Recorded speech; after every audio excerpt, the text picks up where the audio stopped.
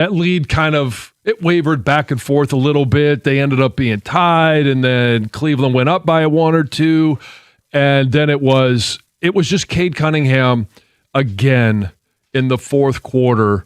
Game 1, it was the assists when he came in with 5 minutes left. Mm-hmm. And last night it was, hey, all right, I've shown I can do the assist. I've shown I can do the defensive thing. Now I'm just going to take this over and score 12 in a row. 12 in the fourth quarter, 25 points, 10 assists, made 50% from 3. Again, create your own floor spacing. In a lot of ways, this was the same game as game 1. Same game flow, right? Where you build up a lead, you take Cleveland's counterpunch, and then Cade shuts the door. The defense was great early in both games, and you had the closer's mentality in game 1 and in game 2. The slight difference is, hey, Cleveland, they got their free throws this time. They did. And it didn't matter. Nope. Detroit was dealing with foul trouble, especially Asar Thompson, and it didn't matter. So game 1, it was, well, hold on. Cleveland's not going to have that many turnovers, and Cleveland's not going to have that disparity at the free throw line. And now I'm sure they're saying today, we're not going to be that ice cold from 3, and I'm sure there'll be some different excuse in game 3 or game 4. Maybe the answer is the Pistons are the better team. I've mentioned this a couple of times, and yes, you're right. The Pistons are just clearly the better team. I loved the quote by James Harden after game 1. And I mentioned it the last couple of days when he says, well, if they need me to score 30, I'll score 30. And he didn't in game 1, which is kind of why I brought it up. I'm like, well, they needed you to score 30, and you didn't. And then so he makes that statement. And then how many did he have last night? 10. He had a third of that. Does he have 30 for the series? No. No. And so, yeah, I guess maybe he thought it was, accumulative through however many games it takes. Yeah, no, he is up to 32 points now for the series. 30 at 22 last time? Yeah, okay. Yeah. But you could be forgiven because his first game was largely forgettable as well. Last night, he was a minus 15, which was the team worst. But he cut down on his turnovers. Instead of 7, it was 4. Yeah, which is still more than he had made shots. He was 3 of 13 and didn't make a 3. And for all of the annoyance that is him foul baiting. Yeah. John, how many free throws did he shoot? He was 4 for 4. So it's not like they rewarded him in his nonsense. No, game 1, I think it was 9 for 9. Right. So he's their worst player that plays regular minutes. Yeah. Like, as an opposing fan, it is awesome that they want to play him damn near 40 minutes. Their best chance to win this series? To put him on the bench. The best chance we have is let him keep playing. Like, I'm more intimidated by Dennis Schroeder going downhill and creating a little bit of tension as opposed to James Harden. I mean, leave him one-on-one. He can't blow by anybody.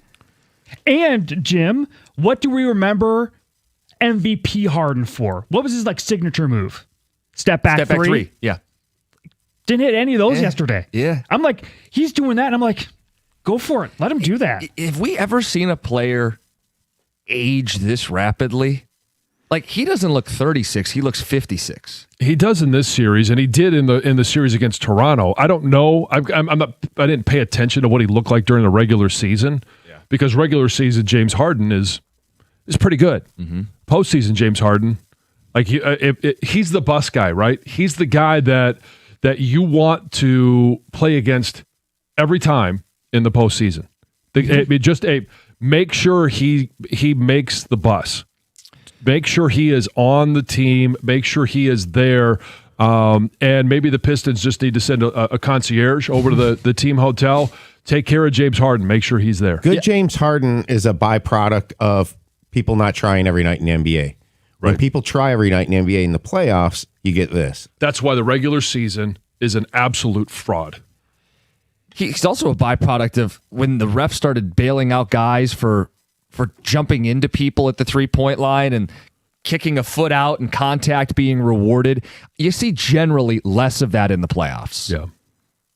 I mean, he certainly tried. He certainly drew some fouls last night, but it's not like he was allowed to take over that game. And I would say it's an incredible experience to watch him play on the other side because he's washed. Mm-hmm. Jim, I do like the fact that you're saying that there's a new excuse for Cleveland after game 1. There's one after game 2, probably one after 3 and 4. We've heard Cleveland's going to play better. Cleveland's going to play better. Cleveland's going to play better. I mean, people are waiting for the Cleveland to play better, and they might be waiting until October.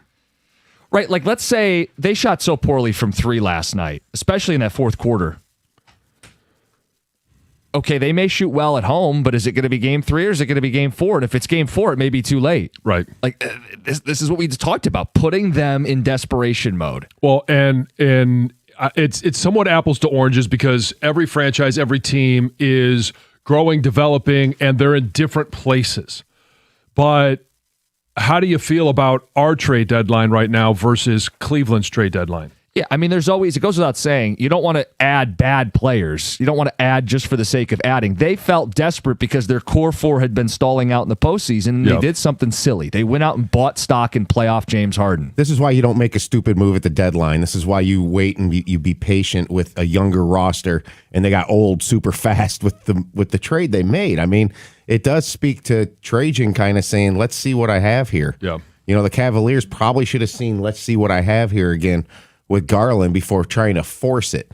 I think they made this move because they thought the East was weak, and they certainly believe they were better than the Pistons. Remember that? Well, the East is partially weak because they have James. We're not in their class. We're not. We're class above. Jinx. But the East is weak because they employ James Harden to play basketball. Darius Garland used to give the Pistons some problems. Yeah, the two punches the Cavs have thrown. These games are very similar, by the way. The 2 punches they've thrown, Cade has just completely answered. Yep. Yeah. It's quite amazing to see him blossom before our eyes, like in the playoffs. We don't know what kind of performer he is in the playoffs. Trajan didn't know what kind of performer he was in the playoffs. Kind of got a glimpse last year, but now we're no. It's just... Yeah. So let's just. I mean, I know I'm going to miss some data points here. You guys could fill them in. Our texters could fill them in. But hey, 45 points when the team needed it, a spark, and then it was everything that he did throughout the rest of that Orlando series. Game 1 of this one, we've mentioned it a bunch of times. Hey, Cleveland throws their punch. They throw a haymaker. They tie it up at 93. He comes off the bench and says, "Thank you. Now I'm going to go and do my thing." It's 3 assists right away, and then the game is put out of reach. Yep. Yesterday, same thing. They throw their best punch, and then he comes in, and it's 12 points. Game out of reach. Few text messages. 248-539-9797. Cade's ability to flip the switch in the final 5 to 6 minutes of a game is quickly becoming as good as anyone. I expect him to make every late shot. He's special. Wasn't just a one-off game for Cade because he's got that dog in him. Snoop Cade, Mike in Dearborn. Yeah. I still think about that caller. I know. That caller called in after the 45-point game 5. I know. Like, it would have made a little more sense if he had called when they were down 3-1. But after a game 5 where he drops 45, it's only aged like milk since. Yeah. Another one says Cleveland's GM giving away Garland and picks for the inferior player in Harden has to be the funniest move. I fear Cleveland more if they had Garland at point guard. Yeah. And Harden dribbling the ball to nowhere and Asar getting the poke away with Tobias all over him is the perfect summary of the series. Yeah. How about surviving Thompson's foul trouble, too, last night? 3 in the first half. He picked Holland, up the 4th huge early. minutes last night. JB being willing to go back to him after he didn't use him much. And I heard Champion at halftime last night. He was saying it was all about the matchup. Mm-hmm. That's why he didn't play Holland against Orlando. He just didn't match up well with Boncaro and Bain. And I mentioned this after game 1. The fact that a young player doesn't play any minutes in the first series, and you heard this from Duncan Robinson after game 1. I thought he had a great interview. One of the things that he talked about was Ron Holland didn't put his head down. He didn't pout. He just kept working. And when his opportunity came up, he was ready to rise to the moment. Quick phone call. Anthony in Detroit, you're on 97.1. I told you I would get a call. There you go. What's up? Man, a couple years ago, I got laughed at by a lot of my friends when I said it was either Pistons or the Red Wings was going to be bringing a championship to Detroit. I might have been wrong about the Red Wings, but I have a chance. There's a chance. And this was during the Lions when they was the number 1 seed. But I'm very impressed with this team, man. And, like, you remember that shot clock violation that Asar shot that three, but he switched it? Yeah. If they need to do that same plan this offseason they did with Cade with Asar, that could be your next second option because he has it in him, and I'm just happy that Trajan didn't like make no bonehead decisions like previous GM at the trade line for like I don't know Michael Porter Jr. Like sometimes you really have to sit back and just wait and just wait and just wait. And now we up 2-0 against the Cavs, and we just keep going, man. The sky's the limit. Yeah, look, I see what you're saying because if they finish this thing out, again, teams that go up 2-0 in best of sevens win 92% of the time. If they finish this out, you're staring down a Knicks team we've all been excited to face or match up with, and let the good times roll. 248-539-9797. We're going to keep talking a bunch of Pistons this morning. Heather Park goes back to school. We'll get to that next. 97.1. Hey, with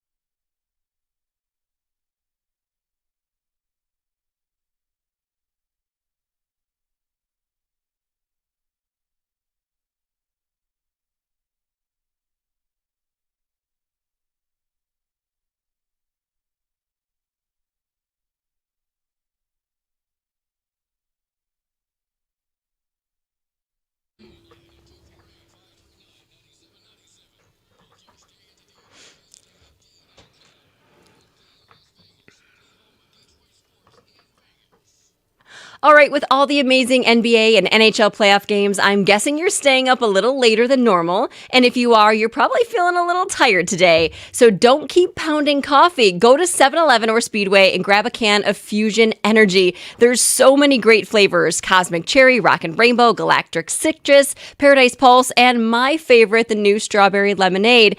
And it's got good-for-you ingredients like Cell-Flow, Chromax, and Cognitique for your brain. So go ahead, stay up late watching the NBA and NHL playoffs because Fusion Energy is there for you the next day. Available at 7-Eleven and Speedway.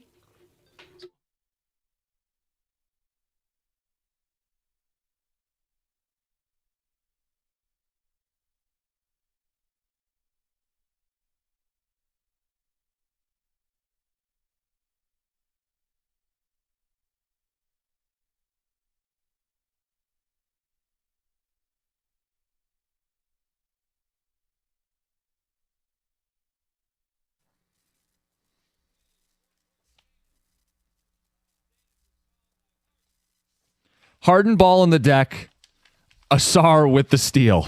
Pretty much sums it up. Talk more Pistons this morning, up 2-0. Heather Park, you had quite the night last night. Well, it was the day, actually, quite the day. I got to do something that was really, really cool. I got invited back to my old high school. Oh. I went to Adams, and I got to go back to... I haven't been back... Like, who goes back to high school? Like Not very frequently. Not many people... And I loved high school, right? Like, Yeah. So it was really cool. I got to tour the school, and it was wild how... Like, instantly, even just walking up to the school... Memories. Yes. Like Feelings. I remember exactly things I was doing in this exact location when I went there, right? Like, the school hasn't changed. It's not like they tore it down and rebuilt it. So the inside is still very similar, redone, revamped, but still the layout is relatively the same. Yeah. And I can remember certain areas. It's wild how much of the memories First come kiss back. with Colin? No, not at school. It was not at school. But just like where certain classes were and what took place, where my locker was, which is now completely redesigned. Those lockers aren't even there anymore. But it was really cool. And I got invited back to go actually help out with a senior video for their commencement. They wanted to bring back some alumni to kind of talk about their experience, give some words of advice, and, congratulate them. What was your advice? I had a lot of advice. I had a lot to say, and I think that I talked way too much. Like, I think like they're like, whoa, like we'll probably use 2 seconds of that. But I did. I had a lot to say. Simple words of advice, things about getting uncomfortable, meaning like taking opportunities that are outside of your comfort zone. Don't be scared to do those things because usually that's where you really grow and that's where you're going to discover a lot about yourself. Being okay with working with people that make you uncomfortable? Yeah, exactly, right?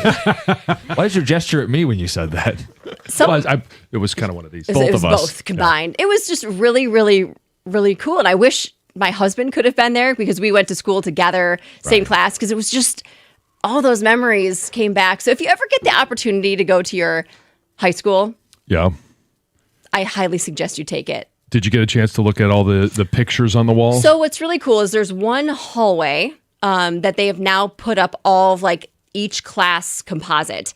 Before, when I was in school, they were in the library and they were in, how like old posters used to be in those like flip charts? Sure. Because I remember going through, because Madonna went to Adams. So I remember being like, I want to go back and find Madonna's picture. Yeah. Well, now they're all on the wall. So I'm like, okay, let's go find your class of 2002. And I'm looking, I'm like, oh, look at everyone's yearbook photo, scrolling. And I'm not on it. I'm not there. And even the principal was surprised. Was there a mean girl ahead at the charge of putting this up? Yeah, that's like what you made. That's mad? What I said. I was like, who had a grudge against me? I think it was made by it had like the logo of the company, but I don't know who submitted it. I had senior photos taken. I was in the yearbook. Yeah. Did the principal say, well, this is uncomfortable? So I joked. I said, if you ever see me coming into the school with a screwdriver, because they're all like screwed to the wall, and I told him I'm going to bring a little picture and just. That's too bad. I wanted to see what high school Heather Park, what the hairstyle was at that time. Not that different than now, although I do wear a lot of ponytails now. But no, it was relatively the same. Okay. I didn't highlight my hair back then, so it was a little darker. I just wore it down, curled, Yeah. straight or curled. I have a picture. I have a high school picture. Still long hair though. You Oh didn't have yeah, the... no, I had really long hair. Okay. It's a lot thicker back then too. After babies, it's changed a lot. Oh, does it thin your hair? Not only did I lose a lot of hair postpartum, but my hair got even curlier. Like really? I've got a lot of like natural wave. I shouldn't say curly. I should say wavy. Yeah, it's done. Wow. I don't know. Hormones do some weird things. Yeah, my hair is very different texture-wise. But anyway, that's enough Yeah. story. But she had a good time. Yeah. Yeah, it was really cool. So congrats to everyone graduating this year. When was the last time you were back to high school? So I went to Livonia Churchill, Yeah. and when they had their 50th like celebration, they asked me to come back and MC it. So, Yeah. but that was when I was out in Grand Rapids still. So it's been 5 to 7 years. Okay. Oh, Yeah. It's really, I thought it was really cool. Yeah. John? I've been back for a couple football games. Oh, I've Like, been back since then for football. Yeah. but I haven't been in the school, and I tried to get in one time because after Lisa and I got married, I wanted to show her what Clausen High School was like, Yeah. and doors are locked, and Oh, yeah. but I haven't been in the school. Gosh, I don't know. It's probably been 20 or 30 years Yeah. Well, since I've been in the school. it was at least 20 years since I had been in it. Yeah. I graduated 24 years ago. It was, I also asked for like a staff list because I wanted to see if by chance there were any teachers that were still teaching from when I went. There were 3. Oh yeah. Oh. Yeah, still 3, but none of them like were impactful teachers for me. Like Oh, okay. he's like, "Do you want to go say hi?" I'm like, I Yeah. don't really know him. Yeah. I don't know. I didn't have all of them as Yeah. teachers, and they might not remember me either. So I'm like, no, that's fine. But Well, that's 3 were cool. still there. I'm Yeah. glad you had a great it experience. was awesome. Got a Twitch comment. Colin came up short for the invite list. Let's get to Heather with the news. This news is brought to you by Bet365. Oh, well, let's start with this news. Our very own Pat Caputo, affectionately known as The Book, passed away on Thursday after a battle with pancreatic cancer. He was 67 years old. So Caputo joined 97.1 as an on-air host more than 2 decades ago, while also continuing as a sports columnist for the Oakland Press. And he was loyal to both of those crafts as he also appeared on TV with Fox 2 Detroit. So he revealed his cancer diagnosis in January. Yeah. It's quick. Very quick. A few weeks after he made that announcement, he also thanked everybody for all of their support and compassion. Yeah. And it's He super was sad. no nonsense. Mm-hmm. And that's one of the things I loved about him. He would shoot you straight, and absolutely loved that about him. And he loved sports like at Yep. all levels. Like he could talk GLIAC football with you if you Yeah. really wanted, and he could take you as far back as the baseball encyclopedias go. He cared a lot about what he did. He cared a lot about this teams, and he really enjoyed talking to sports fans. Yeah. Because he'd take phone calls late at night, Saturday morning staples. The book, the S on my Yeah. chest stands for straight down the middle. I mean, he was a character and an institution, and we're gonna miss him will be because it missed. just doesn't feel right not having him around here. I saw tributes from all over on social media yesterday pouring in. Dale Warner, the man convicted of murdering his wife, Dee Warner, will spend up to 70 years in prison. So Dale was found guilty of second-degree murder and tampering with evidence in March. And on Thursday, a Lenawee County Circuit judge handed down the sentence after hearing some tearful testimony from those who loved Dee, including her adult children.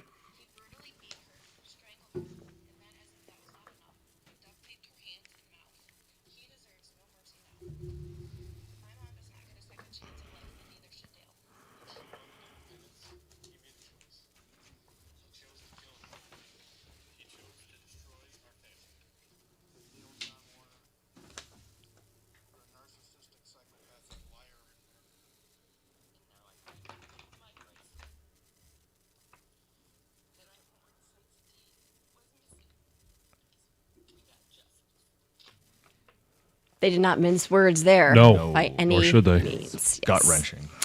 A Michigan man just broke a state record for catching a massive fish. This This is awesome. angler was spin casting. John, I don't know what that means. It's a spinning reel. Okay. I have no clue what that means. Well, he was doing that on the Grand River in Kent County on April 22nd, and he caught a record-breaking gizzard shad.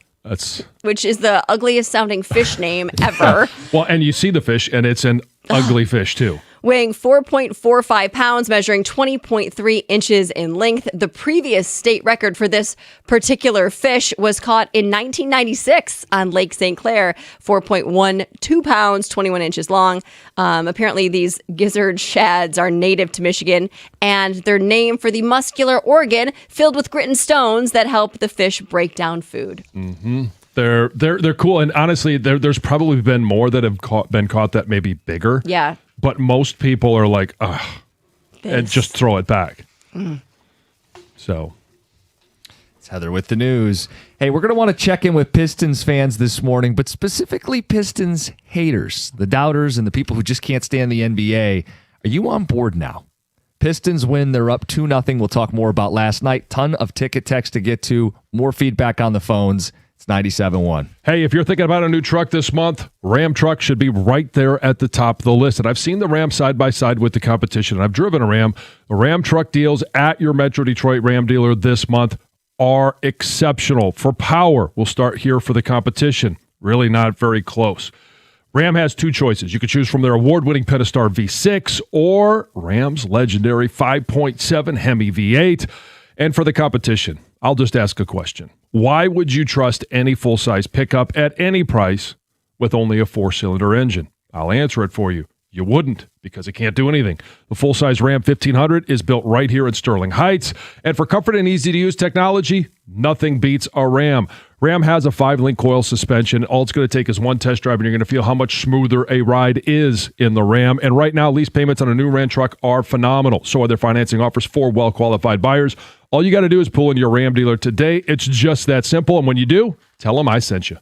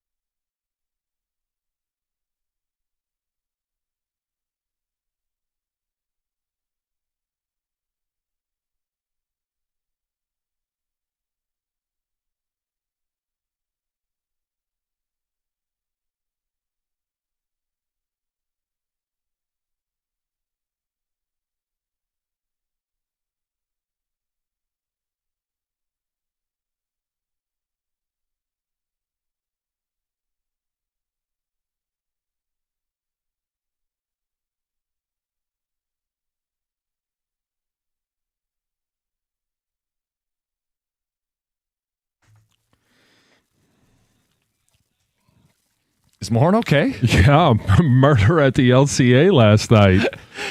They go up 2-0, 2-zip.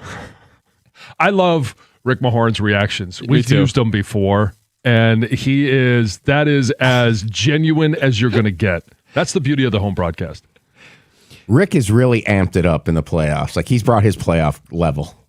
I listened to most of the first half on the radio last night. It was outstanding. It's a former player who understands the excitement and the intensity level that goes up. And he was quite critical in the first round of what they were doing. Good. There's plenty to be critical of. You don't sugarcoat it. That's what we expect from people. But then you're right there to enjoy the good moments. And enjoy all that's happened since, because this team clearly has flipped a switch and learned a lesson from what happened in that opening round. In fact, Cade Cunningham addressed that after the game.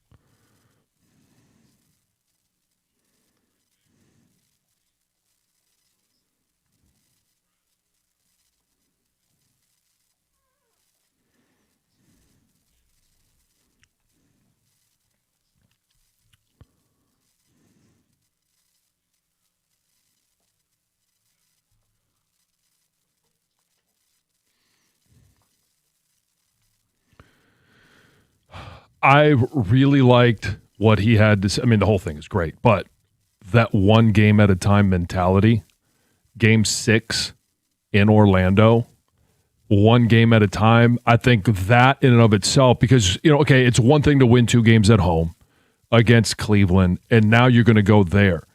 Game 6, being able to win on the road, gives them that confidence that they can do that. That one game at a time, hey, it doesn't matter what happened when we were, hey, 4 games in, you're down 3-1. You still have the ability to come back, which they did. They know that from the opposite side. You cannot allow Cleveland any breath, any glimmer of hope, and it is one game at a time.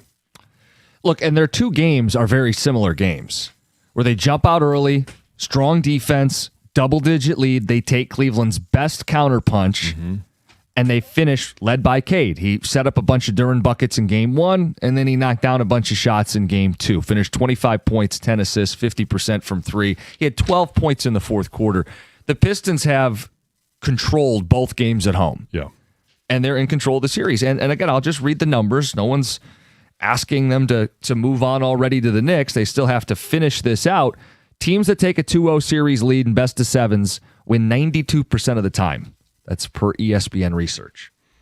But they're not going to take this lightly going to Cleveland because of what they went through in round 1. Yeah. And, I mean, they certainly can't. No. But it's being able to go into somebody else's environment around their fans and be able to do the same thing that they just did at home, where you control the game. Who does this say more about? The Pistons or the Cavs? Because there's a lot of, hey, James Harden, playoff Harden, this team can't get out of their own way. They don't come to play. They're flat. How much of this is Cleveland, who regularly bows out in the second round? And how much of this is Detroit, who learned lessons in the first round, has grabbed control of this series with their calling card, their defense, and their star player ascending to another level? Question to you and to the people. Does this say more about Detroit or say more about Cleveland?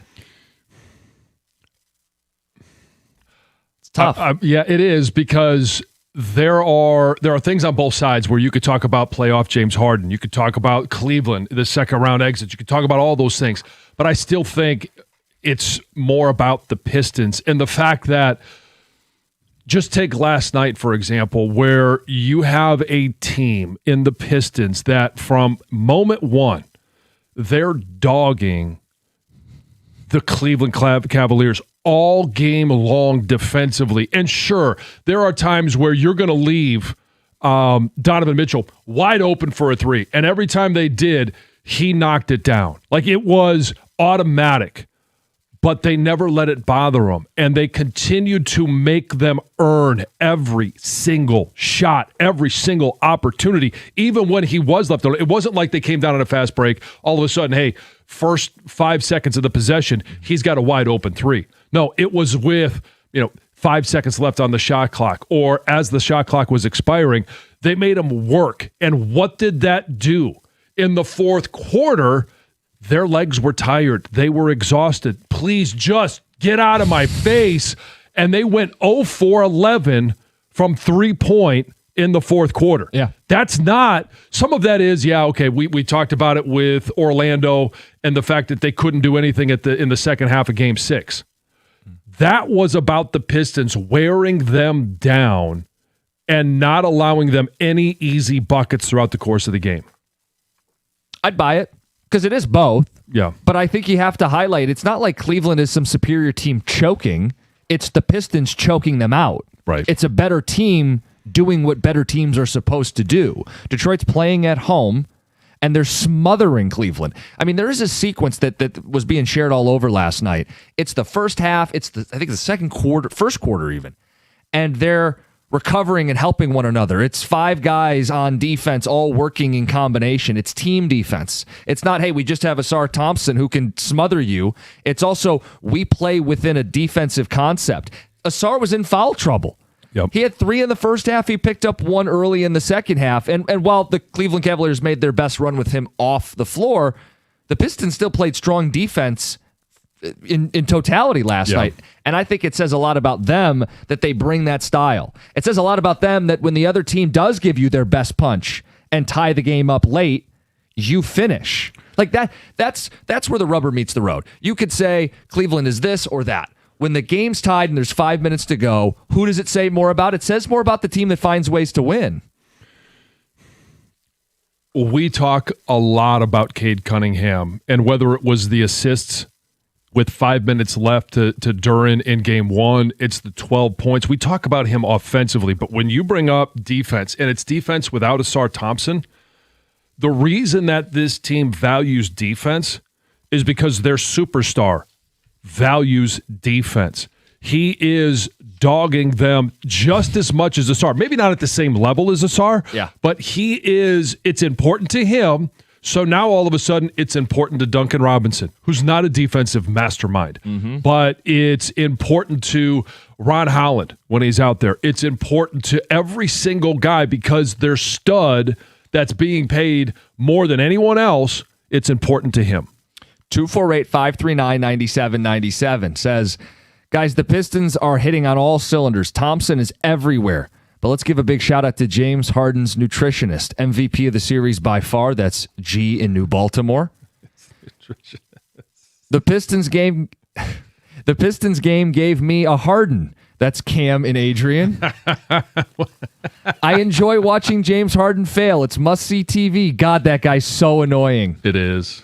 Well, that's the case that this says more about Cleveland. Like, they made their big, bold decision to break up the core 4 and bring in James Harden, who is a minus 15 last night, worst of any player on the floor. Like, their best path is with him not on the floor, him glued to the bench. I mean, that would be the case that this is Cleveland melting down. Yeah. But Detroit's still got to be able to take advantage of it. And I think Asar is in James Harden's head. I really do.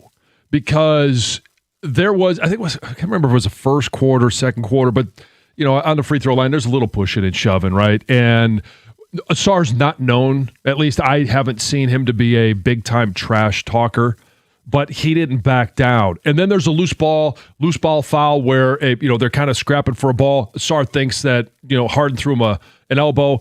I didn't like the push. No. Because I thought it was a show of frustration. But I love the fact that a young player in Asar is not going to back down from the veteran of James Harden, and he's putting him in his place. Definitely maybe in his head more than Stanley Johnson was in LeBron's head. You think? Cade gave them his best rock performance. It's not how hard you get hit. It's how hard you can get hit and keep moving forward. That's how winning is done. We'll get more phone calls from you guys, more texts from you guys, talking Pistons up 2-0 against the Cavs. It's 97-1. Talking Shainer Roofing as well, because if you're in that spot, nobody's looking forward to getting a new roof, but you want a company you can trust. For over 30 years, that's Shainer Roofing. Proven track record of serving Michigan homeowners, and now they're bringing that 5-star quality to windows and siding. Truly family-owned. While their competitors are being bought out by outside investment firms and private equity, Shainer is still here, still local, and still committed to Michiganders. Family-owned business, treats you like family. Pretty simple formula, and you can see it with their no-pressure promise. No high-pressure sales pitches. You get a true, honest assessment of your team, of your home's needs, and then you make the decision from there. Unmatched reputation, 4.9-star Google rating. That's thousands of satisfied homeowners. You could be one of them as well. Get started going to mymichiganroof.com. Get your quote today. mymichiganroof.com with Shainer Roofing.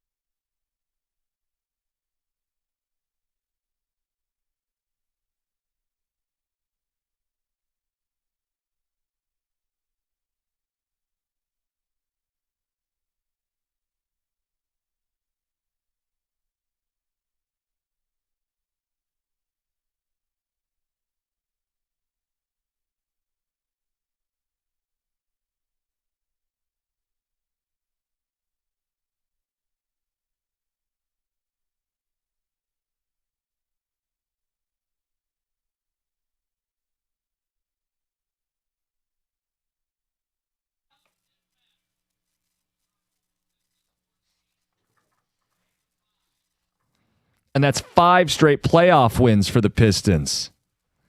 Good morning, 97.1. Thanks for getting up with us.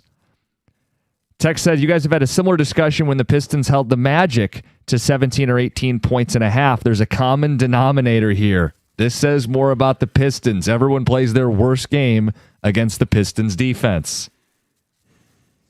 How about this? Cleveland cried about game 1 and the fouls. What are they going to cry about now? Yeah, I mean, they were +7 in the free throws. Right.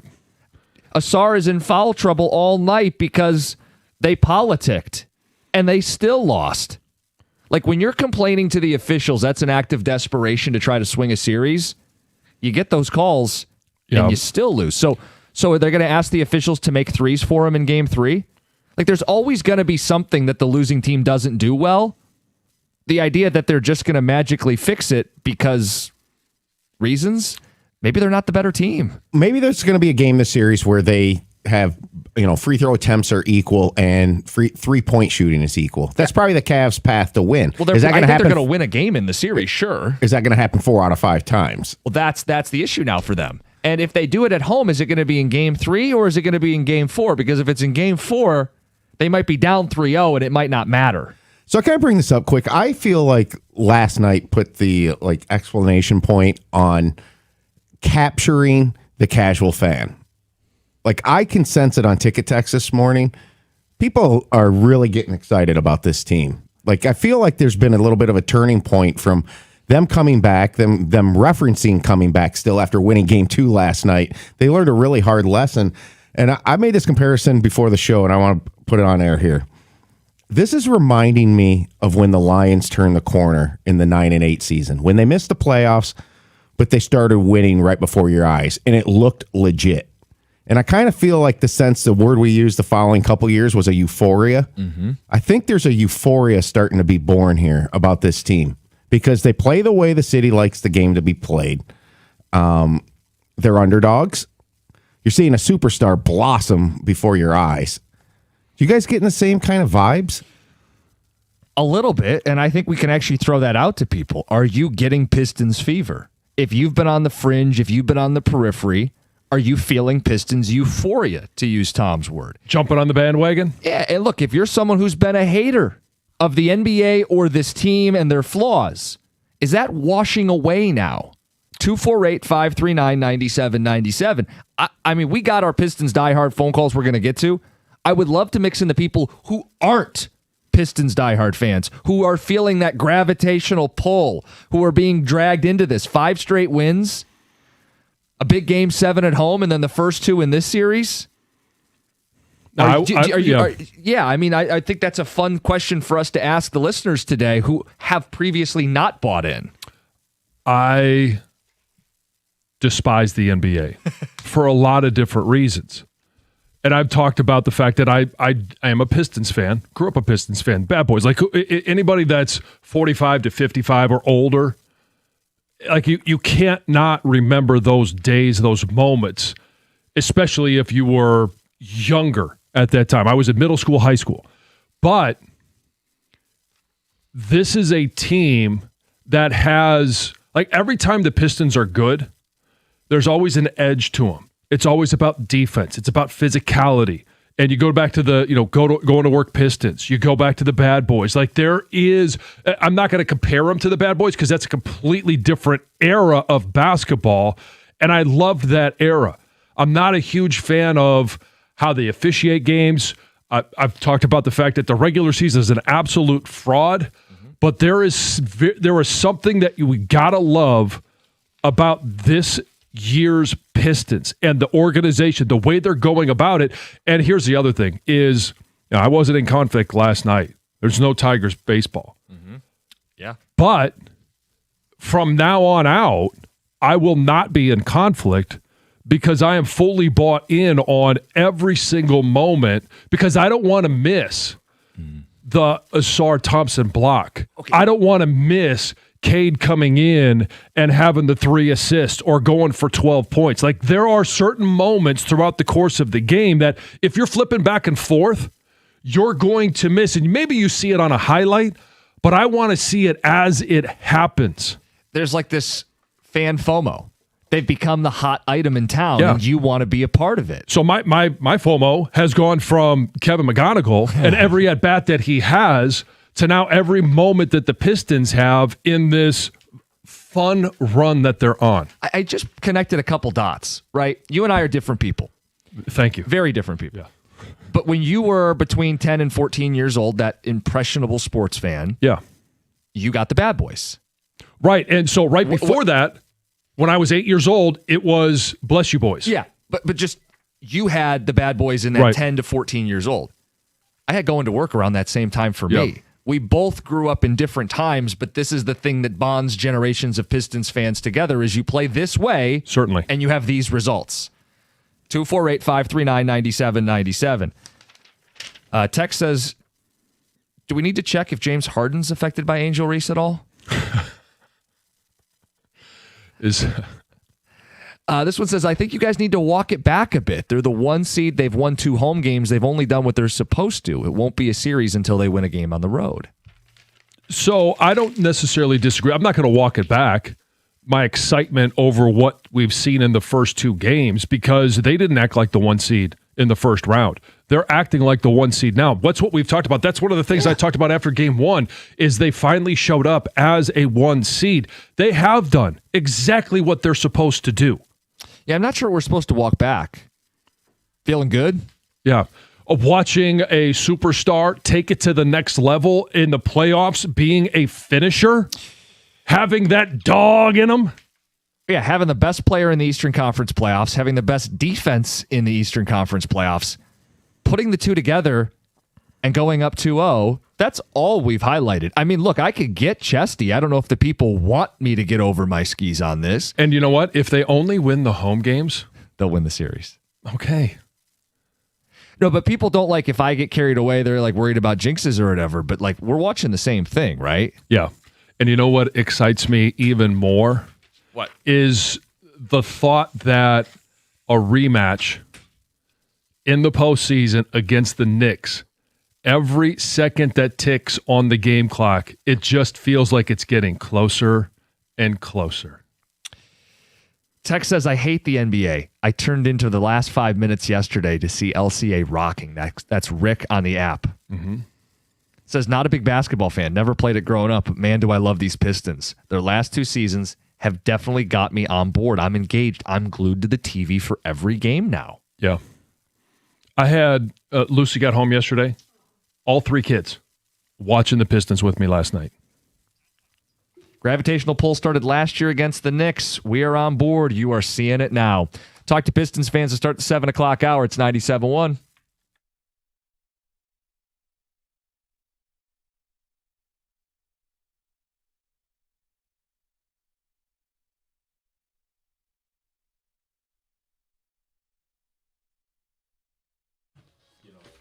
Brought to you by Northville Lumber. Cavs fans are in disarray after the Pistons took a 2-0 series lead over Cleveland last night. Detroit did so by a 107-97 final score, despite the Cavs shooting more free throws than the Pistons, and Cleveland coming back to take the lead after trailing by 14 points. J.B. Bickerstaff said it was because Detroit kept their cool after the Cavs' run. What did you learn from the beat? Did you understand what you got wrong or how you got the beat? And the kids all know it's coming, right? It's not a surprise when I ask that question. Yeah, they get it. But it's just last night she was like, Cade Cunningham had 12 fourth-quarter points in another vintage performance last night. Danis Jenkins was huge with 14 points, 6 rebounds, and 4 assists. Duncan Robinson had a big night as well with 17 points and 5 made threes. He's the first Piston ever to have back-to-back games with 5 made threes in the playoffs. Teams who go up 2-0 in the series move on to win 92% of the time in NBA history. That's the lead the Pistons will have tomorrow when they tip off in Cleveland for Game 3 at 3 o'clock. On a more somber note this morning, 97.1 in the Detroit sports media community is mourning the loss of our longtime host and coworker Pat Caputo. The Caputo family announced Pat's passing on social media last night at age 67 after a battle with pancreatic cancer. Our thoughts and prayers are with the book after his 40 years covering Detroit sports. At the Corwell Health Sports Desk, I'm Brendan Shabath. For more, go to 97.1theticket or Odyssey.com.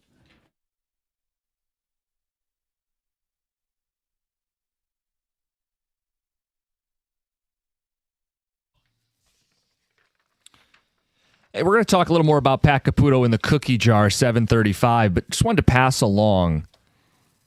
Back in October, Caputo posted his Pistons season prediction. It was October 22nd. He said, I have them reaching the Eastern Conference Finals. 2 more wins. Yep. Two more. And if they get there, they play, looks like the Knicks. Jim, I'm on board.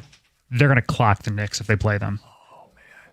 Let me at him. 2 more wins. Hey, don't egg Jim on. We're going to start hearing all this crap about double digits. We're going to have listen to disco music. John, they've won the first 2 games by how many points? 10 points apiece. Don't hit the button. They are on a so 5-game winning streak, halfway to 10. Yeah, 10 is time to Don't be disco. silly about it, John. That's all they're asking, and I agree with you. Yes, thank you. Yeah, let's not be silly about it. I mean, have they looked good enough for people to bless disco behavior in the show? No. Maybe not yet. No such behavior No. exists. No. No, I mean, it's right there. The button is. We'll just go to the calls. Let's go to a different button. Derek in Grand Rapids. Good morning. Hey, guys. Thanks for taking the call. Love having you in the Grand Rapids area now. Thanks for listening. I've been a long time. Yeah, thanks. Long time Pistons fan. The thing that's great is the style of play that they're doing and how, like, my kids and my wife, who is not a sports fan at all, is tuning in now, too, because of the hustle and the selfish play, or the unselfish play. Big shots, and it's just super exciting to watch, and it's fun to watch my kids and my wife actually get into sports. Are So your I'll hang up and kids? listen. Are your kids starting to learn the players? Do they know who Cade Cunningham is? Are they starting to learn the a little bit more about the players? So my son, absolutely, but my 10-year-old daughters are talking about, the players now, and, their favorite players are Sar Thompson, so it's fun to watch. They're not alone in that. Yeah. Appreciate it, Derek. Thanks for calling in. That's what we're talking about. We've got Piston diehard phone calls, and we're going to get them here. But we really do want to hit people on the periphery that have hated the NBA or have doubted this team. Is all that washing away now as you wake up 2-0? And you heard in the update, 92% chance to move on. Mm-hmm. According to the history of the league, you go up 2-0, you win 92% of the time. As the Twitch comment says, do it, Cookies. Let's go to It's Jay. like the remake of Starsky and Hutch. Do it. Jay, what's up? Hey, how are you? I live in Florida now, but I'm visiting here in Michigan, and I'm enjoying all of this. But my concern is this. I echo everything you said about what Cunningham has been doing, but he looked tired yesterday. I mean, at the end of the game, his hands were on his hips. He scored those 12 points, but, this format of every other game, I think it's going to wear on him. It worries me a little bit. I mean, he's pro athlete. I get it. But, well, what are your thoughts on that? Doesn't James Harden look more tired? Yeah, but He's 36 years old. I've never seen Cade put his hands on his hips like that. His hand, if you notice, What are we talking about? So, Jay, and I appreciate the thought but I think part of it is just Cade's demeanor. Like, he's not an over-exuberant player. He doesn't appear to sweat very much. I've kind of always noticed that. I'm like, dude, the guy never sweats. He's a cool customer. Right. But I will ask one question, because you said, I know he scored 12 points, but like, he was perfect from the free throw line. If you're tired, that's usually where it shows up. In fourth quarter, he scored those 12 points to put the game away. It was the same thing in game one. I just don't see the same thing you're seeing. all right, well, to each his own. But I think that Biggerstaff, he sit him down more yesterday near the end of the game than before. I mean, I know he puts him out for 1 or 2 minutes or whatever, but it's just, I don't know. That's just what I saw. I think this is, you don't want to let your foot off the gas. They'll strategically try to find him a minute or two, but then they'll have a hard time, like, bringing the ball up the floor. Right. I mean, it's the playoffs. The Cleveland Cavaliers are playing every other day. I don't agree with that call at all. Like, because his hands are on his hips, He's tired. He should be tired. He just played a professional basketball game in the NBA playoffs and played 42 minutes, damn good minutes. But I would liken it more to this. He didn't score a ton until late. He was like the Cobra, coiled up. And then he struck at the biggest moment of the game. Yeah. To Jay's point, like if you're watching Cade and one thing that you notice throughout 82 games is that he doesn't put his hands on his hips at the end of a game, part of that is throughout the course of the regular season, you're playing 34 minutes, 36 minutes. When you get to the postseason, your stars are going to be playing 40-plus minutes. That's just how it goes. And he's 24 years old. Like Harden's 36. So, yeah, if Harden looks washed, fine. But Cade's in his prime. I mean, this is what you expect, and he's delivering. How close is John to saying Stones, Dan in Livonia? Play that perfect game. Remove the disco button immediately. We don't need that. I really wish the Asar 3 counted. What a huge shot that didn't count. Yeah.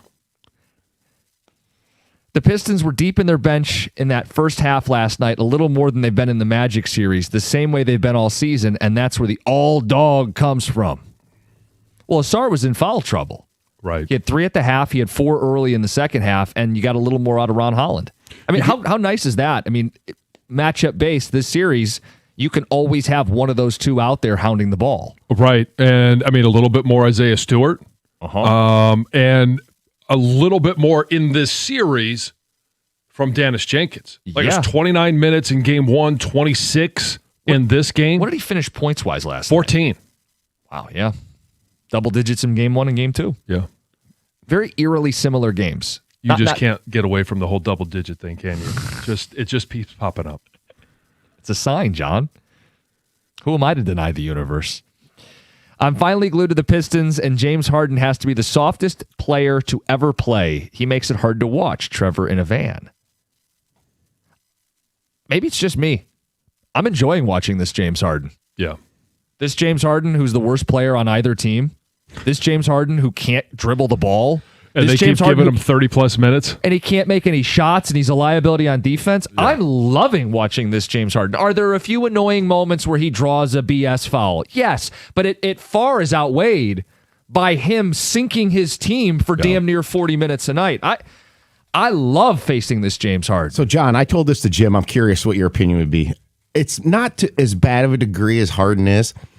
I feel like when I watch James Harden play, it's like watching Aaron Rodgers play football right now. Like, there are sparks, but the unlikability and age are getting the best of them. It's not a perfect comparison, but it's good. I think it's because, good. I feel like James Harden is costing his team the game.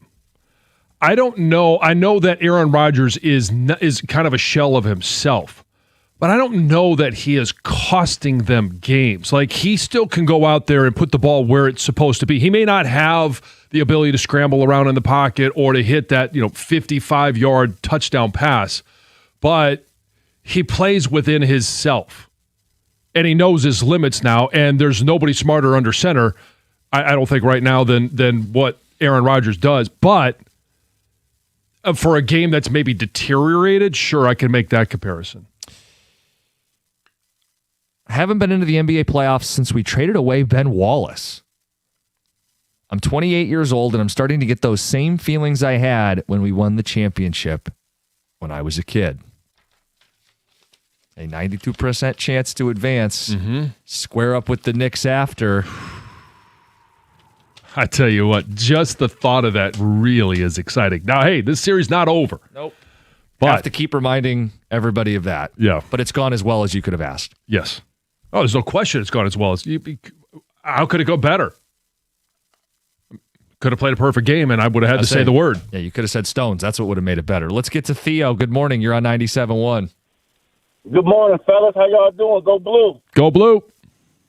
Now, I was at the game last night, and I kind of, I'm not that worried about like how the other caller was about Cade, but I did see the same stuff in Cade. I was at the game real early, so the warm-ups, Cade didn't even come out till almost it was time to do the starting lineup. So I was kind of like, where Cade at? So I understood what he was saying. And then while I was watching the game, he was kind of like doing this thing, but it was more Tobias, Duncan Robinson doing the scoring. Cade only had like 11 points. So I'm looking at the other score. But like you said, he came through in the fourth. But he wasn't aggressive like he usually was. So I did see a little something in him, but I'm not that concerned because he had his hands on his hips. I just seen he wasn't aggressive until the fourth quarter. But how much of that is picking your spots? He had double-digit assists. He finished with 10 assists, and in that fourth quarter, he had a kind of not a traditional chase down block, but a recovery block on defense that was big. And then he scores 12 in the fourth quarter. I think he had it in his tank the whole way. It's just, when do I want to strike? You talk about the block on Schroeder? Yeah. Where he shoved it right down his throat, and then he was like, oh, my eyes. Oh, he hit me in the face with the ball. Tech says, I got to say, I believe it's true. I've now become a Pistons diehard. When the Tigers have an off day. Signed Jerry in Dearborn.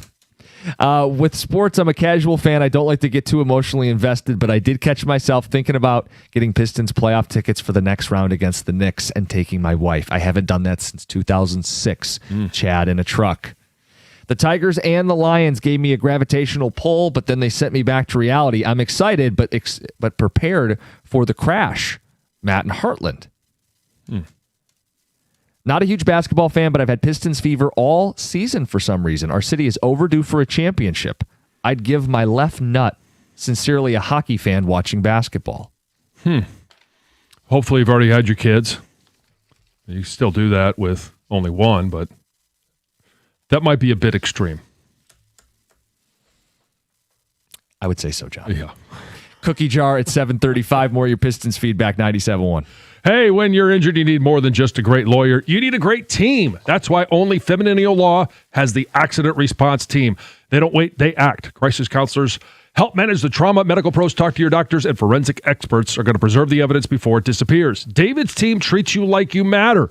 It's not just legal help, it's recovery in action. Get David, Get Paid means you get more. Put the accident response team in your corner. You can give them a call at 855-65-CRASH. That's 855-65-CRASH, or on the web at getdavidgetpaid.com.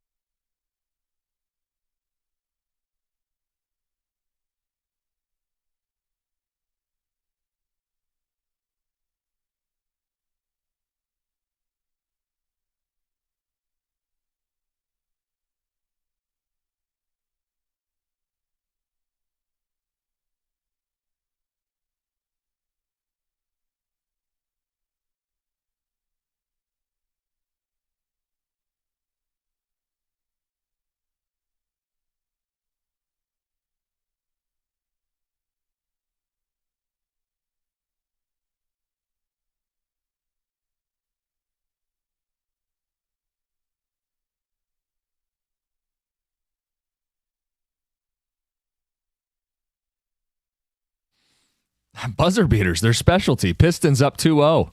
To the phones we go. Blake, you're on 97.1. Good morning, gentlemen.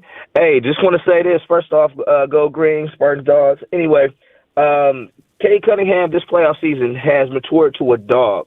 Last playoffs, he was a puppy. He was learning his way. We do have to consider that he just finished up a grueling seven games with Orlando Magic, still recuperating from a collapsed lung, and he's matured to recognize that, hey, let me feed my other teammates, but I can still contribute. So that just takes maturity. So, for the Motor City Cobra, I appreciate his game and his leadership. That's all I want to say, gentlemen. Be blessed. Thanks, you too, man. Thanks, Blake. Yeah, he's playing 42 minutes a night right now in this series. He's playing 40 on the whole for the postseason. He's doing everything he has to do, and whether it's delivering the ball and getting 10 assists, it's setting other guys up, it's scoring points. Like, he's just doing everything in the moment that he has to do. How about this stat? You highlighted how well he's been scoring really since they had their backs against the wall. Yeah, Cade Cunningham has the most points of any player in the NBA playoffs this season, and the most assists of any player in the NBA playoffs this season. He's got the ball in his hand a lot. His usage rate is up, but he is delivering. Mm-hmm. So, look, if the guy's a little tired, he's playing high-effort basketball in the NBA playoffs, but I think he's showing, caller's word, maturity, picking his spots. He didn't shoot a lot last night. He shot when he needed to in the fourth quarter to ice the game, and he scored 12 in the fourth. Right, and part of it is also it's him setting guys up, the 10 assists. We talked about that last night, but other guys actually coming through. Tobias Harris, longest stretch he's ever had of 20 or more points. That's 7 now. And it's Duncan Robinson, 19 points in game 1, 17 last night, and knocking down very important three-point shots. I believe it's now 24-4 when he makes at least 4 threes in a game. Mm-hmm. On Tobias, Twitch comment says, it's great to see Unk come back and finish the game yesterday. Yeah. Is there a more Unk thing than going down with a hip? The old man hip. Yeah. No, probably not. Harden also, if you watch, or Mitchell, on that play, grabs his knee, got away with it there. Look, they were letting them get away with more, Cleveland, and they were giving them more calls. Still didn't matter. No. Let's get to Alex in Lake Orion. Alex, good morning. Fellas, thanks for taking my call. I want to counter that one caller who said Cade was tired. I think what a lot of people see is a lack of high-end athleticism at the NBA level. If there was one knock on Cade's game, he's not a guy who's like a slasher, going to jump up over the backboard. But he doesn't need that. He's one of the best tool bag players in the league. Obviously, he's a finisher. He's a great shooter. So just because he can't jump out of a gym doesn't necessarily mean he's tired. But we have to remember he's one of the only true ball handlers on this league. And if you're playing 42, 45 minutes a night, that takes it out of you. But that is a really promising to me. He doesn't have to rely on his athleticism and get ground down during the game because he's got such a deep bag. He's going to get his regardless. So honestly, the collapsed lung thing for me, it would get him off his legs, get him off his feet for a couple of weeks. Obviously, it hasn't offended him a lot. So I'm excited for his progression for the rest of these playoffs because he is blossoming before our eyes. Yeah, I made a mental note during the game that it felt like Danis was taking some of the ball handling duties away from Cade. Well, we've seen Asar bring it up as well. Both those guys have had the ball in their hands more than we've seen in the regular season. And that's adjustments, that's JB, that's helping your star player be at his best in those big moments. And I say that, and at the same time, he had 10 assists. Yeah. So in a game where we're going, they made sure to take the ball away and give him some spurts where he could rest even when he was playing. He had 10 assists anyway. Yeah. 248-539-9797. Keith, you're next up. You're on 97.1. Hey, morning, gentlemen. Good morning. So I'm kind of thinking about thinking about this Cade being winded because of the first series, which brings me to thinking I think they're really going to push to try to get this thing done in 5 games at the most to give Cade some time because. My God, a collapsed lung. That's unheard of to sit there and be out for how many games he was out, 10, 15, whatever.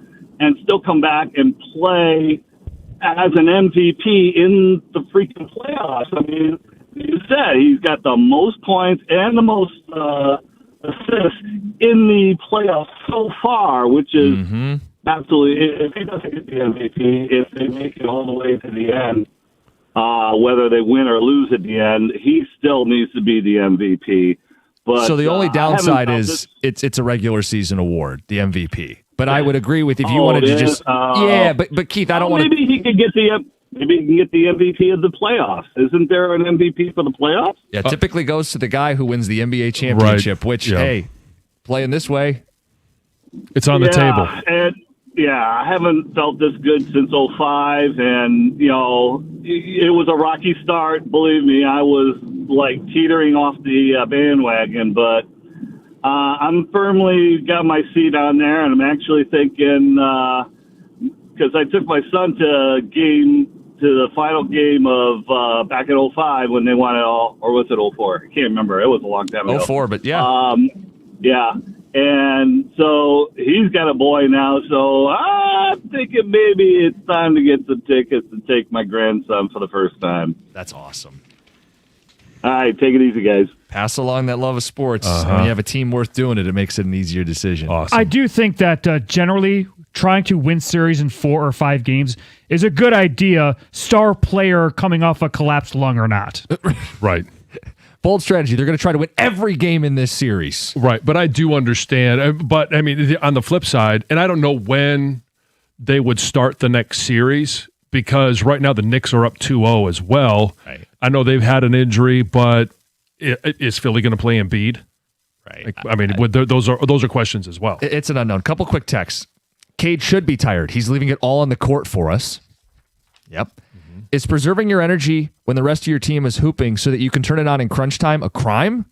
Cade is at his best when he's facilitating. Let him cook. Right. Let's get to Heather with the news. This news is brought to you by Fusion Energy. Well, Dale Warner, the man convicted of killing his wife, Dee Warner, and then shoving her body in this fertilizer tank, was sentenced to 70 years in prison on Thursday. So he was found guilty of second-degree murder and tampering with evidence in March. And a Lenawee County judge handed down the sentence yesterday after hearing tearful testimony from those who loved Dee, including her adult children. And they all spoke about how much they loved Dee and hoped that the judge would actually sentence Dale to life in prison. But instead, he will be eligible for parole in 33 years. He's 58 years old, so he might not get there. Right.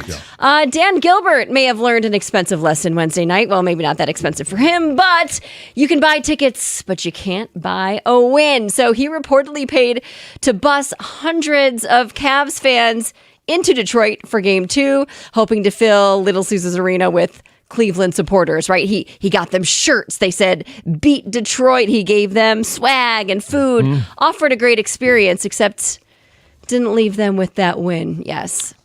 I love that he did this. Yeah. He paid for the people of Ohio to suffer in person. That's a real Detroiter, chestnut checkers. Yeah, yes. So clearly they all left disappointed. Yes. Just 2 weeks before SummerSlam, WWE is bringing Monday Night Raw to Detroit with some of the biggest names in wrestling. So it was announced that Monday Night Raw will be at the LCA on Monday, July 20th. Tickets go on sale next week, Friday, May 15th. Okay. John, did you ever get into professional wrestling? When I was a kid, yeah. I mean, Hulk Hogan, who didn't get into Andre the Giant, Big John Studd, carry the 2x4 around with the overalls. So silly. I feel like everybody has like a wrestler. Like I remember when I was younger, The Undertaker. Yeah. George the Animal Steel, a local celebrity. There you go. Yeah. Well, with Spirit Airlines shutting down and leaving this huge hole at Detroit Metro Airport, Frontier Airlines is hinting that it may swoop in to kind of fill the void. So Frontier's CEO says that the airline is very interested in expanding at Detroit Metro now that Spirit's gates, their routes, their customer base kind of up for grabs, right? So Spirit was the third largest carrier at DTW. So its collapse does leave a massive opportunity and lots of stranded travelers that are looking for a new low-cost option. So Frontier already flies out of Detroit, but on a much smaller scale. So Hence, Frontier could give them a good landing spot, the customers. hence why there was only one flight to Detroit for me out of Orlando. Excuses. Convenient. Literally, we missed the one flight that one day. Anyway, the airline says that it is watching how the airport reallocates Spirit's gates and resources, and it's ready to grow if the space does become available. Well, especially as flights get more expensive and these places try to recoup costs for fuel, you need some company to step up to give people a cheaper option. Yep. Might as well be Frontier. Yep. The Kentucky Derby winner, Golden Tempo, will not run in the Preakness Stakes and will instead target the Belmont Stakes. So that means there will be no Triple Crown winner. It has some people talking about the schedule of these races, that perhaps they shouldn't be so close together, so that there can be the opportunity for Golden Tempo to race. Was Golden Tempo's hooves on its hips? Is it tired? It needs a break. Just needed to rest a little bit. Yes, the trainer basically said that, hey, the best decision is to give him a little bit more time. And that's great. Yeah. Let these horses rest a little. So the old heads who think today's athletes are too soft, does that extend to the horses too? Just their jockeys. Golden Tempo locked eyes with its trainer. Yeah, they just knew. Yeah. Can't go above 95. Cookie Jar is next, 97.1.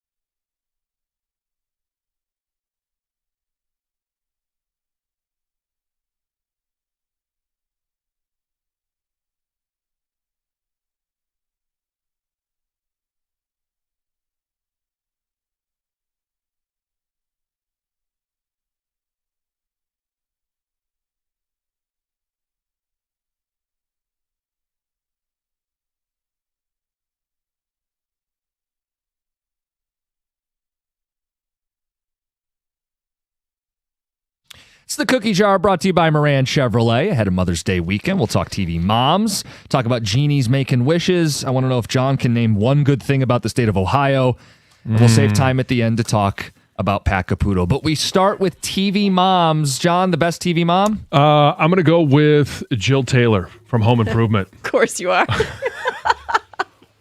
I could have gone June Cleaver, but I'm going to go with Jill because it just, there's so many things that remind me of my relationship with Lisa, and I could fix that, and all of a sudden it doesn't work. And her response is very patient, very measured. The way she handled her kids, I thought it just was awesome and hilarious. Heather? I'm going to go with Lorelai Gilmore, which I'm sure you guys never watched from Gilmore Girls. Yeah. I liked that. I liked how close. She was a young mother, and I liked how close she was with her daughter Rory. They had a really great bond. She was kind of cool, kind of funny. Yeah, that's my pick. Tammy Taylor, Friday Night Lights. Yeah, that's a good one too. Greg? Oh, you guys know where I'm going with here. Anytime it's best dad, best sibling, best neighbor, etc., etc. Best TV mom? Chili Healer from Bluey. You love Bluey. I do. Wow. I'm going pretty basic here because it was my favorite show growing up. Claire Huxtable always put Cliff in its place. Yeah, well, which, especially as you watch back. Yeah. Yeah, maybe that wasn't a good one after all. That was the character. Well, what she had to put up with, yeah. All right, a genie gives you unlimited wishes, but you're going to gain 50 pounds for every wish you make. How do you play it? You can't wish for anything weight-related. This one was easy to me. I've been 50 pounds heavier. I could survive that way, and I could also lose it at a future time. I'm going to go, it's a 1-for-1 ratio. $50 million. It's my wish. $50 million. $1 million for every pound, and I'll live fat and happy the rest of my life. I'm super content, just as my life is. You guys, is it surprising that I'm going to say I'm going to not play? No, because you wouldn't even do the push-up thing. And I wouldn't do the donut donuts. thing. No, I'll pass. Look, no fun. I'm way more fun as I am now than I would be 50 pounds heavier. I'll tell you that. Heather, here's my thought, and I get it. It's easier for guys probably to lose the weight. I'm going to make one wish, and then I'm going to wish for money, like John said. I'm going to use that money to build the apparatus to lose future weight. I'm going to get a chef. I'm going to get a personal trainer. And then when I lose the 50, I'll keep making more and more wishes. There you go. Yeah. I only need one. I don't want to have to lose 50 pounds again. John, what were your career NFL earnings? Look, I think that's if we're giving magical powers to a genie, I think this genie is putting 50 pounds that you can't lose on personally. I'm with Heather. I've gained 30 pounds in the last couple of years. I don't like it very much. Yeah, so I'm tabling tough. These wishes. I'd make 2 wishes, so I'd be willing to gain 100 pounds. You guys are crazy, man. All right, the first one is, money. Like John said, $50 million. Yeah, pick your number. The second one is the Lions winning the Super Bowl. Okay. I did it for you, City Detroit. All right, so 50. We got Fat Tom, and we get a Super Bowl. We're almost Fat Tom anyway. So unearned Super Bowl.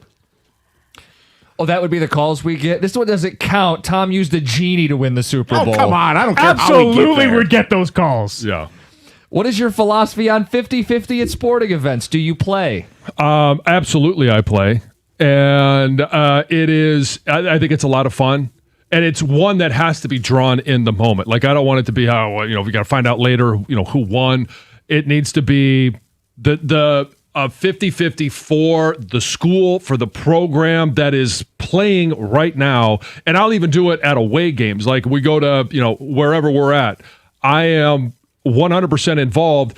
And then what you do with the winnings is you recoup your cost. So if it's $20, you recoup the cost and you donate the rest back to the athletic team. They're already getting 50%. Right. But it's so. You're talking about generally it's $300 or $400. All right. Why do you even? I'm going to play? donate it back to that athletic because I want to be able to donate it back. I think we're playing because they need equipment or they need to the facilities need upkeep. Whatever it is. So you're you're taking this as more of like a high school 50-50. I'm taking this like when I go to a Pistons or a Red Wings or a Tigers game. Oh, I'm not doing it there. Oh, yeah, I never do it. It feels like a tax on idiots. Like, you're not going to win. I don't know anybody who's won a 50-50 at these pro sporting events. It's not a tax on idiots. If you're doing it at a local high school or you're doing it for, the Pop Warner team, if you're doing it there, where's that money going? Right. It's like playing the lottery. That's a tax on idiots because you're just giving your money to the government and what the hell? Let's just keep giving it to them. You're giving it to the schools. That's different. Right. Yeah, but you're giving it to the government and you're trusting that they're going to give it to the schools. BS. Who trusts a politician? Go down that rabbit hole. Heather? I've never really had thoughts on it. I've never played. Oh, you don't? Well, you don't go to many high school games. You will when the kids I don't are go older. You worked the Tigers. Sure, I worked at the Tigers game and I've gone to numerous professional sporting events. I've never really paid attention to it and I've never given money to it. I'll tell you, at the hockey games, they take the kids who are like on youth teams to try to get you to play 50-50. They try to tug at your heartstrings. Yeah. You're asking for my philosophy on this. This is why that Dear John letter and that daughter needs to have a philosophy degree. Do I ever play? No. Tom? I do it for I'm much like John. I'll do it for youth sporting events through high school, not at the professional or college level. I've gave some back before, and other times I've taken it. Just kind of the mood I'm in. Sure. I'll challenge you. What's one good thing about Ohio? The Pistons are going there for games 3 and 4. I read this one and I thought, oh boy, this one is a challenge. But I have one for you. Bob Evans. Don't we have Bob Evans here? We do, but their headquarters is in the state of Ohio. And I think that they have the greatest breakfast that you're going to get. And I get the scrambled eggs. I put it on top of the biscuits. I smother it. They have the best gravy. And it's when the kids were younger, on their birthday, that was our birthday breakfast. We'd go to the Bob Evans. When we go to Columbus, the hotel that we stay in, right next to a Bob Evans. I'm all for it. Bob Evans down on the farm. I don't go to Ohio often, so the first thing I think of is Cedar Point. Okay. Like one of the only reasons I go. I guess also the Lake Erie coastline, I'm sure, is decent. I've just never been. It's the ugliest of all the Great is it Lakes. really? Very rocky. I mean, there's a reason Lake Erie? Yeah, compared to the others. It's the greatest fishing lake that we you have. can be fishing the shoreline. Is it not nice? I've never been, so. There's a reason they call Cleveland the mistake by the lake. Yeah, well, it's the whole state, but except Bob Evans. Look, you picked one of their chief exports, Bob Evans. Yeah. I took astronauts, Neil Armstrong, from Ohio. Something about growing up in Ohio makes you want to leave the planet entirely. Okay, I like where you're going with this. Went to Purdue. Yeah. Purdue. The majority of Michigan's best football players have come from the state of Ohio. And speaking of one of those football players, Charles Woodson, his hometown, Fremont, Ohio, Fang Boner Road goes right over the Ohio Turnpike. It does. The road is called what?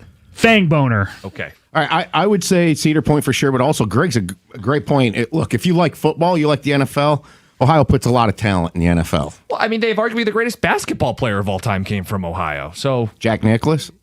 Yeah. Well, I don't. Was he Jack from Nicklaus there? played golf. Yeah. Right. He was adding to LeBron. Okay. Let's take a little bit of time for this. I don't think there's an argument there, but I'm not going to go down that rabbit hole. Okay. Save a little time for this. We can go over. Pat Caputo. Yeah. Passes away. Pillar of our community, institution in the sports media scene, TV, radio, newspapers. Thoughts on Pat? I did Lions pregame with him for a couple of years. I learned so much doing those shows with Pat Caputo. The prep that he would send, and then I would take a look at that. Okay, this is how I'm supposed to do it. And when I finished with him and was no longer going to do it, one of the biggest compliments I ever got was he said, I didn't expect a lot. Oh. I said, well, thanks. But then he said, after I work with you, you're one of the few athletes that I've worked with that was willing to put in the work. And you're not just a football guy. And I did that because I had to match his level. He was going to challenge me when I said something. It wasn't just taken because I played. It was why, or he would disagree. And I learned so much doing those shows with him. Look, when I started here, I was working nights and weekends. So there's a lot of Pat time. And I think this is a similar story. Most people, when they get started here, you work around and with Pat Caputo. Yeah. And if I was working a Red Wing game or a Pistons game on the network, I'd hang out in the gym back there, and Pat would go back and he'd be on the elliptical or the treadmill. And he was the same guy on air as he was off air. He'd crack jokes. We'd watch sports. He'd bicker and argue with you, which I love to do, and I know he loved to do. And we famously had one big blow up about payrolls in baseball, and Pat knew baseball, so he wouldn't concede an inch.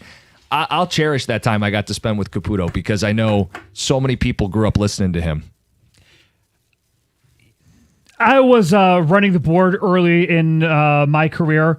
We did a lot of remotes back then. Pat would do a weekend remote, and in between the time that we were there, in a break, he just said to me, "I'm glad you're running the board today because I know everything's going okay back there." And so that's a ultimate compliment to me of being a good teammate, being a good coworker, and being reliable. He told it like it was, man. That's the best thing about him. And he was as unbiased as you can possibly be in this. Everybody has biases still, but he really tried to be that way. I had the fortune of interning with him in 1998 when the Wings won the Cup. I mean, talk about learning from the right person. And he was pretty fresh in the radio part of this at that point. So it's kind of cool to kind of learn alongside him, too, and going to miss him. He was, seriously, I mean, major impact on my career in terms of the first thing I ever did in radio was he was involved in it directly. He was a staple. I mean, flat out. I mean, the book, the encyclopedic knowledge, funny, like you said, told it like it is. The S on my chest stands for straight down the middle. That sense of humor. It's just not going to be the same without him around here. Nope. And this happened so quick. Right, January is when he publicly shared his and diagnosis. when we got the nose and we knew what it was. We knew he was grim. long odds. Yeah. But I love hearing the stories of people who worked with him. Yeah. Who listened to him. And his legacy will continue to live on because of who he was. And for those, you mentioned, Tom, everybody that worked with him, it wasn't just working with him, it was learning from him. Yeah, he didn't have some big ego to try to, some people get like, oh, if I teach them how to do something, they'll take my job type thing. He never had that approach. No. I would say this, too. He was a staple on the weekends. Mm-hmm. I mean, what a perfect fit to kind of wrap up the weekend sports or talk about what's going on the weekend. He just had a firm handle on it, and his baseball knowledge is disgusting. But baseball is where you get highlighted because, I mean, yeah, he could go toe-to-toe with anybody on baseball. But his love of sports, you mentioned he was doing those Red Wings shows when they won the Cup. He was a guy who... he could talk GLIAC football if he wanted. Like, he knew everything and wanted to talk about everything with everyone. Gone too soon. Yep. It's a cookie jar, 97.1. Hey, if you're thinking about a new truck this month, a Ram truck should be right there at the top of the list. I've seen the Ram side-by-side with the competition. We'll talk about that in a moment, but I've driven a Ram, and the Ram truck deals at your Metro Detroit Ram dealer this month are exceptional. For power, we'll start there. Not much of a competition. For the Ram side of things, you got two choices. Their award-winning Pentastar V6 or their legendary 5.7 Hemi V8. And for the competition, I'll just ask a question. Why would you trust any full-size pickup at any price with only a 4-cylinder engine? It's not going to get done what you need to get done. The full-size Ram 1500 is built right here in Sterling Heights. And for comfort and easy-to-use technology, nothing beats a Ram. Ram has a 5-link coil suspension. All it's going to take is one test drive, and you're going to feel how much smoother a Ram is. Right now, lease payments on a new Ram truck are phenomenal. So are their financing offers for well-qualified buyers. So do me a favor. Go into your Ram dealer today, sit in one, start one up, and trust me, you're going to hear the difference.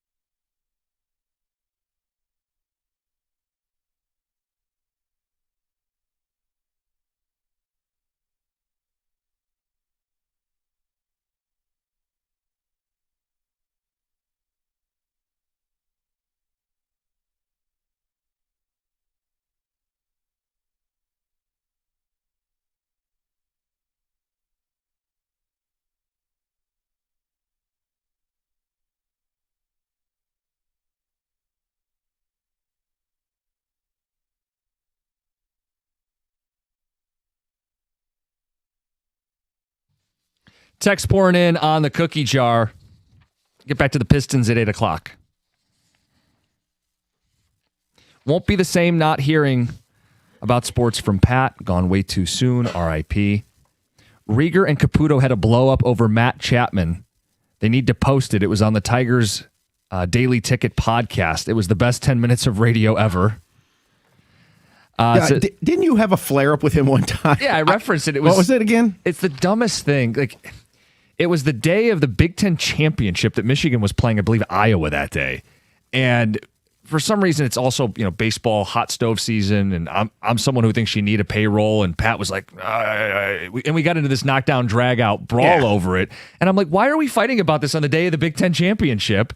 But he wasn't going to back down because he knows his baseball, and you guys have met me, so you can imagine how that went. Well, you like Matt another Chapman, stupid too. argument? Yeah, stupid argument that everybody gets all fired up about. And, it's at the end of the day, though, the very next week, Pat goes, hey, how's it going? Yeah. No, I know. Yeah, that was a great thing about it. You could have that debate, and then as soon as the mics were off, you could still go back and forth, but it was never personal. No. The Legends debates with Fithian was the Ovechkin Crosby back in the day. I mean, I thought they were going to fight. I thought I was going to get a phone call that they were actually fighting. That's amazing. I think Jimmy texted me at one point during the exchange and just said, let it go. Because Pat's not going to let it go, and I got to start a show, so just move on. No, Pat was one of a kind. Text says, guess he won't be interrupting people, then telling him not to interrupt them. Gov, RIP beat writer Crossfire. What is that? So him and Tom Kowalski used to cover the Lions and passed away well over 10 years ago now. Used to have this segment called Beat Writer Crossfire. They were both beat writers for the Lions at times, and they would go toe-to-toe on all kinds of Lions issues. Yeah. A legendary one where Pat definitely missed on this one at one point, claimed Charlie Batch was better than Peyton Manning. Ooh. Something I saw Stoney made sure to bring up in the article yesterday. I'm like, really? We're going to air out the worst takes? Right. We asked John and the rest of the show to name the best parts of Ohio. Name one good thing about Ohio. Yeah. Cedar Point gets a vote. You figured their roads, Paul and Flint. Hocking Hills says Michigan is superior and Michigan is superior. Yeah. Ohio is Erie. You could light Lake Erie on fire with how polluted it is. Well, they have. Yeah. I just gained 50 pounds listening to Jansen describe his Bob Evans breakfast. Oh, man. That's one of those things, too. As soon as you're done, you're like, another round, please. Wow, good on Tom for falling on the sword for Detroit's sins. God bless you, sir. Hashtag Fat Tom. Hashtag Go Lions. I can't believe I was the only one to do that. We're all thinking about ourselves, not thinking about the Lions. You absolutely do not donate back to the 50-50 at any level. Hey, you do you. I've never sat there and said, hey, anybody should donate it back. That's just what I would do. That's how you handle it. Damn, 50 million? If I got to get 50 pounds put back on my 5'8", 350-pound frame, I'm going for 50 billion. Okay. All right. I mean, I'm sure. Yep. And that's why I said pick any number. Wish for enough extra inches to offset it. Height, guys. Height. Heather has her nose so far in the air, I'm surprised she doesn't drown when it rains. Oh, wow. Because I don't want to gain 50 pounds. My life is so perfect right now. Nothing could make it better. Oh, I didn't mean it like that by any means. I just mean I'm content and I'd rather not put on 50 pounds because I know how hard it is to lose because I still cannot lose the weight I gained when I was pregnant with my children. I have the experience of having lost 50 pounds or more. And so, but it's different for a dude. I get it. And what's crazy is that like when I was pregnant, I didn't gain anywhere close to 50 pounds and I felt obviously, I'm pregnant. Yeah. It's different, but I was very uncomfortable. Just going upstairs was exhausting. Yeah, but you have the advantage of being able to lose 8 pounds in one day. Well, it's true, but it's you. I know it's. I say that very jokingly, and very cautiously. I know how I would feel being that much heavier, and I wouldn't be happy. Yeah. Did you just imply it's easier for women? No, when you're pregnant. No, when you're pregnant. Yeah. Yeah. I've never lost 8 pounds in one day. It's 97.1.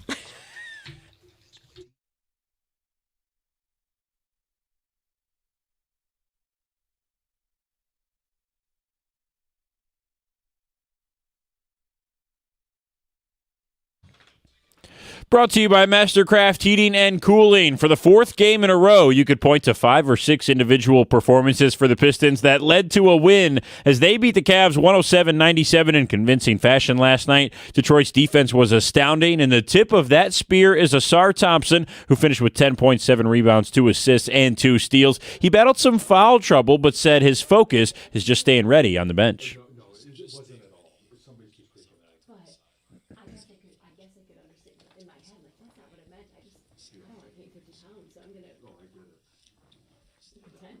The Pistons now have a 92% chance to advance in the series with a 2-0 lead. Vegas still disrespects Detroit, who now has minus 400 odds to win the series. For context, the Knicks are up 2-0 and have minus 1,000 odds to advance. Game 3 is tomorrow at 3 o'clock in Cleveland. New this hour, Kansas guard Darren Peterson revealed to ESPN that his full body cramps at Kansas were caused by unusually high doses of creatine, which led to cramps and an even scary episode where he went to the hospital and said, quote, "I thought I was going to die." Peterson is ranked as the number 2 prospect in the upcoming NBA draft. And today here at 97.1, we are remembering our longtime coworker Pat Caputo, who passed away last night after fighting pancreatic cancer. Pat was a figure in Detroit sports media for 40 years and spent over half his career here at 97.1. He was regarded as having the most Detroit sports knowledge of anyone in the media, earning the nickname The Book. Pat Caputo was 67. At the Corwell Health Sports Desk, I'm Brendan Shabath. For more, go to 971theticket.com.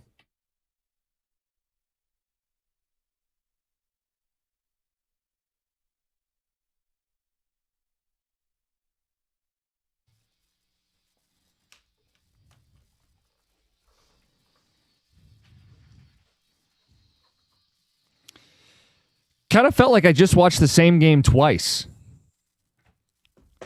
Same flow in game 1 as in game 2. Pistons go up 2-0. John, did you feel the same way I did? Yeah, and I was excited to see that they came out with an intensity. I know they were down 3-0, but after that it was, hey, we're going to take control of this game and hey, appreciate the participation. We'll let you come back. We might even in this one let you have a lead, but we're still going to beat you by 10.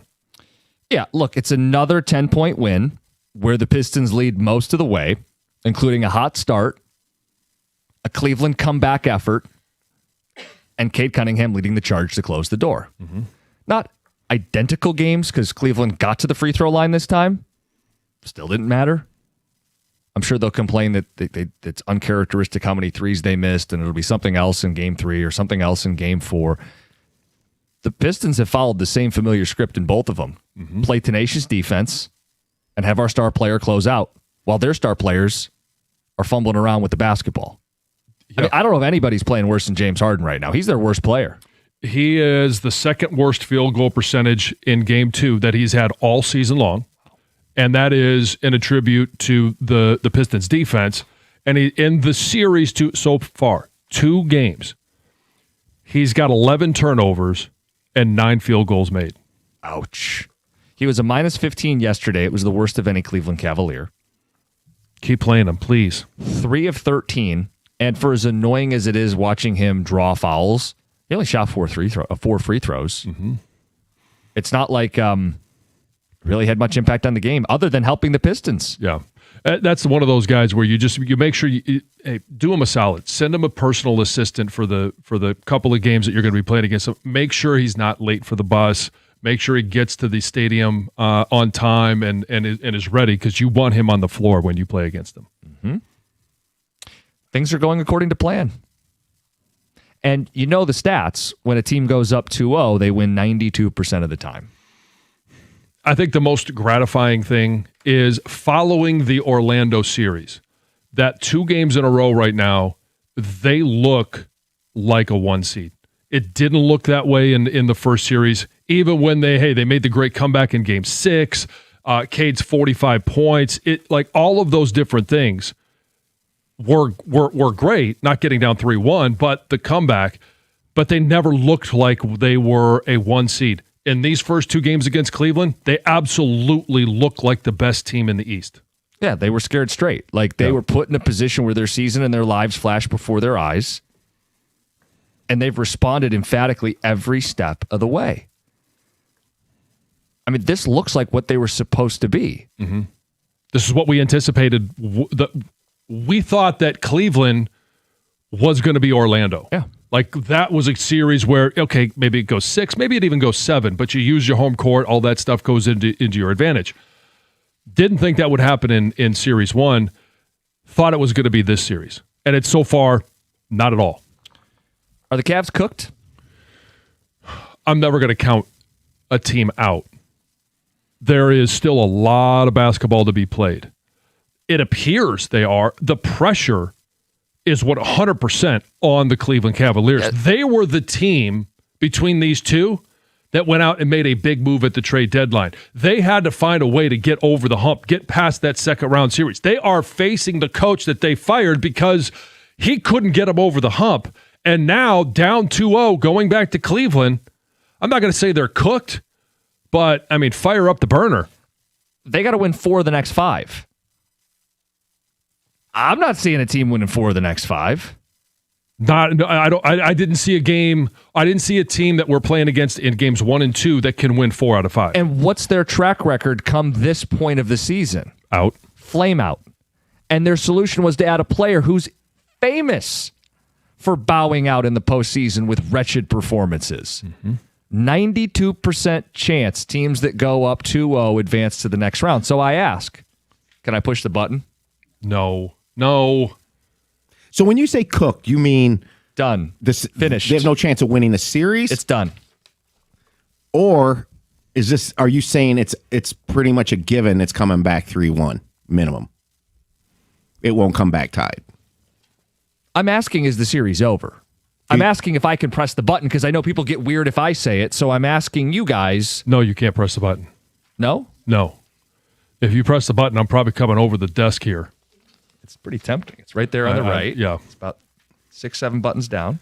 You're such a dork. You have the button on your phone like you play it for yourself sometimes. Oh, I know. You know he does. Can I push the button? What are you guys seeing? 248-539-9797. Text says, John, I'm begging you to choke this guy out with the double-digit nonsense.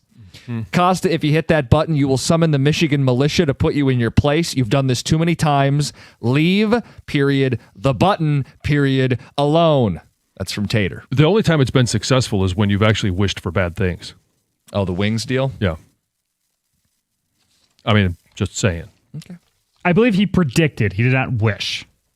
Yeah, I didn't want them to miss the playoffs, but it was a double-digit Okay, so the only time it's worked was when bad things were going to happen. Forecasted? Yeah. I don't think Cleveland's cooked. Look, they have played and they have competed in these 2 games. They tied game 1. They took a brief lead in game 2. The Pistons have had to been forced to earn it down the stretch and make plays. They're not exactly going away, hiding, and playing without game pressure for the last 6 minutes of the game. It's not Oklahoma City and the LA Lakers. Yeah, with like Shea's board on the bench, you know. Text coming in. Cleveland trading for Harden is the best thing ever. It's the best thing they could have done for us. LMFAO, that's Roy in Clarkston. My buddy in Cleveland described Harden as a terrorist and openly grieved when they traded for him. This series is proving why. Nick in Clinton Township. He's played so poorly, I saw people say, hey, didn't Terry Rozier get kicked out of the league for this? Like he has to be on the take, he's playing so bad. Yeah. No, I just think he's 36 years old, and this is who he is in the playoffs. And the aging of him, watching him be washed in real time, I don't know. Does playing in Cleveland suddenly make him 10 years younger? That's a huge issue. They're one of their highest paid players, a player that they traded away Darius Garland for. Yeah. Is a negative. Who played well against the Pistons. Yeah, he was kind of a thorn. What else? 10 more. It gets tough. Relax. I've been watching sports a long time. Take my advice. Okay, yeah, 10 more to win the NBA championship. I get that. Orlando was 1 game away from being the 5th seed, and they matched up well. Glad we got them because they're tougher than Cleveland, and it's showing. We're sweeping Cleveland. Unnamed text. That would be awesome.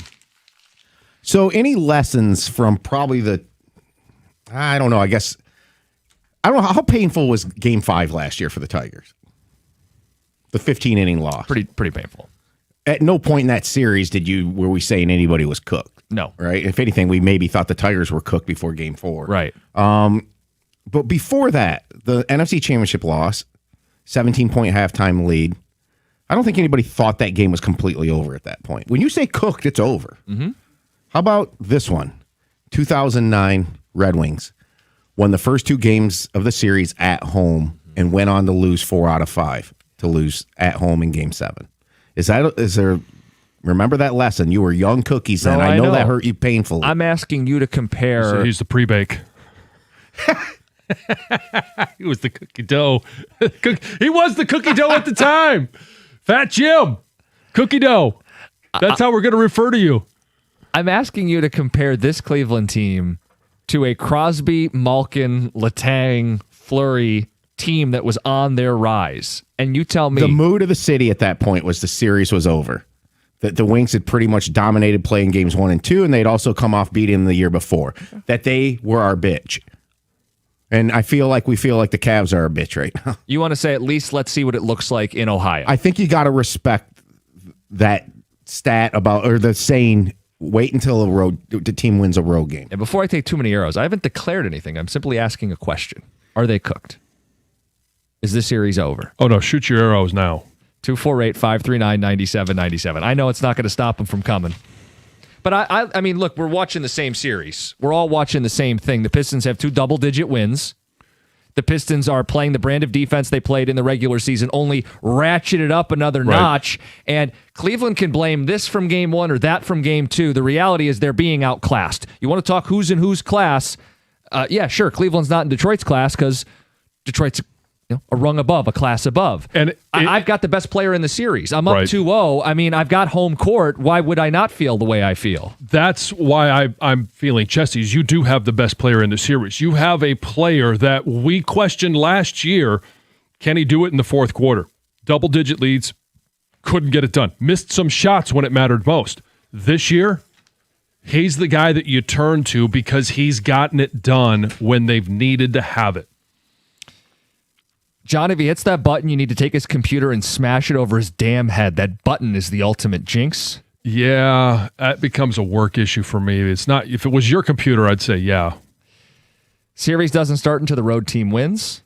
So that's someone saying back away, back very far away. Series has a long way to go. Guys, I'm getting chesty. Pistons in 5. Cleveland might get Game 3, but the Pistons will take the next 2. Wrap it up at home. Pete in Cedar Springs. Someone take him out. No one will miss him. He has no kids. Shut up, cookies. Why'd you bring that one in here?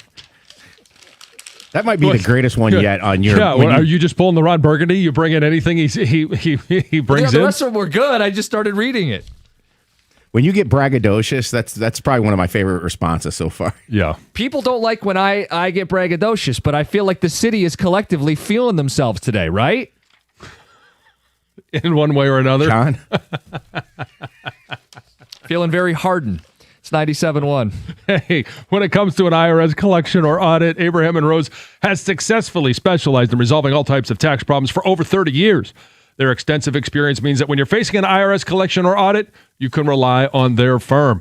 Many law firms have come and gone, but for 30 years of experience, it's a true testament to their success. Their experienced team is ready to evaluate any underlying federal or state income taxes or payroll taxes.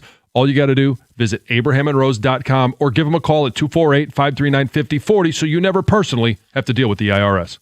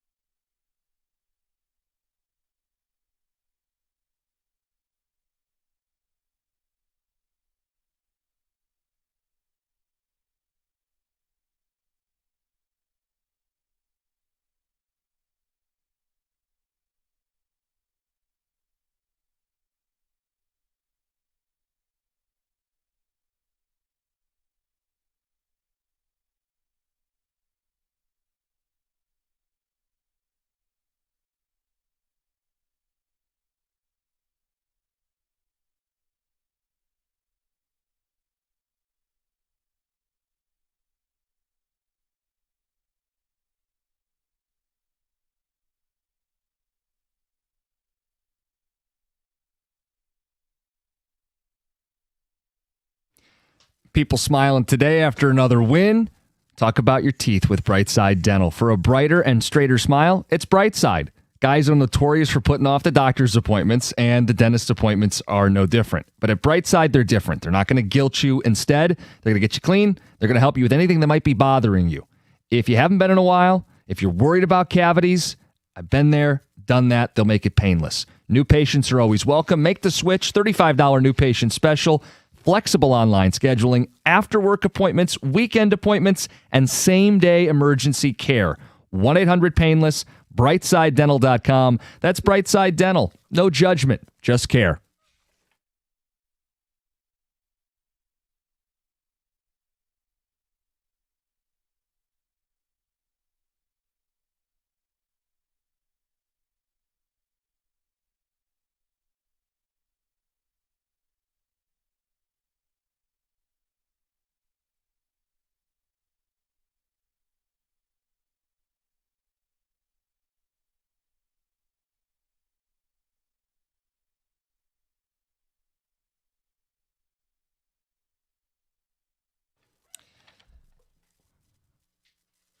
Push the button. The series is over.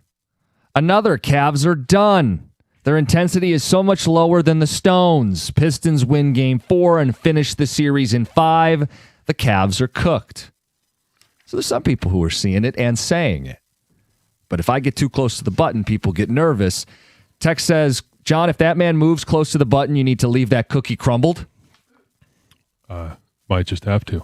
Cookies, if you hit that button, I'm going to pray someone smacks you in your big toe with a rock hammer. Ed in Washington Township. Rock hammers are small. I'd rather have a big hammer. So I can't say it, but some of you can. But we're all seeing the same thing.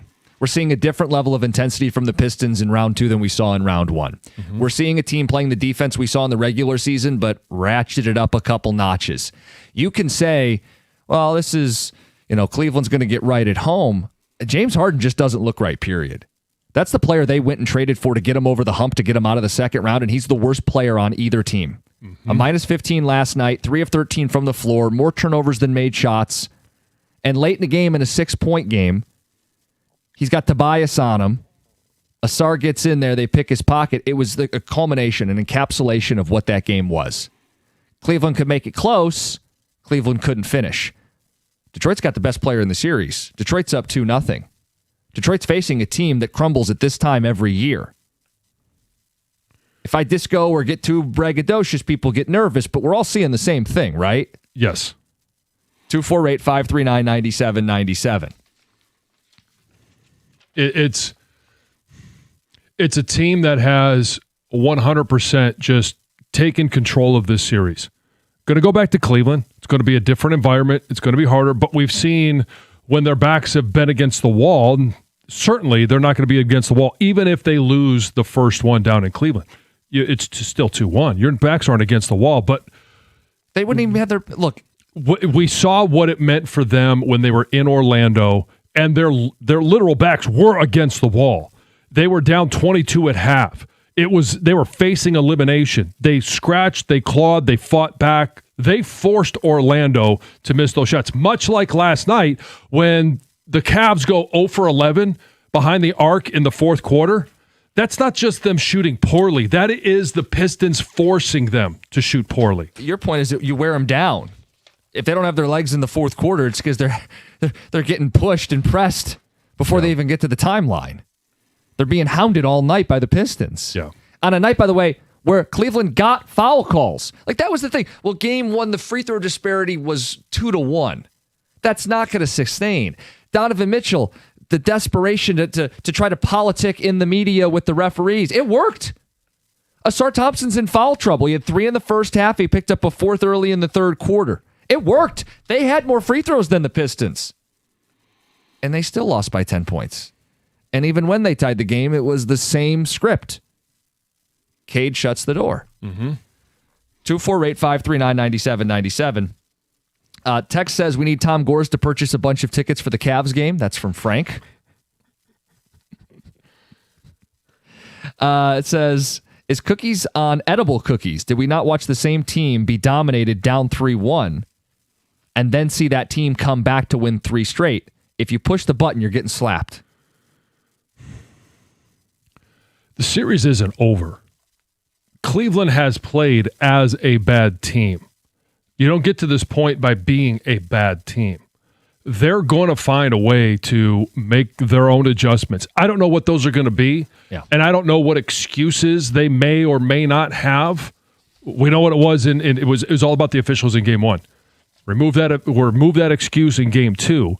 But how are they going to respond? And then it's up to JB, which he's done a masterful job of, hey, more Dennis Jenkins, more Ron Holland, no B-ball Paul. And we thought that might be the answer in this. It shows you how much we know. But we did say Holland would play more. And I think especially when Asar was dealing with some of those ticky-tack fouls, you were going to see Holland play more. But it's the idea that you can have one of those disruptors on the floor almost at all times, and JB's all over that. Tex says they won't be surprised if the series comes back 2-2.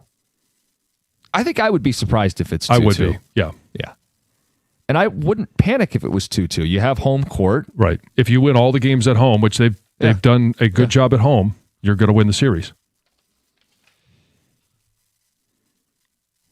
On the Tom Gorse thing about purchasing tickets. Oh, yeah, going to Cleveland. Yeah, referencing what Dan Gilbert's done. I can't imagine that they made much of a difference at all. I wasn't there last night. We'd love to hear from people who were. I did notice after halftime, like there was clearly bathroom use was in maximum capacity, and people were getting, because Lisa came in and was watching with me, and she's like, "Where is everybody?" Because everybody was getting their popcorn ready for what was going to happen in the third and fourth quarter. Jim, we took care of business at home. Series is looking good, but all we did is what we're supposed to do. Do you agree with that? The cliche of the series doesn't start until you see a team win on the road? Yeah, you did what you're supposed to do. You acted as a 1 seed. But what's exciting is that you finally acted like a 1 seed. Yeah, I think the how matters. It's not just that they're up 2-0. Cleveland doesn't have an answer right now. Right? Because Game 1, it was free throws. Game 2, I'm sure they're going to say we were uncharacteristically cold from 3. Game 3, it'll be something else. In fact, I think that might be fun. Text in what you think their excuse is going to be for Game 3. Get out in front of it. 248-539-9797. Question, does Cade still not have that dog in him? From an unnamed texter. I thought of that guy last night. Oh, sure. When he scores 12 in the fourth quarter. He clearly does. I mean, down 3-1, and the response that Cade Cunningham has had since that moment, absolute dog. Don't matter. Harden guy, grandma's pie, pigs can fly, stones in 5. I laughed out loud pretty good at no one will miss him. He has no kids. That's Jake from Linden. You guys are not nice. Let's get to Heather with the news. All right, well, this news is sponsored by Gardner White. So, you guys, on Thursday, Detroit lost longtime sports radio host and columnist Pat Caputo. Caputo was affectionately known as The Book. He passed away after a battle with pancreatic cancer. He was 67 years old. We've been sharing all of our stories about him this morning, but he built a long career covering Detroit sports, right? Not only here on 97.1, but also as a columnist for the Oakland Press, TV appearances with Fox 2 Detroit as well. He announced only about 4 months ago that he was diagnosed with stage 4 pancreatic cancer. So this was... It was quick. Yes. Tributes have been pouring in online this morning. Some of my favorite ones are from people who worked with them a lot, like Stoney, obviously, with radio at multiple stops, but also Fox 2 and Sportsworks. Rieger was hilarious with his Caputo impression, and it would needle Pat, and Pat could come in and laugh at himself and, bicker with Rieger. I love seeing the outpouring of love for a guy who really poured his heart into this market, our teams, our fans. And it's awful. I mean, you knew pancreatic cancer. He knew pancreatic cancer was going to be, it's a long odds. And he had posted something like that in his original post. And then about 2 weeks after he made the announcement, he did thank everybody for their support. But he remained pretty private. He did. That throughout his entire battle. Well, a new list of the 20 most dangerous cities and townships for car crashes in Michigan has been released, and there are 5 areas in Oakland County that have been named as the most unsafe. So, first off, the most dangerous city for these car crashes is Walker in Kent County. They based it off of the total number of crashes per population. So when I say the numbers, it might not seem... Anyway, total crashes, 1,416 crashes, total 4 fatalities, 323 injuries. But in Oakland County, closer to us, Auburn Hills, number 2, 1,328 crashes, followed by Southfield at number 8, Hazel Park at number 12, Springfield Township, number 14, and Madison Heights at the very end at number 20. Several Disney cruise ship employees have been arrested as part of this major child exploitation sting. So, U.S. Customs and Border Protection agents boarded 8 cruise ships. They were all docked in San Diego as part of this ongoing child sexual exploitation sting, right? Mm-hmm. And they found that 26 of the suspected employees out of the 28 they interviewed were all arrested. One of the ships was a Disney ship. There was multiple other cruise ships as well. I don't know how many came from that Disney ship, but it sounds like at least 2. Mm-hmm. There was multiple. They say they interviewed employees from the Philippines, Portugal, and Indonesia. And they say those that were arrested were involved in either the receipt, possession, or distribution of viewing of this material. Yeah, I know. A spokesperson for Disney says that they have a zero tolerance policy for this type of behavior and fully cooperated with law enforcement. There's a video, a pretty wild video that's kind of circulated yesterday, and it shows a really chaotic moment where a beaver attacked a child while he was out fishing in a New Jersey lake. Did you see this video? I have seen the video, and I mean, it's not often you see a beaver attack a child. It's crazy. But I mean, it's a very valuable lesson to learn. You have to be very cautious when you're dealing with beavers. So police say an 8-year-old was out with his family Sunday evening when this beaver exited the lake, started charging at him. The kid kind of tripped backwards, fell down. The beaver bit him on his leg. Oh, he throws it in. Yeah. Chucks it. Yeah, and then continues to attack. So I don't know if it was the boy or a part of his family, a family member, that was able to pick up this beaver and just throws it back into the lake. The boy had to be transported to a local hospital for treatment. And then after this incident, police learned that same beaver had attacked another park guest that same day. They have caught the beaver. They say that it attacked due to an illness, which is scary thinking of that boy. But anyway, it's been captured and sent for testing. We should all be so lucky. Yes. I mean, that's one of the keys, too, is anytime you catch a beaver, send it for testing. Oh, no. Or yourself, like the boys do. After you've been bitten. Heather with the news.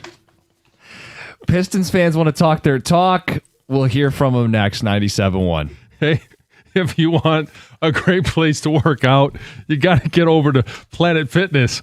And the reason it's great is, one, you walk in there and they're welcoming. It's clean.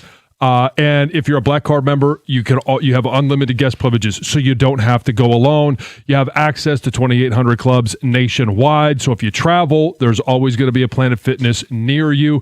Hey, there's 60 of them here in Metro Detroit. So whether you work and you play in different spots or you live in different spots, there's always one near you. They've got a great deal going on right now. If you just want to experience what a Planet Fitness is like, $1 down, $15 a month. And if you do it from now until May 15th, new members will receive access to all the massage amenities for the entire month.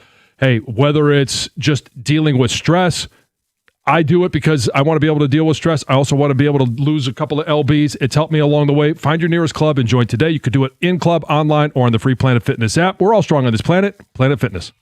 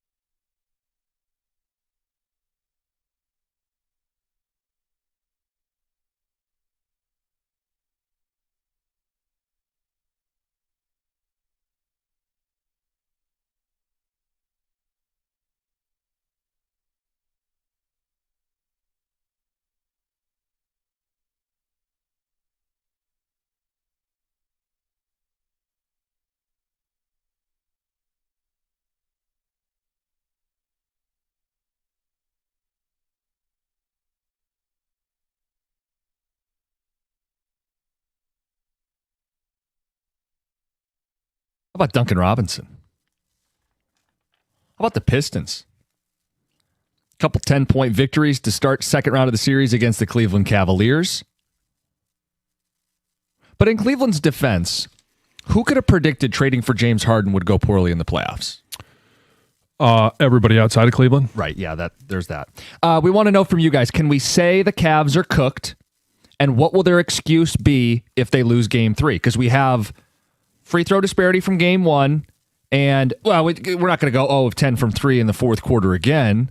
We have cold shooting from game 2. So if you want to forecast their future excuses, we will collect those as well. 248-539-9797.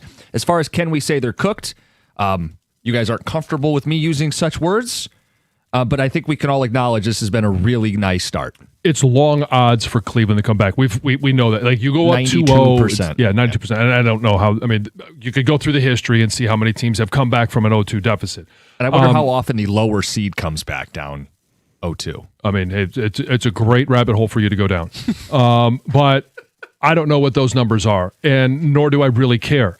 They have controlled every single game. They have taken in each game the best punch that Cleveland has been able to muster and have responded with shutting the door, slamming the door.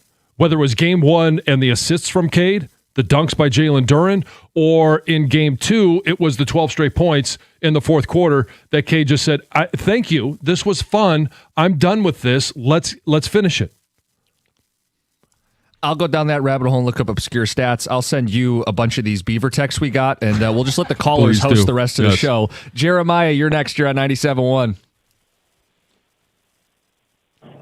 Hey, guys.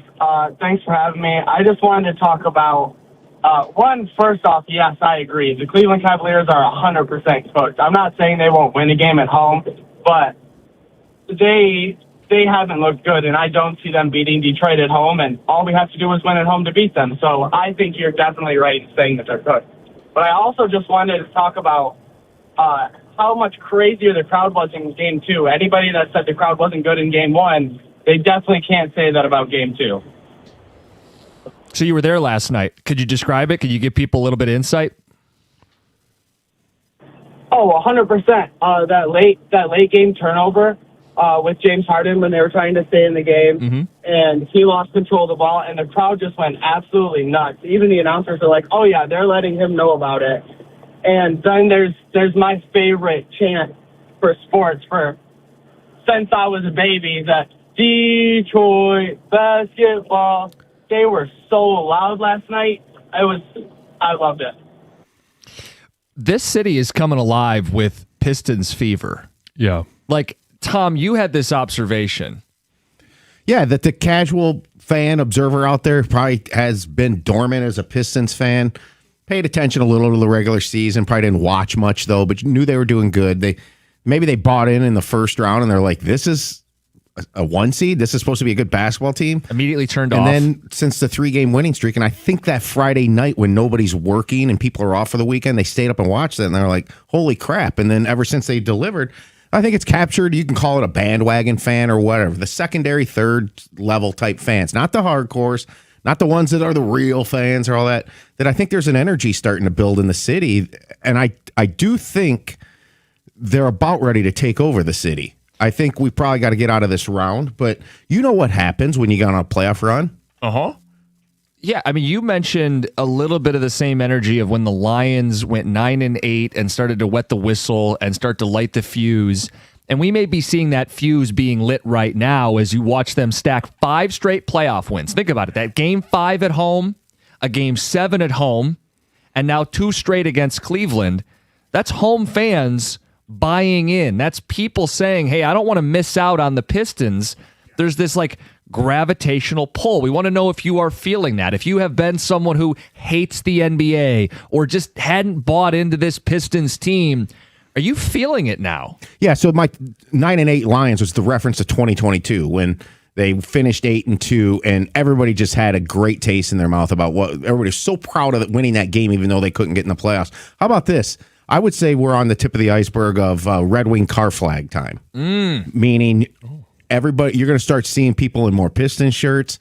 I've noticed a couple paraphernalia in the neighborhood, some Pistons flags showing up at people's homes. Yeah, I think it's capturing the casual person. The kids out there that are never seen the Pistons be good before. If you got a story, we had a guy saying, I'm considering taking my grandson to a playoff game. And John and I, very different people, but very similar experience. When you're between 10 and 14 years old, you got the bad boys. When I'm in that same young, impressionable age, I got the going to work Pistons. It generational pull when they play this way and go on these kind of runs. I think it's, they do have that little bit of going to work thing. I get sick of the old bits and the references to the other teams. I like teams to be themselves. But it does represent the city, the style they play. And I also think people trust the product in terms of the status of the NBA right now and some of the problems that it has in terms of flopping and load management and this and that they're doing it the right way. Yeah, I'm not a big fan of the NBA. In fact, I don't like the NBA for a lot of different reasons. And this Pistons teams, when you go back to whether it's the going to work Pistons, it's the bad boys, there is something about the Detroit basketball team that when they're good, they do it differently than the rest of the NBA. And then there's generally some rule changes and everything to try and take away what the Pistons are doing. I don't know what those are going to be after this iteration of Detroit basketball, but you can fall in love with this team, their style of play, and it's the charismatic coach on the sidelines that, if he was in Cleveland, we're like, oh man, come on, dude, stop talking to the refs. You're working the refs over. Like, just give it a rest. Our guy, we're like, get after him. Well, what I'm saying is it's that familiarity. It's the stuff that you fell in love with. It's the stuff I fell in love with. It's what people may be falling in love with right now. So if you have been on the fringe, we want to hear from you as much as we want to hear from the people who have been eating this up all along. Let's go to Daniel. You're on 97.1. Hey, good morning. Good morning. Just wanted to comment on the excuse that Cleveland's going to use the next time we play them. It's going to be that the Detroit dog pound is too physical for these cats. They're nothing but floppers. Mitchell, flopper. Harding. What's his name? Harding, flopper. Harding, he has a reputation, man, of always, choking, for lack of a better word, during the playoffs. So I believe that's what's going to be the next excuse. We're too physical for these little Cleveland Cavaliers. Thanks for taking my call. I could see it. Pistons win one of the games in Cleveland, and the takeaway is, well, they're letting Detroit get away with bloody murder out there. Although they kind of already played that card after game one. Yeah, I think that card's been played, and it did them no good. Yeah, they got more calls, and they still lost by 10. They followed the same script. Get down early, battle back late. Pistons put their boot on their neck. Hey, they had more free throws than Pistons did. But the Pistons they didn't back down. Mm-hmm. And Ausar Thompson gets in foul trouble. Somebody else steps in. And that's when Cleveland started to make a little bit of a run, but then you bring them back. And they just pick up right where they left off. Let's get to Joe in Grosse Ile. Joe, good morning. Hey, good morning, guys. The Pistons are going to win this series, and I think they're going to win the next series too. And the amazing thing is they're doing it with their second-best player playing like their fifth or sixth best player so far, and he is going to show up before these playoffs end. Jalen Duren will show up, and he'll help us win some games, and he'll make a difference again.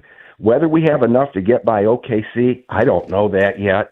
I'd be surprised if we did, but I think we're going to the finals. We have a solid all-around team with all the ingredients that you need to make a deep run, and they're ready to do it, and I'm excited for it because I didn't think they were this good. They're good. That's that level of buy-in we're talking about. This guy's already got him going 2 rounds further. Yeah.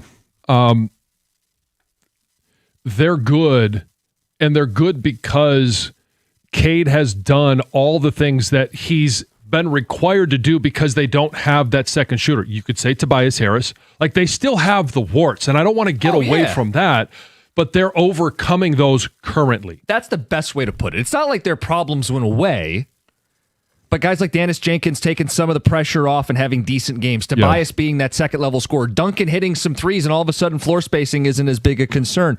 all those things add up to where you play your best brand of basketball, you play like the team you looked like all season. Now you got Cleveland on the brink. Yeah. So again, we want to know what will their excuse be if they lose game 3. We want to know whether they're cooked. Is Cleveland done? And then just a question about people who've been on the edges, maybe not paying all that much attention to the Pistons. Have they drawn you in? It's 97-1. Natural Way has been working on my lawn for a number of years now, and the one thing I can count on is no dandelions, no crabgrass, a thick, full green lawn all summer long. It looks great, and I'm really proud of it. And the fact that when they don't come to the door, they knock on the door, they put that little sign in the yard so you know that they were there, but they don't bring the problems to me. They just fix the problems. You got to start early for the best results. For greener grass and fewer weeds, early treatment is the key. There's still time. And for a limited time only, you can purchase a full lawn program. You're going to get free grub control, but you got to mention my name along with 97.1. And here's the other thing. We all are looking for ways to save some money. Get green, stay green, save some green when you prepay. Call by the end of the month for the early bird discount. They're going to give you a 100% satisfaction guarantee. They've been doing it since 1990. They know the problems. The number, 888-GET-GREEN, or on the web at naturalwaylawn.com.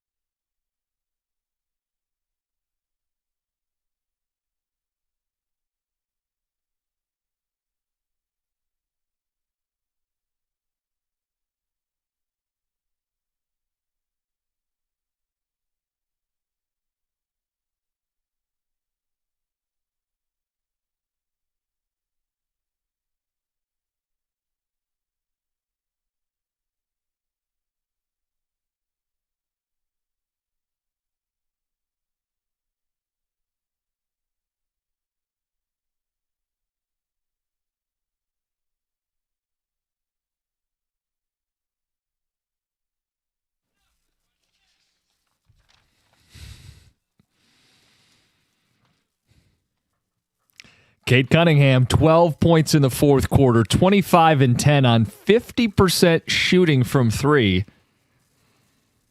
And he snatched Strus's soul on one of those step-back threes. Hey, familiar script for Cleveland. Get down early, battle back, and have Cade shut you down. For the Pistons, it's the best defense and the best player in the East. And they come together so beautifully. Up 2-0. They've won 5 straight playoff games. We want to know if you're starting to get that Pistons fever, if you've been on the fringe, if you're someone who hates the NBA. John, you've talked about this. You don't like the NBA. If you're someone who says, yeah, but I thought this team was flawed, and the Orlando series, I just can't buy in. Are you buying in? And, of course, we got our fans who are all riled up that we'll hear from on the phones. 248-539-9797. Are the Cavs cooked? Or is this, hey, I want to see what it looks like at their house? And what will the excuse be? We've got a free throw disparity in game 1, cold shooting in game 2. If they lose another one, what's the next thing that they point fingers at and blame other than just acknowledging Pistons are the better team? Yeah, I mean, there's the Pistons are removing all the excuses. There's only one thing I think they can do to make why I won't say they're cooked yet. Do they have the cojones to bench Harden? Not in game 3. I don't think they do it in game 3. Open up the space, let Mitchell have his stuff, and all the three-point shooters get a little hot. Is there any chance, and I'd have to check the NBA rules, could they do take backseat on that trade? Any chance they can get Darius Garland to play game 3? I'll check on that. I'll look into it. So if they do that, now you still got to cover Harden right now because you feel like he's just going to give you the ball, but he can get hot. So if they take him off the floor, then they're expecting Donovan Mitchell to score 50? Not necessarily. It would be their three-point shooters. Role players, three-point shooters. Yeah. They're going to need all of them to bury shots around him. You know, Mitchell drags all the attention on defense, leaving people open. I mean, some of that happened to the Pistons against the Magic. Yeah, I mean, Mobley's going to have to grab more than one rebound like he did in game 2 and hit some shots as well. I mean, look, he's a max player for them. He's a defensive player of the year. He's supposed to be the modern big that can protect the paint and shoot the three and dominate the game. He hasn't been that guy. No. I don't know that. 248-539-9797. Let's get to John in Battle Creek. John, good morning. Hey, man. It's good to talk to you guys. Appreciate your show. And I'm just calling as one of those fringe guys from a little bit farther away from Detroit. Okay. Catching the fever, the fire, and Sunday – my older son, he's 28, he says to me, Dad, we got to go. We got to go to the Pistons game, like Tuesday. And, I mean, it's a little bit further for us. Last time I was at a Pistons game, my young son, 8 years ago for his 16th birthday. But it's catching fire. I'm talking to him this morning. I said, who's this guy Jenkins with the longer hair? I saw a highlight on Instagram or somewhere, and, man, he was making plays, and so then my son was filling me in on everything, and so we're getting excited in Michigan. Yeah, Dennis Jenkins is one of these wild stories, right? Yeah. He's a G leaguer. I mean, even in college, he was unheralded. He bounced around a lot, and they found a home, and he got himself an extension this season.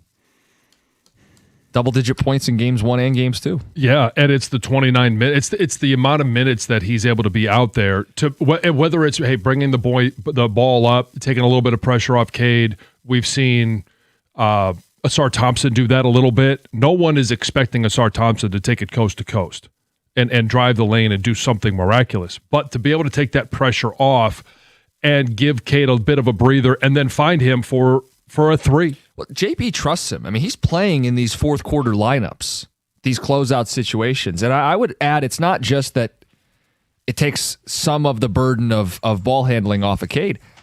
I don't feel like he's a slouch on defense. In terms of they are helping off of one another. Someone's always closing out on a shooter. He stays in front of his man. He moves his feet. He's doing those things you simply have to do to play in this rotation. Let's get to Joe. Joe, you're next on 97.1. Good morning. Good morning. How you doing, Joe? My call. Hey, listen. As a guy who grew up as a Pistons fan, they make it impossible for the average fan to watch the games anymore unless you have 15 different streaming services. And a lot of people, because of the new NBA and the way they let the game play out, a lot of people just aren't interested. If you watch guys like Dwayne Wade and LeBron James, the way they're able to travel with the ball, it just takes the rules are just out the window a lot of times. So it kind of discombobulates the game. But now with the new look Pistons, I'm telling you, it brings a new excitement. I've talked to some friends recently that are so pumped up about the Pistons. It's just unbelievable because they play a totally different style of basketball, it seems like, than almost all of the rest of the NBA. And it's just kind of a different kind of excitement that I've seen in a long time, probably since way back in the bad boy days. Well, there is a bit of a throwback aspect to this team. And so I get that, Joe. It was funny. I was sitting there watching the game. I'll go full old man on you. They were doing the AI thing with Google because it was, brought to you by Google and all that stuff. And it was like, what about the set step or whatever? And they talked about the Euro step as one of the things. And they actually said, yeah, you take your set step, you take two more to get the player out of position. And I told the kids at the moment, I'm like, yeah, that used to be traveling. It's not traveling anymore. Like, I don't even know what that means anymore in the NBA. Yeah, they used to shoot in peach baskets, too. Smart ass. Yeah. Hey, 9 o'clock hour, we'll mix in some good news on Tarek Skubal. Of course, keep talking about these Pistons. Curious if anyone's going to pull a Milliken. No, I don't mean yelling at the printer at 5 in the morning. I mean, are you going to make a trip to Cleveland to watch this team play a playoff game? I'm glad you didn't leave that tease out there. And you specified what it was. Well, he made the trip to watch the Guardians and the Tigers a couple years ago. Well, pulling a Milliken now is gaining 50 pounds so we can win a Super Bowl. Yeah. Yes. But it's a 3 o'clock game on Saturday. Does Pistons fever take you to the state of Ohio? It's 97-1.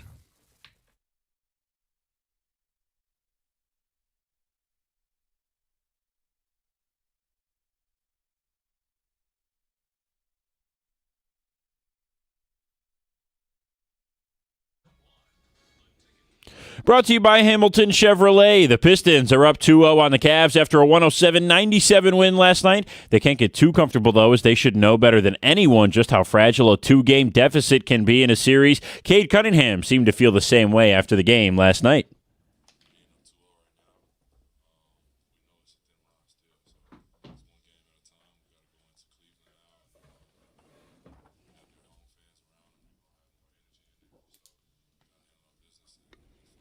Cade is coming off his third 25-point, 10-assist performance. His 3 games with 25 and 10 are now tied with Isaiah Thomas for the most in a playoffs by any Piston ever. Detroit, of course, still has more games to go for Cade to break that record. It will surely be one of many he breaks in his Pistons career. Tip-off at Game 3 is tomorrow in Cleveland at 3 o'clock. Kansas basketball freshman phenom Darren Peterson revealed today his health issues last season were centered around scary full-body cramping due to unusually high doses of creatine. Peterson said one day it was so bad he feared for his life and had to go to the hospital. He is the number 2 prospect in the upcoming NBA draft. The lottery takes place in just a few days on Sunday. And we were all thinking about Pat Caputo today here at 97.1 after our longtime co-worker and go-to Detroit sports wise man passed away yesterday at age 67. Pat's family announced his passing on social media around 3 p.m. and said he was surrounded by family. Our thoughts and prayers are with the Caputo family and all those who cared for him. At the Cornwall Health Sports Desk, I'm Brendan Shabath. For more, go to 97.1theticket or Odyssey.com.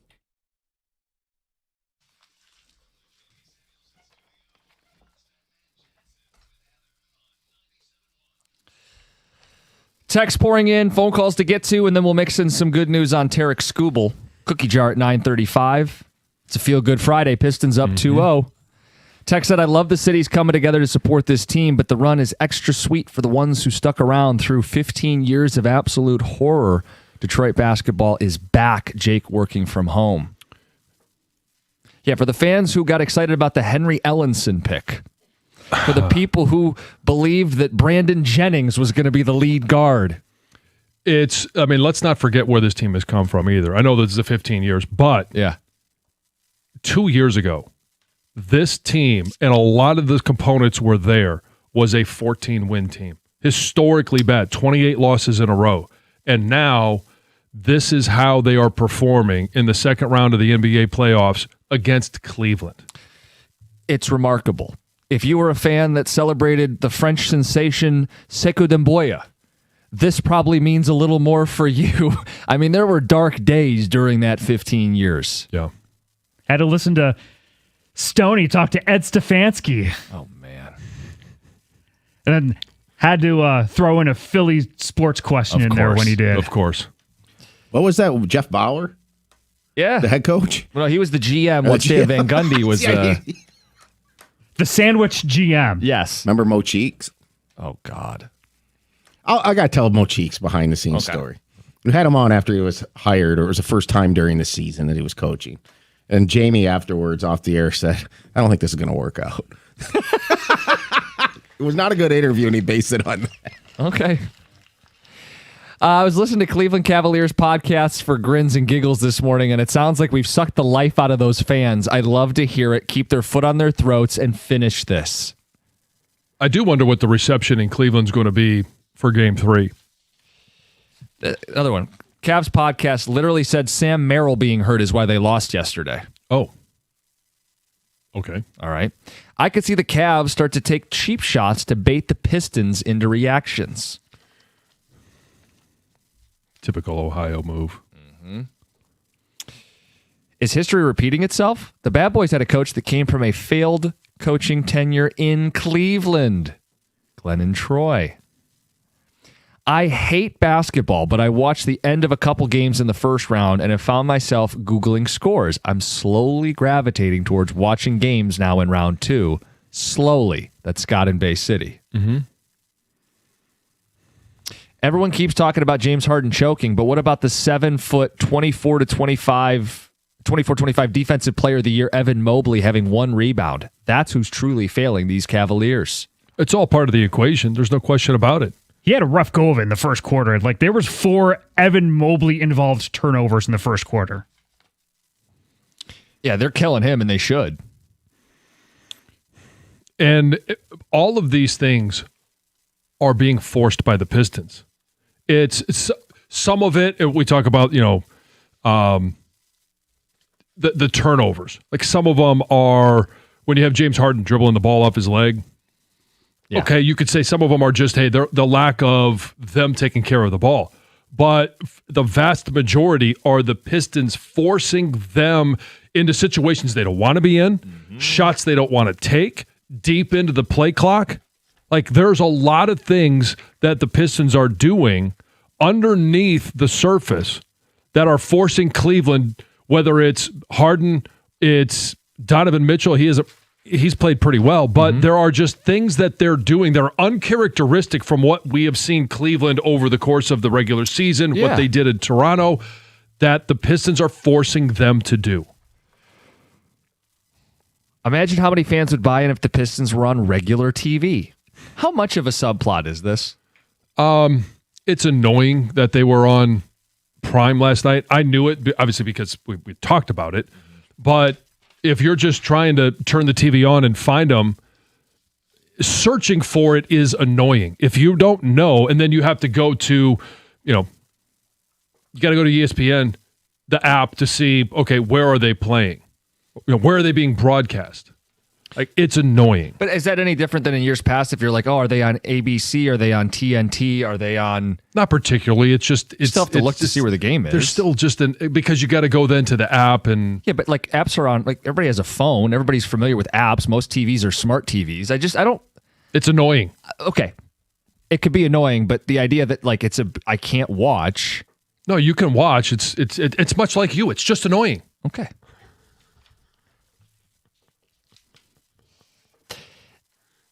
More texts coming in. Phone calls as well. Austin and Dexter, you're on 97.1. Good morning, gentlemen. Good morning. I was, in terms of the casual fan turning the tide, what you guys were talking about, I completely agree. My wife grew up 5 minutes from the Palace growing up. Rip Hamilton was her guy. I got signed Rip jerseys and pictures hanging in my basement, and watching her kind of relive those childhood memories of what the team used to be and seeing the similarities there has been really cool. I was downtown Detroit yesterday for work. First time in my life I ever thought, I wonder if I should just go try to get a ticket to the game tonight. I'd never thought about doing that for a Pistons game before. So Yeah, people are paying attention to it, and at least I certainly am. So it's been really fun to watch. And yeah, same comparisons. The Lions turned the corner. I was at the Michigan basketball championship. So that hadn't happened since I've been alive. Right. Lots of cool stuff going on. Well, I mean, people have pointed out the last time Michigan Hoops won a national title, Pistons did it in the same year. Interesting, too, and I didn't think about this till just right now. When he talked about, hey, I was downtown and I never really had the thought, should I just go see if I can get a ticket? Last night, Lisa, as we're watching it, she's like, how much are the tickets? Like, I didn't think I would get that from her, like, hey, maybe we should go down and watch. Well, you mentioned having... Yeah, 3 of the 5 were, everybody's in, those who are in town or not in sleep, Teddy was asleep, were sitting there invested in the Pistons game. Nobody was sitting there looking at it, scrolling on their phone.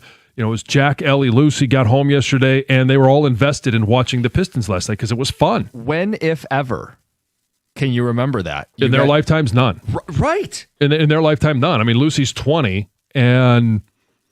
No, I mean, she would have been 5 when they were relevant, and she wasn't going to sit down and watch a Pistons game. She may have, but she was because she had to. It wasn't like this is the point. So, that's the kind of stories we're getting more and more of on texts and calls today of like, hey, my kids are asking about this. Hey, my wife's into it now. Hey, we've got more people in my life talking and telling me about the Pistons.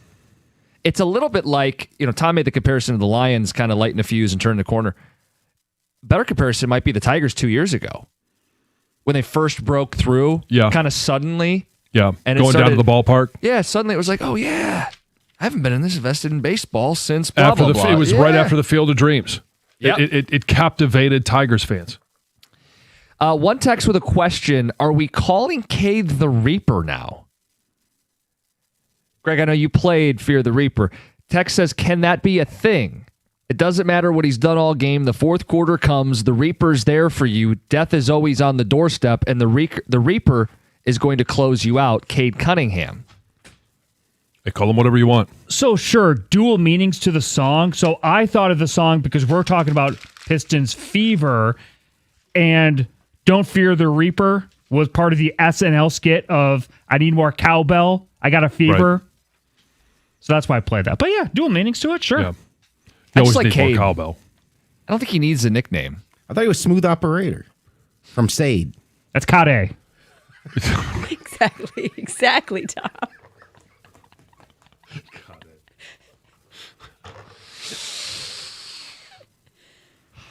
Guys, all you have to do is type in Pistons into Google. It'll bring up a little button saying TV and streaming, and it'll tell you exactly where you can watch the games at. Signed, TT. Okay. And how many people have Amazon Prime just because of the shipping? I think there are less people that are upset when it's on Prime because a lot of people, not everyone, I'm not going to make a blanket statement, but a lot of people have Amazon Prime and they find out, I also get to watch Thursday Night Football. Yeah. I also get to watch these games that are on Amazon Prime. I don't know that there's a lot of people that have just said, the Pistons are on Prime. I'm going to go get Prime. Right. The TV thing's annoying. I used to press 7 and watch the game. Now I have to do some illegal streaming site on my phone, cast it to my TV, and it's lagging and going in and out. I'm not buying Prime for 5 games a year, Keith and Frazier. Well, if you have Prime, you get some baseball, but you also get NFL every Thursday. Right. So I'm surprised at the people that are annoyed with Prime because I almost look at Prime now as like how cable used to be, where most people had it. Right, it's the next best option. Right, if you have cable or whatever your streaming service is, I use YouTube TV. If it's not on there, I would much rather it be on Prime than anywhere else. I have less problems with Prime streaming games than I do with Netflix when the NFL's on Netflix on Christmas. I love it, but there's always seems to be a streaming issue. Yeah, love it or loathe it, we've seen a death of brick and mortar. More and more people are buying things online. Amazon is the number one online retailer. So a lot of people may have Prime without even realizing, like they paid up to upgrade to Prime without even realizing, this means I also get sports too. Right. And with how many people buy stuff online, I wouldn't think we'd have as many gripes about the games being on Prime. It's just because you just don't know where it is. And okay, I know I think it's annoying. You don't. This is a generational gap that we have. But it's just there are going to be people like me that are just annoyed by it. But you don't have to be. If they sweep the next 2 games on NBC. I just kind of feel with Prime, like unless you're really financially challenged, you're really going through a difficult time, that you're not living life right if you don't have Prime at this point, because the amount of savings that you get through shipping and things like that. I mean, it's crazy. Like, you ever just pay attention to how many Amazon trucks you see on the road constantly? Right. Yeah. Or you go to order something and you find out, oh, I can have this in the next 3 hours. It's not going to cost me anything. Order something online. It's bizarre. I had a laptop charger go out on me, and it's like, it can be delivered today. Yeah. Like, what do you mean it can be delivered? What do you? Yeah. Yeah, sure. We'll have it on your doorstep before the end of the day. But just the whole concept of, like, if you have Prime, you're getting stuff delivered to you. Well, then you're not wasting gas money to go get things. It's like you got to kind of recalibrate a little bit. It's almost like getting people that are still hanging on the landlines. Gator coming up in less than an hour. Jim, I had to suffer through Brandon Knight twice and was excited for Christian Wood. This means something to me, man. Laz in Detroit. Fans all across the spectrum, the people who've been suffering and the people who are just finally waking up. This team's up 2-0. We got some good Scooble news next. It's 97.1.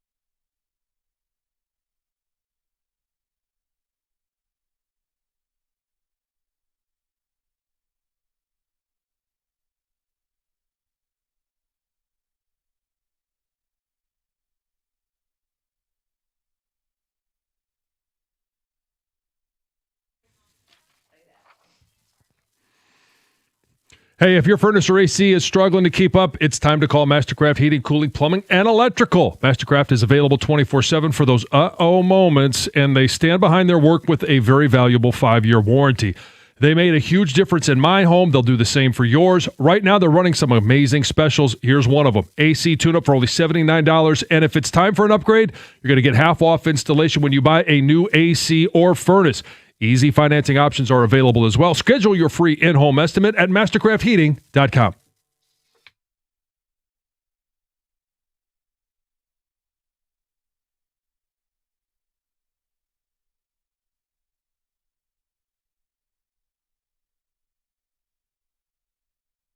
Got the cookie jar coming up at 9:35. A feel-good Friday with the Pistons up 2-0. And some good news on the Tarek Skubal front.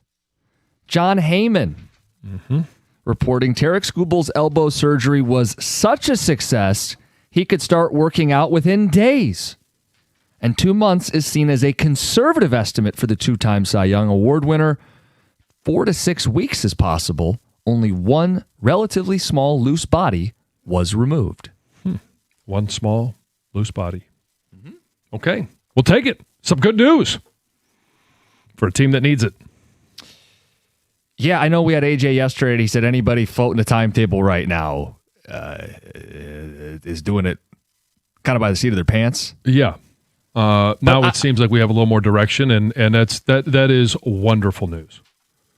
The thing with Heyman, people believe, is very close with Boris. If the Skubal camp is feeling optimistic and putting this out there, that is an expectation. He's going to come back with authority, which is what I said all along he has to do. I mean, if I'm Boris and Skubal, hey, this is nothing. This is minor. This is barely a blip. Nothing's wrong with the elbow at all. We're going to come back and throw 200 miles an hour. We're going to be so big, so fast, so strong, this is a nothing burger. He's got to actually do it, but I think that's the position and the mentality that Skubal's going to have down the stretch is, what loose body? What are you talking about? Pay no attention. I got hundreds of millions of dollars to go earn down the stretch. So I take that as clearly some optimistic spin, but also what's necessary for Skubal. Yeah, it's necessary for him. It is absolutely 100% necessary for this team. And if it is 4 to 6, what about the same time frame? All right, you should have maybe 1 or 2 starts by Melton at that point. You know, he might be back. Casey Mize back. You know, obviously Valdez be back from his suspension. So yeah, suddenly not all hope is gone. That's why when we do the panic meter, right, I think I was at a 5, you were at a 4. Yeah. You just don't know the twists and turns that are going to happen through 162. If it's not 3 months, but 6 weeks. And for all those that are just sitting there going, oh, the Tigers, they're going to dig themselves a hole. They're never. Then, okay, look it on this way. He'll be back and he'll be playing well before the trade deadline. I did have someone ask me that. They go, if they're really this bad, ... Right, but I don't think they'll be this bad with him, and Valdez isn't going to be what we saw the last time out against the Sox. No, I think Valdez will probably give you a couple of those over the course of a season. Right. Not the throwing at people, but the eruptions where you give up 8 runs. And, okay. But most of his starts are going to be quality starts and damn good starts. So, hey, take it for what it's worth. Maybe we get some good Skubal news and he's back in early to mid-June. Right. Yeah. Who knows? I think the hope right now would be, hey, back by the 4th of July. 4th of July would be 2 months from now. Right. Yeah. Which would, again, very conservative. Conservative, not rushed. Yeah. Right Anything before you get the back All-Star ahead break. then is gravy. He gets you a start or 2 before the All-Star break. And then he's racing to the finish line through the trade deadline and into the postseason. Yep. Yeah, or right up to 95 pitches. You can't help yourself. It's today's baseball. Sure is. All right, we'll get to the cookie jar, but first, Heather with the news.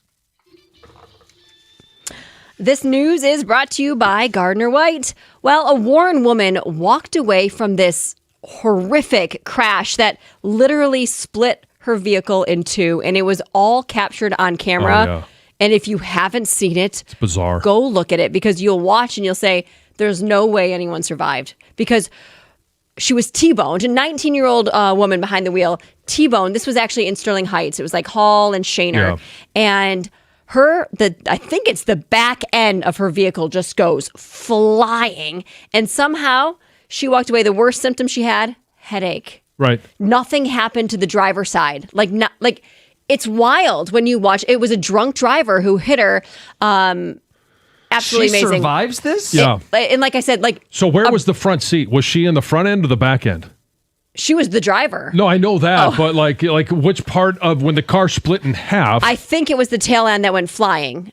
So she was still in that spot. So she kind of remained stationary. It said that she landed hundreds of yards away from the back half of her car. So it looks like the video is the back half of her car just flying. It's crazy. And she says, she was shocked. Like she remembers screaming, that scream fading, and then like waking up and realizing that she's alive. That she couldn't believe it.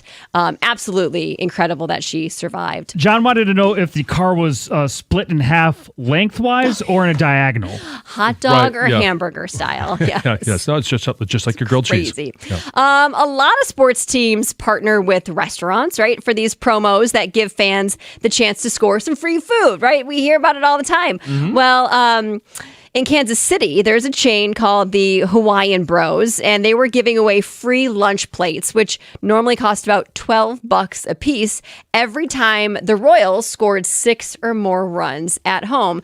And last season, they did this as well, and the Royals checked that box on 17 occasions. Okay. So, they still quite a bit to give away that much free food. Offensively challenged, but yeah. But they're currently on pace to double that total after triggering their promo 8 times in the first 37 games.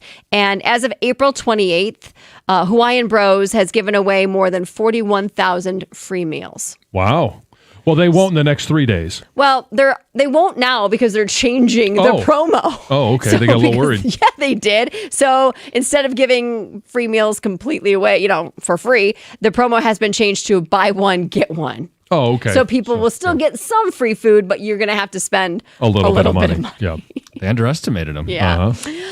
Ric Flair didn't mince words on a tweet about Luka Doncic's injury that has now kind of sparked backlash from fans. So after the Lakers' playoff loss to the Oklahoma City Thunder, Flair went on social media and blasted Doncic for sitting out with a hamstring injury. Said, you know what, just take a cortisone shot and deal with the pain. Get back out there. He even suggested that the Lakers trade him, saying that no one wants a lame duck on the roster. Back to the Mavericks. And that tweet quickly went viral with a lot of fans having lots of things to say. One person said, buddy, this is a real sport you're talking about. Oh. Yeah. Not some oiled up play wrestling, wearing Speedos, feeling up on other dudes. Yes. Listen, you crusty old grave dare. Yeah. And ask Ric Flair if he cares at all. That answer would be absolutely not. No. I can't wait to get his take on Golden Tempo. Oh, jeez. Get out there, young horse. Yes. Race another race.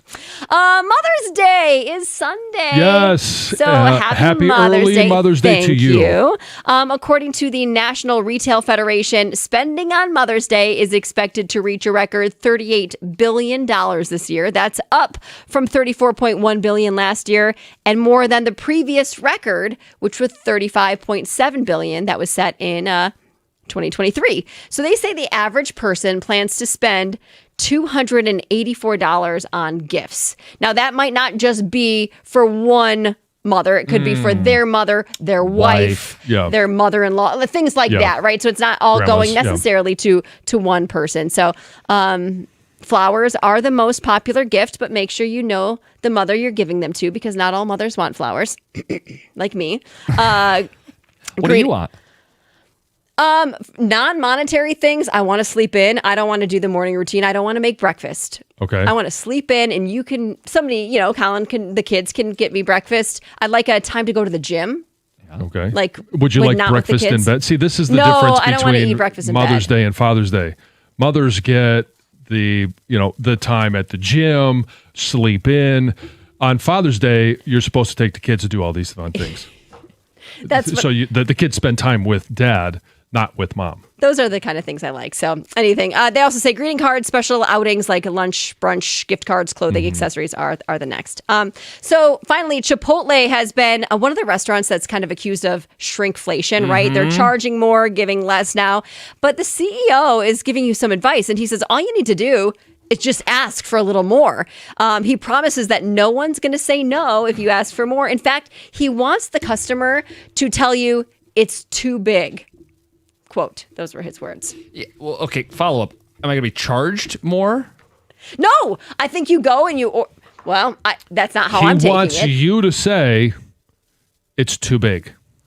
Yes. So if you order, you know what? I've never actually eaten at Chipotle, which is, I know, crazy. But if you order whatever, they have a burrito, I don't know, or a bowl. A bowl, yeah. And there's not as much. So if I say, give me another scoop. Yeah. They're not going to charge for that anymore? They should say yes. All right. Here you go. What the boss says. I'll just play the video in line if they start. Just hand this giving me a hard article. time. Heather said, the CEO said I was listening. this. Yeah. Uh-huh. She told me. Cookie jars next, 97.1. Oh, hey, you guys. If your hair is starting to thin, doing nothing is probably the worst move you can make, because the sooner you do something about it, the more options you have. At Michigan Hair Restoration, the advancements in non-surgical natural solutions are incredible. Guys are seeing real growth and getting their confidence back without having to jump straight into surgery. But here's the catch. The longer you wait, the fewer options you have.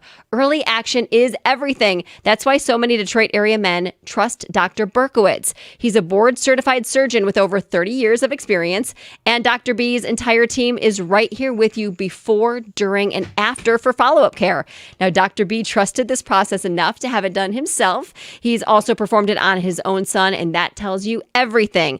So if you do need a transplant, you can actually get $1,000 off any hair transplant package, therapeutic or surgical, when you mention 97.1. And just a heads up, consultation slots are limited, and once they fill, there is a wait list, so don't overthink it. Go to MichiganHairRestoration.com and book your consult with Dr. B, because when your hair grows back, so does your confidence.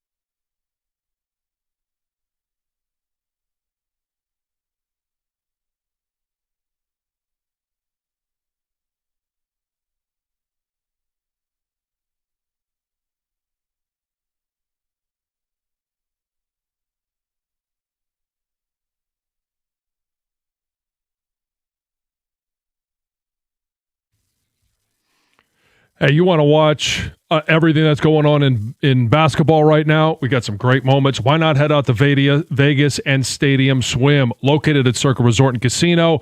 Catch all the biggest games at a viewing experience built for sports fans. You can chill in one of their 6 pools on 3 different levels for a perfect view of their massive 40-foot tall high-definition screen, located at Circle Resort and Casino in downtown Las Vegas, and it's right there on Fremont Street.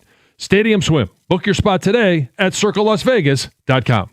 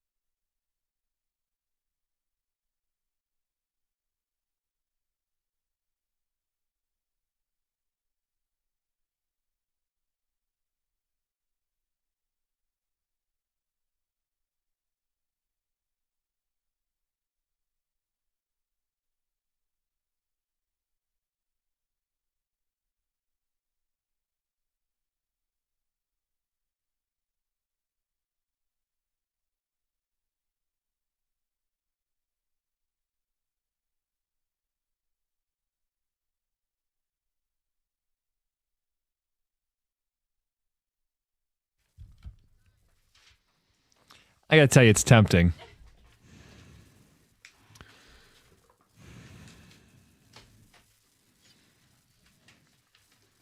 You don't need to do it. It's right there, though. I know you've been threatening with it all morning, but I mean, no.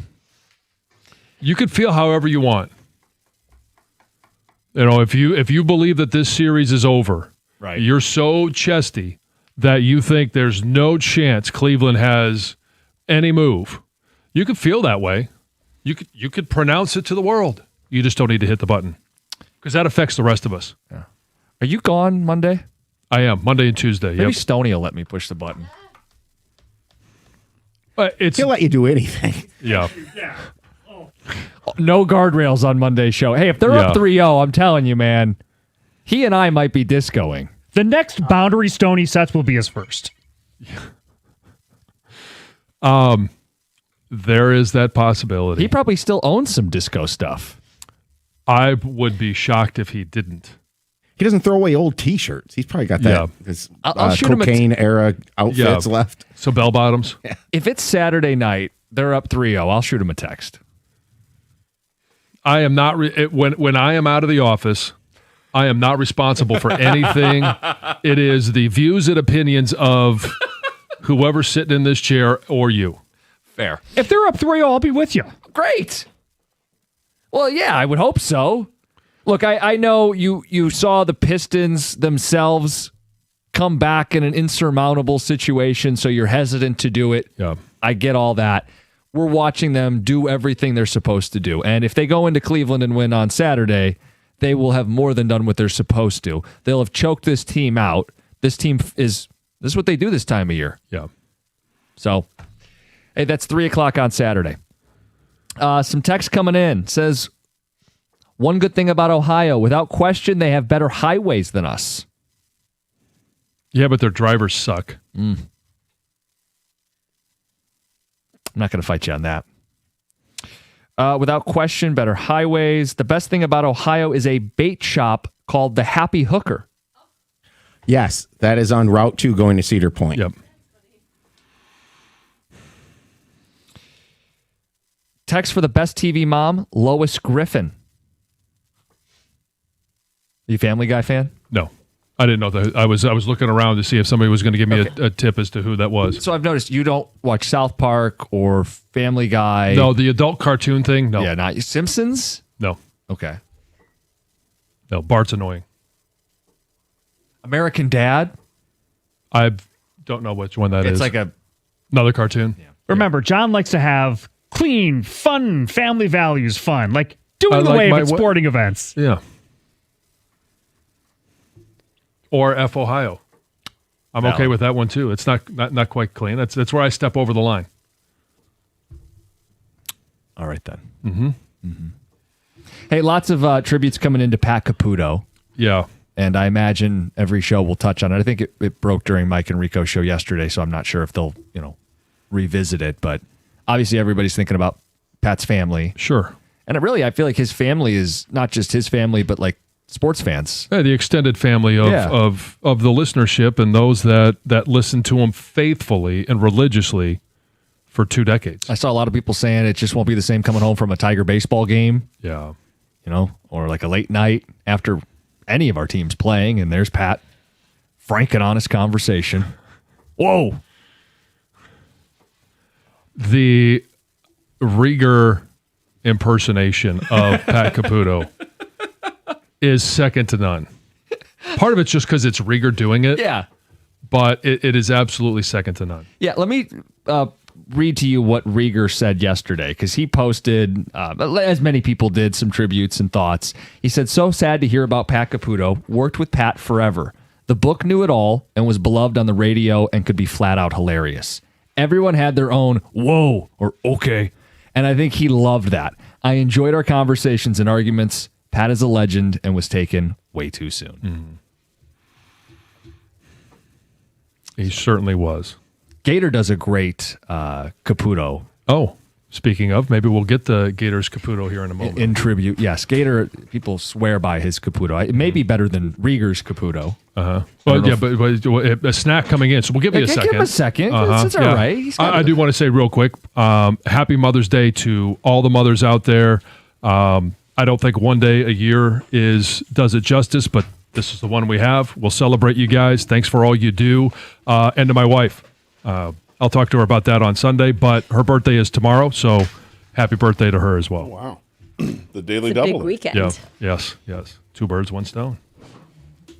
That's is it a blessing or a curse? Is It's there more pressure a on you? blessing because we always go on a trip, and so that's the gift.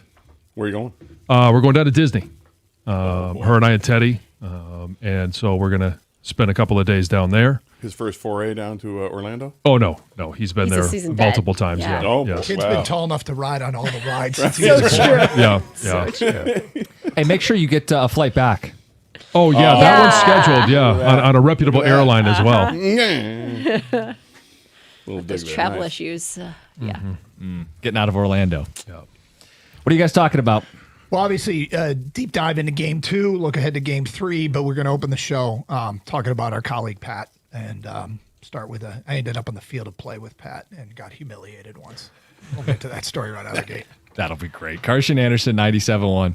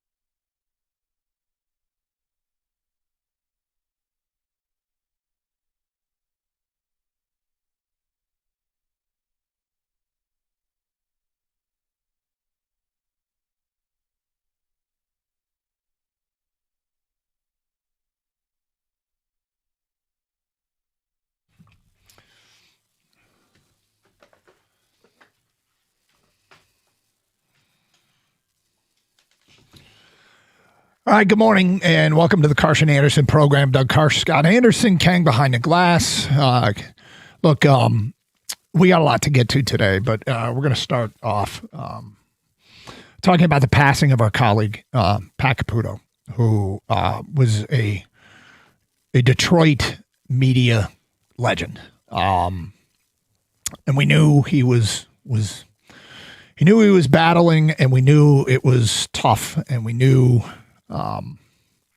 there's been a lot of silence lately, and obviously the news yesterday sadly felt like it was inevitable, and we just figured today we'd open with talking a little bit about Pat. And I think Pat managed to thread the needle of being abrasive, gruff, and graceful.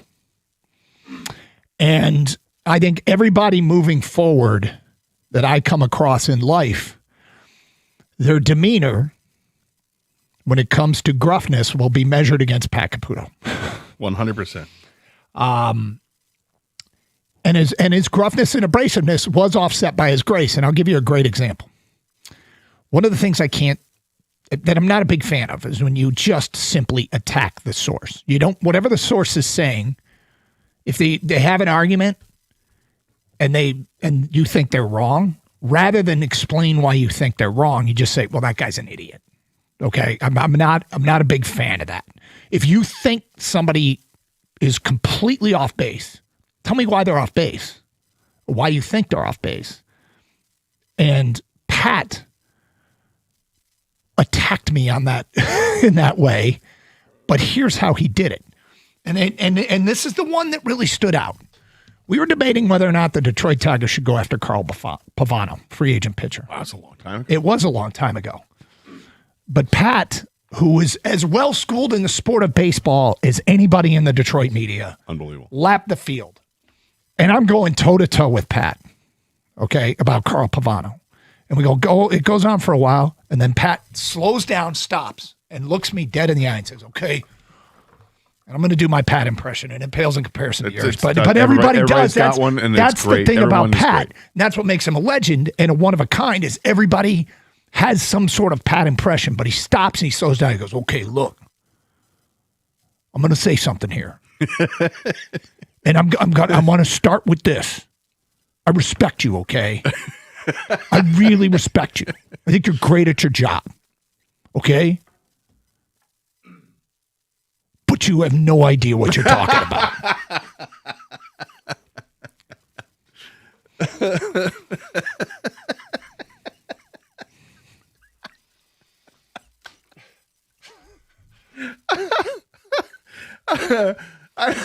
Okay, so here's the follow-up, though. It got embarrassing the next day. In that moment, like I didn't like being attacked as a source, like you don't know what you're talking about. But here's how it got embarrassing, and here's the grace. The next day, or shortly thereafter, might not have been the next day, but he comes up to me and he goes, hey, I want to tell you something. Again, here we go. Yeah. I really meant what I said. I really, really do respect you. And I could tell he kind of felt bad, but that was just his way. And he was like, and it got to the point where he was emphasizing how much he respected me. I got embarrassed. And he managed to get away with doing the one thing I couldn't stand. And that's it's Carl Pavano. And I'll never forget him staring me dead in the eye, slowing everything down. Like, I want everybody to hear what I'm saying. You have no idea what you're talking about. Pat was, I wish I've got a good memory for a lot of things. The one thing I don't have a great memory for is who I did my first show with. I don't have a great memory of that. I suspect it was probably with Pat Caputo, because early in my career, I had the chance to, of the on-air career anyway, I had a chance to work a lot of weekends, a lot of post-game shows, and it was like a rite of passage for people that came into this radio station, whether it was back in the AM 1270 days or now the 97.1 ticket days. It was a rite of passage for the new guys to come in that you're going to have to work with Pat. And working with Pat was, if you could say the term acquired taste, and something that you look back fondly on, this is exactly what it was. Like when you're in it, you're frustrated, you're concerned, you're a little disheveled because Pat was such a presence. He was loud, he was brash, he was gruff, he was brilliant in his own way, and it was like, kind of a little bit of marking his own territory. Yeah. But also, it was marking his own territory in like a circle, but eventually he was going to let you into that circle. And once you got through that, if you could bust through that, then it was awesome. And that's how it was with me. We went at it one time about, he called me out. He was listening to me doing a post-game show, and then we had to do a weekend show together. And this is for the Tigers, probably in 2001, 2002, somewhere in that era. And I was talking about one player who was, hopefully was going to reach free agency. And Pat had called me out because I didn't understand the arbitration rules at the time. Mm-hmm. I didn't fully understand them, but what I didn't do was take it into account about arbitration. I'm like, oh, yeah, I forgot. I should have said, oh, he also has another year of arbitration. And Pat wouldn't let me forget about it. And he was hounding me on it. And initially, I thought it was mean-spirited. And it was something he would bring up constantly over like the next month and a half of us doing shows. It was like, but, Gator, don't forget about the arbitration, okay, and stuff, okay? Maybe forget that they have a couple years of arbitration. Teams got control and stuff, okay? You forgot about that. It's okay. Not holding it against you, buddy. It's okay. But then after a while, it just became like a running joke, and he wanted to have that running joke, which was great. And, you have to let your own guard down, too, to welcome Pat into your life. And once you do, it was great, because then he could appreciate who and what he was, which was his brilliant mind, an encyclopedic mind. Obviously, he had the nickname The Book, and for excellent reasons. And, you and I would joke. Like, you and I would call each other occasionally. I'd be driving down to a baseball game and listen to Caputo, and I'd be like, you're not going to believe what Caputo's just said. You're like, what? I'm like, he was just going through the 1971 400-meter freestyle relay team of Indiana University. It was starting with Mark Spitz and then going on and mentioning the other three guys on the 400 free relay team. I mean, that's Caputo. He knew everything about everything. And even if he didn't, he had the confidence that she's like, okay, I'm cool with it. I'll ride with it. You're awesome.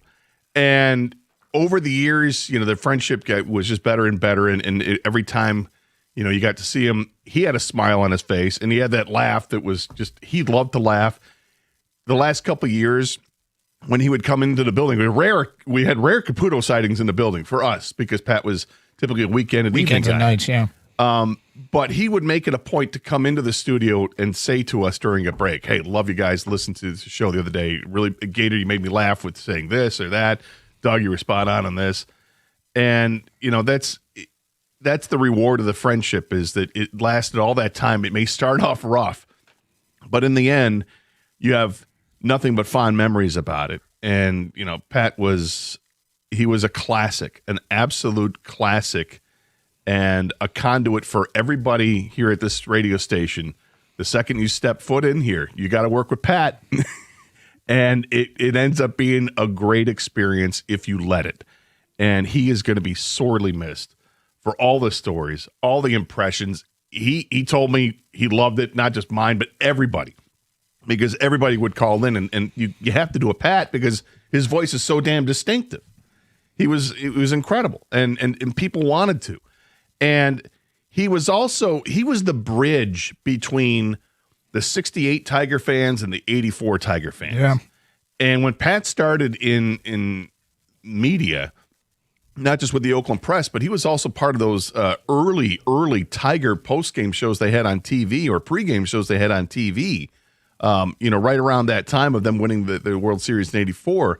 So he had all that knowledge. He had that reputation, and it was solid. And the relationship he had with the listeners is extraordinary.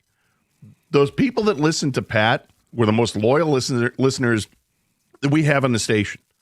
They loved Pat. We all love Pat, but the people that listened every weekend truly loved Pat, and there wasn't anybody here that would rather work any shift other than Pat Caputo. You could tell Pat, hey, Pat, I need you to work 12 hours straight on Saturday, in the middle of January. Is that cool? Honestly, can you do that? He's, yeah. That's not a problem. It might be a little thin. Might have a little soliloquy here and there, but, okay, I'll do it. And he loved giving you little trivial nuggets, too. I remember doing a show with him, and he's like, because he knew I liked music, he's like, hey, Gator, you know the song Hello Walls? And I'm like, what, from like the 60s? Like Hello Walls? And like I remember seeing it like on an infomercial on TV. He's like, yeah, you know who wrote that song? I'm like, I have no idea, Pat. Willie Nelson. I'm like, well, that's a Willie Nelson song? Well, he didn't sing it, but he wrote it. Theron Young is the one who sang it and made it popular. I'm like, who the hell is Theron Young, and why do you know this? And why do you know that Willie Nelson wrote it? Because Caputo. Yep. We're going to have stories throughout the day. Yeah, I don't think we relegate this to 10 minutes. I mean, no, we're gonna, yeah, we're gonna talk some Pistons. We'll probably circle back to Pat kind of at the top every hour because there's more stories to tell. Kang, I want to get your thoughts, and there's just a lot to say about our good friend and colleague Pat Caputo. So we will circle back to that. Scott, the Pistons have won 5 in a row in the postseason. Oh, have they? Yep, up 2-0 on Cleveland. We will get to that today at 10:20. Phone calls and feedback as well. We'll have the best of what was said in the postgame from the coaches, and there's something interesting said from Cleveland's coach. We will get to all that as the show continues. It's Carson Anderson on 97.1. The decision of who to call after an injury is huge. Look, I know the Bernstein family personally. They don't just ask for respect from insurance companies. They demand it. They've been winning for over 50 years. If you want respect, call Sam.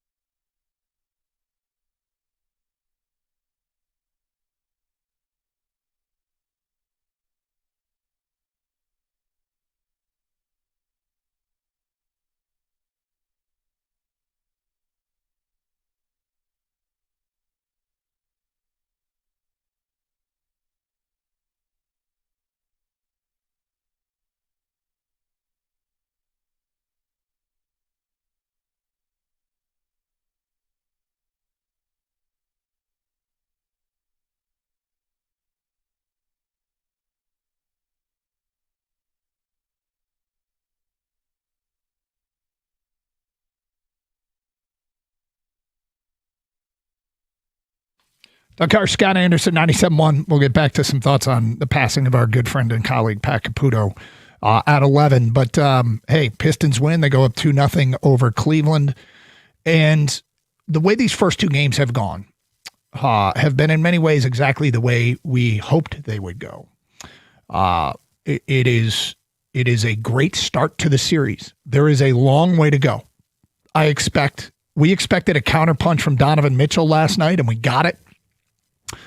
I'm not sure the Cleveland team that showed up in Detroit that played games 1 and 2 will not win this series. They won't. That Cleveland team, that version of the Cavs will not win this series. What we'll likely find out in game 3 is what is the best the Cavs have. And that is tomorrow. I fully expect, okay, the way we said yesterday, we fully expect a big game from Donovan Mitchell. Scott, I fully expect a Cleveland onslaught at home right out of the gate. Because, they're doing the must-win thing in Cleveland today. And, anything a team has, any sort of resilience or professionalism or manhood or this is the biggest challenge for them now. And we've been in these situations, right? The Pistons have been in these situations. But, Scott, I fully expect, and I've jumped ahead to tomorrow already, but I guess I'm setting that up as a backdrop. Do you have anything short to add before we get into last night? No, because it'll all be about tomorrow. So okay. let's hash out what we saw and what we observed and how we feel about them after last night. When Mobley dunked the basketball to give Cleveland a 2-point lead with 10 minutes to go, the Pistons called a timeout, and they proceeded to go on a 10-2 run, which included block shots, made threes, and it didn't put Cleveland away because they didn't exactly go away. They kept hanging on and staying alive, just barely. But I thought that was the basketball game. And I don't think the Pistons that entered the playoffs, I'm not sure they answer that. This team has gotten so used to playing under pressure. The momentum, if it were a Detroit team that roared all the way back and took a lead like the Pistons did in, was it game 3 or game 4 in Orlando when they got down 17 in the second half and came all the way back and took the lead? And then Orlando, the Bain banked 3, I believe, was in that game. It was game 3 or game 4. Remember that? Orlando ended up winning. Yep. Detroit did that. And I'm not sure they were able to, when they entered the playoffs, we didn't know if they could do that. And they answered the bell in that moment. They did. I actually thought last night also was a way when Cleveland was trying to battle back, then they did battle back, and then they took the lead, and then the Pistons just slapped them back down. I thought it was the exact same thing that you were thinking. That it was just like that Orlando series. What Orlando did to Detroit in the first couple of games, the Pistons would get down by a lot, battle back, tie things up, or get close to tying it up, but they couldn't just keep walking up the ladder because Orlando would step on their hands and down they would slide. The Orlando series is such a blessing for the Pistons because it gave them the experience and the knowledge of what it's like to have to battle in the playoffs like this, do or die situations. And it's a reminder every game is important in the playoffs, obviously, and that you have to, gather your wits and figure things out and, calm down and go for it. And it's what happened. And they were able to withstand Orlando, despite being down 3-1, came back and won that. The epic game 6 with it down 24 to win it. And the same thing has kind of happened in this series with Cleveland. Cleveland in the game 1, if they thought that Cleveland was panicking a little bit, then they start to make a comeback. And the Pistons just withstand it and like, okay, boom, and then they'd go after it. And same thing happened last night. Afterwards, I went in the room and I was talking with Isaiah Stewart, and I said, Is defense kind of like your baseline? It's your security blanket. Did you guys know that if things aren't going well, that you can always kind of rally around defense to get you through? And he's like, absolutely. We totally, pick up on the defensive effort. We know what the roles are, and we really relish being a really good defensive team. And that's what happened. The offense is going to come back, and you'll be fine. And then it's fourth quarter, and it's Cade Cunningham time. I was sitting next to Two Cuts Shabath at the game last night, and I said, we're getting to the fourth quarter. I'm like, well, it's time for Cade to shine because he hasn't done much in this game. He had 10 assists going into the fourth quarter, but I think he had like 14 points going into the fourth quarter. Really, probably less than that, maybe 13 points. Because I think he had 12 in the fourth quarter. He ends up with 25 in the game. And that's what he did. He started turning it on. Knocked down 3-point shots if he had to, knocked down the free throws when necessary, and took the ball to the rack when he had to, played great defense. Everybody knows it's coming, and he couldn't stop it. And the same thing should be happening with Cleveland. Everybody knows it's coming with Donovan Mitchell. But it's okay. They're able to withstand it. And, Mitchell had a pretty good game last night with 31 points, and he shot well enough from the field. But he's a one-man show right now. The Pistons have neutered the Cavs to the first two games. Will that change tomorrow? Well, we can talk about that. But as far as the game from last night is concerned, so many players stepped up, and this is Pistons basketball. This is the epitome of team basketball. Is Tobias going to continue to be number 2? Yep. Chalk up another 20-point game for Tobias. Wow. Is Danis Jenkins going to be the guy we saw in the last 6 weeks of the season? Yep. Danis Jenkins, 14 points off the bench, 6 rebounds. Talk about growth. Yeah, and another massive offensive rebound that he had in the game last night. He had 2 of them, but one of them was just massive. Going up again among the trees, grabbing that ball, taking it back to the outside, getting some extra time off the clock and finding open guys. I mean, he's been a revelation for this team at the end of the season, and he struggled to start Orlando, but now he's really good for this team. And then you have everybody else. Somebody will flare up. We're still waiting for Jalen Duren's full offensive capabilities to come into play, but here's another double-digit rebounding game for Jalen Duren, and he's playing amazing defense for this team. Cleveland's afraid to go inside. Like those bigs that they have, Mobley and Allen. Okay, whatever you got, I don't care. I mean, Allen had some points last night, but I didn't feel like I was even concerned. Like, we look at the score sheet, he had 22. Huh, that's a quiet 22. That's quiet when you lose. And the Pistons just putting them in their place. All right, 248-539-9797. Through 2 games, your thoughts. How chesty are you, Detroit? Do you have, just like we did after game 1, what did you like the most in game 2, and what are your concerns heading into game 3? Love to talk to you on this Friday as the Pistons have taken a 2-0 lead. Straight ahead, a couple things from the box score that I absolutely love. A couple things that stood out, including an unsung hero. We'll get to that coming up today at 10:35. It's Carson Anderson here on 97.1.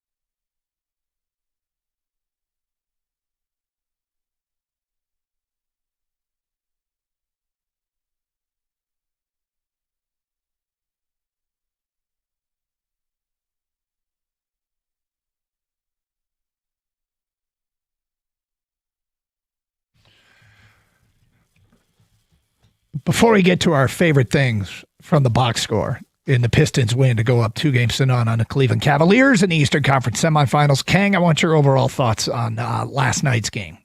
Super impressed with the Pistons. Ever since trailing 3-1, they've dealt with adversity. Clearly, when you're down 3-1, every game's an elimination game. They pull out that series.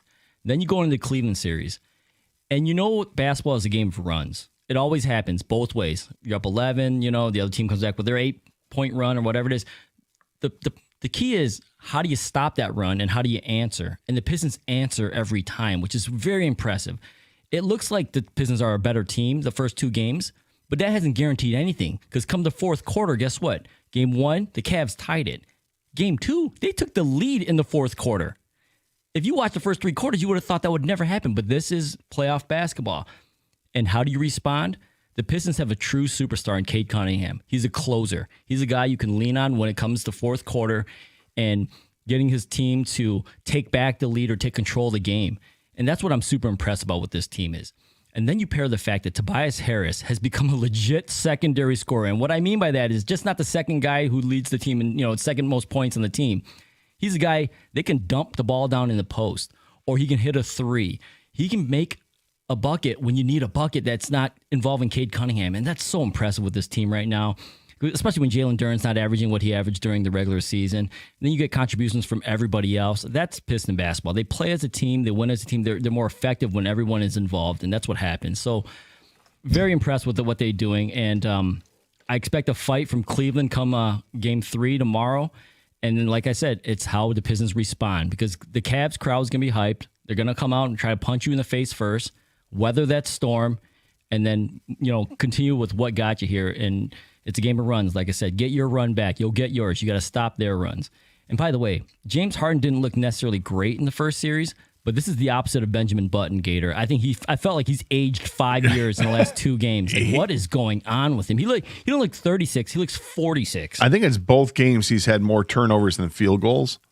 And I saw a stat on ESPN that it's the 30th time that he's done that in the playoffs, where he's had more turnovers than field goals. So it's not new for him to turn the ball over in a playoff game. But he looks definitely a step slower. He can't defend. Well, when the Pistons he could never defend, but the problem, he can't even move offensively now. Yeah, I guess I was just stunned, because the Pistons had a couple of opportunities last night where they were able to isolate offensively their player against Harden, and when they did, my God, it was stealing candy from a baby. It's chopped liver. You salivating. Just walking around him, going baseline, and I think it was Asar just dribbled right around him, dunked it from the baseline. That's. Harden he can still shoot.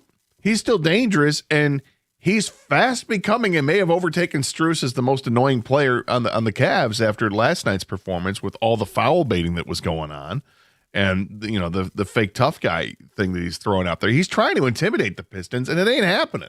They're laughing at him.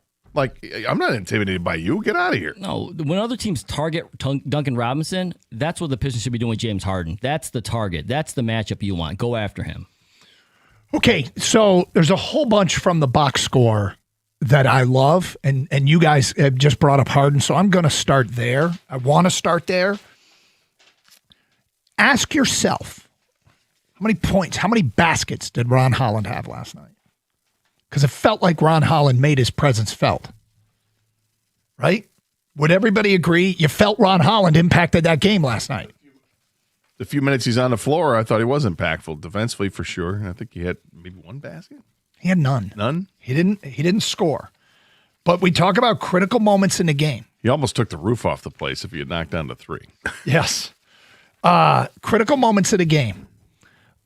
Pistons are up 7 midway through the second quarter. And remember that little push that Asar Thompson gave James Harden, where James Harden flew? Well, yeah, he took off. Yeah, I think that actually may perhaps have been a foul. Oh, did Harden sell it? But it worked. Asar gets his 3rd foul. Okay, so Ron Holland comes in and immediately draws James Harden. That's his defensive assignment. Here's what James Harden did the rest of the half with Asar Thompson on the bench. Okay. James Harden, bad pass, turnover. James Harden, missed driving layup. James Harden makes 2 free throws. James Harden, lost ball, turnover. This is many of these possessions with Ron Holland covering James Harden. James Harden, made free throw. James Harden, missed 10-foot driving floating shot. James Harden, missed 3-point pull-up. James Harden, miss 3-point pull-up. James Harden, make 11-foot fadeaway shot. That's the rest of his half. With many of these possessions, Ron Holland drawing the defensive assignment. They clearly said, okay, Asar's out. James Harden, go to work. And Ron Holland forced turnovers, forced missed shots, held his own. He had 1 made field goal the rest of the half, halfway through the second quarter to the rest of the half. That is a great job by Ron Holland on the defensive end. Oh, he is great defensively, and I think that's why Piston fans and myself included were wondering where he was in the Orlando series. And then quietly I'll shut up because they end up winning the Orlando series, but glad to see that he's inserted in this series because they need him. This is a guard-led team. You know, that backcourt that Cleveland has potential to be very potent.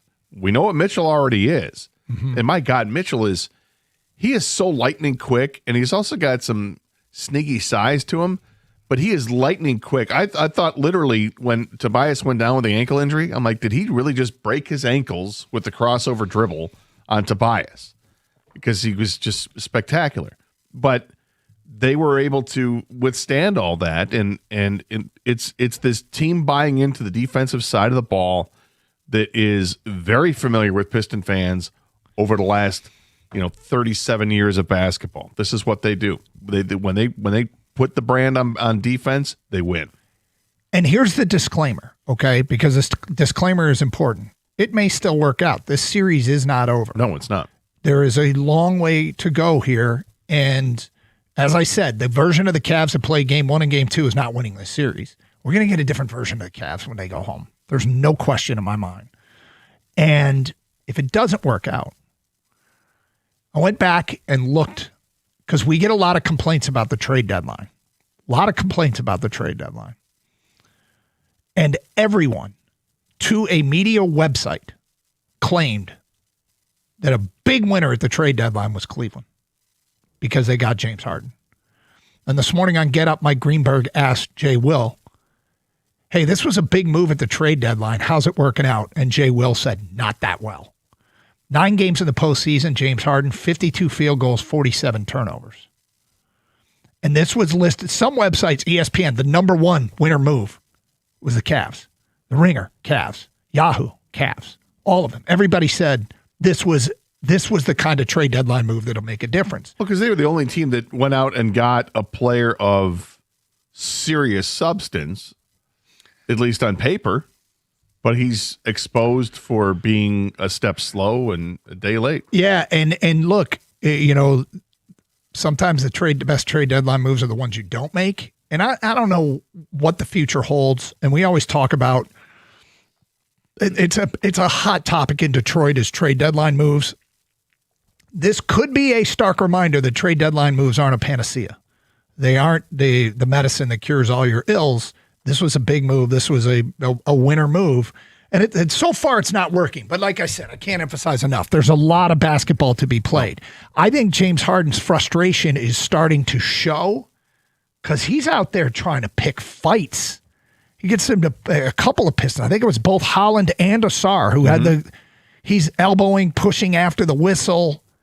Like, I think that's a very overt sign of his frustrations. Oh, he's definitely frustrated, but I think he's also a KG Wiley veteran that knows that he's got to do something to try to get under the skin of his opponents, and the Pistons aren't falling for it. Maybe they'll yap back at him, but they just still, deep down, they're still great defensive players. Like, okay, what are you yelling at me for? I'm still going to play great defense against you.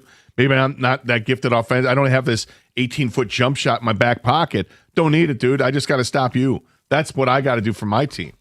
And when you talk about the trade deadline, how different would this Piston team look if they didn't have Tobias Harris and Asar Thompson? Because that's probably what it would have taken to acquire one of these other players along with first-round draft picks. Do you want to see what that Piston team looks like? You know what? There's no question that people were very casually casting aside Tobias at the trade deadline.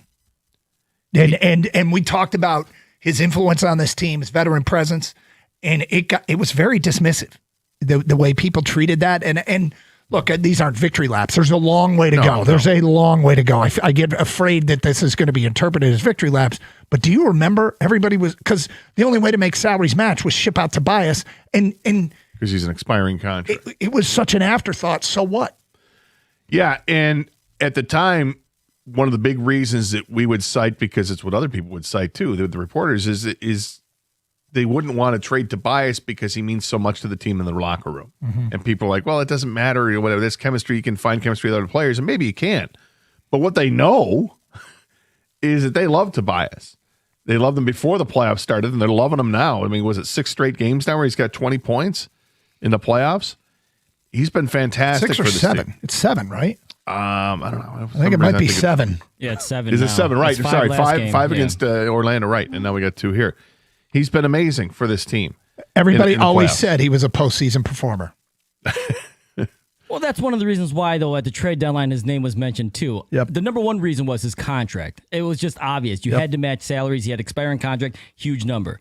Number 2 was you're going to trade, in theory, someone better than Tobias Harris. You're getting someone in return that's better than Tobias Harris, especially in the playoffs. And that was the thought behind that process of hey, Tobias has got to go. I don't think anyone really wanted to trade him. But everything just made too much sense when you put it into the trade machine, right? And with the salary cap and things like that, he was the name guy. that had to go, he right? had to go. If he made like $8 million a year, he wouldn't even be mentioned in those. He'd be the throw-in, if anything, but he wouldn't even be mentioned. But he doesn't. He makes a lot more. This version of Tobias is hard to beat. Oh, this one, yeah. This one. In hindsight, you see what he's doing, then you'll be like, no, I don't want to trade him. 7 straight games to over 20. Yeah, some of the best trades you made and the ones that you didn't make. All right, so we got more to get to, including something else from the box score that we ran out of time to touch on. But it was, it's Detroit's ace in the hole, and it was on display last night. We'll get to that today at 10:50. Have more Pat stories at 11, as we'll touch on it throughout the day. It is Carson Anderson here on 97.1. Looking to upgrade your outdoor space? Well, Builders First Source has you covered. With 4 Metro Detroit locations, they specialize in top-quality composite decking with brands that you trust like Trex, TimberTech, and AZEK. So whether you're a DIY enthusiast or you need a certified installer, their expert team will help you build the perfect deck that stands the test of time. Visit one of their locations today in Lapeer, Auburn Hills, Clinton Township, or Shelby Township, and discover why Builders First Source is your go-to for decking. Quality, service, and unbeatable value, that's the Builders First Source promise. Search buildersfirstsource.com.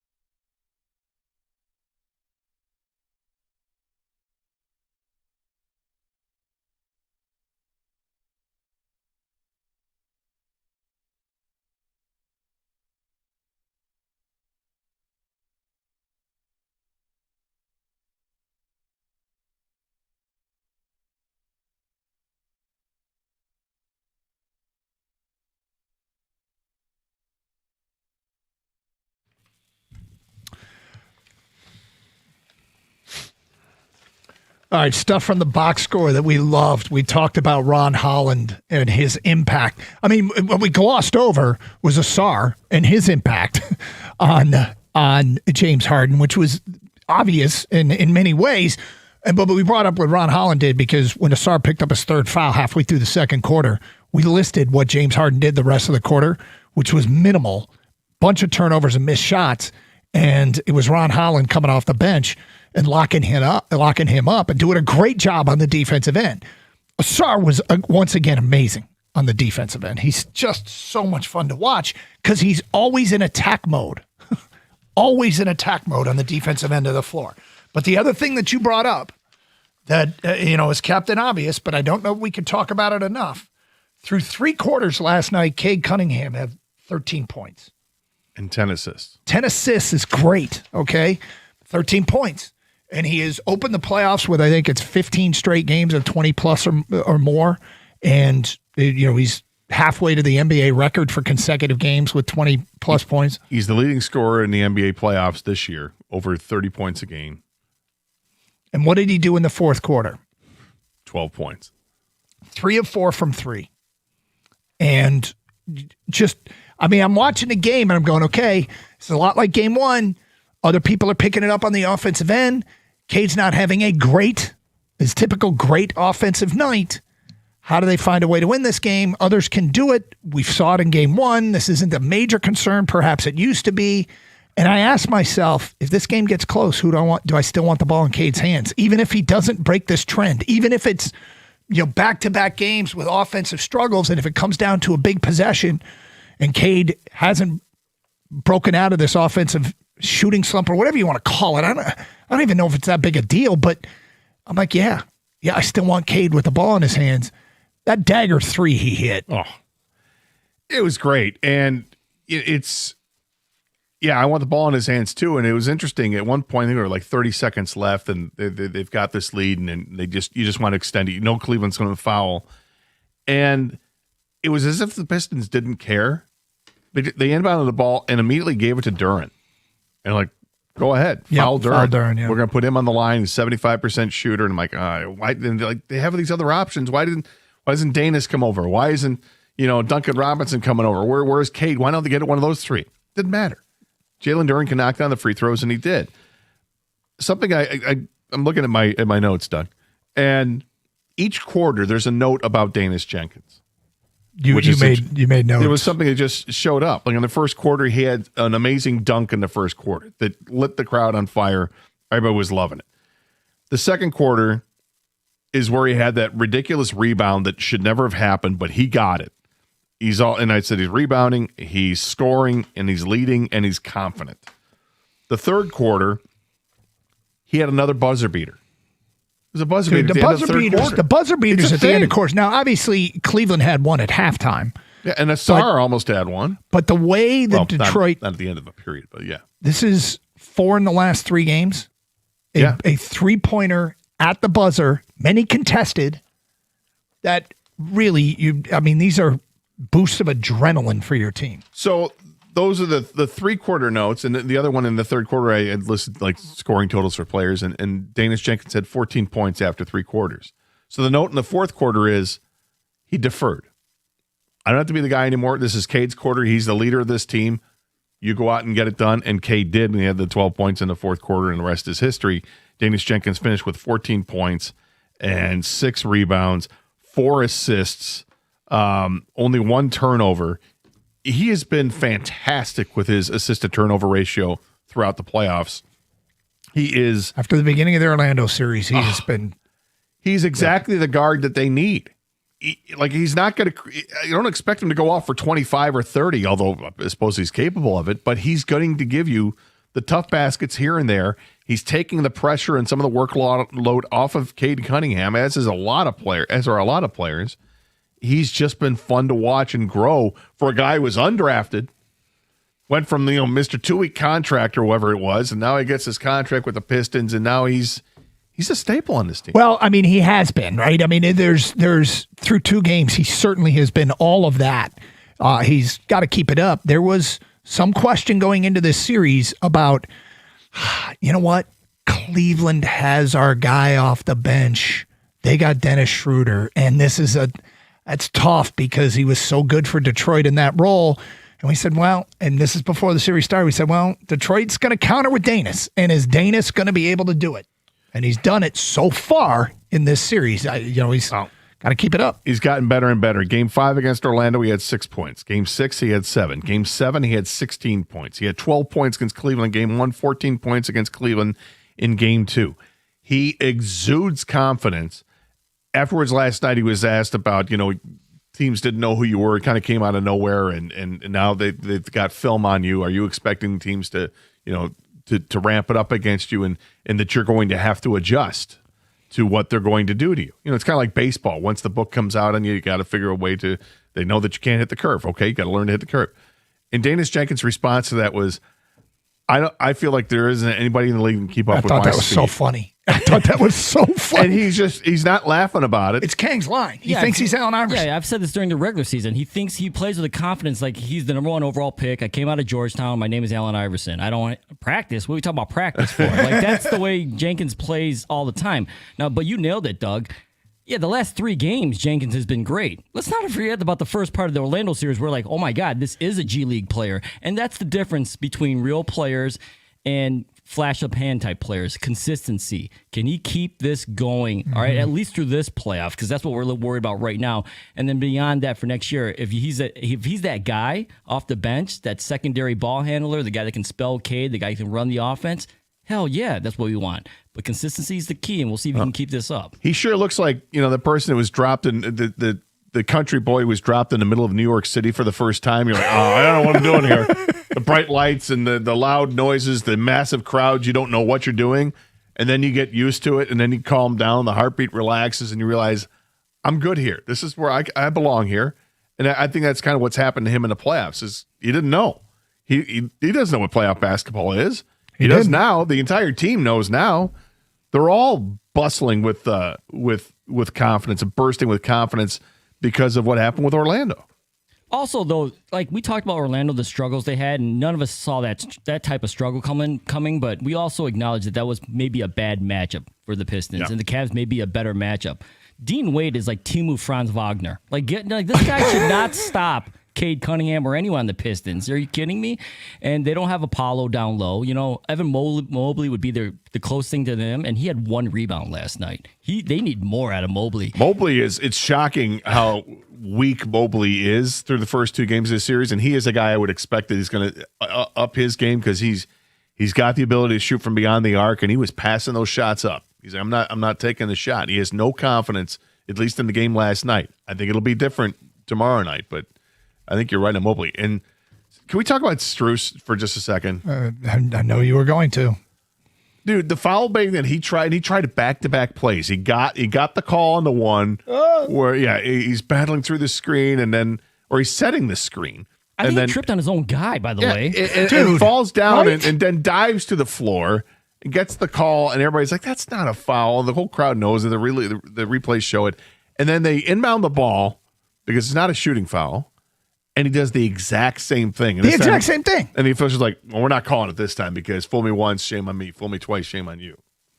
That's where the whistle needs to blow, and they need to hit him with a tack. Yes. Of course, if that happened, Oklahoma City would be in real trouble. Oh, here we go. Doug's continuing crusade against SGA. Oh, it's that whole team. And the Lakers, the more I watch watch Pistons Orlando, watch Pistons Cavs, and I'm like, dude, I hate Oklahoma City. And at some point, I wonder if the Pistons will ever play them in the postseason. We know what that would mean, and that'd be great. We'll get back to some memories of Pat next, 97.1.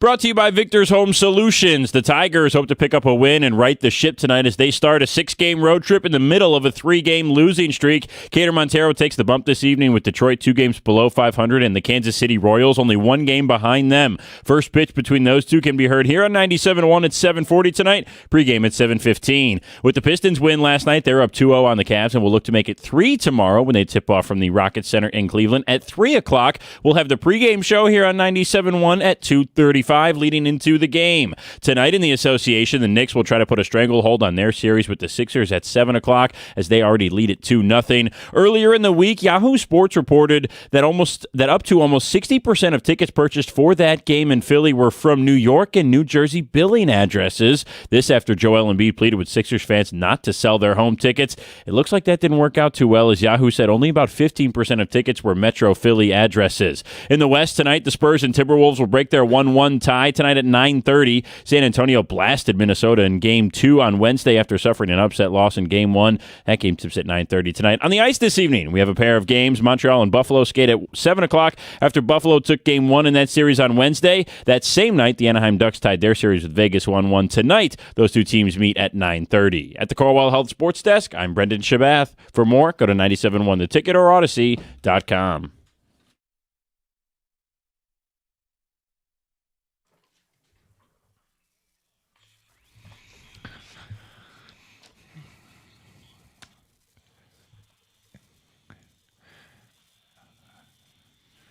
We'll get back to the Pistons coming up.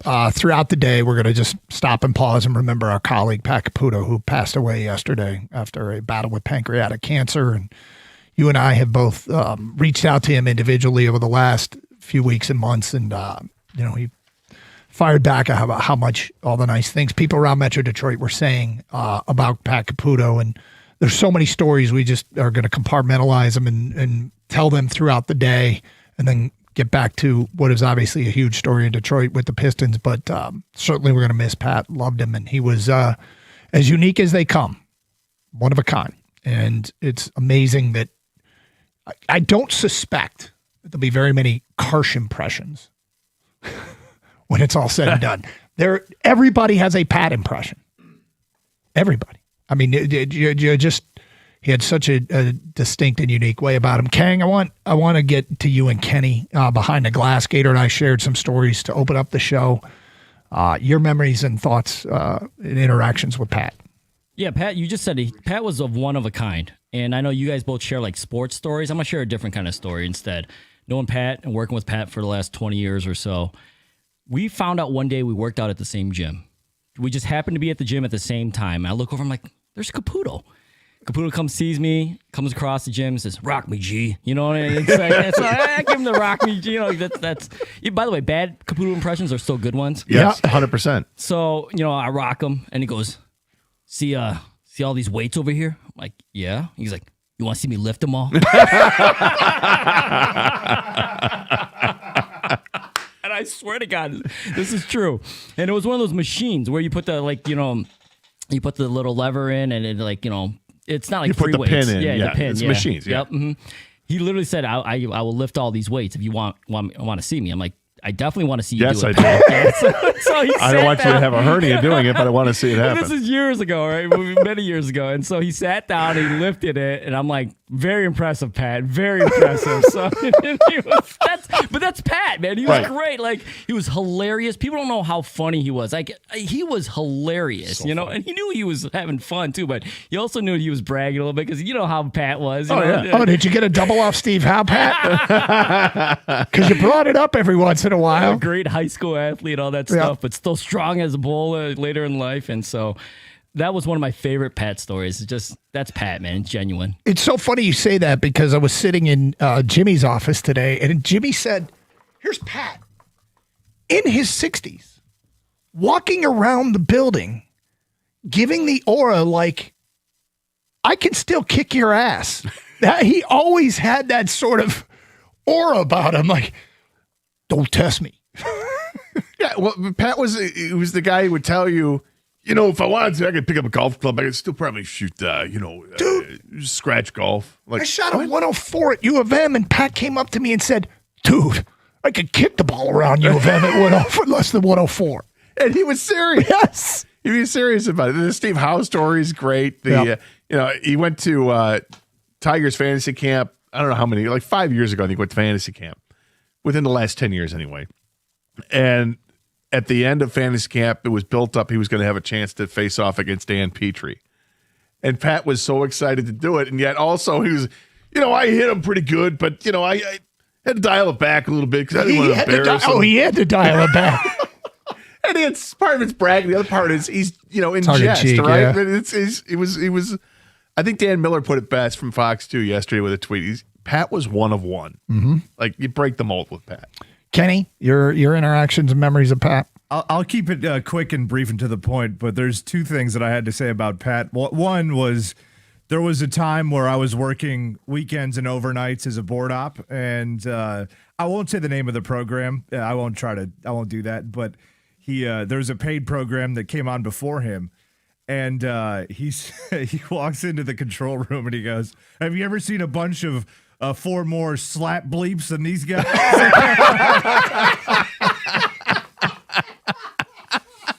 It was my and it took everybody in the room off guard. It was me, it was another producer, and it was Roberto back here, and we all just fell out of our chairs.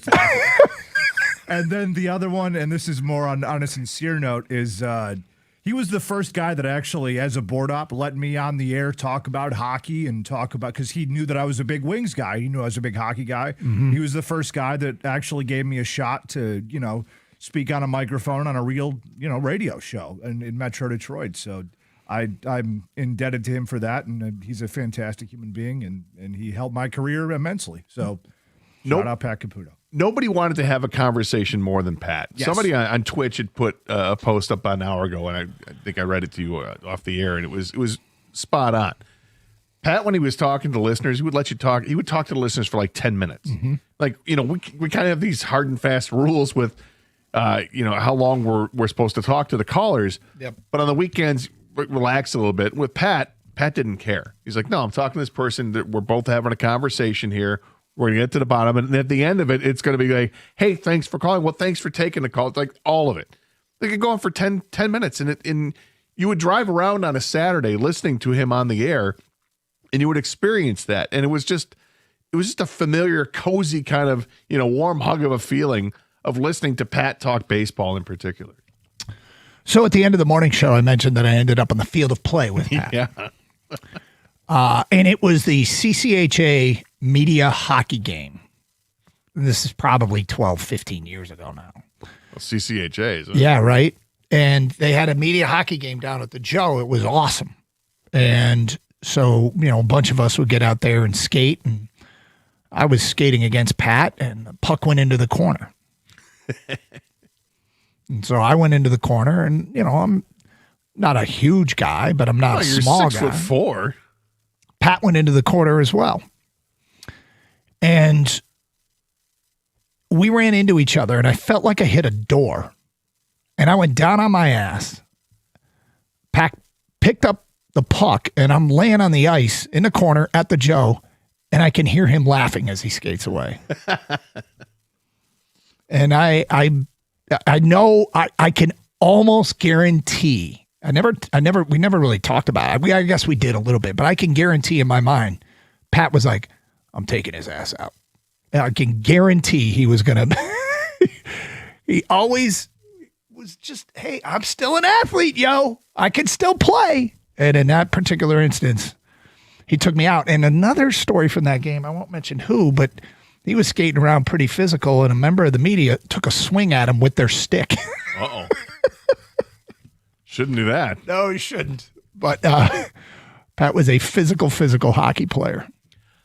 And he could lift all those weights over there. He could. You want to see him lift these weights? He showed me, man. I saw it, dude. It's a stack. I still do stack. 255 pounds. Stack. I think Pat had a better relationship with the board ops than he did the rest of the hosts at the station. I might be Because he true. spent so much time with the guys on the weekends, and you never knew who was in one week to the next. And he loved talking with you guys. Loved talking to everybody. He just loved to talk. Yeah. Well, we'll continue to share Pat memories throughout the day. And certainly Metro Detroit. He left his impression. There's no doubt about it. All right, so back to the Pistons. 248-539-9797. Another big win last night. We'll get into what we expect in Game 3. We've touched on it a little bit already, but there's something that the morning show brought up about what this team is doing in this city. And I got a lot of people giving their opinions on it. I want to get to that today at 11:16 because it's not insignificant. It's Pistons and Cavs, Game 3 coming up tomorrow. Pistons lead it 2-0 after last night. They fended off another furious Cleveland rally and held on to take this 2-0 commanding lead in the series. Huge game tomorrow. It's Carson Anderson, 97.1. We've all seen it lately. Local companies being bought out by big private equity firms from out of state, and suddenly you're just a number on a spreadsheet. Well, when it comes to your home, you deserve better than that. You deserve Shainer Roofing Windows and Siding. Shainer is truly family-owned, and they've been serving Michigan homeowners for over 30 years. When they say that they treat you like family, well, they mean it, because they actually are a family. They don't answer to distant investors. They answer to you. And what I love about them is their no-pressure promise. You're not going to get a high-stakes sales pitch. Instead, you'll get an honest assessment of what your roof, windows, and siding actually need. It's that integrity that's earned them a 4.9-star Google rating from thousands of your neighbors. Plus, you get total peace of mind with a lifetime transferable warranty that comes with every roof that they install. Don't settle for a corporate middleman. Trust the name Michigan has relied on for 3 decades and get your quote today from Shainer Roofing. Go to mymichiganroof.com. That's mymichiganroof.com.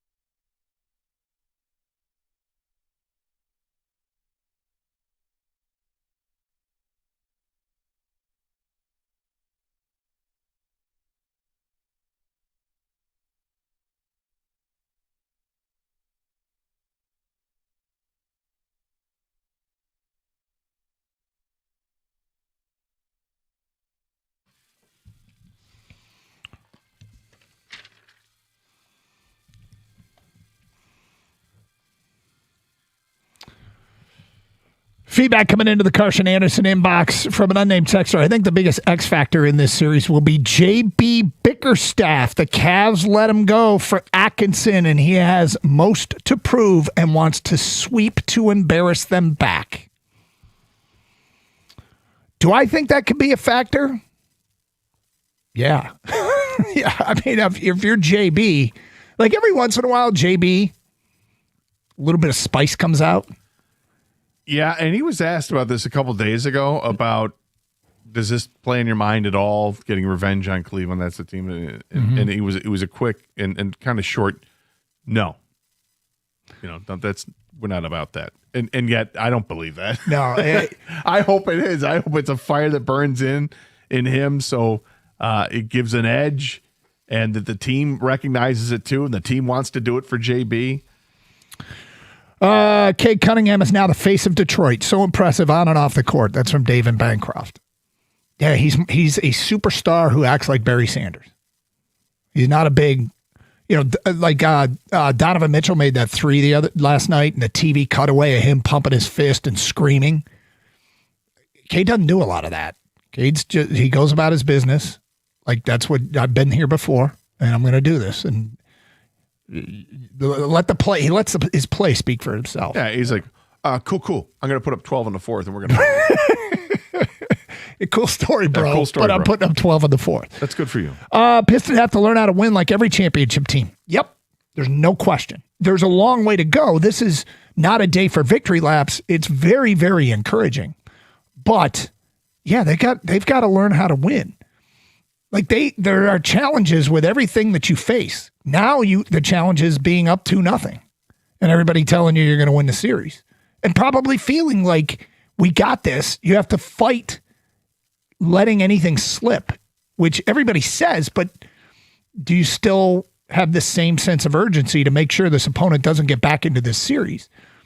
They've answered a bell of the pressure of having to win every game, being down 3-1. They've answered the bell in this series. In both the first two games, Cleveland has made massive comebacks. And in game one, they actually came all the way back from 18 down, tied the score, and had the ball. In this game, they actually took the lead. Both times, fourth quarter. Detroit responded both. I'm not sure they respond to both those instances if it weren't for the Orlando. Exactly. The Orlando series is the gift that keeps on giving. Yep. Cool, bro. You got the lead. We're going to win by 10. Again. My biggest concern going forward with the Pistons is having a healthy Cade. Otherwise, he's indispensable with the heavy load he's carrying. Can he continue to do it for 2 more series? Yeah, I worry about fatigue setting in. Well, he played 42 minutes last night. He had a little bit of a respite at the end of the season. Because of the collapsed lung. From a collapsed lung. But he's obviously fully recovered from that. I do think that, minutes are different than what he's being asked to do in those minutes. It's one thing if you're playing 42 minutes in a game and you're asked to bring the ball up the court every single time and be all every aspect of the game. You have to fulfill it, rebounding, assist, and scoring. What he's doing now is some of that burden is taken off of him because Tobias will bring it up, or Sarr will bring it up. Danish Jenkins brings it up. And I think that matters because it allows you to, maybe you're jogging up the court. You're not having to think with your mind so much like, okay, I got to get to this guy, or this guy. I'm going to go to a space, set up for a second. I'll get the ball eventually, but I don't have to be as active as I've been in the past. 248-539-9797. Jerry, you're on 97.1. Hello, Jerry. Hey, how you doing, guys? What's up? Everybody, all they got to do is win one game there in Cleveland, and they come home and seal it in 5. I mean, their defense is just amazing. I don't see any reason why they can't take one game down there and then come home and seal the deal. Well, you would have, yeah. I mean, we all know the math. Orlando had that same thought. Yeah, series change in a hurry, and teams get on rolls, and there is, this first game down there is just absolutely massive, and there's no. Right. It's going to be a different Cleveland team. I fully expect this to be a different Cleveland team. Can I add just one other thing about Pat Caputo? I don't know how much influence you guys have, but I would think it would be awesome if they renamed the studio, Jamie Samuelson, Pat Caputo studio. That would just be a really special thing for him, you know. I'm sure something appropriate will be done, but yeah, it's a sad day. How about a Rock Me G conference room? I like that. Right? Yeah, there's actually a Buddy's Food in the Rock Me G conference room. That email comes out.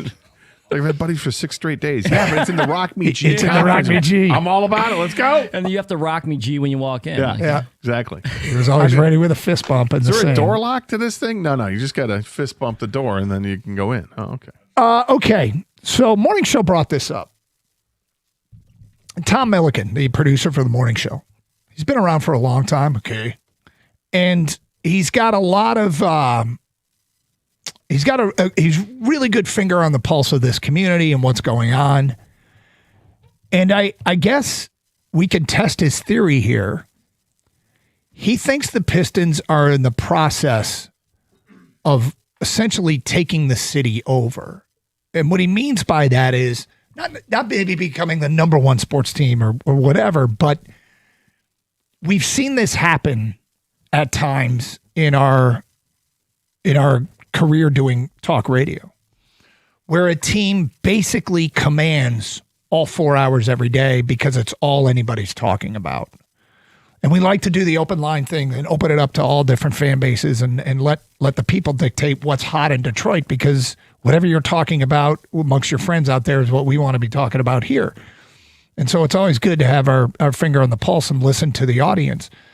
But if you think about times in our career, and I remember the 94-95 Wings, the first team that made it to the Stanley Cup Finals. And what stood out was being in a bar in Flint, and one of the games against New Jersey was being played, and that's all anybody was paying attention to. Like the conversation shut down, the bar had the volume pumped up.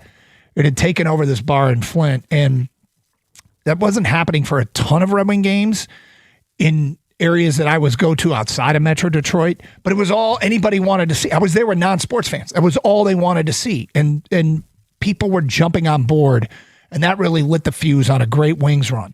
The Tiger team that went to the World Series and played St. Louis in 2006. It's like a sport goes from almost dead in a town to taking over.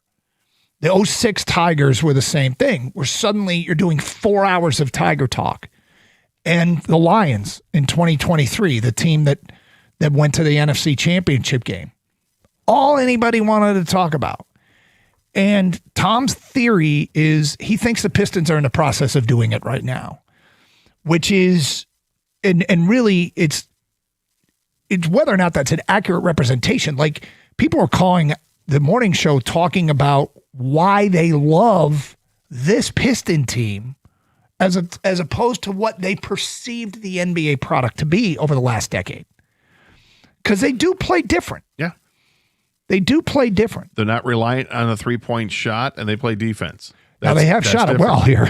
Well, they have, but it's not their go-to. No, it's not their go-to. 43 pointers in a game. I mean, they made 50% of them last night. How many did they take? Do you have the numbers in front of you by chance? I did. I think it was 14 out of 28, and it was 14 out of 28. Yeah, Boston shoots 50 in a game. Yeah. You're right. So you're right. Even on one of their best nights, and let's be clear, 14 out of 28 will suffice. That's their best night.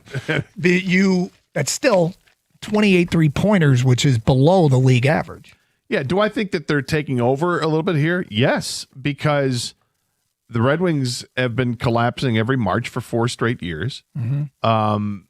And team fans are really kind of fed up on the last legs with this team right now. The Tigers are off to a very blah start, and there's all these injuries, and it's not a very entertaining brand of baseball right now, and they're currently in a slump hitting the ball, and who knows who's pitching from one day to the next. I get it. Lions are out of season right now. We had the draft a couple of weeks ago, but it's not all that exciting to draft an offensive lineman, right, in the first round. But I suspect things will change when we get into later in the summer and training camp starts, and as the Tigers get their feet back underneath them and they get the pitchers back. But right now, it's all about the Pistons because they are in a playoff push here. Second round of the playoffs.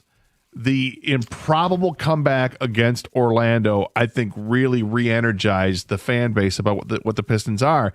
And there was a lot of skepticism going into round 2 against Cleveland. Remember, lots of people thought Cleveland's got the better starting 5. Dude, Cleveland has the better roster. We keep hearing this every round. The Pistons, again, I keep going back to it, but it makes me laugh, so I'm going to say it. Cool. We're getting ready for game number 3. We're up 2-0. You know, it's just the way that it is right now. This team is taking over. They're taking over people that aren't big basketball fans here in Detroit, you know, they've been laying dormant for years because they want a winner, and they're not going to pay attention until, you know, wake me up when they're doing something. Well, they're doing something. Halfway, they're halfway there in the second round of the playoffs. They got 2 wins and need 2 more. 248-539-9797. Sean's in Atlanta and on 97.1. Hello, Sean. Hey, how's it going? Enjoy your show. I'm a courier, and I listen to a lot of sports talk. What I'm upset about, and maybe you guys can kind of calm me down, is how the lack of respect that the Pistons are getting right now on just the morning talk shows, some of the, you know, I don't want to say the other 4-letter. The TV stuff. Plays. Yeah, and I'm like, wait. And I've been in sports for years and years and years, and I understand, but I'm like, they're not talking about it. Why are they're talking about the Lakers, and is LeBron the GOAT, or, you know, not Dallas, what is I'm like, wait a minute. Why are we talking about this and what these guys have done over the past 5 games and how they're looking, how they got a guy, how we have a guy that can manage the game, and then he comes in like, I don't know, Batman, and say, I'll take it from here. You know, just help me understand. Sean, it's all driven by ratings, and LeBron's the huge name, and he gets the ratings and he gets the eyeballs, and the Pistons, you know, there's certain things that drive, and we know because we're in the same business.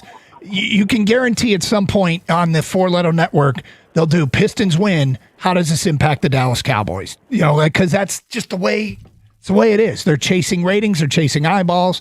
LeBron's a personality. LeBron's a celebrity. The Pistons are going to force the issue. If they keep this up, they're going to force the issue, and you're going to hear and see more. The great news is the Odyssey app. You can tune into this radio station where there's no shortage of talk anywhere in the country. So AUDACY. Download it for your mobile device. Hey, let's go inside the locker room and hear the best of what was said last night. Next, here on Carson Anderson on 97.1.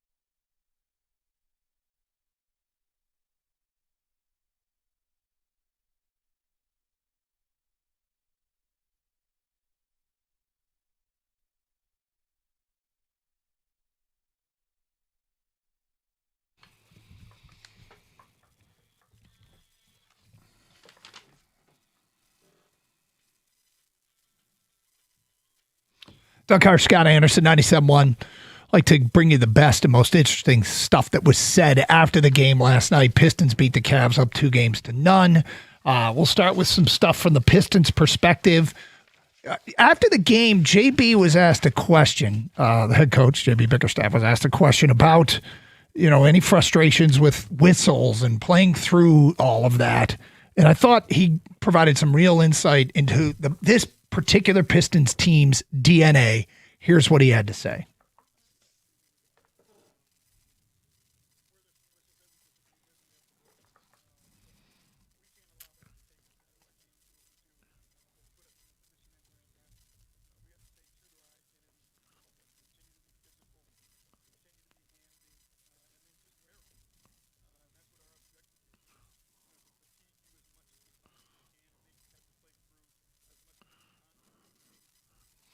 Okay, a couple things about that.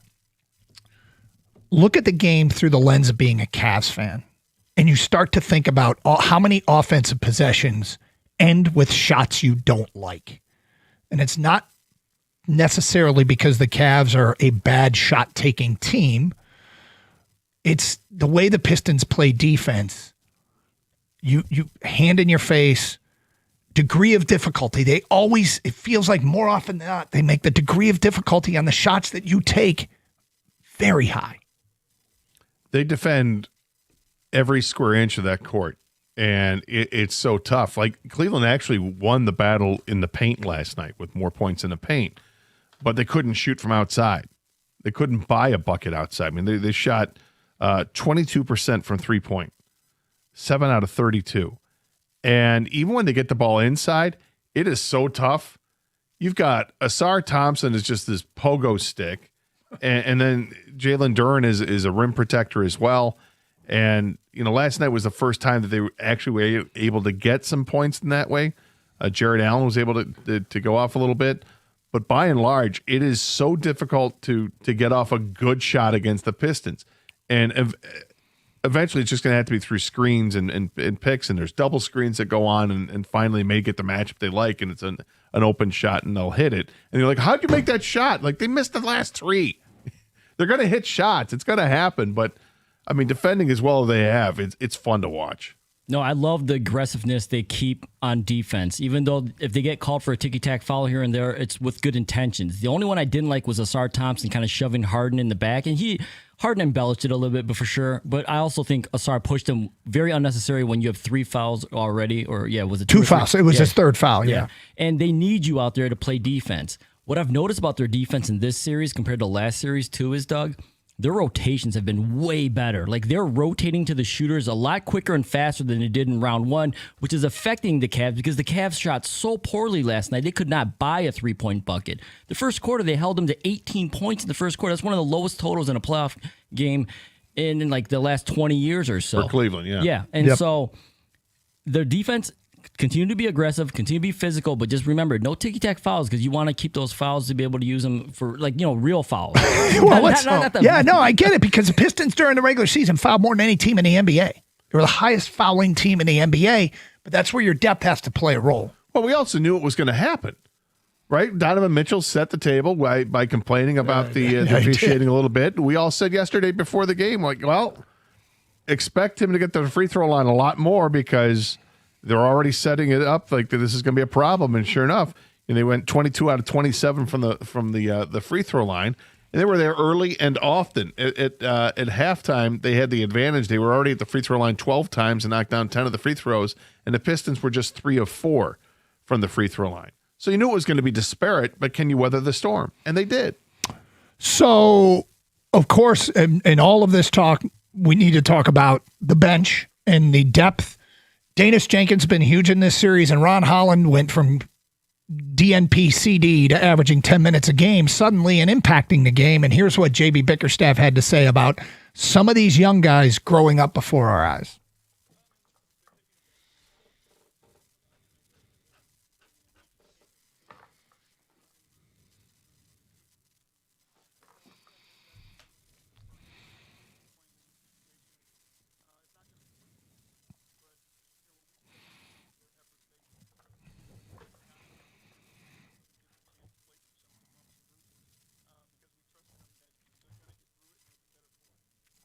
it was funny because you in particular were expressing, God, I really think Ron Holland could help in this Orlando series. And he didn't get much of an opportunity. But when he played and impacted game one, JB said afterwards, we always talked about staying ready. He listened and he stayed ready. And now he's a guy who's getting more minutes in this round. And I suspect Paul Reed to have the same effect. He'll be ready to go.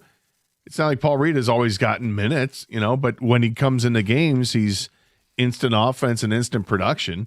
And he has yet to play in the first 2 games. So is he going to get a chance to play tomorrow night? Well, we'll see. It's all dependent on the circumstances, if there's foul trouble or not. Or maybe JB just wants to insert him to give his guys a little bit of extra rest. Hey, you know what? I can go 3 deep with my bigs. I don't just have to rely on Isaiah Stewart and Jalen Duren. Jenkins is one of those true X factors in this series, and in the Pistons playoff run. If he plays well, it's so important for the Pistons because he can handle the ball. Cade Cunningham goes to get the ball from an inbounds, and someone's on him at all times, full court. He can't keep doing that when you're playing 40-plus minutes a night. So to be able to have Jenkins or somebody else bring up the ball is a big thing. And Ron Holland, it was important last night, especially because Asar got in foul trouble early. And Ron Holland is essentially Asar Thompson light. Like, ball pressure, defense, energy. And it's nice to have a guy like that when the first guy gets in foul trouble. He didn't sulk.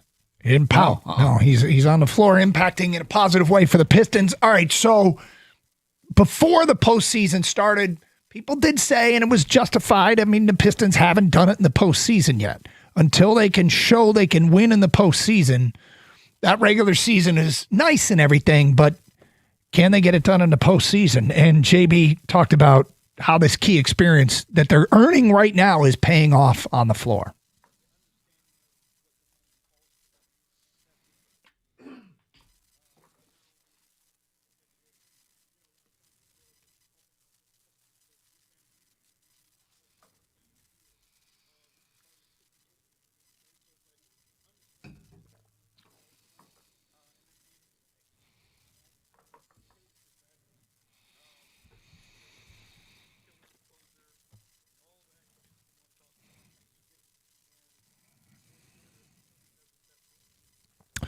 It's interesting because I don't know where this postseason's going to end.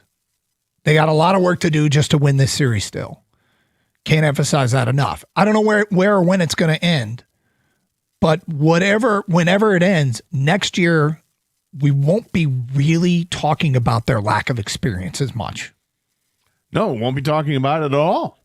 I think once they got past Orlando, all the lack of experience stuff is done. What they went through in that series, that's a lifetime of experience in just 7 games. And it's one of the other factors that go into, I think JB mentioned it last night about talking about having these guys together and growing together and having this for the future. This is not going to be a one and done team. This roster is set up where they can stay together for years. Yeah, the experience of the Orlando series was good in 2 ways. One, it got them to know what real playoff basketball is. People step it up, you got to step it up too. And 2, you're up 2-0. Do not rest. Do not let up. You saw what you just did to Orlando. It could be done to you too. Go in game 3 like it's a 0-0 series and take that one. You cannot let up at this point. You saw anyone can got in the playoffs. Yeah, Cleveland's not a bad team. Yeah, this is a challenge too. This is also a challenge. How do you handle being up 2-0? All right, final thing, and I thought this was really interesting because Kenny Atkinson, the head coach of Cleveland, was asked about when Mobley dunked to put you up 2 in the fourth quarter and you'd come all the way back, you didn't capitalize on it. The Pistons went on a 10-2 run and kind of kept you at bay, multiple possessions behind the rest of the way. What happened after that dunk that put the Cavs up 2 early in the fourth quarter? Here's what the head coach said.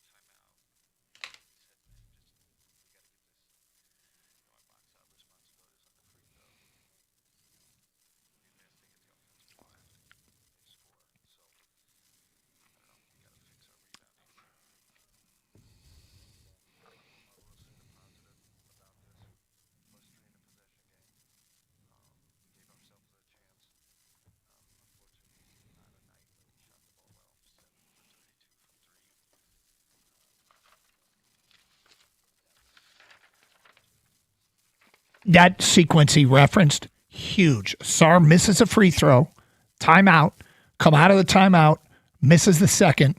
Pistons tap it out into a Duncan Robinson 3. It goes from being a disastrous possession where you miss 2 free throws into a huge possession because they got to tap out at a three-pointer. Well, and I mean, immediately after that Cleveland took the lead, the Pistons were able to handle that, and they go out and Tobias Harris knocks a turnaround jump shot. Pistons get the ball back, and Duncan Robinson launches a 26-foot three-point shot with all the confidence in the world. It was like one of these YOLO shots with no time taken off the play clock. He's like, no, this is my shot. Boom. That's demoralizing. It's Carson Anderson. That's some of the best of what was said in the postgame. Pistons and Cavs. Pistons lead it 2-0. 97-1.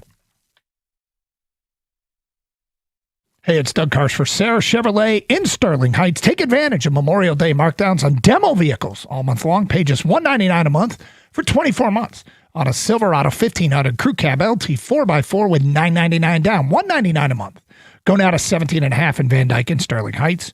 87-SAY-SARAH or saysarah.com. Together, let's drive. With GM Employee Discount Chevy Lease Loyalty in the household, 10,000 miles per year. Demo vehicles may have up to 2,000 miles, plus taxes and fees with approved credit. Offer ends at the end of the month.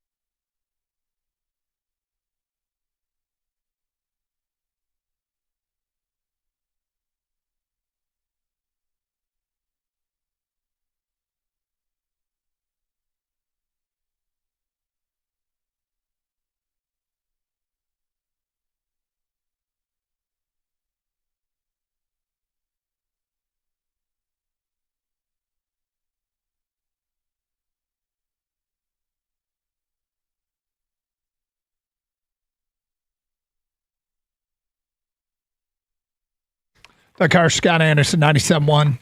Open lines, 248-539-9797. Tigers back in action tonight. They had last night off, which was convenient for those of us in the sports world, so we didn't have to divide our attentions or do the multiple screen thing, which was awesome. And now they're back at it. Cade Montero against first-round pick and all-star Chris Bubich, who his last 2 starts has given up 1 run in each of his last 2 starts. Tigers at a precarious, I think is a good way to put where they are in this season. I'll use the word precarious.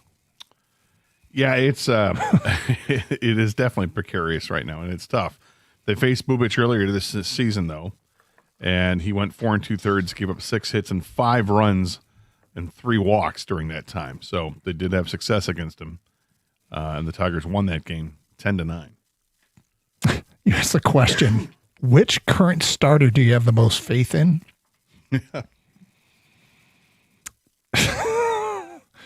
Valdez, Flaherty, Montero, Madden, or bullpen chaos? I want to put Ty Holton, but yes, bullpen. Right. I mean, look, this is survive. Answer the question. It's not spin the wheel, man. I'll go Madden because I'll go with what my eyes showed me last. I got nothing. Conviction. I got nothing. Who would you say? I actually would say Cade Montero at this point. Would you? He's been consistent.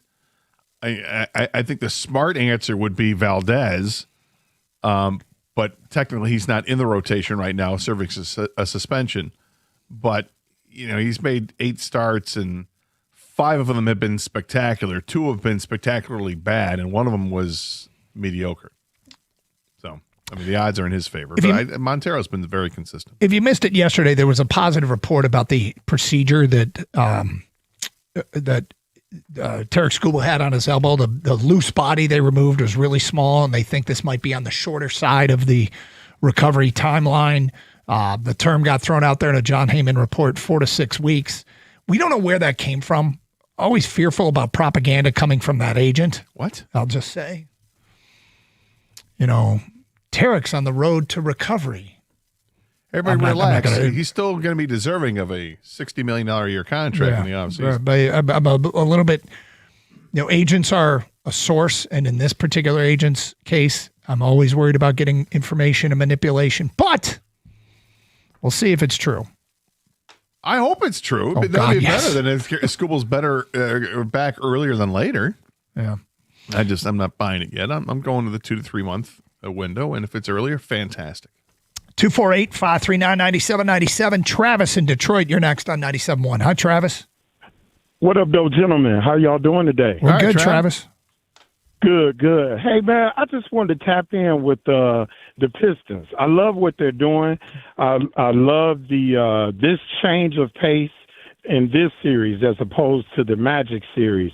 But my moment of this playoffs, man, was Duncan Robinson when he walked into the chest of James Harden.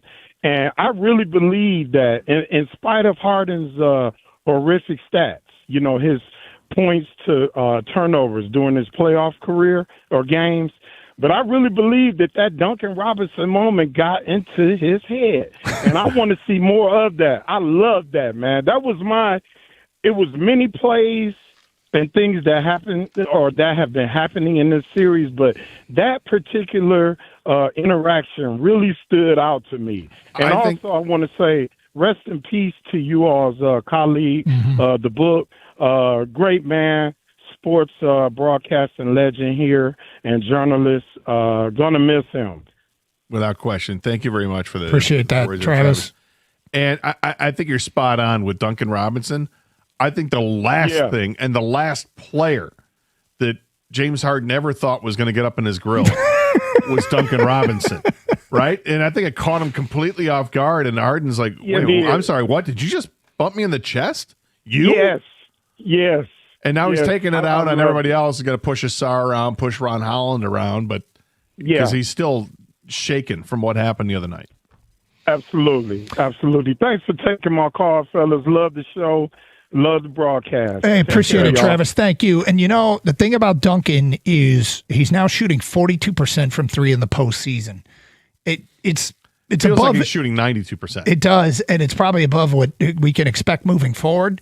But it's come at extraordinarily good times, and he's, we all worried about losing Malik Beasley. Malik Beasley didn't shoot it well last year in the postseason. Duncan Robinson is shooting it very well in the postseason, and he's not, he's not a stranger to postseason basketball. All his time in Miami, he played like 60 postseason games down there. Dan in Ann Arbor is next on 97.1. What's up, Dan? Hey, Scott and Doug. Really miss. I always enjoyed talking to Pat Caputo. I grew up in St. Louis. Loved the KMOX, which is the St. Louis AM station. Carried the Cardinals for 80 years. Loved talking Pat baseball, and I'm gonna miss that. And I think everybody on the station will. And so sorry. 100%.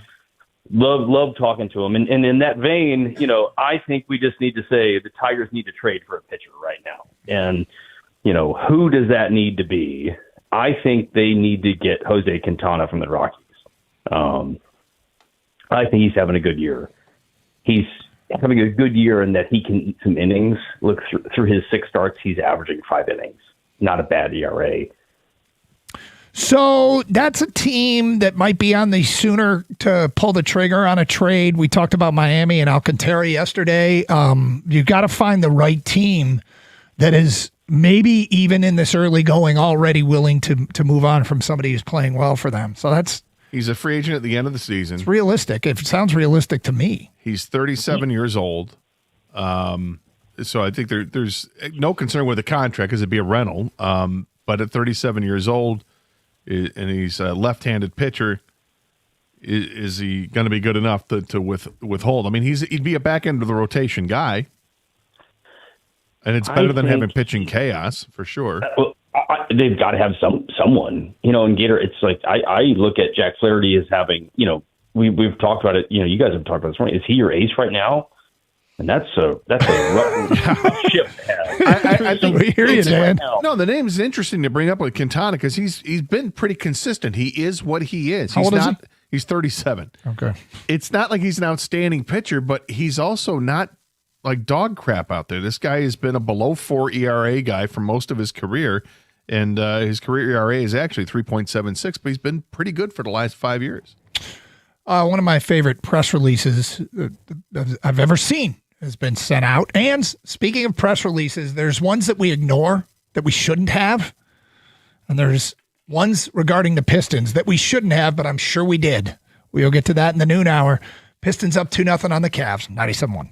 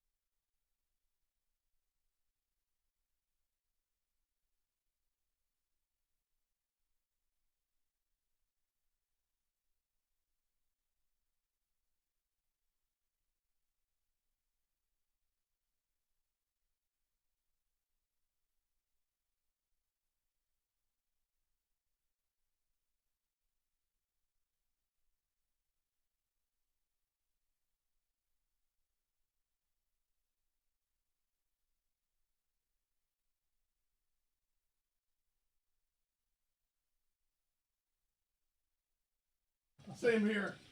Brought to you by Michigan Lottery. New this hour, the PWHL has confirmed that it received over 4,000 deposits for season tickets within 24 hours after announcing it will be bringing a team to Detroit this year. The league announced PWHL Detroit earlier this week, bringing women's pro hockey to Hockeytown as early as this November. The league advertised the season tickets were on sale, and they sold. They're still available for purchase right now at thepwhl.com. The Detroit team will, of course, play all their home games at Little Caesars Arena this year. That's where the Pistons were last night when they beat the Cavs to go up 2-0 in the series. Tomorrow they head down south to Cleveland to face the Cavs at Rocket Arena. We will have the broadcast here on 97.1 at 3 o'clock. Our pregame coverage starts at 2:35. For some reason, the Pistons are 4.5-point underdogs in that game and only have minus 400 odds to win the series outright. Those are worse odds than the Spurs, who are tied 1-1 with Minnesota and play Game 3 tonight in Minnesota. That game tips at 9:30 this evening. Before that, it's Knicks and Sixers at 7 o'clock with Joel Embiid questionable.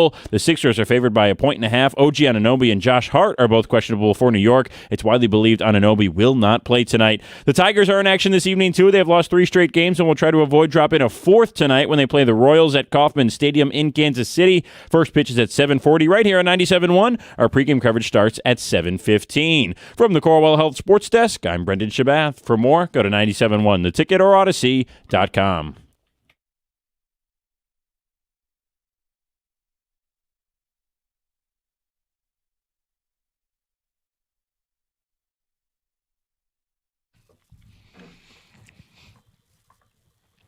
Lunchtime on a Friday. Always good. We've taken time out at the beginning of every hour just to remember our colleague Pat Caputo, who passed away yesterday after a bout with pancreatic cancer. We heard that, prognosis was not good, and we thought this day was coming, and it's really doesn't make it any easier. But Pat was a bit of a Detroit legend who busted his butt, worked very hard. I don't know that there's anybody at the station that doesn't have a Pat Caputo story. You're one of a kind and you're unique when just about everybody does some sort of impression of you. Maybe nobody better than you, Gator. In fact, we got a text from a listener that said, my favorite Gator impression ever. The Lions had a rookie free agent kicker from Sweden, and the Swedish media came over to ask the guy questions. So Gator did an impression of a Swedish version of Caputo asking kicking questions. It was so damn funny. You don't remember this, though. I don't remember it, but it sounds like something I would try to pull off. But you're Caputo. What people don't see is your nonverbals. When you do the Caputo impression, the head cock. And to me, that's the fun part. It's the mannerisms that it's come with it. Almost like you have to be watching on Twitch or YouTube. The voice, you do the voice great. But the mannerisms. The voice already, like the first thing that happens is my head kind of snaps back a little bit, and your eyes, they don't squint, but they close a little bit. And, the voice for Pat, which when I was thinking about this last night. Pat grew up in Birmingham. Does that voice match someone? Yes, everyone from Birmingham talks that. It's incredible to me when I think about that. Like, that voice, it feels like it's a Chicago accent, but it's not. It's not. It's all Pat. It's part of the Midwest. It's a Pat accent, and maybe exclusively, right? Yeah, but it's when I do the Caputo impression, the first thing my head cocks a little. It goes back into the left a little bit. So Cade, Cade, and then the head's got to cock the other way.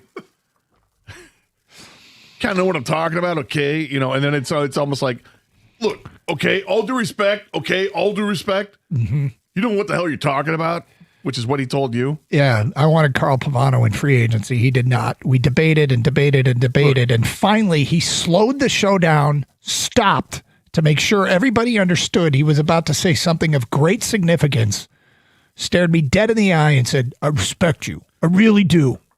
I mean, I have a ton of respect for you. But you don't know what the hell you're talking about. And then he would follow up the Carl Pavano discussion with a fun fact and say, he famously dated from Who's the Boss, Alyssa Milano. I don't know if you do that. Okay, stuff. But then the thing stuff together. I mentioned the right amount of gruff and the right amount of grace because he came up to me days later and would corner me and almost embarrassingly go over the top telling me how much he respected me because he didn't want me to take it the wrong way. But that was Pat. The right amount of gruff and the right amount of grace. I think Pat grew to love everybody doing impressions of him because at some point you realize it is a sincere form of flattery and everyone wanted to do one. Everyone does one. I suspect I can't wait for Sunday night on Sportsworks with Dan Miller because Pat was a fixture on that show, part of that rotation of the co-hosts on there and the panel. I mean, they're going to have something dedicated to Pat, I'm sure, and it's going to be a Rock Me G Sunday because that's how Pat would start off every sports. Rock Me G, and turn to his. That's what he said to me when I first met him. And Miller would, do it. And if Pat weren't there, if let's say they had, John Neo and Stoney or something like that, then they would Dan would start off the show, guys, Rock Me G, but in Dan Miller voice, which is nothing near Pat Caputo voice. It's just fantastic. Even bad Pat Caputo impersonations are good ones. I said earlier, I'll say it again. They're always funny. He was one of a kind. I actually love it when Pat used to rap too. You do rap lyrics, and then you would imitate Pat doing rap lyrics, which cracked me up. I love it, right? Because he would do California Love. Yes, come on. I try now. I'm now you put me on the spot, and I'm trying to remember, the song. Or I actually do a different Tupac song. Picture me rolling in my 500 Benz. Okay. From Diego to the Bay, the city is the bottom, the city makes you pay and stuff. Okay. I remember we were thinking that bomb beat from Dre. We were in a meeting with Bigby. Remember old Bigby? Oh, yeah. You feel the same way. And we were talking about how it was Christmas time. Remember this, Doug? And then the other stations would play Christmas music all the time. They had very good ratings. Yeah. And I said to Bigby, maybe Caputo should do Christmas songs. And he looked at me like... And he hated that idea. He thought it was serious. Well, it was kind of serious. But I'm like, yeah. What are you talking about? But I'm like, yeah, so just have Caputo do Christmas songs. Because he hated when he rapped, I think. And I thought it was great. Well, I do have a... Silent night. Holy night. All is calm. Okay? And all's bright. Ranja and Virgin. Mother and child. Okay? Stuff. He's got to drop the K and stuff. So my Bigby story with Pat, on a serious note, Bigby had just started here, and he was a guy who was brought in to run the station. Came in hot. That guy came in hot. I didn't notice. He came in trashing all of us. And, he broke a lot of rules and did a lot of things he shouldn't have done. And one of them, and I'll never forget, we were sitting in his office. And he's telling us his thoughts on the other shows. And I'm like, dude, you probably shouldn't be talking to us about what is going on in the other shows. This is probably not a good idea. But when he got to Caputo, I'll never forget him saying, that guy is going to play a huge role in the radio station under me. There is nobody more Detroit than that guy. Couldn't be more right. And I remember Bigby saying it, because we're all sitting there with this guy going, Am I safe? I don't think I'm safe here now. I think hey, Doug, it was a nice year.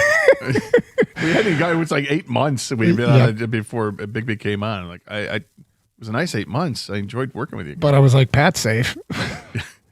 Anyway, legend and good friend, and he really left an impression, that's for sure. So without question. And, it's comforting to think about, those that are no longer with us, but now they're able to talk to each other, hang out with Jamie and Pat. And to that point, I guess Bigby as well. Tom Kowalski. But the Killer and Drew Sharp. And, I'm sorry for leaving people out. We have people from behind the scenes here at the station, from Gunny to Stryker and Swindell and all these guys that have passed. But, Pat's the latest to go. And it's sad, but there's also nobody that, people do this all the time. When you think of somebody and you come up with a memory and just think of their face and it makes you laugh. Mm-hmm. Pat's one of those guys. Yep.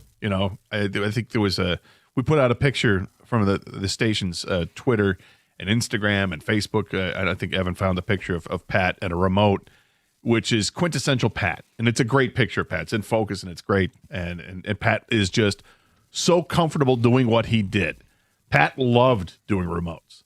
Again, he loved just talking to people. Just really enjoyed it. And to be out among the people, that's where he belonged. Kudos to the Pistons, who last night in the press room had a name tag and a seat reserved for Pat Caputo with a bouquet of flowers in his picture. Very classy move. Kevin Grigg and your PR crew down there. It is. They do a great job. Yep. Excellent move. Okay, speaking of the Pistons, we will talk about them straight ahead. And look, I'm sure we barely mentioned some of the biggest moves that Trajan Langdon made when he first got here. We will get to that today at 12:20. And we got something dropped off at the station. It's a follow-up. So are you going to eat that from yesterday? Oh, my. We'll get to that today at 12:35 here on Carson Anderson on 97.1. Look, if you're tired of weeds and stuff, okay, you want your lawn to be nice and green, and who wouldn't want it to be? Talk to Natural Way Lawn and Tree Service where you get green and stay green with Natural Way. 888-GET-GREEN, my friends. That's the telephone number. You get green, you stay green, and save green when you prepay. Call by the end of the month. You get the early bird discount. They've been serving Michigan since 1990. They offer a 100% satisfaction guarantee. I know what they're talking about. Been in my house for like a dozen years. House looks great. Lawn's awesome. If you're tired of fighting weeds, watching the grass thin every single summer, understand great lawns, they don't happen by accident and stuff, okay? You need the right timing. You got to do the right things. You got to have the right program. In a Natural Way, they have a full menu of services to accomplish your dream lawn. Fertilization, aeration, weed control, disease control, so much more. For greener grass, fewer weeds, early treatment's the key. Make sure you get on it. Call them today, 888-GET-GREEN, or go to naturalwaylawn.com. And for a limited time only, if you purchase a full lawn program, you mention my name, Gator, and the station 97.1. They'll hook you up because you're going to get free grub control, but you got to mention those names, okay? Call 888-GET-GREEN today or go to naturalwaylawn.com.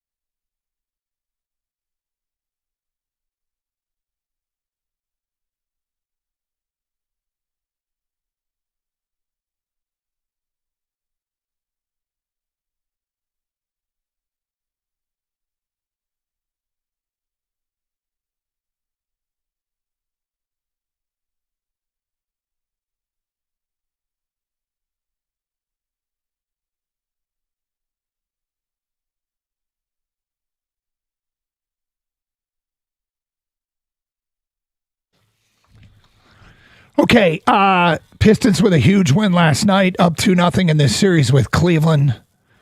In Detroit, have they changed your listening and watching habits? Like, do you always pay attention when's the next Piston game? How have they changed you? Has this team taken over Detroit? Tom Milliken on the morning show had this theory that they are in the process of taking over the city, where the city catches a team's fever, like the Red Wings did when they first climbed the ladder and actually made it to the Stanley Cup, like the 2006 Tigers did, the 2023. I mean, we saw it with the Pistons, because teams will be dormant in a town. They'll be the hardcore fans, but teams will be dormant in a town for a while, and then something happens, and you remember how much fun it can be, and they take over with car flags and 4 hours, all 4 hours of a talk show dedicated to that topic. And right now, it feels like, we're going through it with the Pistons. We want to know you. Have you gone from being moderately interested or even uninterested in the Detroit Pistons? They won 14 games a couple years ago, and now look where they are. Long way to go in this series, but have they changed you? 248-539-9797. In the meantime, I always cite this moment of something that happened that was rather significant, and we blew it off, but we didn't know at the time. And back in the day, all press releases got emailed out to media members. And the one I always cite, and I don't have the exact date of the press release in front of me, is Detroit Tigers signed J.D. Martinez to minor league deal. And we got these things all the time. And unless it was like a big trade or like Maglio or some sort of massive, oh my God, Pudge Rodriguez. Right. We didn't mention it. We didn't mention them signing J.D. Martinez to a minor league deal. I think goes out and has like MVP type seasons and was huge for Detroit. Trajan Langdon got hired in May of 2024. His first moves, okay, he drafts Ron Holland. That's his first round pick. Ron was pretty big for them last night. The draft ends. He signs. Big defensively for him. Yes. He signs Danis Jenkins, an undrafted free agent, on July 6th. Okay, so the day they signed Ron Holland to his multi-year contract, they signed Danis Jenkins to a two-way contract. On July 8th, he did something that I think people probably rolled their eyes at and said, not again. So 2 days after he signs Ron Holland and undrafted free agent Danis Jenkins, he signs Tobias Harris. And I think probably Detroit, it's like, whatever. Been there, done that, seen that. On July 9th, 1 day later, he claims Paul Reed off waivers from the Philadelphia 76ers. I can guarantee we didn't mention that. Nor did anyone call or text about it. And then 2 days after that, he signs Malik Beasley. Beasley was a huge part of this team's success a year ago. It took him from being the laughingstock of the league to what they... Yeah, going from 14 wins to 44 wins. Yep. That's in a 5-day period when he first took over the job. And these are all moves. Like Ron Holland, I'm sure got attention because he was the first round pick. I can guarantee nobody called, nobody texted, and we did not mention the signing of undrafted free agent Danis Jenkins. Tobias might have got some text. Why are we doing this again? Right. Paul Reed claimed off waivers from the 76ers. Not a mention. Nope. And getting Malik Beasley might have got some attention. Like, hey, this guy can shoot threes. Mm-hmm. That's 5 days in July, like the first 5 things he did. Now, he also drafted Bobby Clinton. He made a trade for some draft picks. But Clinton was a second-round pick. Yeah, I mean, this is something. It wasn't Clinton. It was Chaz Lanier. My apologies. Anyway, oh, no, I'm sorry. One of the picks he got back, he used on Chaz Lanier. So that's my bad. These are totally what felt like in the moment, probably insignificant and probably got treated as such. They laid the foundation for what they're doing now. And I'm always amazed at like how big is Danis Jenkins for this team? And you go back and you go, we had no idea. We had no idea what our guy was doing when he first took the job.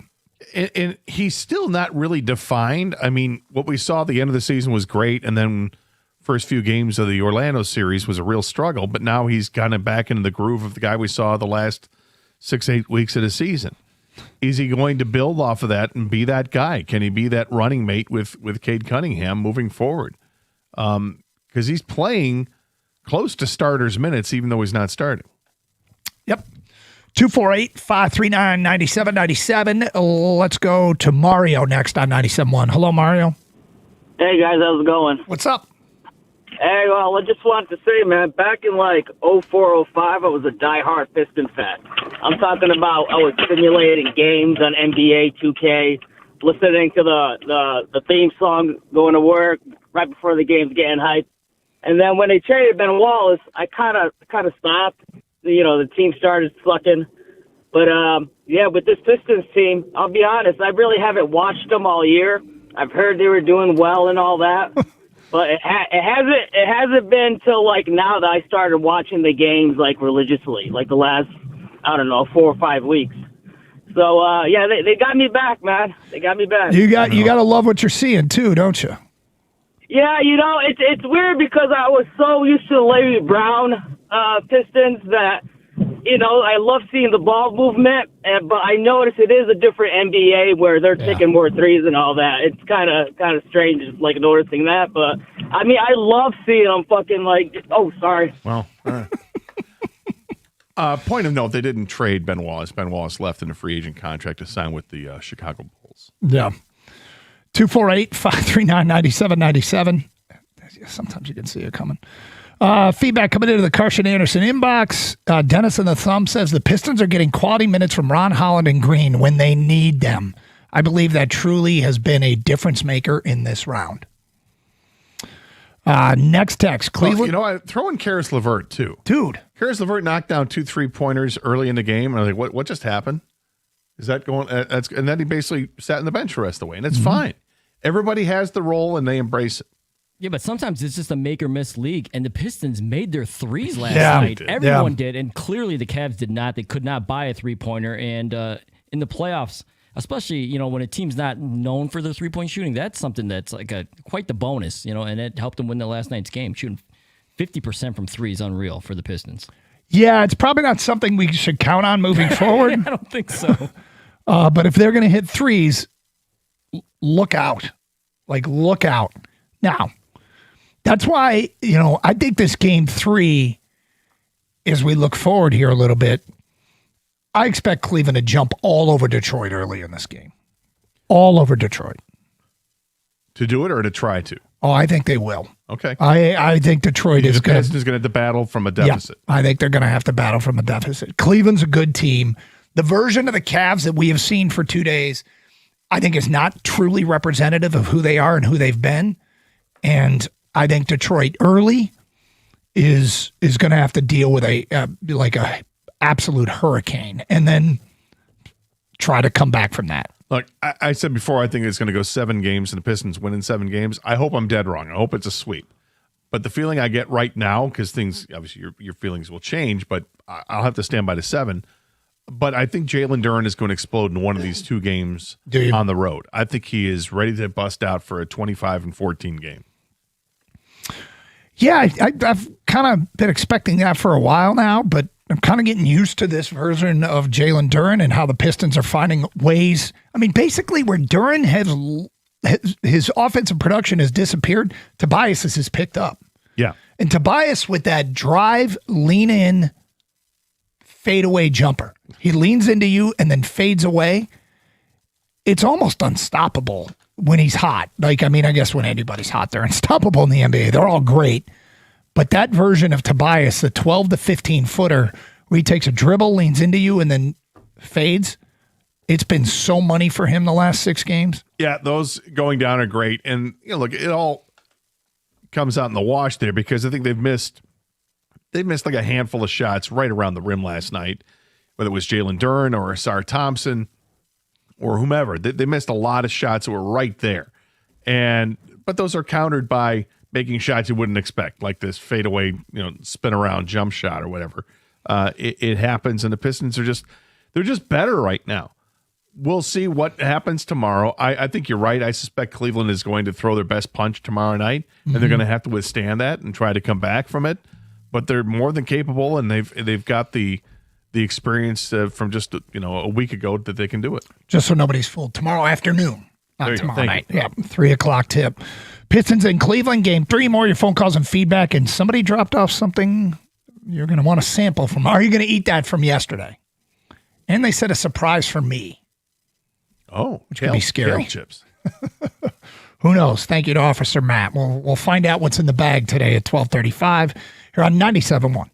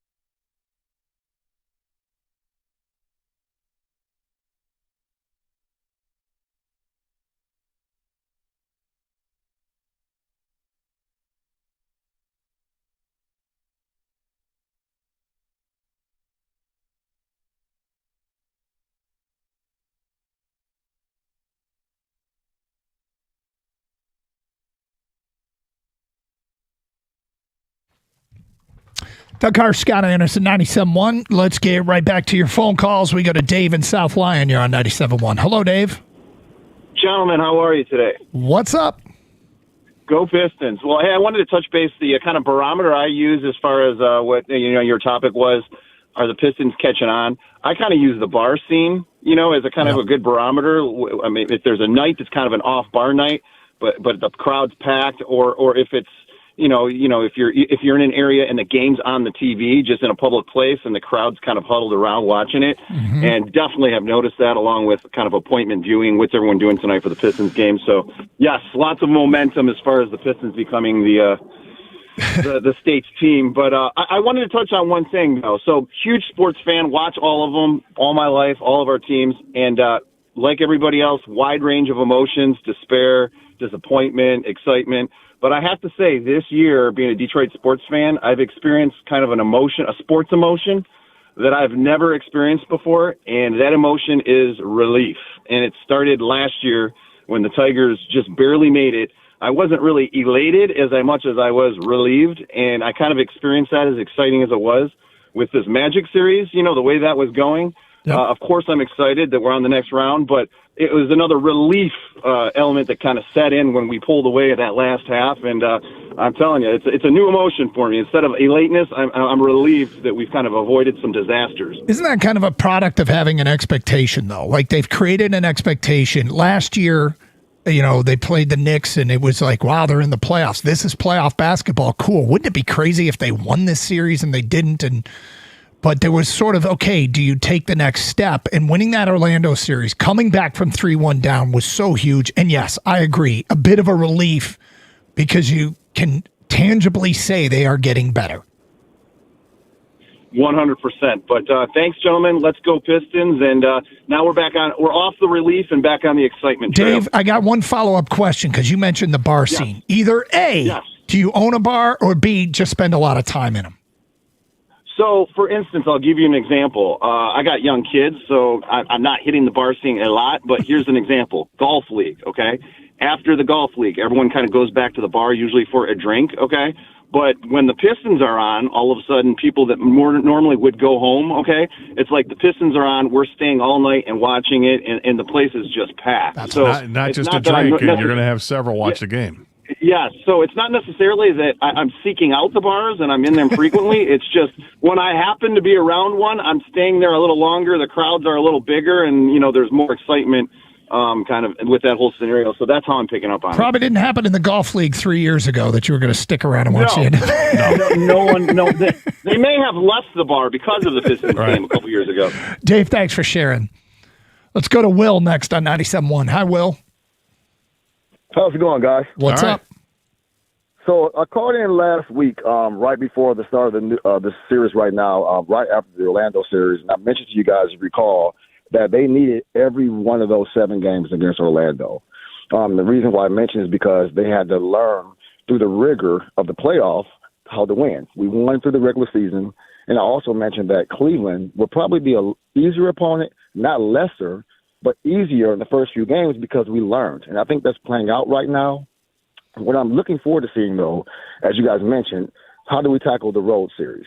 Because on the road against Orlando, when we're forced to have to win, does the coach kind of iterate that to the guys in the locker room? Like, hey, they're going to come out and give us your best shot, like you mentioned earlier, but we have to take that punch and come out and do what we do. And that's when it's going to be really evident that this team definitely is growing, because they took a punch, but they didn't take a punch to a 15-point deficit. They've been down back and forth, but ultimately we pulled it out. And I think that's showing, like I mentioned, all 7 games versus Orlando taught us something different about each player. And that also allowed our role player guys to come out and be more confident. I think that showed. I had privy last night of being courtside, and that was awesome to see those guys. The vigor and just the intensity came out. Well, you have to answer the bell. You're right. And look, there's no bigger bell than the one they answered in Game 6 when they were down 24 in the second half and came back and won. That is answering the bell. But other examples are in this series, Will, twice. Game 1 and Game 2. Cleveland scratched and clawed and roared back. Once they tied the game and had the basketball, the other time they took the lead on the Mobley dunk last night. Both times that happened, Pistons answered the bell. And, it's part of the growth. I'm not sure it happens if it's not for the Orlando series. And, they are proving themselves. You got to keep answering the bell. And yes, now you're up 2-0. Like, hey, how about this for a new challenge? What's it like to be up 2-0 when everything's going your way and you're going to go into hostile territory? With a chance to, I'm not going to say close them out, but you win Game 3. You win Game 3. I think it bears it out. If you go down 3-0 in a series, Yep. But 3-1 is one thing, but 3-0, that's hey. Okay. Yesterday on Are We Going to Eat That, we mentioned an item, and Officer Matt came by and brought the item in for us to try live on the air. Now, okay. I'm encouraged because typically you would say something like, I'm not going out and buying it. Now, if somebody brought it out here, I'd try it. And I think that's kind of where we're at. I'm guessing. Yep. Do you have any guess as to what it is? I don't remember what we offered up yesterday. Skull Twix, Firecracker Oreos. Here we go. Yeah. Was it Bomb Pop Oreos? Yeah, they were the old Bomb Pop, the red, white, and blue off the ice cream truck. Oreo, yeah. So, but he also mentioned, and I got something in there for you, Doug. And Mike, don't tell me. So Officer Matt brought this bag, and it's sealed up. I don't know what's in the bag. Oh, you don't know? Well, he told me the one thing. Okay. I'll show you the one thing that he meant to bring. There they are. The limited edition Oreos, the Firecracker Golden Oreos. Yes. Yeah. So we'll give these an on-the-air taste test, and I see what else is in here, and we will. We've talked about them. Okay. But we want Kenny and Kang's opinion on these limited edition Firecracker Oreos dropped off by Officer Matt, and I'm intrigued. I said I do not like the flavors. Hurry up. Blue raspberry. I do not like the flavors blue raspberry and lemon in these things. I'm a little skeptical, but I will try one on the air. Kenny, you want to come in and grab these? You guys can try them behind the scenes. Okay, I smell something.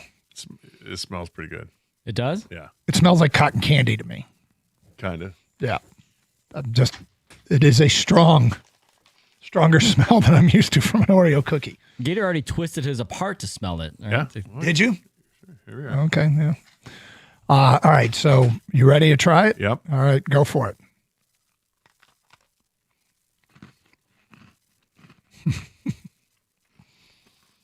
Oh, yeah. This smells very candy-like. It is. It's delicious. It's really good. My kids would love this. I like that lemon flavor that kind of comes through in the end. I like the cookie more than the filling. I find this very upsetting. I do not like it at all. I don't either. It's odd that I agree with Doug on a food opinion because I feel like that's a plus like 2,000 odds if you were in Vegas. Wow. I'm not honestly. I really like Thank you to Officer Matt. Well, there'll be no fighting for me if you want to take those home. You and Kang can take those home. Officer Matt, thank you for bringing them by. I'm more intrigued to what else is in the bag. Thanks, Matt.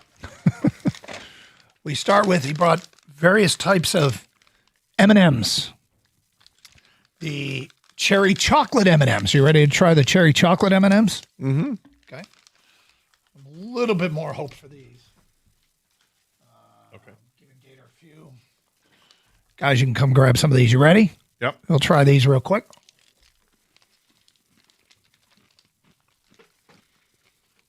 Okay, better. I like these better than their Oreos. I don't taste any cherry. Yeah, what's it taste like? Did you get a red one? You might not have got a red one. I did. The shell matters on this one? I taste the cherry for sure. Yeah. Here's the one we brought this up on the air. We can have those. Lemon meringue M&Ms. I have here. Just take the bag. Oh, just take. Doug doesn't like lemon stuff. No, I don't like lemon meringue. I don't think I'm gonna like this, but give it a shot.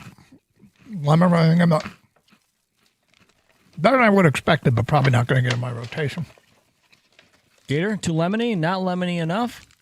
The lemon comes on, and it gets better and better with each chew. I like them. All right, and then this one we had high expectations for, the peanut butter cinnamon roll M&Ms. This, I'll be surprised if I don't like. I think this one I said I might try it on the air. Okay, this is a strong yes. Hang on a second. I got it. Wow. I try to cleanse the palate. The peanut butter cinnamon roll M&Ms are money. What do you think? Oh. Yep. You ready to fight over those? You can have all the rest. I'll just take those. How about that? Well, you got to come get them. Good luck. Those are pretty good. Yeah. Okay, so what's your favorite? My favorite's the Peanut butter cinnamon? I think the Oreo was my favorite. Was it? Okay. Followed by the lemon meringue pie. All yours, my man. Boys, you can try these during the break. Thank you, Officer Matt. But you do like the firecracker Oreos. I do. I like those a lot. Are you going to eat that? Pays dividends for us. We'll get to some of your phone calls and feedback next. Along with a sugar spike. Right. The Pistons up 2-0 over Cleveland, 97-1. May is here, folks, and you've got a decision to make. Do you want your home to be a sanctuary or do you want it to be a sauna? Now, before the first real heat wave hits, make sure that your home is ready to keep you cool. Don't be the person waiting a week for a repair during the July rush. So do what I did, and that is call Birmingham Plumbing, Heating, and Cooling.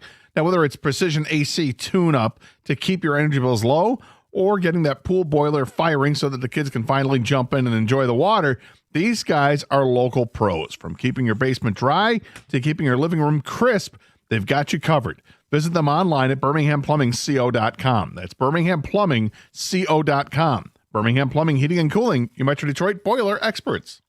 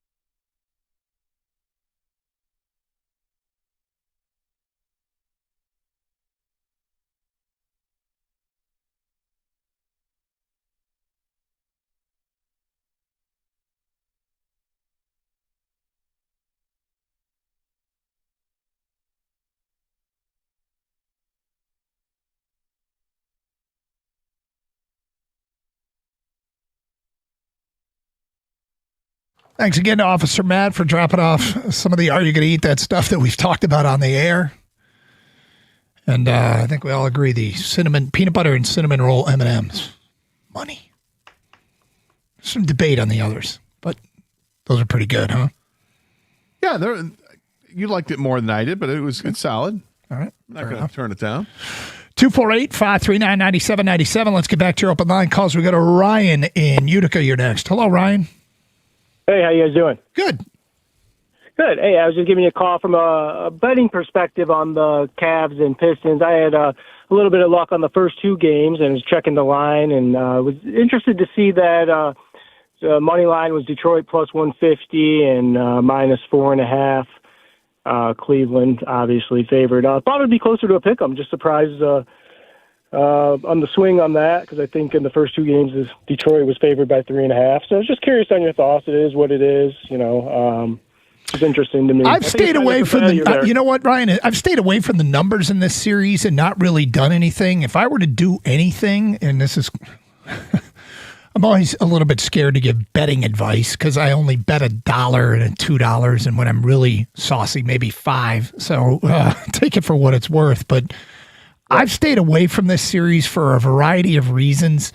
If Cleveland jumps out to a big lead, and that live money line gives Detroit 8.5, 9.5, something like that, then I might consider $1. But I'd personally avoid. If I were to play anything. I don't even like giving out advice because this is your money, man. But maybe the under. But who am I? No, it's going to be Detroit money line. That's the. You're going to do it. There. You're going to do it. I'm very Oh yeah. Until they prove otherwise on the streak they're on. And I tell you another thing I did. And I don't do a lot of money either. But when they were down 22 at half, they were plus 1,200. Put a little bit of coin on that too, so it's just all for fun. But I was just curious. Keep the bet. My advice to everybody is keep the bet totals low. Yeah, and that's my advice. You can take it or leave it. My favorite line of this entire postseason was at halftime of the final game of the Atlanta Knicks series. At halftime, Atlanta was getting 48.5. Well, yeah, because they were down 55 at the time. Literally 77-22. Yeah. It's crazy. That was crazy. I tend not to bet on basketball, but playoff basketball makes more sense to bet because you know the lineups. Mm-hmm. Whereas regular season, you don't know if there's load management or what. So you know this going into it, what the situation is. There's also the smart play, which usually is not the bet, but that's why I keep them small. That's my advice. Phil in Detroit, you're next on 97.1. Hello? Phil! Yes, it is. What's up, man? Now, what I had to say to you was I'm not a basketball aficionado, but I've been watching them very carefully, and everybody's worried about what's going to happen the next game. I look at the last three. The Pistons have jumped out to these insurmountable leads in the beginning of the games, and then they hold on to the leads until they get to, like, the end of the third quarter. Then the other team is coming back, and they're exerting all this energy trying to catch back up to the Pistons. And if you notice, the Pistons are fouling. They're letting them ease back a little bit at a time, but they're exerting all this energy. And then it's like with 3 minutes to go, it's like coach tells them, all right, fellas, now's the time. And they flick that switch, and boom, they're gone. And the other team doesn't have enough energy to keep up. I love it. Phil, you're right about the only thing you're wrong about is those leads were not insurmountable because teams came back, and by definition, insurmountable means they can't come back. These leads have been mountable. True. But they've allowed them. They've allowed them. Wow, not what I meant. A little bit at a time. You know what I mean? Yeah, I know what you're saying. Jump on it. Let's see what they do tomorrow. They've been great when they needed to be. I mean, that's just basketball. Like, it is in the NBA. Everybody makes a run. Yeah, it's been going on forever. We would love for them to lead from start to finish by double digits, but that doesn't happen a lot of times. The other team's going to fight back, and like I said earlier, it's a game of runs, and it's how you respond to those runs. How can you stop them, and how can you start your own? Like, I think yesterday, I know they shot 50% from threes, But it seemed like a lot of those threes were timely too. You know what I mean? Like Yes. this helped stop the Cavs. Exactly. They answered Cleveland would knock down a 3 and the Pistons like, okay, here we go. I think Cleveland hit 7 threes in the game. I don't have the time to do it, but I wonder what it would be like if you went and looked back at all the Cleveland threes. How many of those were answered by a Piston 3? Or how many Piston threes were answered by a Cleveland 3? Because it didn't seem like Cleveland's were ever really off by themselves, knocking down a 3-point shot. They did that a lot. The Pistons in particular had some huge 3-pointers to answer a 3. You're right about that. And that's a great time. Hey, we're going to nullify what you just did. See, Birchie just tweeted this out. You can follow our fine reporter, Will Birchfield, at Birchie_kid. He says, in the battle of point guards off the bench, experience, resume said that Schroeder was going to be better than Jenkins. Here's what's happened so far. Schroeder has 13 points in the 2 games, 4 rebounds, 8 assists, and 6 turnovers, no steals. Danis Jenkins has 26 points, twice as many, 13 rebounds to the 4 from Schroeder, 7 assists to the 8 from Schroeder, but only 2 turnovers to the 6, and he's got 4 steals. This show loves Dennis Schroeder. Yes. There was concern about, they've got the Schroeder. We've got the guy that we hope can be Schroeder. Well, I hope that he is to a point. What I don't like about Schroeder is the vagabondness about him, where he's played for 20 teams in 20 years or whatever it is. But Danis Jenkins, if Danis Jenkins is going to be what we hoped and what we saw from Schroeder in the past with the Pistons, he's surpassing it right now. Danis Jenkins is a part of this team. If I recall correctly, what he's doing is essentially what Schroeder did in the playoffs last year. He's surpassing this year's version of him, but it feels like this is very similar to what Schroeder was giving him off the bench a year ago. I'll have to look that up and double and triple check that. Well, I'm looking at it right now. Basically, yeah. Although Schroeder had a couple great games against the Knicks. He had a 20-point game against the Knicks, an 18-point game against the Knicks, and a 14-point game against the Knicks. There you go. What was his points per game? 12.5. And this year, what'd you say Danis was in this series? In this series, he's got. I just moved off of it. In the series, he's averaging 13 a game. So there you go. I mean, it's not the points isn't the measurement of everything, but yeah, he's giving him what Schroeder did last year, and Schroeder's not giving Cleveland what he gave Detroit last year. So that was sort of a 1-to-1 comparison that was made before the series. Advantage Detroit so far, but as I keep saying, and I think it's important to point out, the Cavs team that came to Detroit is not winning the series. We're probably going to see a different version of the Cavs tomorrow afternoon. I would be shocked if we didn't. Hey, I want to ask a question. Okay. And this probably won't apply to you. Okay. And it's not you, it's me. Yesterday, I was streaming some stuff on my television. Mm-hmm. No problems. And the Piston game came on Prime. Yeah, sure. I had pixelation issues throughout. Uh-oh. The image went out of focus. Uh-oh. I had some static noise breaking up every once in a while. Like we got these green images popping into my screen. And I kept thinking, if I bring this up on the air, everyone's going to say it's your internet. But I didn't have a problem streaming other things. Yesterday, Netflix got streamed, YouTube got streamed, and ESPN Plus all got streamed. Why was Netflix streamed? My daughter was watching a TV show on Netflix. I can't remember what it was. I'll try and find it. A movie marathon. No, she watched it. She was watching a movie. I'll try and find out what it was. I remember she explained it to me. It's got. I'll work that out. But I watched some YouTube stuff and I watched some ESPN Plus stuff. No problems. But the Piston game, problems.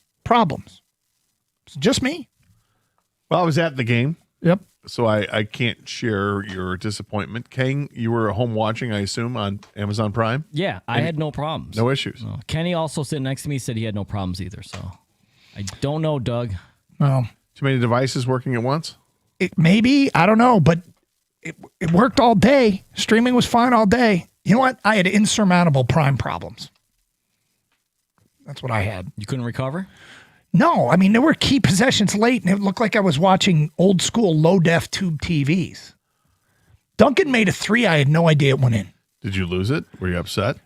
I said some things. You said some things. Anything you regret or you want to take back? Mom and Dad were there. They probably heard some language. No, Dad didn't. Dad fell asleep. But Mom. Dad have some Busch Light apple? No. I don't think that's your dad's style. Not at all. Kang, did you try the Busch Light apple? No, that's for this weekend. Oh, I want your review. All right, Carson Anderson, 248-539-9797, 97.1.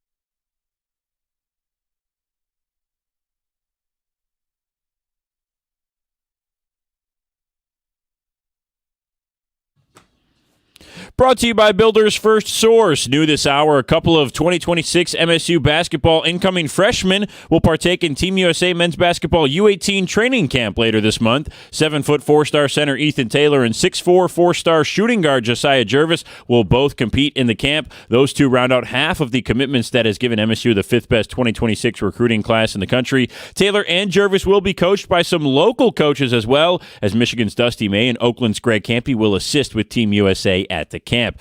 There are also a couple updates to MSU football's 2026 schedule today. The school announced this afternoon that its season opener against Toledo has been moved to Friday, September 4th instead of the following day. MSU also had another home game moved to Friday this year as its matchup with Oregon was selected to be a part of Fox College Football's Friday slate of games this season. So that game will now be played Friday, November 20th in East Lansing. That's an 8 p.m. kick. Today, the PWHL confirmed it accepted over 4,000 deposits for season tickets in the first 24 hours following the announcement that Detroit is getting a team this season. All PWHL Detroit home games will take place at Little Caesars Arena this fall. The Tigers and Pistons each have games here on 97.1 this weekend. The Tigers are first tonight at 7:40 in Game 1 of their road series in Kansas City. First pitch at 7:40, pregame at 7:15. The Stones are tomorrow for Game 3 in Cleveland at 3 o'clock. Pregame for that one at 2:35. At the Corewell Health Sports Desk, I'm Brendan Shabath. For more, go to 97.1 The Ticket or Odyssey.com.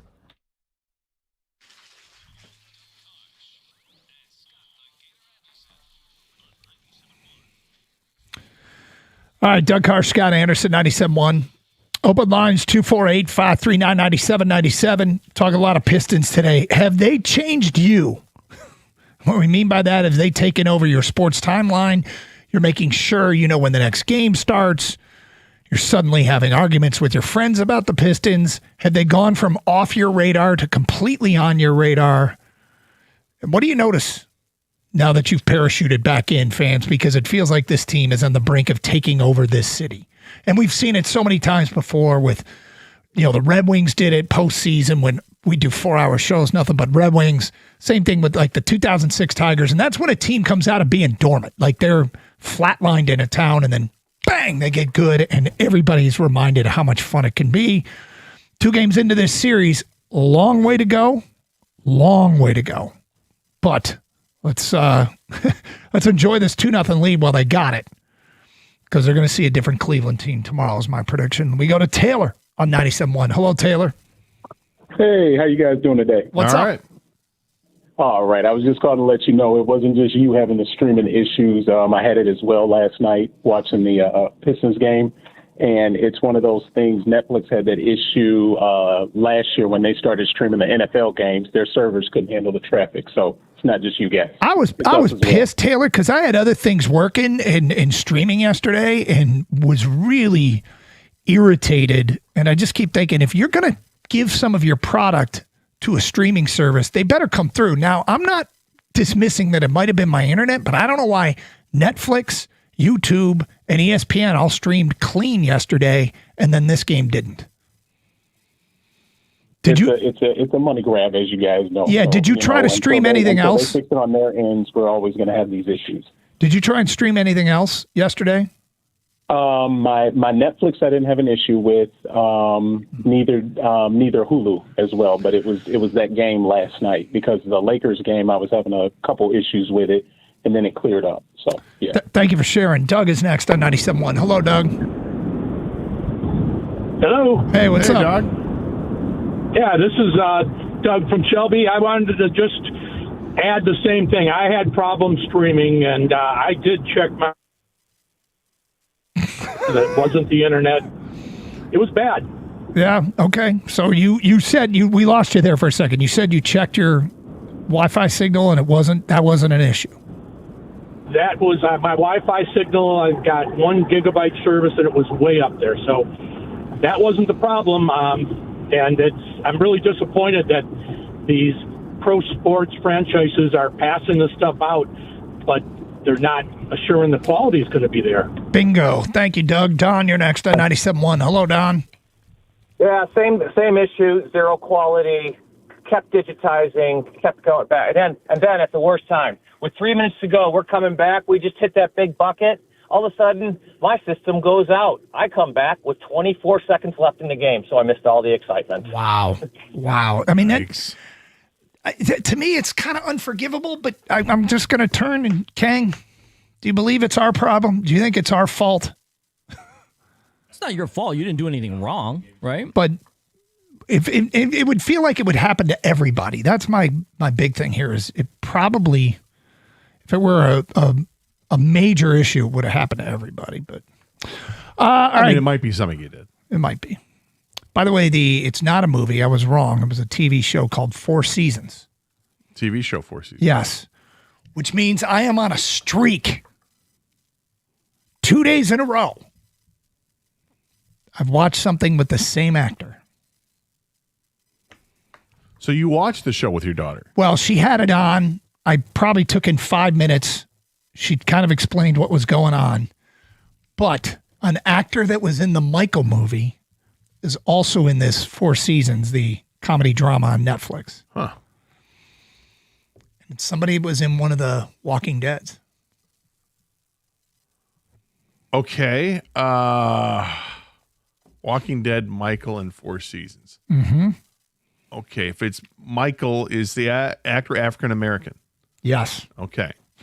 So now I can go to my knowledge of, because I don't know Four Seasons. Walking Dead. You also don't know black people. Just kidding. Thank you. Yep. Was it a main character? No, it wouldn't be a main. Well, maybe it would be. Main character in Michael? No, on Walking Dead? Walking Dead. I'm one of the Walking Deads, yes. Is it Morgan? The guy who played Morgan? No. Okay. The guy who played the Reverend? No. Oh. Trying to think of what the guy's name was. Coleman Domingo? Is it? Bingo. There you go. Coleman Domingo was in the Strand? Michael movie. Strand, thank you. He was in the Michael movie, which I enjoyed. He played Joseph Jackson. He played the dad. Oh. Dark. I could see that. Yeah. There are a few characters that I've loved more right off the bat than his character Strand in Fear the Walking Dead. He was a badass. And then the show went off the rails after a few seasons. But yeah, initially that guy, I'm like, this is, and I think you had the same impression where like, he's the most interesting guy in this series. Yep. Of all the Walking Dead. So I didn't stick with Fear either. I bailed on Walking Dead because the Negan timeline wouldn't end, and they had so many chances to kill him, and they never did. Just sat there talking to him, and no, I'm not going to shoot this guy that's torturing us. I'll try to negotiate. But the Fear the Walking Dead went off the rails too. It took a longer time to do it. I really liked it. Was a good show, and they moved around different places, which made it interesting. You start off in California, they're on the water, and you go to Mexico, eventually go to Texas, and and then I think Florida or something. So it was. I enjoyed it for a while, and then it was just okay. Yep. Time to move on. All right, feedback coming in regarding the Pistons. After watching a couple games of this series, I think Orlando is a better team than Cleveland. That's from an unnamed texter. I think a caller last hour put it perfectly when he said, I don't think Orlando's better than Cleveland, but I think this series might be easier. Which, I mean, I guess you can't get much harder than being down 3-1 and having to roar all the way back. That's about as the degree of difficulty on that is rather high. Well, yeah, I mean, Orlando with Franz Wagner was awfully good. Without Franz Wagner, they were vulnerable, and the Pistons took advantage of that. And now the Pistons have their footing under them.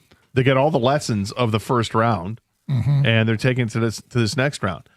I think when I'm watching Cleveland, and Cleveland's a very good basketball team, there's no question about it, but their superstar player, Donovan Mitchell, is not quite playing to superstar level just yet. And I think that's a difference. The addition they had with James Harden has not paid off. In fact, a note that I wrote down in my notes, Doug, is that Harden is the Cavs' Achilles heel. I think he's the reason that this team isn't doing anything more than they are, because he keeps shooting his team in the foot by turning the ball over way more than he should. And now he's just kind of a loose cannon there trying to get under people's skin, and he's not. It's not working.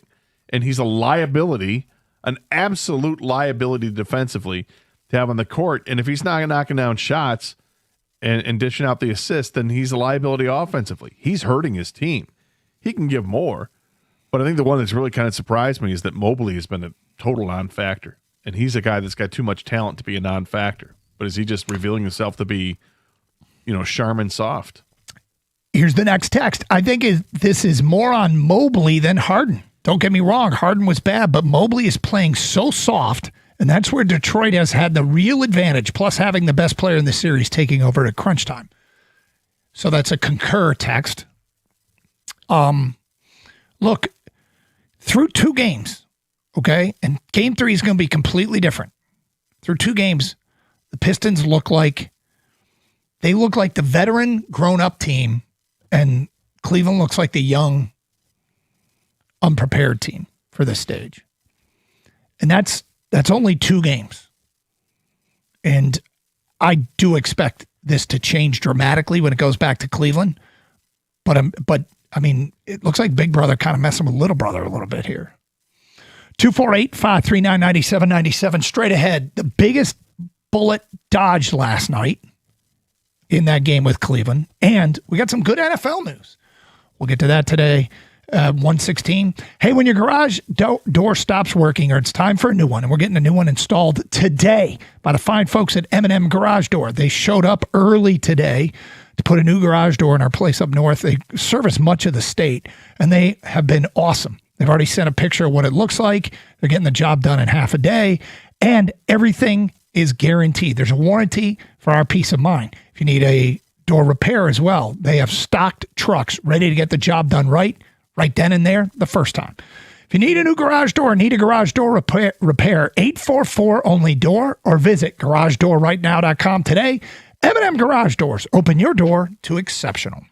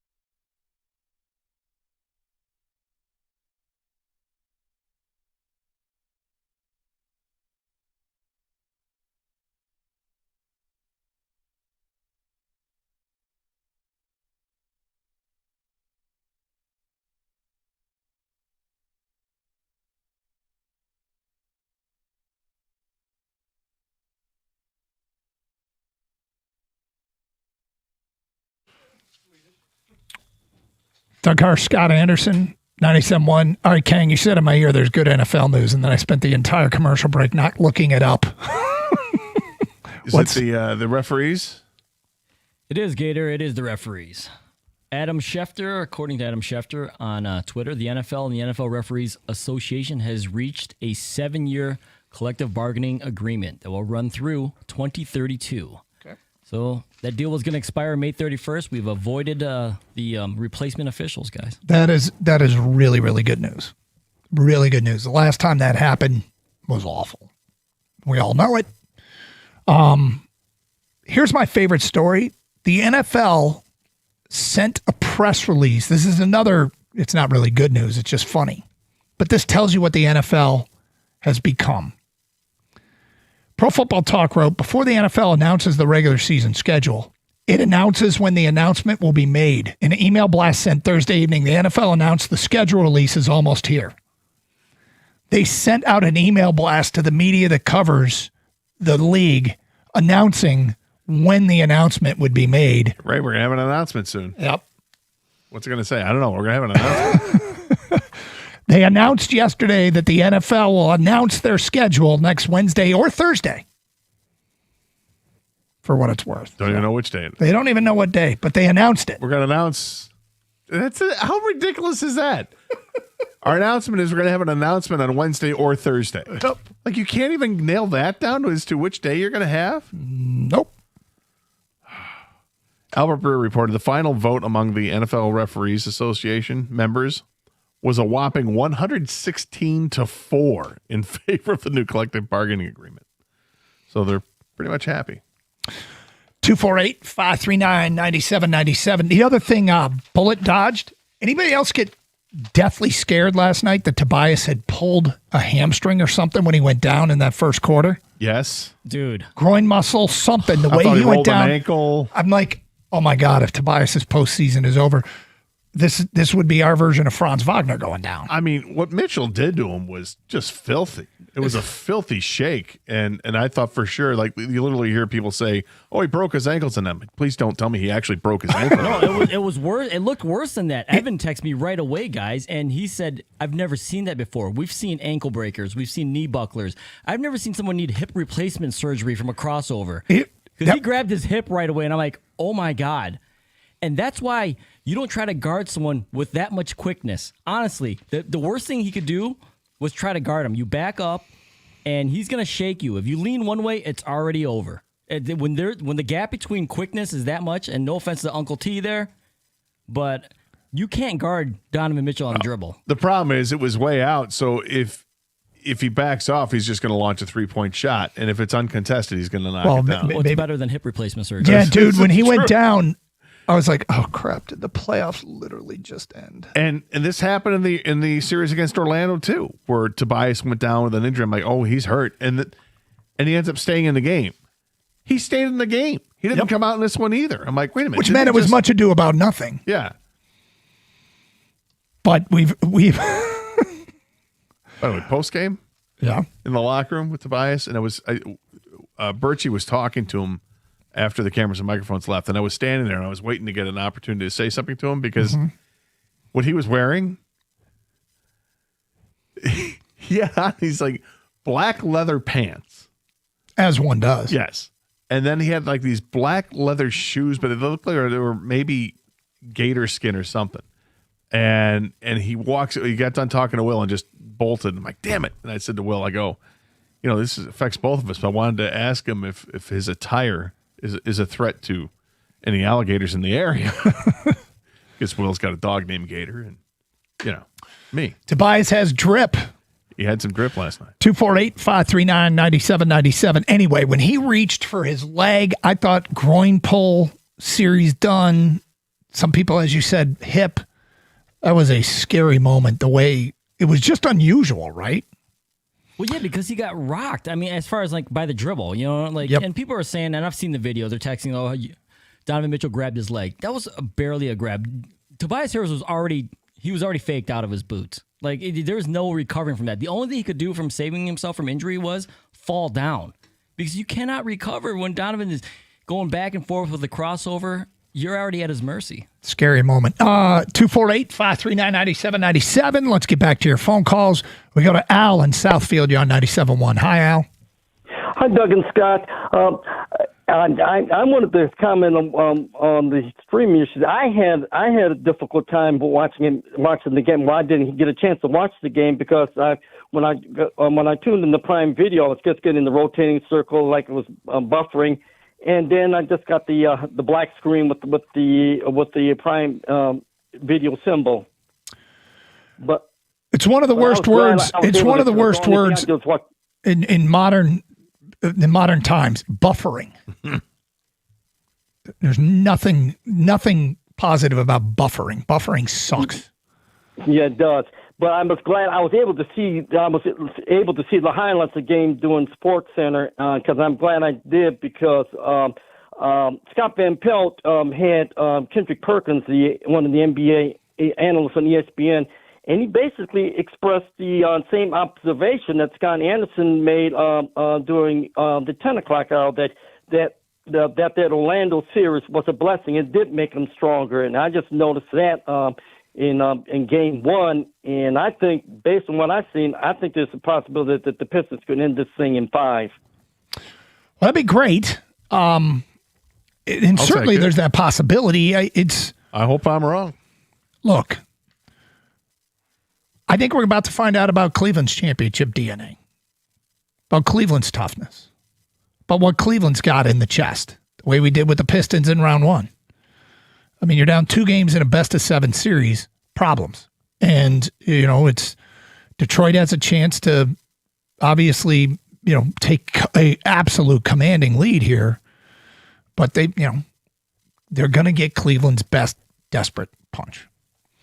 248-539-9797. This is Adam in Flint writing us. I'm 28 years old, and I was too young to enjoy the 2004-2005 Pistons. I've never watched a complete NBA game in my life. But since the Pistons got the 1 seed, I decided to tune into Game 1 against Orlando. Now I haven't missed a minute since. It's awesome. Right? Take advantage of hopefully the Pistons take advantage and draw in a bunch of new fans. And maybe we'll have a ton of people locked in from day 1 next year. That'd be nice. One of the things I found interesting last night, getting out of the parking garage and walking towards the stadium, is I walked right into 2 big tour buses of Cleveland Cavalier fans that had pulled right up to the side of LCA and let their fans out, and their fans are all waiting to get into the entrance, and then they started, chanting, go Cavs stuff and things like that. It was not received well by the Detroit Piston fans walking into the stadium. And I felt a little uncomfortable, like, hey, let's try to treat people a little more respect than that. Yeah, I don't Piston like that. Fans get a little nasty there with the F Ohio chants. But it's interesting that Dan Gilbert, paid for the trip for those people to come on up, gave them T-shirts, say beat Detroit. Not sure how that's going to sit with Piston fans or Detroit fans just in general. I mean, I get it; it's his team, but I mean, he owns a big part of downtown Detroit. Pro sports ownership leads to some weird stuff. Adam in a truck says, I got to say, as a non-basketball fan, I catch myself looking in on the scores of every Piston game over the past month, and so I can't say I'll watch, but I'm definitely more invested. I think the real investment, Adam in a truck, is to watch. Start watching or listening. Roy Clarkston says, guys, I won't lie. I'm a fringe basketball fan at best. I didn't watch a single Magic game, but now I'm so drawn in. I've watched both Cav games and won't miss another game the rest of the way. There you go. Is this team taking over this town? 248-539-9797. Just a reminder, you can stream the show using the Odyssey app. Get it for your mobile device today, AUDACY. Then you can listen to this show and all the shows here on 97.1. Anywhere in the United States. And, of course, we got people tuning in from all over the United States right now because there are Piston fans that have moved out of the area. Glad to have you aboard. Also, you can stream to our website, 971theticket.com, where the Birch Kid and Evan are responsible for great content. By the way, Evan and Stoney are live on YouTube with the Restore the Floor podcast. after every Piston game in this postseason. I think they've had to miss one, but the rest of them, they basically are doing post-game coverage, usually with Stoney at the game. And you never know what you're going to get with Stoney. So keep your eyes open for that. It's Carson Anderson, 97.1. You want your lawn to be nice and green and lush? Of course you do, but you got to take the right steps, and that starts with step number 1. Call Natural Way Lawn and Tree Service and get green and stay green with Natural Way. 888-GET-GREEN is the telephone number, and you get green and stay green, and you'll save green when you prepay. Call by the end of the month, you get the early bird discount. Natural Way has been serving Michigan since 1990. They offer the 100% satisfaction guarantee, and it's a company I've had at my house for like a dozen years, and I love how my lawn looks. For greener grass, fewer weeds, early treatment is absolutely the key. And at Natural Way, they've got programs that are designed to strengthen the turf, improve the color, and control those weeds. But you got to start early for the best results because it's so much easier to prevent a problem than it is to fix one. And for a limited time only, purchase a full lawn program and you'll get free grub control when you mention my name, Gator, and station 97.1. Give them a call today, 888-GET-GREEN, or go to naturalwaylawn.com.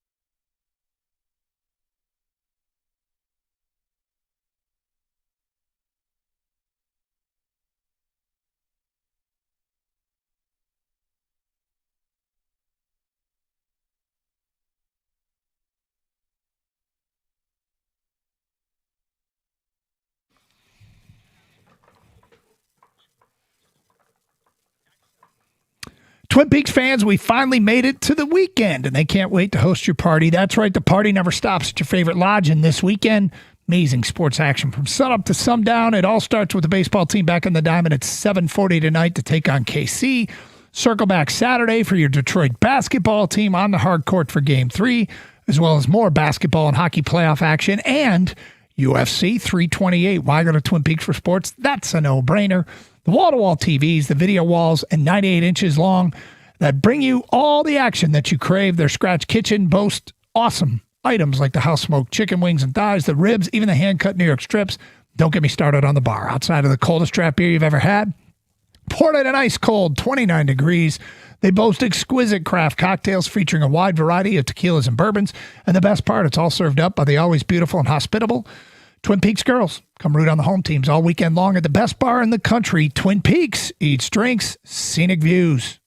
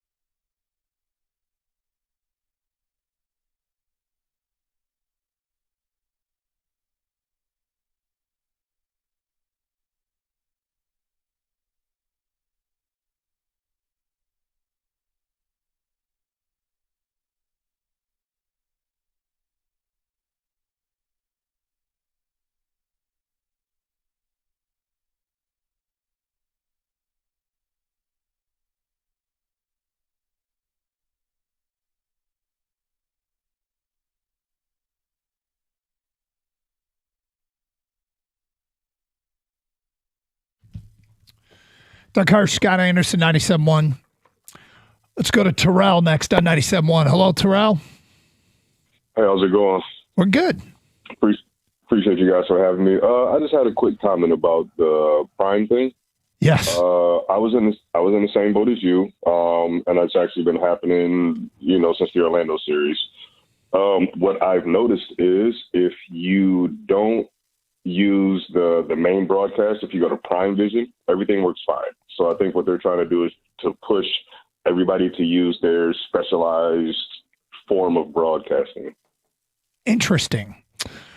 Every time I've used Prime Vision, it's been absolutely clear. No issues ever. So, Terrell, I mean, I'm trying to be fair to Prime here a little bit because during the NFL season and their games are in 4K, I absolutely love it, and I've never had any issues. Here in the postseason, I've had pixelation, I've had buffering, I've had weird interruptions with strange digitized stuff appearing on my screen. I mean, is it possible that they just don't have adequate bandwidth for the main feed, and if you have an issue, you go to the other feed? Because it doesn't sound like this has happened to everybody. It's just a few of us, and people say, "Oh, it's your internet connection." I'm like, it's the only thing that I had problems streaming yesterday. Right. So again, I'm in the same boat. Everything else I streamed, I'm a YouTube TV guy. Everything I watched on YouTube TV was absolutely fine. I think I tapped into something else, and that was absolutely fine too. But like you're saying, it's just that main broadcast is what I've noticed. Yeah. So maybe it is something specifically tied to just too many people and their bandwidth all at one time. But anytime I've switched over to their Prime Vision broadcast, everything has been fine. It's the same commentary and everything. It's just a different camera angle. Okay, interesting. I don't know if there's going to be. Thank you for the call, and I don't know if there's going to be any other games on Prime tomorrow, 3:00, NBC and Peacock. Monday, 8:00, NBC and Peacock. The network and times have not been announced for games 4, 5, 6, and 7, which Cade might add are all if necessary games. Thank you for adding. Those are all if necessary games. Okay, hey, throughout the day, we've been talking about our colleague Pat Caputo, who passed away yesterday, and battled with pancreatic cancer. And it's been a sad day, but it's also been fun to reminisce about Pat today and what made him awesome. And it feels like every time we bring it up, we think of more stories. And this one-of-a-kind broke the mold. Everybody's got an impression individual who just, I've never met anybody like him. We do have a statement from his family that they just released, and a little bit. I'll read a little bit of this. Okay. Yep. From the Caputo family. For more than 40 years, Detroit sports fans had Pat's full attention. In the months since his diagnosis, we've had it. Listening as he told us stories, the ones from the press box, TV, and radio studio, and the ones from his life. What follows is drawn from those conversations. The words were his. We share it now on behalf as the goodbye he wants to leave the people who rode alongside him, the people who shared the microphone with him, the people who listened, and the people who read his work. We're also proud of Pat and his accomplishments, while he's leaving a void in our lives in the community that he is so proudly represented. He's made his mark, and his legacy lives on. To the audience, he was known as the Book, but to us, he was a cherished member of our family. We love you, Pat. The Caputo family. And then his nephew wrote a long tribute to Pat, with quotes from Pat. And it's too long to read on the air, but I'm going to read parts of it, okay? Okay. Okay.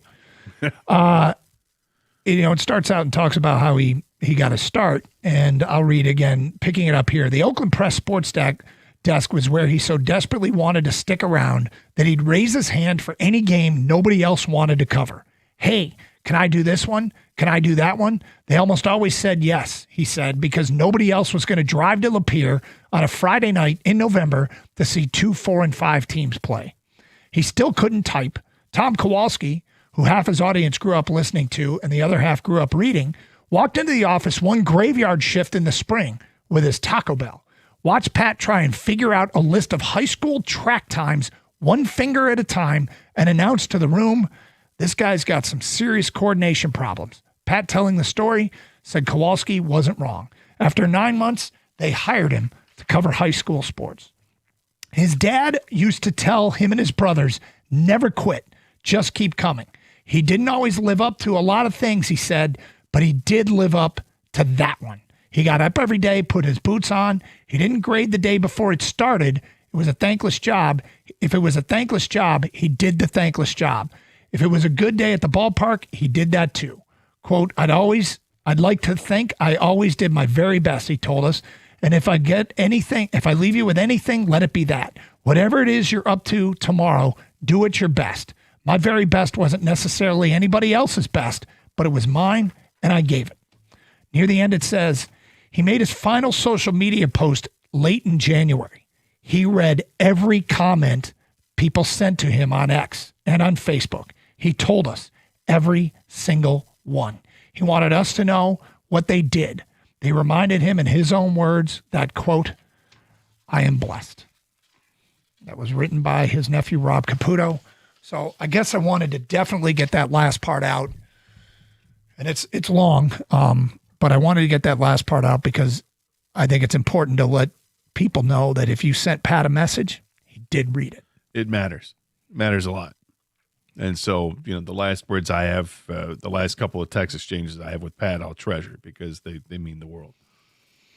It's hard to go back and read them, to be honest with you.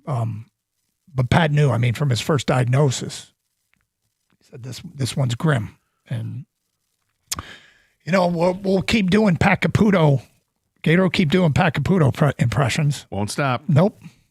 Maybe even more moving forward. But we feel blessed to have worked here. A lot of people here have said a lot of great things about him, sent us texts, and we do appreciate it all. It's hard to believe, between he and Jamie, and like you said earlier, we started naming people off and people behind the scenes here. It gets a little grim. Yep. But, we were all fortunate to have a chance to work with him. Like I said, it was like a rite of passage to work at this radio station that you had to pass muster with Pat Caputo. And that was he's going to be sorely missed. And he was a personality bigger than life. He also, to his credit, I think recognized what everybody who he worked with, what their strengths were, and would lean into them.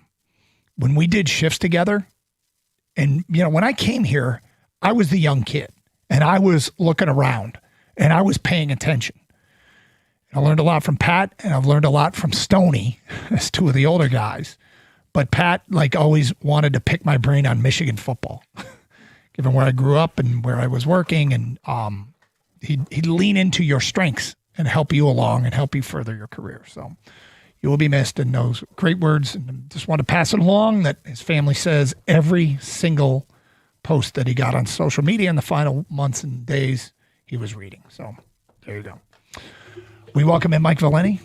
What's up, Hello. Michael? How you guys doing? We're okay. How are you? All right. I did see a social media text that you guys actually found Pat rapping and played it on the air yesterday. No. Oh, okay. We did not. Okay. We used to. I used to have a great amount of fun with the Pat raps. Yeah. We had some good ones. Okay. He did the Tupac thing. Maybe they weren't talking about yesterday. Maybe they were just we talking used about to it though. generally. Yeah, no, we had a blast with those. Yeah. Those are Doug, I'm being serious. That might be like 10 years ago. It's crazy. Definitely pre-COVID. We Yeah. used to play a bunch of those.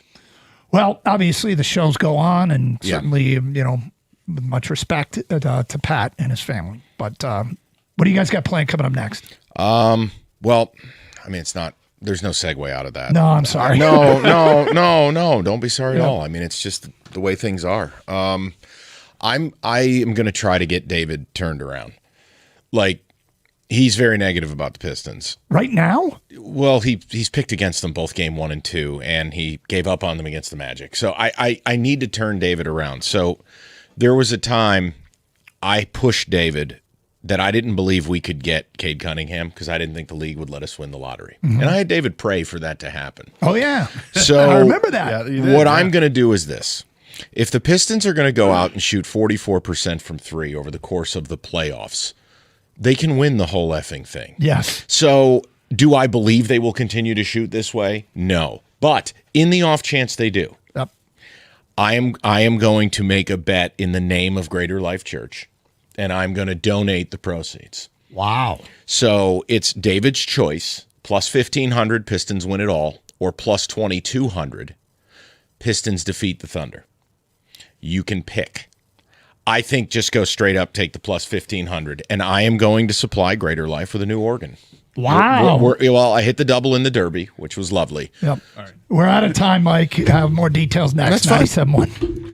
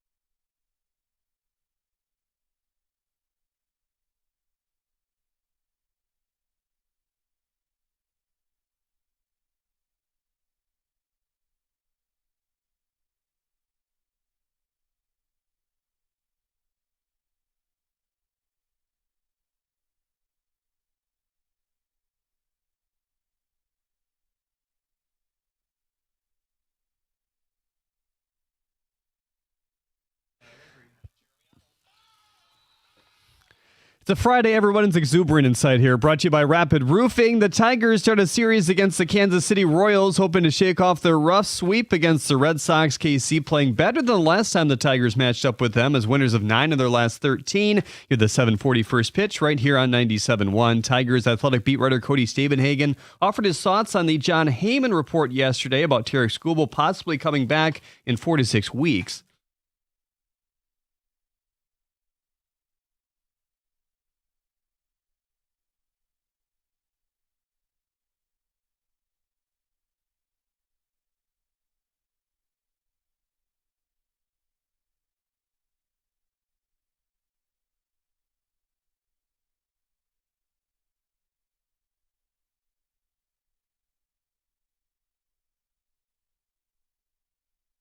Fox Sports released their Friday Night Football schedule today. Michigan State will play Oregon at Spartan Stadium Friday, November 20th. The Spartans' home opener against Toledo, also moving to Friday to continue that program tradition. The NFL and NFL Referees Association have reached a 7-year collective bargaining agreement. Per ESPN, interest in buying the Seattle Seahawks is soft right now. There's not as much action when Denver and Washington's team went up for sale. Okay, the PAWHL has already collected 4,000 season ticket deposits for their inaugural season in Detroit. At the Corwell Hall Sports Desk, I'm Jeremy Otto.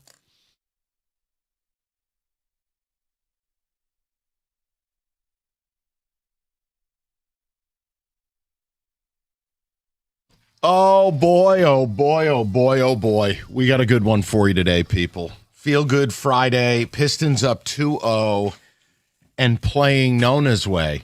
I'll explain what it means, but first I do want to shout out for anyone watching. Rico in a lovely, not usually in his color palette hoodie today, kind of almost a navy light blue. It's beautiful. Normally it's black or green with that cursed Spartan on it. I really like how much you pay attention to me because I've worn this for over a year. Well, I generally just try to ignore everything on that side of the console. You look great today. Thank you. That was the most backhanded comment I've ever had. Well, you're about to hear the biggest one of the day. You know, David considers himself a man of faith. Or he used to. Now he's nothing more than a charlatan. I want to throw this out there. Hearken, and this has to do with last night. And I mentioned the Pistons playing Nona's way. I do laugh sometimes because people get so butthurt about things I say, but yet they end up being right. The way you won in the regular season was fake. It's not playoff basketball. The way you're winning now is playoff basketball. 14 of 28 from deep, period. 44% in the playoffs from deep. Oh, wait, taking and making threes matters? Yes. Do I believe it's totally sustainable? Not at 50%, it's not. But boy, howdy, was last night fun. Because that was the only reason you won. Everything else in that box score, even or you didn't measure up. Cleveland stopped turning it over. You turned it over more. Cleveland had more second chance points. The difference is the three-point line. And is this roster wacky? Do I think the construction of it is almost ignorant to a point? Yeah. Guess what? If you're going to have Duncan Robinson hitting 5 threes a game, you can win the whole effing thing. And that brings me to this thing over here. Oh, boy. Now, I don't purport myself. I'm born and bred. You know, David says the spirit of Detroit was modeled after his image. This whole idea of David's a big Pistons guy. And David gave up on him against the Magic. I didn't. I'm the jackass who sat here at 3-1 and said, here are the 5 reasons you're going to win the series. We got into the Cleveland series. I didn't pick against you. I just said, look, I got to see what the first game looks like. Oh, now we've seen enough. Signed, James Harden. So I want to hearken. Do you remember a time where I didn't have any faith? I didn't believe the league would let us have the number 1 pick so we could get my guy, Cade Cunningham, right? Yep, I remember that. And do you remember that was back when David had faith? Yes. When David said he would lay his hands upon Cade and pray in order for us to land that pick? That's why I've always been upset that down at LCA, there's not sponsorship for Greater Life. Greater Life Church on Tyerman is the only reason the Pistons have Cade Cunningham. But I want to bring it full circle because now David has no faith. And I mean every word of what I'm saying. Look, I don't think you can sustain shooting this way. You were bottom 4 from 3, taking and making three-pointers for basically 90 games. You're now one of the 4 best teams in the playoffs. And including this series, no one's shooting the ball better from deep. Last night, 14-28.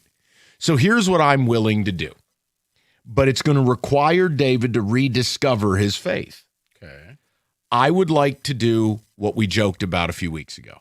I want to place a bet in the name of Greater Life Church for the Pistons not to win the series, not to win the East, to win the whole damn thing.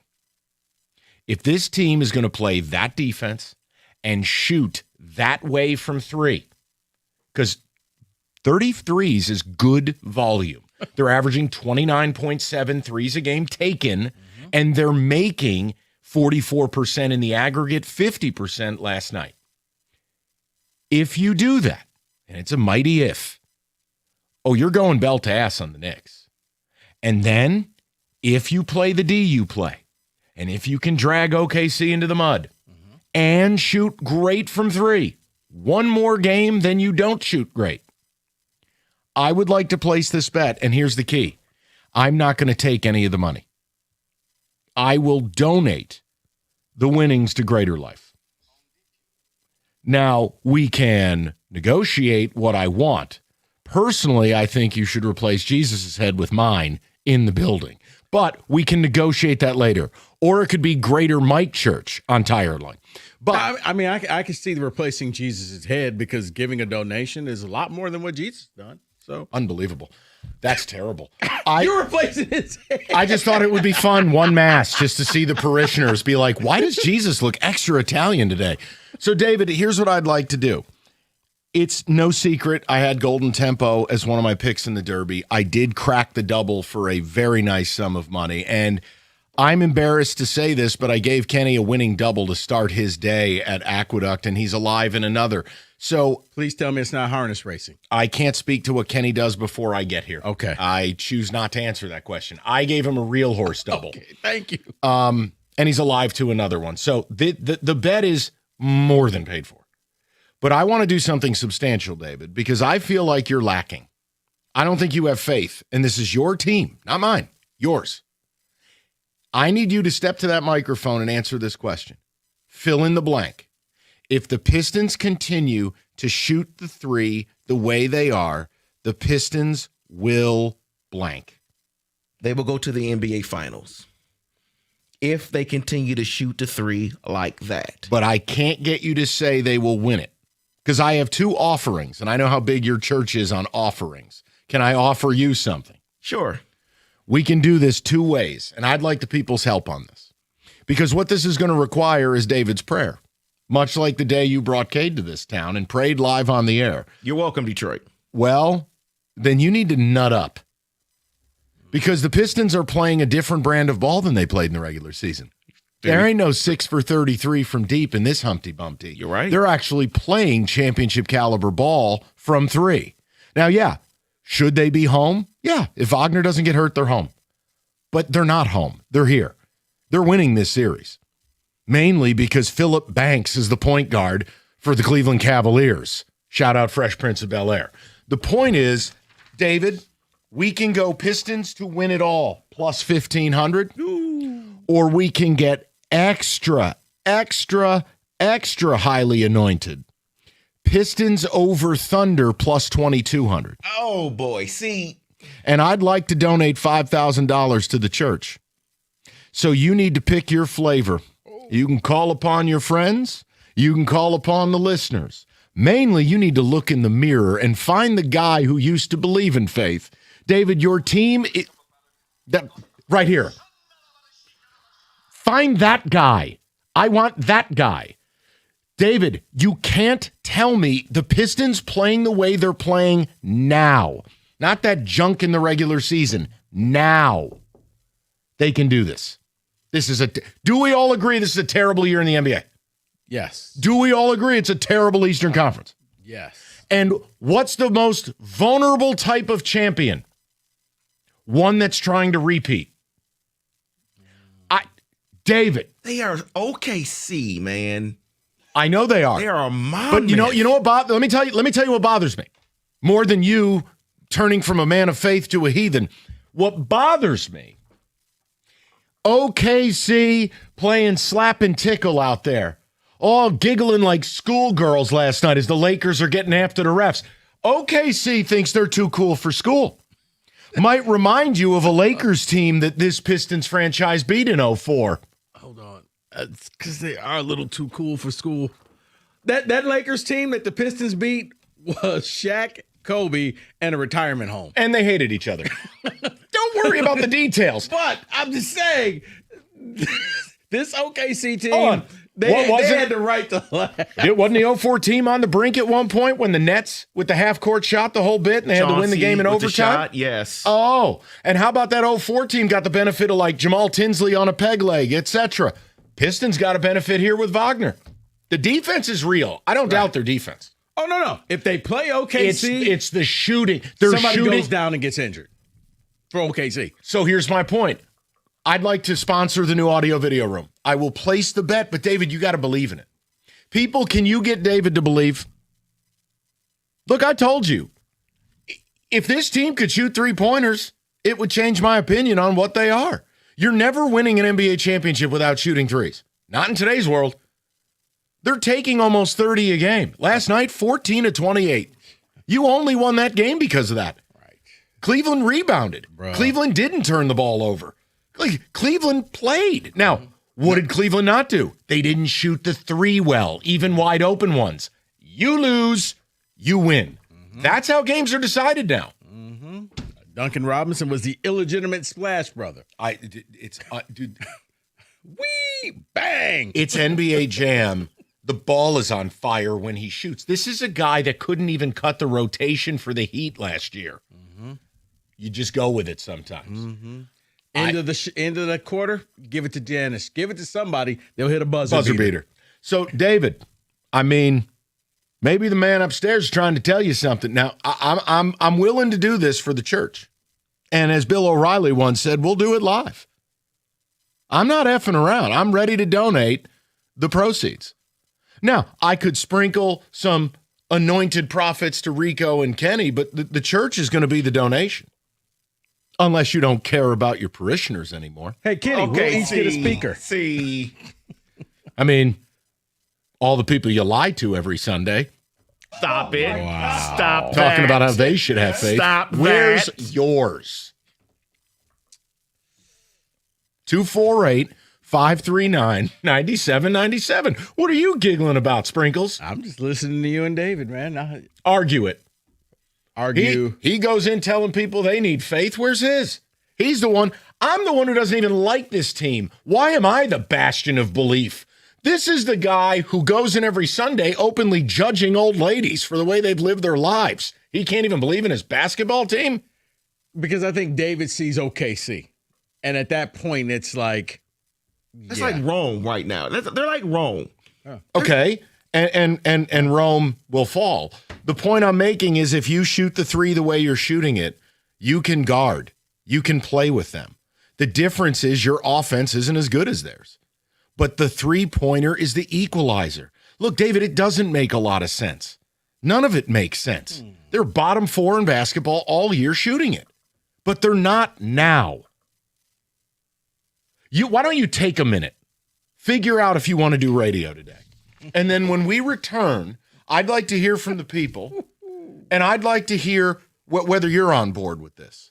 I'm willing to make a substantial bet today in the name of greater life that the Pistons are going to win the whole damn thing, because I'm done asking questions about it. What I watched last night was a comedy. First of all, as long as James Harden's going to play big minutes in the fourth, they're never beating you. But if you're shooting the three at this level, I don't know who is. Can they continue it? Probably not, but I might get as much as 20-1 to find out, and I'd be happy to share that with the good people of Greater Life. Not David, though. I think I'm taking his portion away. I'd like to gift it to your uncle in specific. 248-539-9797. Let's talk about it. Because I'm not being sarcastic. If this is how you're going to shoot, sky's the limit. Mm-hmm. Rico, you better talk to your man. I'm here if your faith ever returns. cat enthusiast. I don't know what just happened. Want me to build you a catio, bitch? Oh, man. I think we should play this, Mike. If the Pistons win, we'll play this segment in the church as you hand over that check. I get the first sermon. Me. And David was a bitch. That's in the New Testament, by the way. I rewrote it. I'll be there front and center, David, for that one. Take him to church. And on the third day, he said, "There shall be a stop sign with the number 9."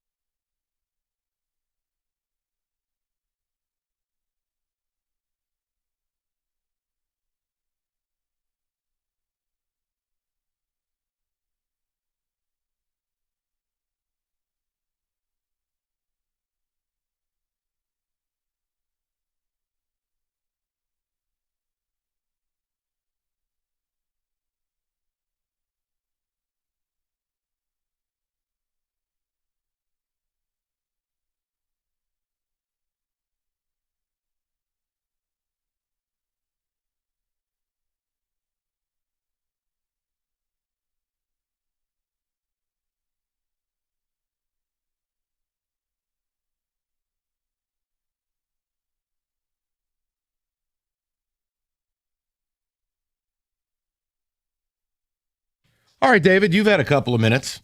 Look, bottom line, if this is how they're going to shoot, which they didn't do all year, if this is what they're going to do from three, it unlocks a different level for them. Now, I'm willing to place the bet they win the whole damn thing. But I need to know what it's going to take for you to believe. I just figured betting it and saying I'll donate it to the church would work. But you seem unflappable here.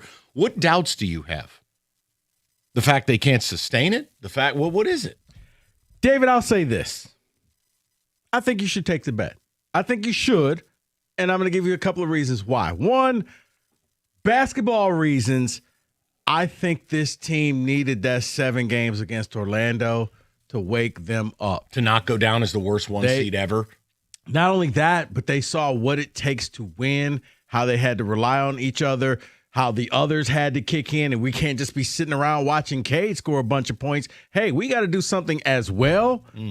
And you're seeing that carry over. They're not letting it down, and now it's starting to have that magical feel with this team where you do think that they could beat anybody. And, David, here's the other reason why I can't say it's going to happen, but I swear somebody's going to go down in every series that they play. Feels like it. And they're not going to end up going against a full team.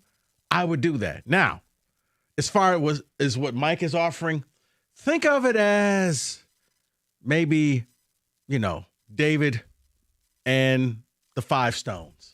Okay, we're going to need a Google, Kenny.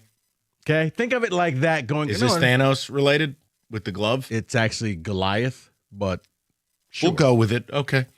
That too. Thanos, Goliath, they're all the same. Okay. Yeah, that's what someone's texting in and says, how I know David has turned away from the church. He's worrying about the Pistons versus Thunder and forgetting all about David versus Goliath. Take the bet, David. Someone else says, Dave, shut up and believe. Or David, it could be the fish and the bread and how it fed everybody. There you go.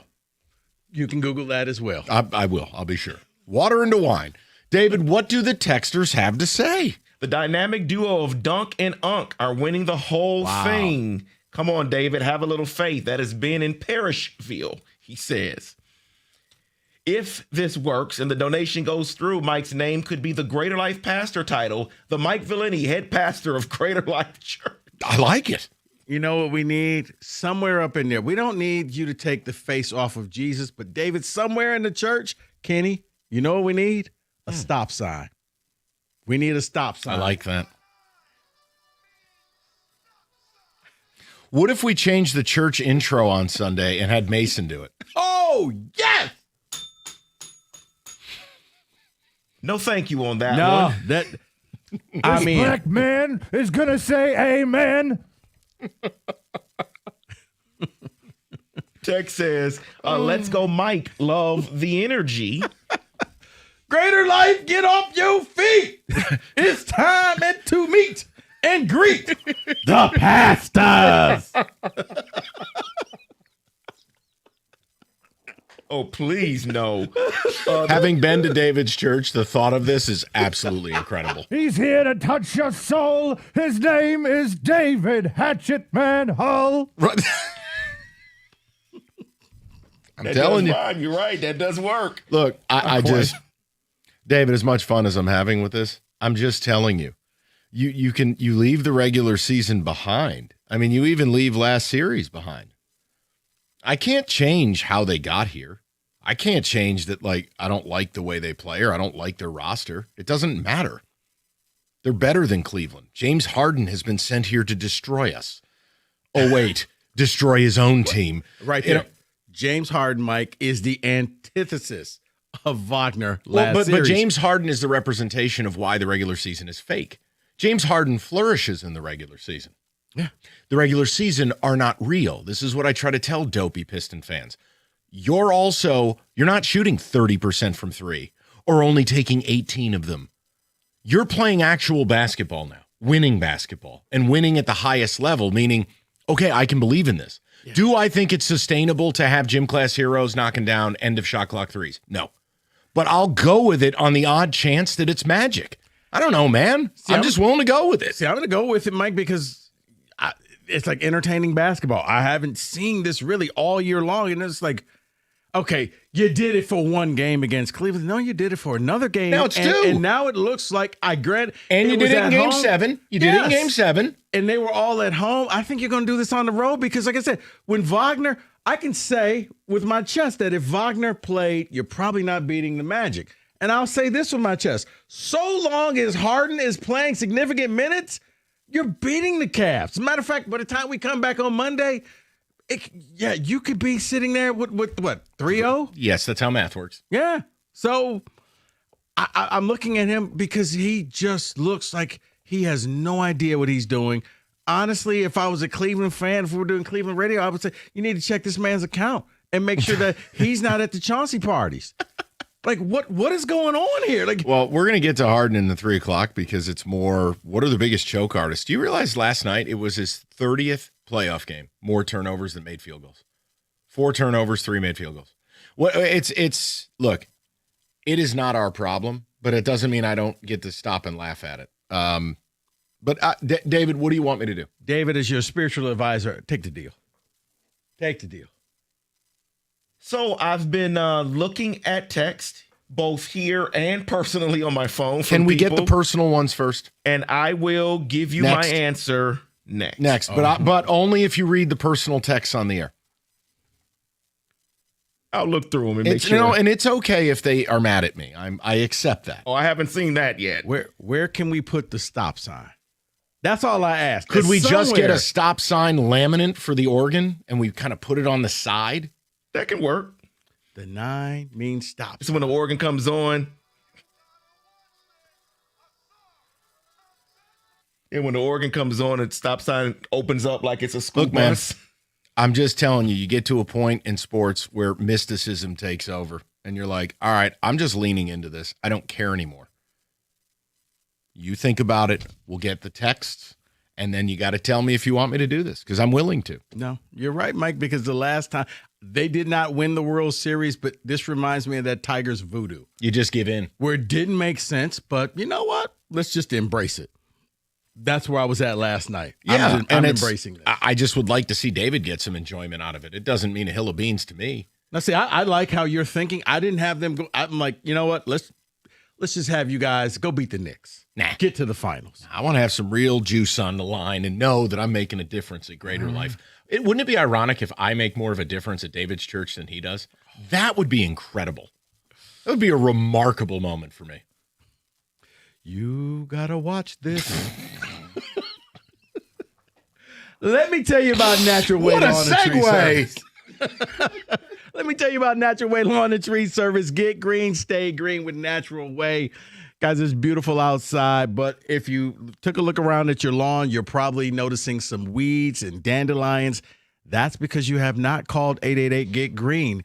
Call Natural Way Lawn and Tree Service. Let them come out. Let them take a look at your lawn, and then let them design a program that will strengthen your turf, improve your color, and more importantly, control the weeds. Because here's the thing.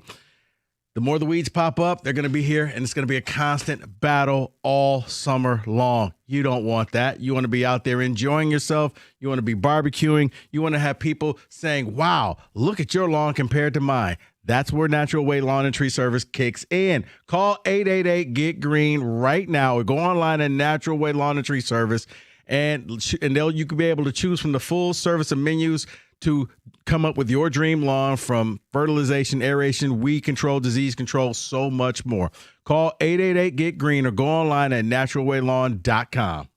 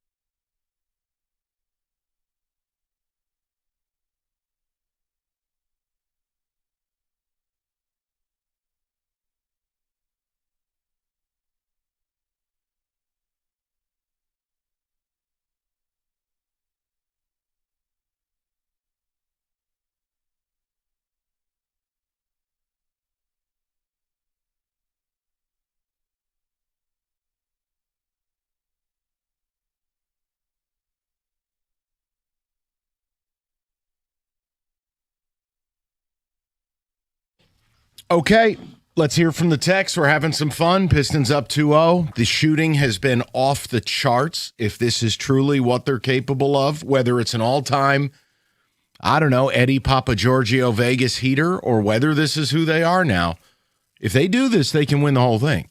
Do I think they will? No. But in the name of fun and hopefully getting David on board, because I'm getting tired of being viewed as the guy who's like, no, they're not done at 3-1, or no, David, really? Are you picking against him again? David, the bet is available, and I'm ready if you are. Now, what are the texts you are receiving? Now, you have personal and professional. What do we have? A few personal texts here. I won't name names, but one simply says, wealth of the wicked, take the bet. All right, hold on. That felt insulting. No, it's not insulting. Wait, did your uncle just call me wicked? No, it wasn't him that texted me. That's a coward's way out. It's basically saying take the money from gambling and basically wash it through the church and make it clean. Like a little Walter White routine. No, not that way, but it's all right. Yeah. Wealth of the wicked. Someone says, someone else texts me, says, Mike has me rolling. Listen. I'm crying, but take the bet. Okay. Someone else here says, bro, take the deal. We can put that stop sign in the fellowship hall. What's the fellowship hall? It's where we have dinners, where we, meet, greet. It's where you put the stop sign. Listen. It's time to meet and greet. That's where Greater Life starts eating that steak and lobster. Now they're going to get on that Joel Osteen plan. All of a sudden, Greater Life's going to have a Gulfstream 700. 6'6". Okay, some text here says, stop. Oh, my God, I'm dying with the pastor intros. Jesus dunks in Felis. I like it. I like it. David, you prayed for Cade. No need to stop now. Okay. David, are you ready? So, after receiving all of these texts, and thank you to the texters here for sending these in, I have made my decision. Okay. And David, before you say, just think Shadrach, Meshach, and Abednego. Okay? Go. I am taking the bet. Go to Sunday school once. I am taking the bet. Let's do it. I am all in. All right. They continue to do this. Okay. They can do whatever they want. So here's the deal. Here's what's coming your way. Bet's been placed. If the Pistons win the championship, I'm donating $5,000 to Greater Life Church. I don't want anything either. You know me. I'm the last person. No, I do not want my head replaced with Jesus. I want the stop sign. You can have the stop sign. I just put that order in. What are you talking about? Okay, the stop sign's in. David, if the Pistons win the championship, Greater Life's the benefactor. I don't want the money. You just don't do what a lot of churches do. Actually put that to good use. Don't be rolling around with some Louis V wallet the next time I see you. You know what we do. You know how we do it. Yeah, exactly. We don't do those things. That's the problem. Is that David courtside? What the hell? He's sitting next to Abe Hutchinson. Okay. With David. the buffs on. All right. David, I'll send you a picture to bet. It's real as the day is long. So let's roll. I just want you to try to get some enjoyment out of this. Like for me, I'm even keel on it. I just tell you what I think. I don't believe they can continue shooting it this way. But I just, on that odd chance they do, and I am supremely confident they beat the Knicks. I absolutely think there's a mental block there. There's a mental block for the Knicks, not you. You take the Knicks. You're like a shark, and the Knicks are the blood in the water. Mm-hmm. That I can buy into. See, I'm looking forward to the Knicks only because, to me, Mike, because of last year, that's turned into a real rivalry. It feels that way. This against Cleveland, okay. What if it's Wake the me up when it's Jalen Duren done. redemption arc? Because he's playing that cat enthusiast, Karl Anthony Towns. That could be where regular season Duren comes back? Question mark? Cade versus Brunson? Oh, I'm all in for that. OG Anunoby's hamstring explodes. Well, I expect that to happen. Mortal certainty. Right. David, go ahead with some of the text. The bet is in. Well, and now some people are mad at me. Why? Don't do it, David. You are going to jinx them. No, David doesn't have that power. No, I'm not Jim. I'm not Cookies. Okay. You can't say David's going to jinx them and then praise him for praying for Cade. Right. You can't have it both ways, people. I've heard that. It ain't part-time faith, all right? It's not how it works. seemed like David was kind of doing that. I applaud you, Mike, for being so generous for donating. Go Pistons. That's it. I want to be able to rally around it versus, I don't know, be annoyed by it. The way they play was annoying. But if you're going to shoot threes, I don't need to be annoyed because you're doing what I want you to do. Modernize. Not only that, you're actually looking like a great team. That team looks fun. I love that style of basketball. Like, I haven't seen that. Well, while it's always difficult to predict that they continue to shoot this way, what we also couldn't predict after the first playoff game was that Uncle T was going to continue to do this. We saw the first game and we said, okay, that's good. They lost, though. What else are we going to get from him? He's looked 7 straight games, 20-plus points for him. Well, I'll tell you one thing. And not garbage points either. It's because he stopped taking threes, which he was shooting like 19% on. You know, the pet jumper's always been there. The turnaround, is he shooting it at a way higher rate? Sure he is. Which he had a key drive yesterday because they got a few offensive rebounds, but they kept missing threes on them. Well, first of all, I thought he broke his hip. I did. Can we just go back to that? Yes. Because if that wasn't a sniper, I go, oh my God, Tobias just died. I mean, I haven't seen somebody's nuts get dropped like that since Kyler Murray on Jeff Okuda. That was tough. And then they take a timeout and he returns. And then but there was the healing hands. There was. It's like they had Arnie Kander and the carrot juice out there from 04. I don't know what that was. I mean, it's fun watching. And Cade gives it wasn't even really a crossover. It was just a head nod to James Harden. And next thing you know, he blows past him, dunk. Like, yeah, these guys are out here having fun. They believe in themselves. And, yeah, David, I'm glad you took the bet. And the bet's in.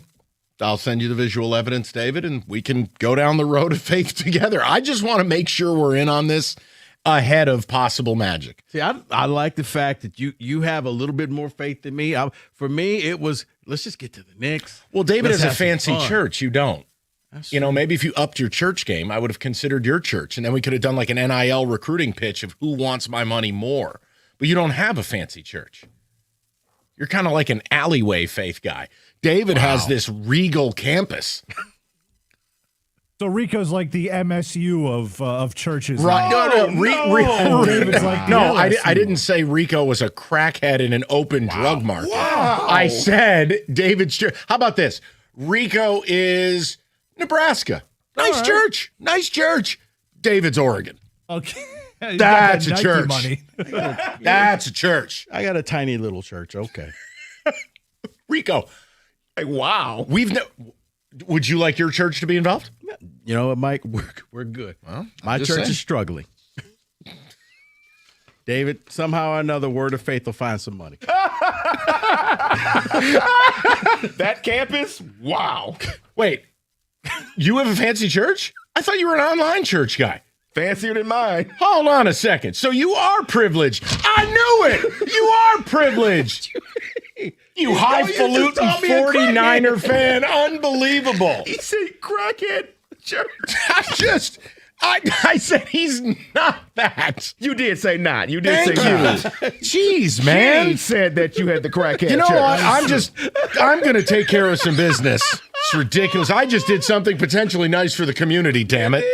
All Yes. right, right now, You gotta want this. new customers, bet 5, give 150 to Greater Life. That's right. You turn 5 into 150 with FanDuel.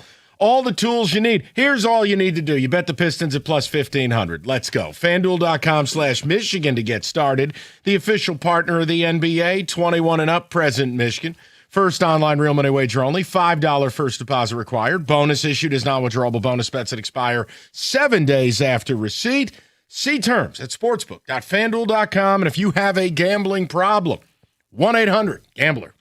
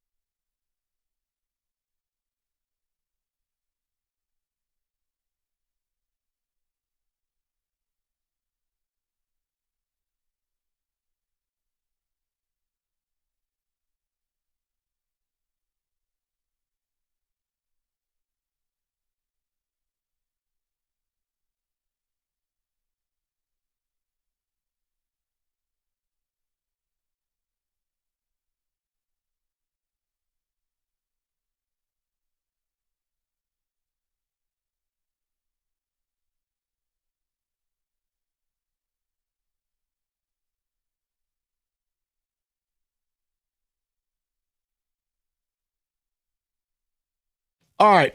I have no clue what we're doing. I just wanted to tell you that. So I'll let the music kind of figure it out. I don't know if it's football, hoops, or are we doing church rankings? Who knows? David? Football. Live from Club Rossini. All right. We are not doing that today. No Club Rossini, but some NFL news, and then we're going to get into a little what would you prefer game. Okay. All right.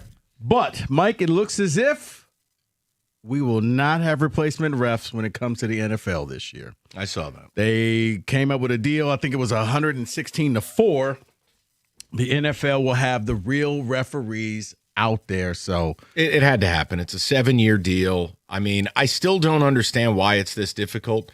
The amount of money the NFL is making, the revenues have never been better. The TV rights, everyone is scrambling right now in other sports because they know whenever the NFL does this, it's going to reshape everything forever. Just make your refs full time. It's a rounding error what it would cost you.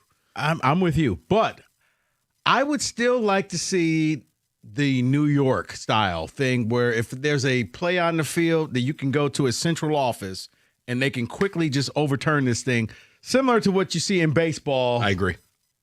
And baseball's implementation of the ABS system has been the best replay of all sports. It's quick, it's visually displayed, and we move the game forward. It is perfect. If football has been the worst.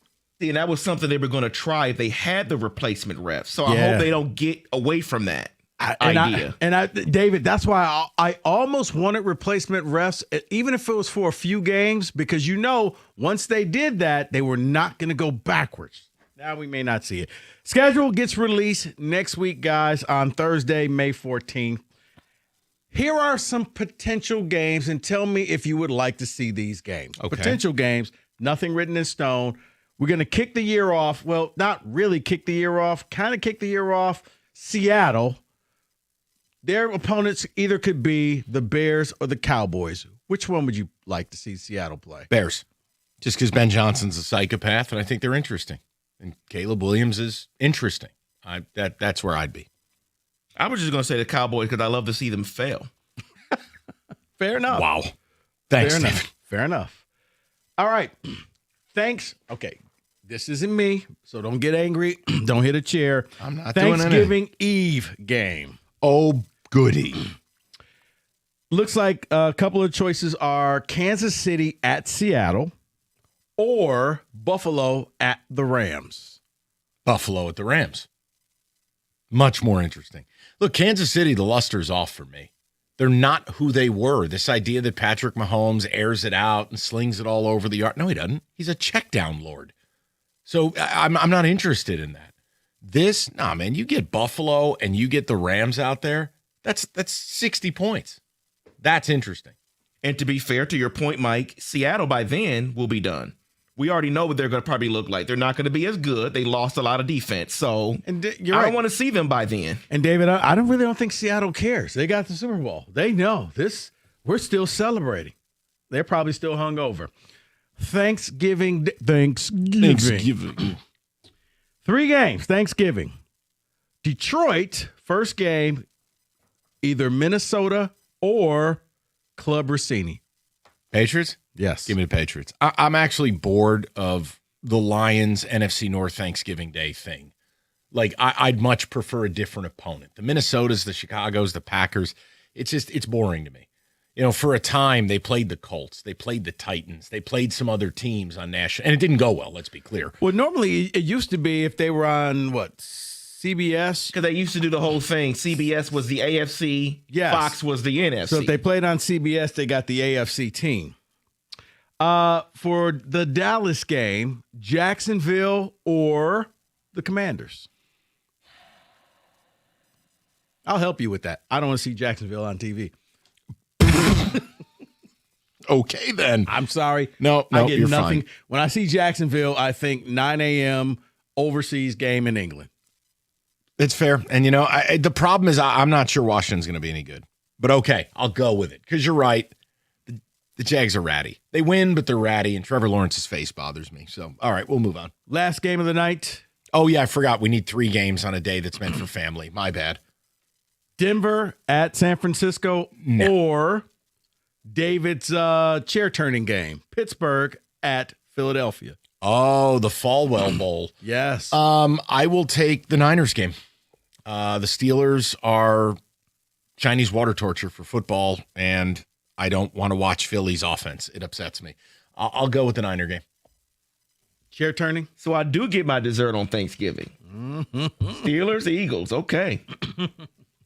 Well, you know what? It's a busy weekend. We've had the pre-Thanksgiving Day game, 3 Thanksgiving Day games. We need the cherry on top. Oh, I forgot Black Friday. Black Friday game. Why ever would they give me time to put up the Christmas tree? Let's do this. Maybe Jets and Dolphins again. That was a hot reset. Here's some potential games. Green Bay at the Rams. Okay, that's actually not half bad. Baltimore at Cincinnati. Not a Green Bay game. Green Bay game. Baltimore and Cincy is like empty calories. Like, it seems like a good idea, but you just end up with the poops. I think the more nutritionally relevant game was the first one. The Packers and Rams. Yeah, Ravens and Bengals can be at 1 o'clock on a Sunday. Okay. All right. Christmas Day. I protest all of this. Christmas is meant for family. I disagree with all of this. Well, for your family, you got a lot of football. A lot of football. A lot of football. Who needs time to enjoy family? Hey, Pops, operate the stream. Well, I'm glad you said that, Mike, because potentially the 1 o'clock game, the Philadelphia Eagles at the New York Giants. The G-Men. I'm going to tell you something right now. My mom will kill someone. If that game's on Christmas, my mom will. I'm telling you. It's at 1. It does not matter. You don't understand it. I come from a traditional family. My mom ain't having that. Did Mike's mom just cut somebody? Yeah, if you think dinner or the structure of that day is going to be changed because of the Giants, my mom put a bullet in TV. I could just see, Mama V, put the knife down. We're going to turn the TV off. Okay. Everybody Plus, get back to the dinner table. Yeah, that's nightmare fuel if that happens. So carry on. Let's just say this: Christmas is going to be different for me this year, and football ain't a part of it. Well, what are you at? Your other families? How did you know? It's about time you learned the kid's name. You, Michael. You. The 4 o'clock game, Kansas City at the Chargers. The 8 p.m. game, the Rams at the Seahawks. Okay, now you're going to force me to watch that. Yeah, that one's good. What happened to the Egg Bowl on Thanksgiving night, by the way? That's gone now, isn't it? Nobody cares. It's Mississippi State. All right, carry on. I like the nightcap. Lane Kiffin ain't there. And finally, guys, Lions going to be playing in Germany. Looks like they're 2 games. This is going to be the Giants, isn't it? The Giants? Yep. Or the Buccaneers? I'm going to tell you something right now. May 8th, reserve my right to change my mind. Mm-hmm. Giants going to win that game. Okay. So we're going to send all the Lion fans who bankrupted themselves to go to Germany, we're going to send them home safe. So you rather see the Giants, the G-Men in Germany? Yeah, that one I want. The G-Men in Germany. Yeah, I listen, I'm telling you. The Giants are becoming Scott Frost. This is the year the Giants get it right.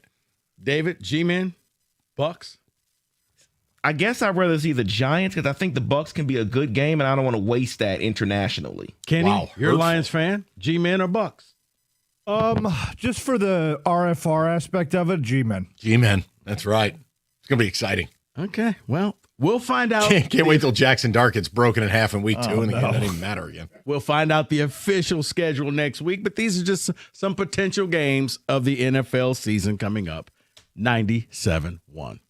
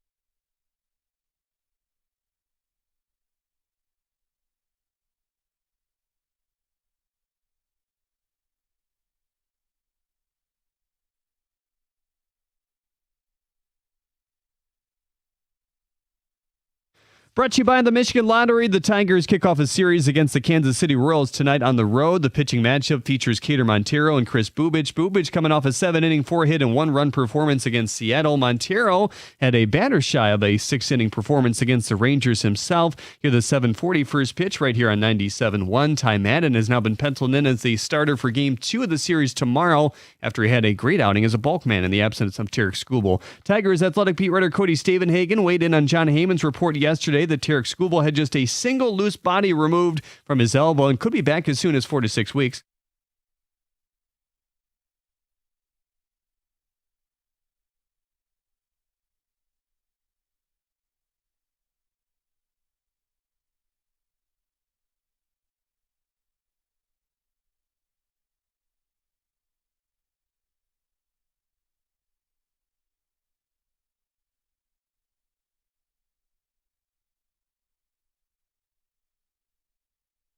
That from the Tiger Territory podcast earlier as well. The NFL says that Wednesday at 9 a.m. we'll find out who the Lions play in Germany. The Pistons traveling to Cleveland today, preparing for Game 3 tomorrow, which you can hear right here. Tonight, the Knicks can take a 3-0 lead over the 76ers at 7. The Spurs and T-Wolves are tied at 1 apiece. They tip at 9:30 as well. At the Corwell Sports Desk, I'm Jeremy Otto. For more, go to 97.1 The Ticket or Odyssey.com.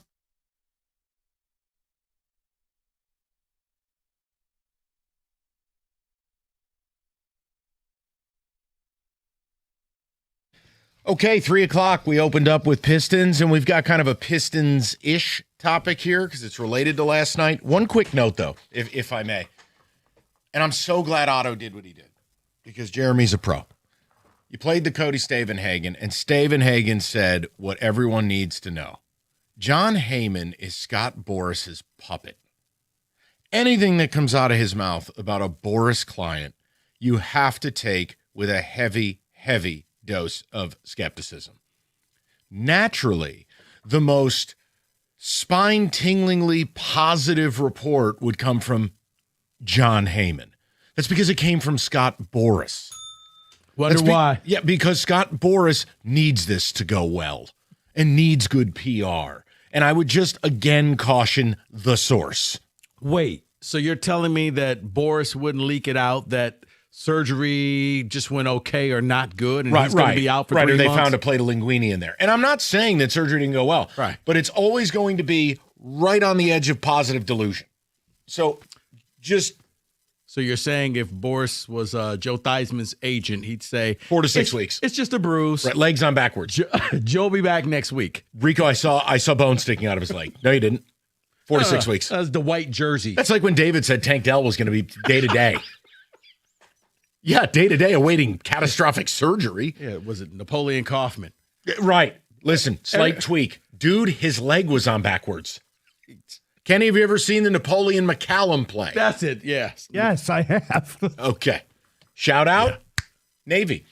All right, so we will get to the Pistons-ish topic. If you want the actual game, and we've placed a wager in the name of Greater Life, Pistons to win it all, Odyssey.com rewind.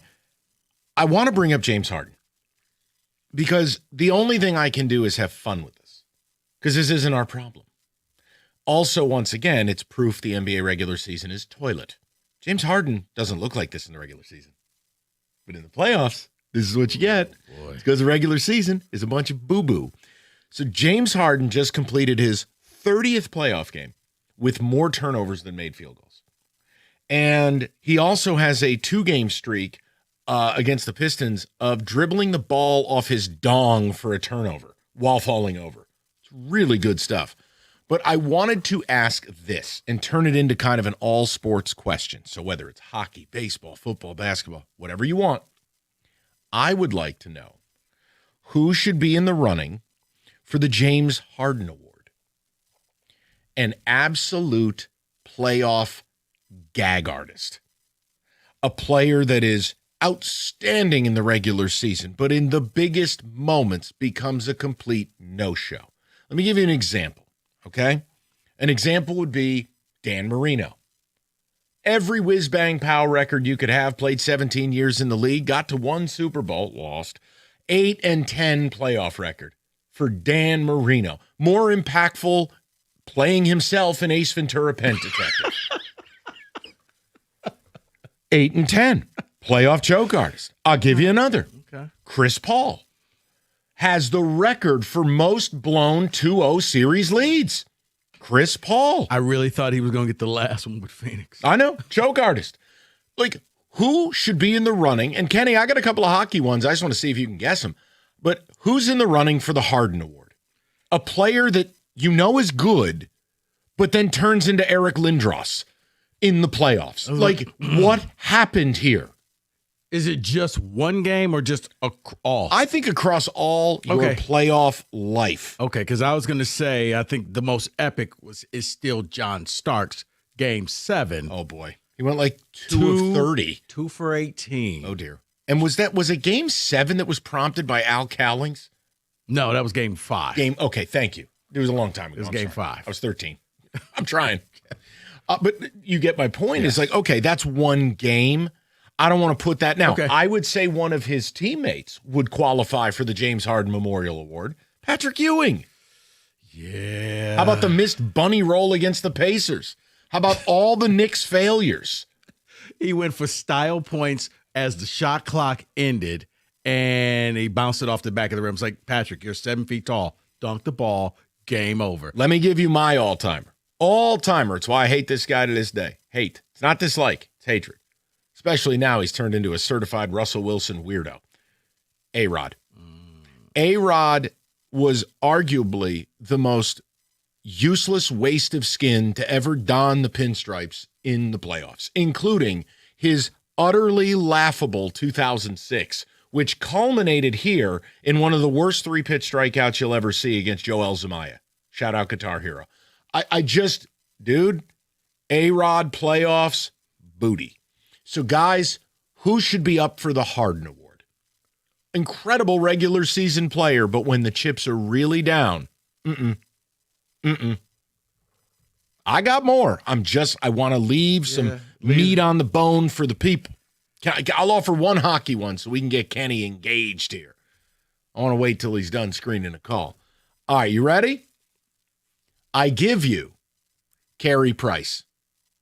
8 and 15 all-time playoff record. You're the best goalie in the effing league forever, but you couldn't do bupkis in the playoffs. So the funny part about this is that it's basically based on expectations. Carey Price had high expectations going into basically every playoff series he was in, and then all of a sudden it started to unravel almost every single time. Right, it's 8 and 15. Yes. Look, that's different than Curtis Joseph. When Cujo was here, he had like a 1-4 goals against. He lost every game 1-0 or 2-1 with the Wings. He wasn't a gag artist. This Carey Price at 8 and 15. That's James Harden. It's not a bad call at all. Okay. I mean, Kenny, I put some time in to find choke artists that would rise to the level of James Harden. Because James Harden, remember, we're talking about more turnovers than made field goals. That's insane. And some of the funniest slow motion fall downs I've ever seen. Like if I comped Kenny falling off his bar stool to Harden falling over Cade, it's probably the same thing. You know what another hockey one is? I just thought about it. Is Marian Hossa. He was at the Penguins, lost to the Wings, went to the Wings the year after, lost to the Penguins. Yep. I had one other one, but you would need to qualify it for me.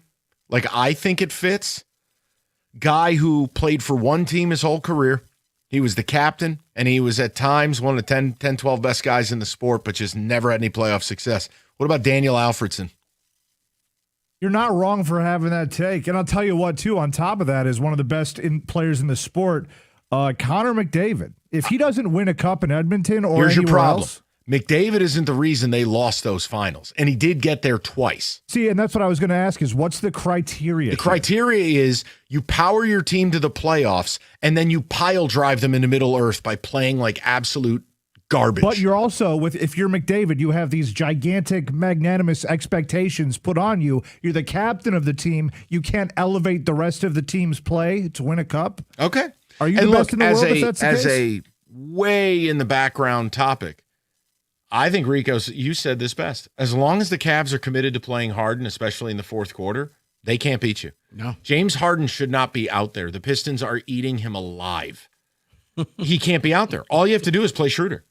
You play Schroeder, Tyson, Spider. Done. As long as Kenny Coma Atkinson is going to keep running this ball of garbage out there, dude, the Pistons should just tip their cap and thanks a lot. Yeah. He's terrible. Mike, it's almost painful where you just, you know what, somebody just go ahead and bench him. See, I sadistically laugh at it. Maybe that makes me bad.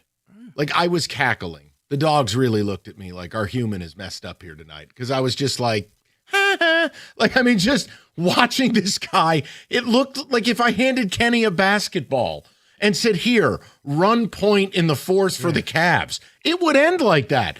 And that's not even an insult to Kenny. It's an insult to Harden that we can comp these two. They both have beards, and they have no coordination. Dude, I have a sweet J, man. It's unbelievable. He did play for Oakland. WXOU. Yeah, I'm watching this, and it's just like... You know he got banned from Radio Row at OU? I heard. But yeah, it is just painful watching him out there. It's just like... Who rises to the occasion? Who is a James Harden Choke Artist Memorial Award candidate? Because there's one I'm waiting to say. I don't want to say it. I want a caller to say it. I want to be delighted. I got one, but I don't think people will really believe me. But what, you were at Wilt Chamberlain's 100-point game? No. Because Wilt was a choke artist. No. Look at him in the big moments. Half the big moments, they had to take him off the court because he couldn't make a free throw. Go look. You don't believe me. No. Stoney would vouch. He was at a bunch of Wilt's games. My guy actually has a statue of himself, and he played great in the regular season. Hall of Famer. Statue of himself. Regular season. What sport? Football. There's a statue of him outside the building. Go ahead. Just say it. I want to know what this is. Barry Sanders. He didn't make the playoffs enough. 6 times. That's 6 times. And well, the Eagle game wasn't his fault. He didn't play defense. 69 yards, 44 yards. One game he had 169 yards, -1 yards, 40 yards, 65 yards. Kind of sounds like Jahmyr Gibbs' season. Just okay. Oh, I'm sorry. Facts are mean. Yeah. My bad. Hey, 300 against the Giants. Doesn't have 300 total the next 5 weeks. Total of 1 rushing touchdown. Okay. I think you better be careful taking the Lord's name in vain like that. I like Barry. You just comp Barry to James Harden. Don't say you like him. I like Barry, but his playoffs? Not optimal. 248-539-9797. There is one name, and I'm praying a caller has it. You know who I want to say. I want to give the people the joy. Okay. I'm shocked you haven't said it. Shocked. Oh, I'll leave it for the people. Okay, we'll get to the people next. IRS collection or audit. Abraham and Rose is successfully specialized in resolving all types of tax problems over 30 years. Their extensive experience means when you're facing an IRS collection or audit, you rely on them. Law firms come and go. We know that. But 30 years of experience, that's unshakable. Visit abrahamandrose.com or call 248-539-5040 so you never have to deal with the IRS again.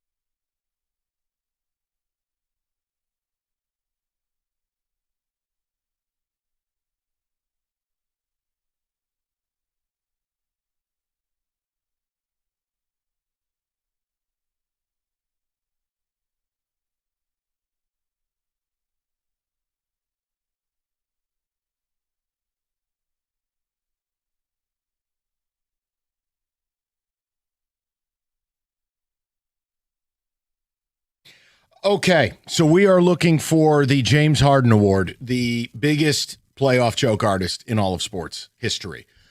And again, this is another reminder of why I don't get seduced by the regular season. Harden's a great regular season player. The playoffs are a whole different ball game. And just think about this. How many playoff games do you have to play to have 30 that are so egregious you turn the ball over more than baskets made as a high usage player? That's staggering. It's remarkable. Yeah. So I've given some names. I have a list. I really took my time with this. I'm a loser. But there's one that rises above, and I haven't said it. I wanted to offer the guys a chance. You know, in listener land, you know who my number one is. Oh, my shining superstar, the James Harden Memorial winner. I'll just hope someone gets it. Okay. Want to go to the people? Let's go to the people. We're going to go to, as he wants to be referred to now, appropriately sized, medium-sized Vern, formerly Big Vern. Vern, what's going on, buddy? You know, I was doing just fine on hold until Rico Beard decided to go on Al Gore's radio waves and disparage the name of Barry David Sanders. I hope the next plate of food you get doesn't have any seasoning on it.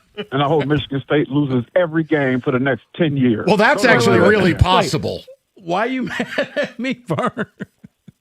I'm just saying, man, we don't disparage Barry around here. We just don't. Vern, I'm not. Those are just facts. That ain't me. Sometimes facts lie. But even though his resume may be a little short, I feel like sometimes I'm on an island, but Lamar Jackson is my current. Yeah, that's my guy.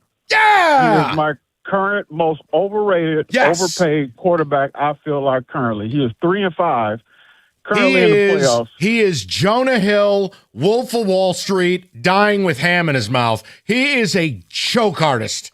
Yes. What you just said, Mike, about driving your team during a regular season, some of those Ravens teams look like they were unbeatable. If you put money on them, there's no way that you will lose if they were going straight to the Super Bowl. That's right. Lamar Jackson turns into Napoleon Dynamite in the playoffs. It is amazing the level that he plays down to and the decisions that he makes, and then the stupid look on his face. That's right. When he throws some picks and interceptions and makes some of the dumbest decisions I've ever seen in my life.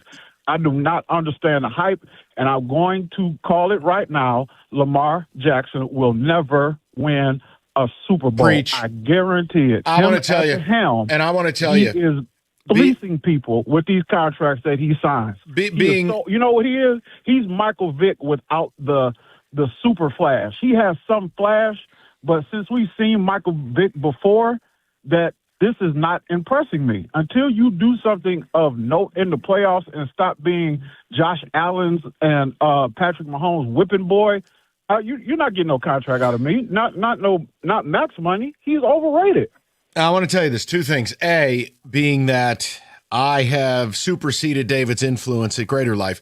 Vern, I'd like you to do the sermon Sunday, trashing Lamar to the patron.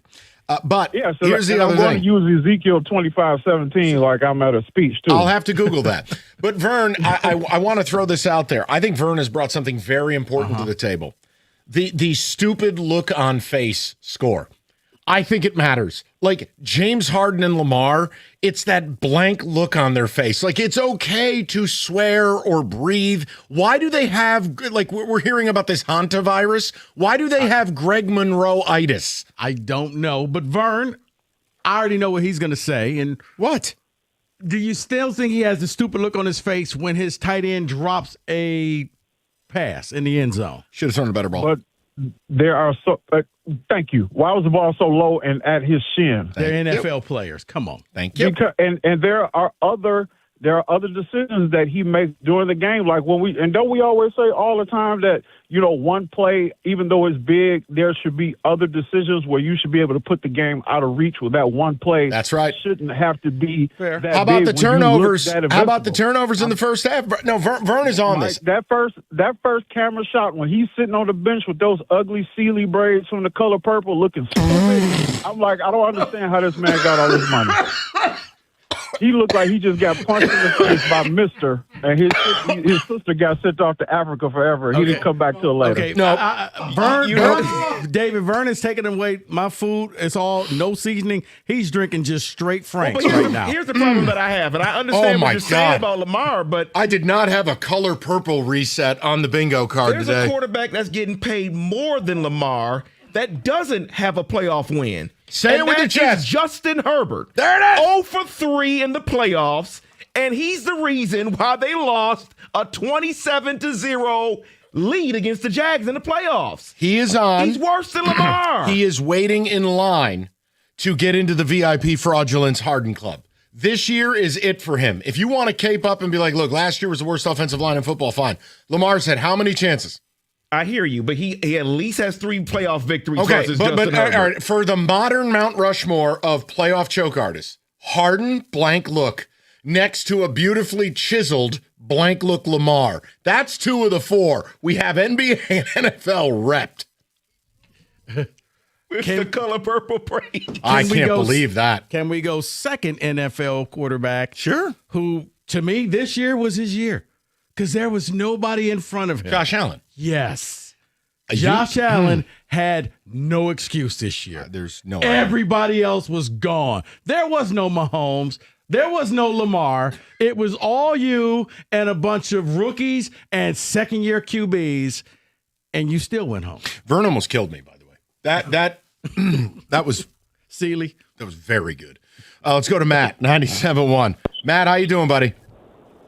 I'm doing great. Listening to you on 98.7 in Grand Rapids. Well, good to have you with us. What's going on? Thank you very much. Well, I have a local favorite for your list, and it all goes back to 1968 and the Detroit Tigers and future felon Denny McClain.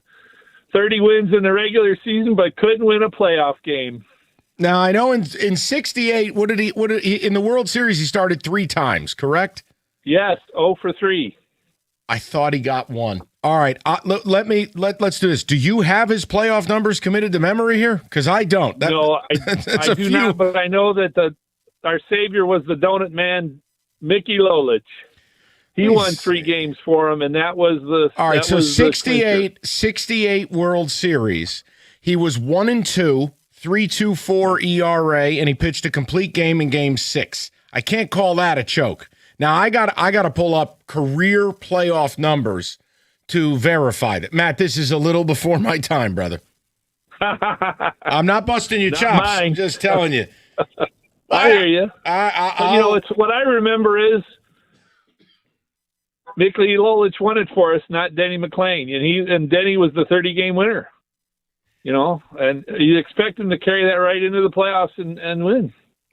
All right, let me do some digging. I mean, Matty, I want to be able to give you an answer, but I don't have the number in front of me. Yeah, I'm only seeing 3 starts. That's in the 1968 playoffs, World Series. 1968, yeah. I don't see this lifetime of playoff failure he's bringing up here. I mean, he did only go 2 innings in one of those starts, but, I mean, it's only 3. Hey, before you even say it, wasn't born yet. I only saw this during the rain delays when I was a kid. They would play the 84 Tigers in their World Series. I thought you were in your suits in front row, right behind the plate. Right, I was in the top hat, and yeah.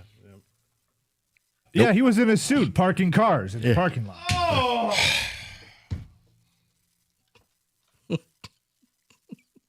Don't look at me. Okay. I don't claim him. I do not claim him. People relax. Wow. I don't claim him. Only me. And then don't hit him with one of those people. He's his own person. No, that's okay. Yes, Mr. Kenny Cott, sir. I don't want to be a part of this. Let's call. No, you can't do that. Are we good, boss? Okay.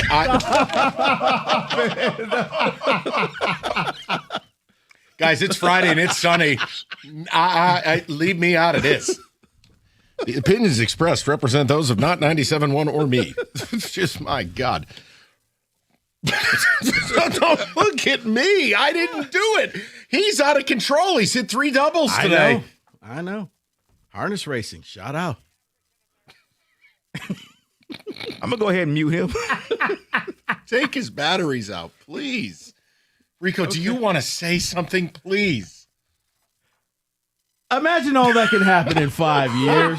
Jobs may change, kids will grow, new memes will come out. But what if you have reliable, intelligent Wi-Fi and a price that didn't change for 5 years? Thanks to the Xfinity 5-year price guarantee, you don't have to worry about that part of your future. You're guaranteed 5 years of Wi-Fi that boosts speeds to your devices that need them the most, that finds and fixes any issue even before you notice them. It's like a super intelligent Wi-Fi that keeps you protected from online threats.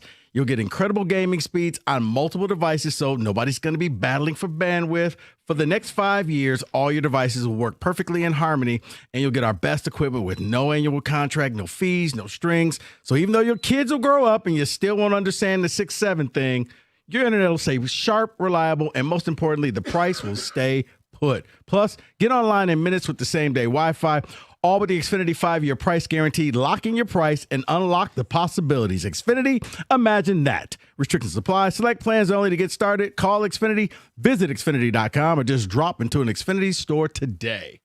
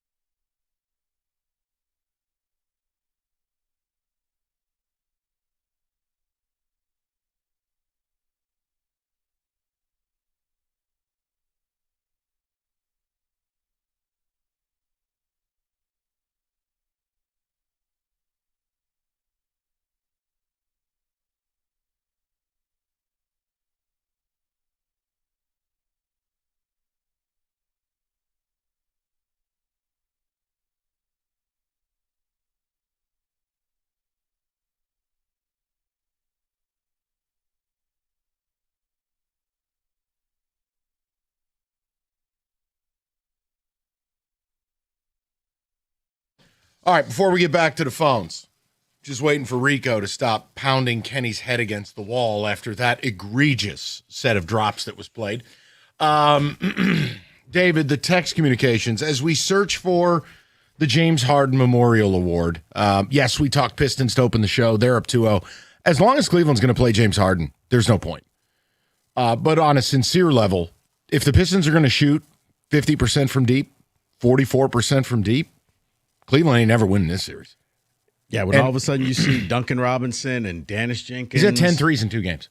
Wow. Like, if you're going to shoot this way, that was part of our Greater Life Church bet in hour 1. I have placed a wager on the Pistons to win the entire NBA championship. If this mysticism is going to continue, then damn it, the church should benefit. I want to help David and his people. So we've placed a sizable wager, and we will donate $5,000 to Greater Life Church on Tireman. And Mike, maybe he's turned the corner. It's been 3 games at home, but Danis Jenkins' last 3 games, very impressive for somebody who, All at home.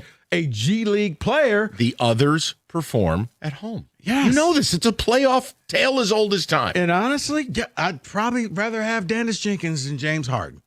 And that's not me being funny. It's looking at the stats. They're not that far off. You don't hear me arguing. So people, no. They are not that far off. Danis Jenkins, hold on, I got him right here. I'd rather just not have James Harden. Yeah. Like, I just don't I'd have 11 roster spots rather than 12. Yeah.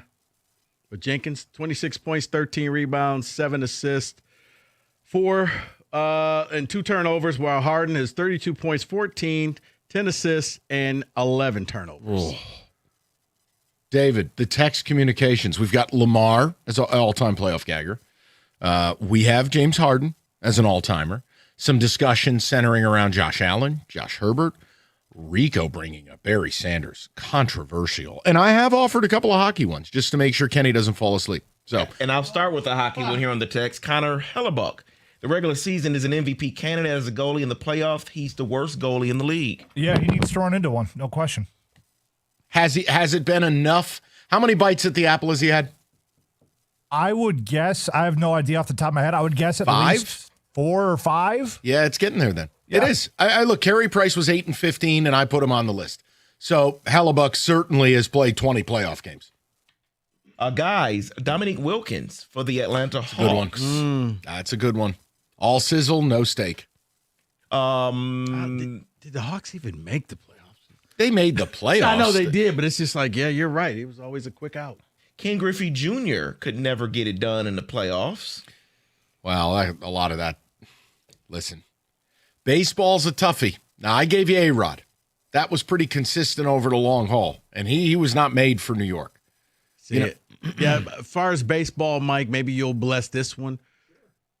I would say because he's just like a 5 or 6 time Cy Young winner was Greg Maddux in the playoffs. Awful.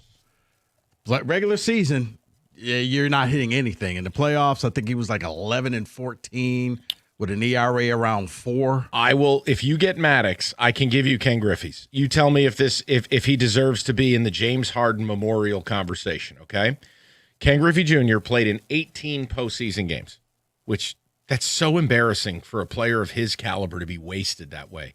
He hit .290, 6 homers, 11 RBIs, 12 runs scored. A .947 OPS in the playoffs.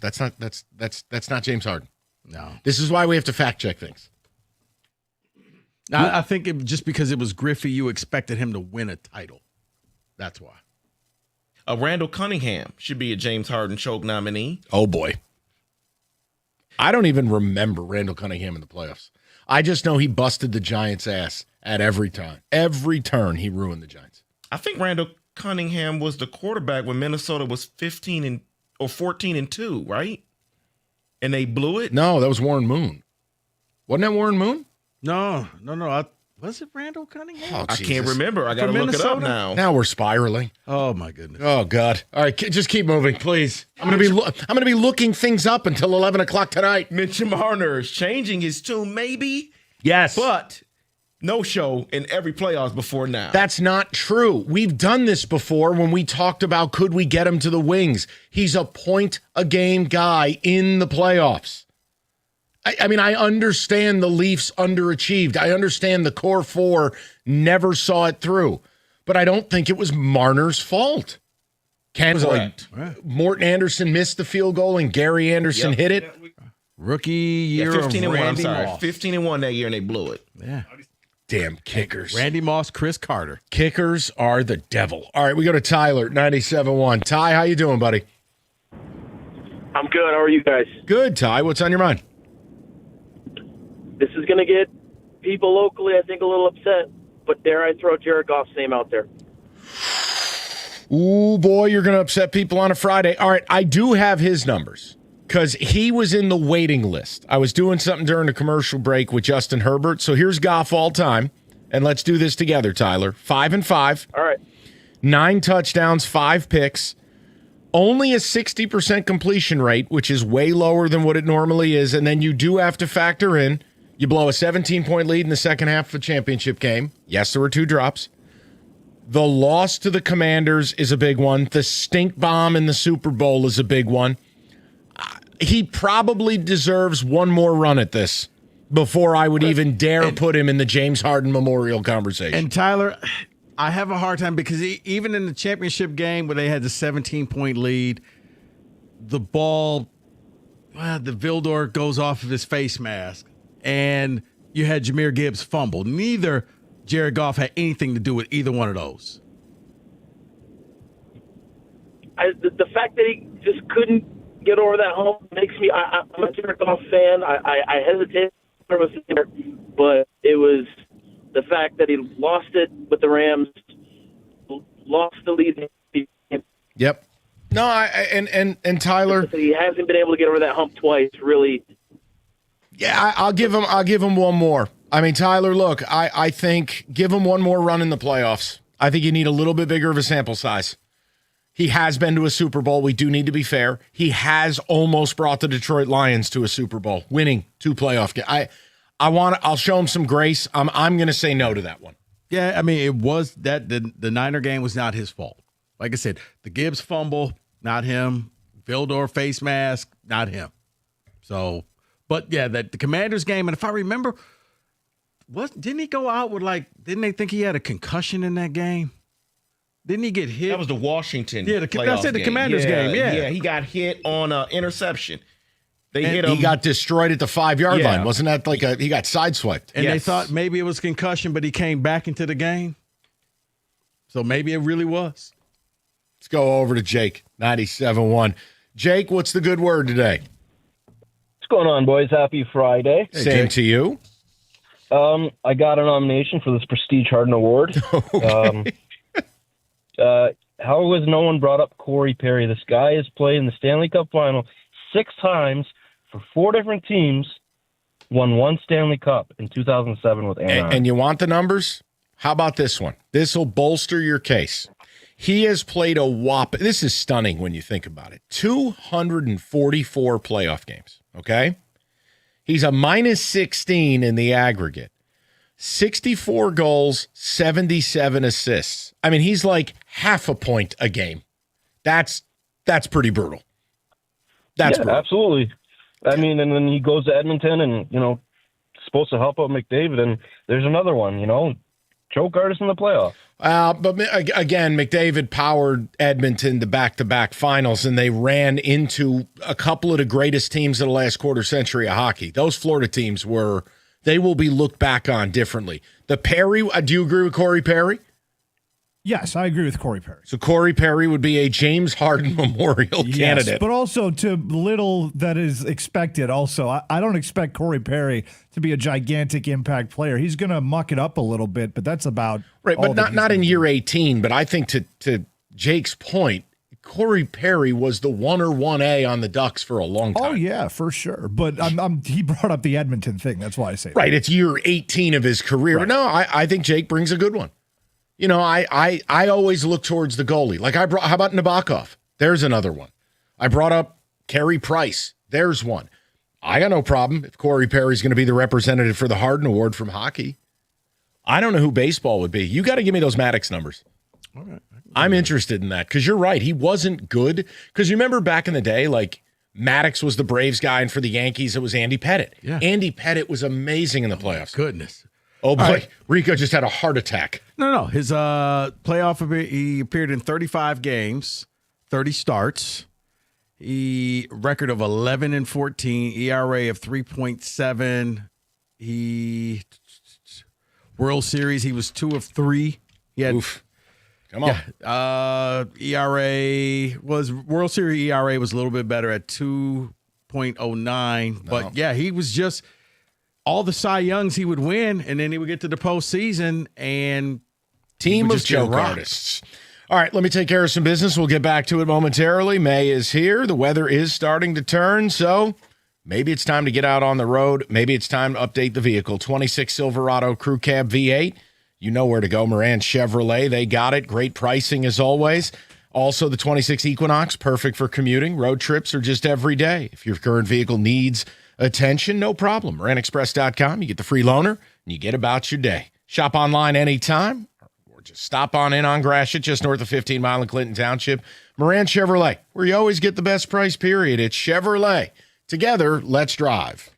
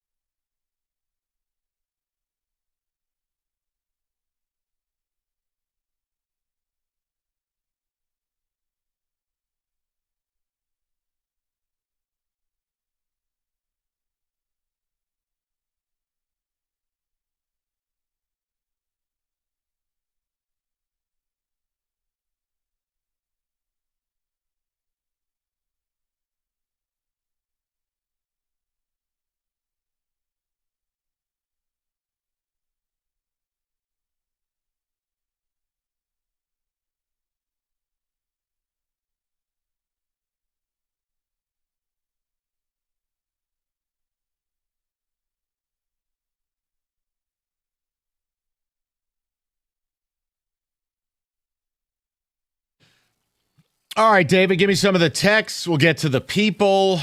We opened with Pistons. And again, I know we're loosely talking about it now because, I mean, the James Harden thing from our perspective here in Detroit is hilarious. As long as they're going to play this guy, forget it. But the serious commentary is if the Pistons are going to shoot from three as well as they have the last couple of games, first of all, Cleveland has no shot.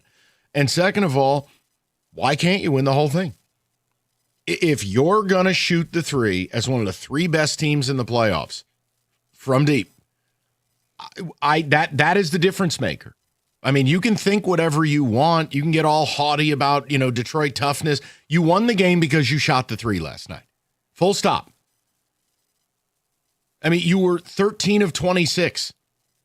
You hit 6, 7 or more threes than Cleveland. Look at the margin in the game. You didn't out-rebound them. You didn't have more second chance points. You turned it over more than they did. You won because of the three, because this is what modern basketball is. Yes, your defense is good, but the shooting from deep is what won that game. Yeah. And that is why in the regular season, no, you go out, you're 6 for 33. No, you're never going to win anything playing that way. But in the playoffs now, once Wagner died, this team has shot 44% from three in the aggregate, 50% last night. That's championship caliber stuff. You play that level of defense, you shoot the three at that level. Hey, that's why we did the Greater Life on Tireman Church Bet in hour one. David, what do you have on text, bud? A few NBA ones here. Karl Malone, they're saying. Only if you duct tape John Stockton to his leg. They are a James Harden, we're going to market. We're going 2 for 1. Yeah, they're fully attached there. Carmelo Anthony. Now, I look Carmelo Anthony up. He's only made it to the conference final one time in his career. I think that's the ultimate embarrassment. Another one here that hurts my heart, Grant Hill. Grant Hill only made it out of the first round one time in his career. Yeah. Brutal. But you know what? He's there now doing the commentary. He does make the conference final. Right. Goody. Not as a player. He's there now. Someone's saying Miguel Cabrera and Max Scherzer. Chris from Grosse Pointe. Another one here says Lucas Raymond disappears in Lakes. Oh, wait. He's never been to the playoffs. All that right, is Rich flag on in the Rochester. Flag on the walked play. You know what, right Kenny? into that. I'll allow that. Someone's asking if coaches are included. I mean, you can, but we're trying to have a level of simplicity here, but Keep it sure. apples to apples. Yeah. Scott Norwood. No, that's one That's moment. just one moment, Now, if you yeah. want to blame Jim Kelly, that is on here. You're the quarterback of a team that lost 4 straight Super Bowls. And by the way, the comeback against the Houston Oilers was your backup, Frank Reich. You could say it. We talked about Dan Marino. Yeah. Eric Lindros. I brought that up earlier. Okay. Lindros was that absolutely qualifies. Prince Fielder. I got kids, man. Barry Bonds. That one crossed my mind. Look, the modern version to me is going to be Aaron Judge. No one's brought it up yet, but Aaron, you know my feelings on Aaron Judge. What about Tony Romo? Okay, I had that one. Now he was 1-3 all time. Okay, it's the fumbled extra point that did it for me too. So I said yes to that. I'm good with it. I got another one, but one of our callers has it, so I don't want to steal his thunder. Okay. All right. We'll go in order. We'll go to Tom 97.1. Tommy, how you doing, buddy? Doing great. I think I got a good one. Okay. The first overall pick of the 97 NHL draft. Is that Joe Thornton? Oh my God. By the time 4 seasons. Yeah, by the time he won a Stanley Cup, he looked like he never won it. Didn't he get it late in his career? Florida won it right after. Okay. I apologize. Tom, it's a good one. We need Kenny I want Kenny to grade this. They couldn't add his name onto the cup and marker?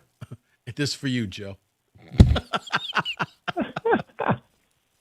Kenny, and by the way, Marian Hossa was a great one, but he ended up winning 3 with the Blackhawks. No, I know. It's just a funny idea that he went to a team, lost to that team, and then went to the next team and lost to the team he was with before because he was trying to chase a cup.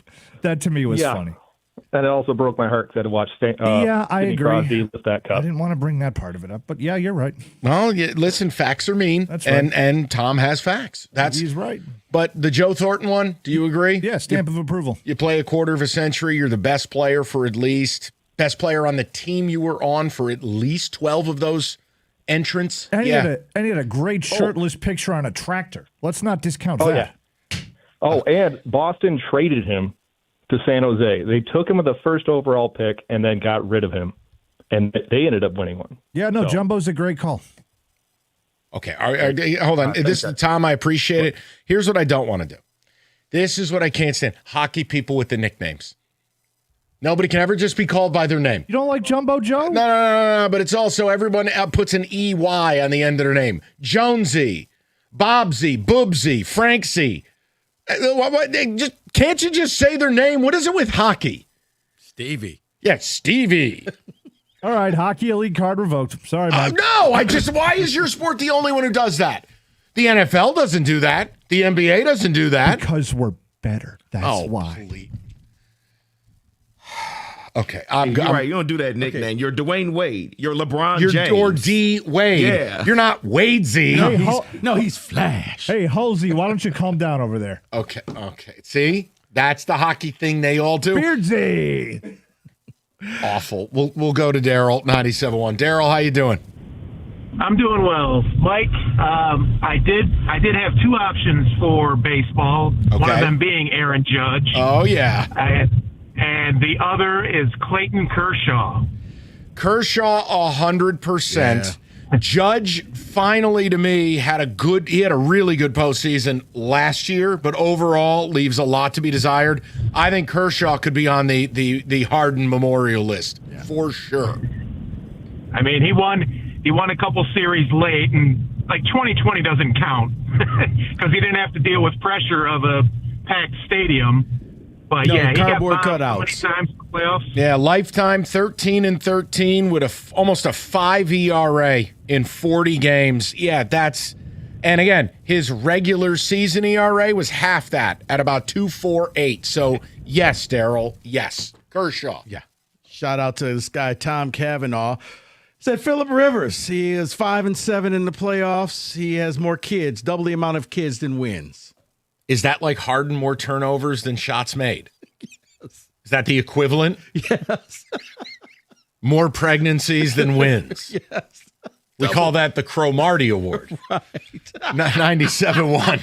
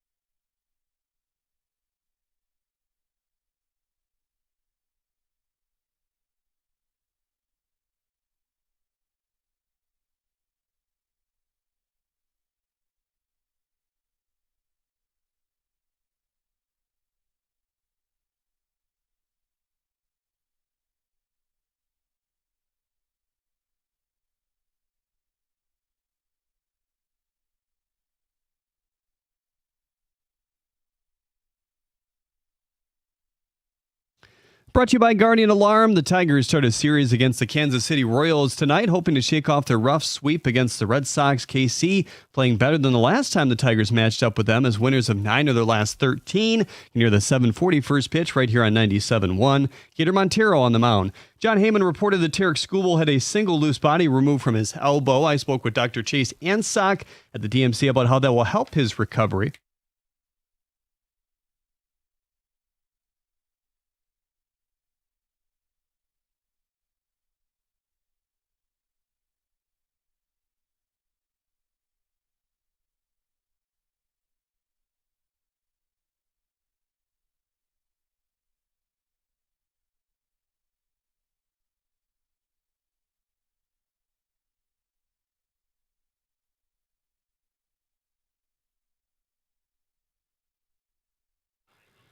Fox Sports released their Friday night football schedule today. Michigan State will play Oregon at Spartan Stadium Friday, November 20th. The Spartans' home opener against Toledo is also moving to Friday to continue that program tradition. MSU AD Jay Batt said today that the Spartan Stadium redevelopment project is still in the design phase, but the hope is for it to be completed by fall 2029. The Professional Women's Hockey League has already collected 4,000 season ticket deposits for their inaugural season in Detroit. At the Corwell Health Sports Desk, I'm Jeremy Otto from Oregon and 97.1 The Ticket or Odyssey.com.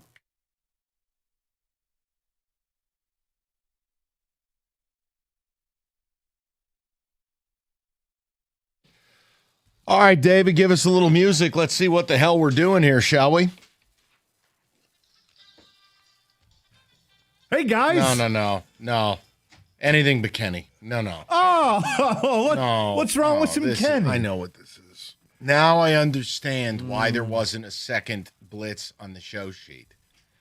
This is your IMakeTheRules.net game. All right. Hey, you know what, Mike? Out of the kindness of my heart, typically that would be minus at least 5 points for even making that remark. I will not do that to you because the game has not technically started yet. Thanks, Dad. All right. This is yes. David, Kenny's on one, so we probably start off with -10. Yep. And you know why. You know what, Rico? You and David both get 5 points because of my unsavory remarks earlier in the show. Congratulations. So you act like a bleep hole and say something racially insensitive, and they get bonus points? Yes. Right. This is him giving a check to the NAACP. What do they call it? Yeah, this is reparations, Mike. You need to get control of him. Not 40 acres and a mule, just 5 points. Man, it's Friday. I am not here for this. Oh, my God. For those of you who do not know, yes or no is where I ask you a sports, or maybe not sports-related question, but mostly sports. You answer yes or no and explain your reasoning. If I agree, disagree, or like or don't like your reasoning, you gain or lose or keep points. So this is my game that I've made up, and I invented the rules. Is everybody ready to play yes or no? Yes. No. Yes. Mike wins a point for answering the yes or no question, and David loses a point because he said no. All right. The categories are, it's Jeopardy style, so you pick a category, I ask you a question. We've got the major 4 sports food groups in the city: Tigers, Wings, Pistons, Lions, and we also have a category that I've just invented called Things You Can't Win With via Mike Valenti. Oh, I like that one. Yeah, that one's going to be a banger when we hit it. Let's start with Rico. Rico, pick a category. We haven't talked about them in a while. Let's go with the Lions. The Lions. This will be the year that one of either edge rusher or mobile quarterback will not be a major talking point on our station for the Lions. Yes or no? No, I think that we still will get the mobile QB argument, especially if there's a game that Jared Goff just doesn't look good, or he throws a couple of picks or gets sacked a lot. We'll get the whole, we need a mobile QB. Michael. No, I have no faith in the general public. They'll always come back to these two issues because these are like a comfortable pair of shoes for them. So, no. It will be a hellscape until they win a Super Bowl. I believe in the people. Yes. They drafted an edge. Kiss ass. And I believe I believe that they will not bring up the mobile QB issue because of it. Well, Aiden did have on some buffs last night. So. Correct. That'll be minus 1 point for Rico because I hope he's wrong. That'll be minus 2 points for Mike. 1 for being wrong. I hope he's wrong. And also, he called David a kiss ass. Name calling is not appropriate on this this show. Oh, but you telling Rico to take your keys was. Got it. That'll be another point for Rico. And David gets 3 points because to God, I hope he's right. All right, Michael, you get to select the next category. You can go with things you can't win with. Okay. I have numbered this list of your things you can't win with. There is currently 14 things you can't win with. I want you to pick one, and I will ask the group, yes or no, you can win with this person. Well, the ginger's off the list. Can't win with a balding point guard. No, I said pick a number 1 through 14, Michael. Oh. That's minus 14 points. 11. 11. An Amish point guard. You cannot win with an Amish point guard. Absolute yes facts. Or no? Facts. You cannot win a national title. You can win the Big Ten, but not a national title with an Amish point guard. Shout out Braden Smith. Well, since I am one that believes that national titles is all that matters, then that means you cannot win with one. Do I even need to ask you, Mike? No, can't do it. It's never happened. Can't do it. Everybody is correct. Also, this list is very silly. We can revisit this one later in the game if you like. There's 13 left. Go ahead. Next person, David, you get to pick the category. Let's go with the Pistons. The Pistons. And my phone is crashing. All right, here we go. I don't have the Pistons my one. God. Try again, David. Why don't you tell me what category you want? Let's go with can't win with. All right, can't win with. David, pick a number 1 through 13. Let's go with number 7. 7. Oh, by the way, Mike, this category also requires you to be able to identify why you said this, and if you can't, that's minus points for you. Got it. David, I think you missed a great opportunity. You should have went with the number 9. I've heard that means stop sign. Gum chewers. You can't win with gum chewers, according to Mike Valenti. Absolutely. Pete Carroll. Yeah, you can't. You have a gum chewing idiot as your head coach, and he's in his elder years. You got no shot. Pete Carroll, Raiders. Can't win with it. So I'm going to agree. Here's why. Because I don't think many chew gum anymore, which means if you didn't win with one, then you still can't because they don't even do it anymore. Good point. I'm going to say, yeah, you can win with a gum chewer. Seattle Seahawks, Pete Carroll. That was young Pete Carroll. They still chew gum. It was old Pete Carroll. It was Wrigley's. So out of a technicality, Rico wins 7 points because he is correct. 7? Yes, 7, Michael. Is that a problem? Yes, I don't care. I'll be Jalen Rose on Jeopardy. I hope I get negative 38,000. Okay, well you only get negative. Put on the negative. big glasses. I can't Cocoa give or bean take 5. I can't give or take away that many points. That's just against the rules. That's minus 3 points for both you and David. 9. It means you lose 9 points. I found my Pistons one, by the way. The thing crashed on me. If the Pistons make an NBA final, they will be better than a gentleman's sweep. Yes or no? Yes, 100%. Provided they keep shooting this way. Yes. Well, yes, because they're winning it all. So, yeah. Rico? You're saying the end result of the final will... They will not be bounced in 5 games. Okay, They will do better than that. Yeah, I think they can get to 6 games. And winning in 6. Okay, got you. Points for Mike. That'll be 5 points to Mike and 5 points to Rico because I like the way they answered. David, you lose 5 points for your unfounded optimism with absolutely zero reason. I said they're winning it all. And you didn't say why. You're just like, yeah, they're going to win. Why? Good reasons. That's minus 5 points for you. You gave Kenny a little bit of power, and look at what took place. I've created this monster of a game, and I'm running it. My God. The Red Wings won. We will seeing this level of compete in the playoffs will inspire change, will motivate them to say, hey, we're not good enough. No, all right. Absolutely not. They're the most obstinate, stubborn, aloof organization on the planet with the way they operate. Plus, does Yzerman even want to make a big move? I mean, he's shown no interest in it. No, to hell with that. No. Kenny, I'm going to say no because no change came after the Tigers and no change came after the Lions. Now with the Pistons, why should anything be different? Even though you share the same home, we know who gets the big bedroom and who doesn't. Who gets the chair? Oh. I'm also going to say no because, why? They're not going to make any changes. Everything's going to be status quo, and they'll bring up the young guys. Well, typically I would have given you all 10 points for agreeing with all of your answers, but the correct answer actually in this case was no and no. So that's going to be minus 11 That's really well points. done. I forgot about that drop. No and no. That's well done. And a last one, we'll do one more from the Mike You Can't Win With list.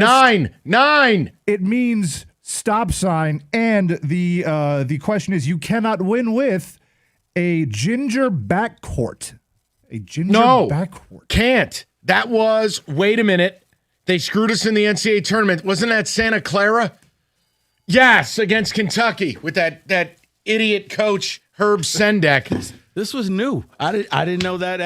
They had dueling. It was scary twins, and they were gingers, and they were their starting backcourt. I go, we're effed. We can't win with this.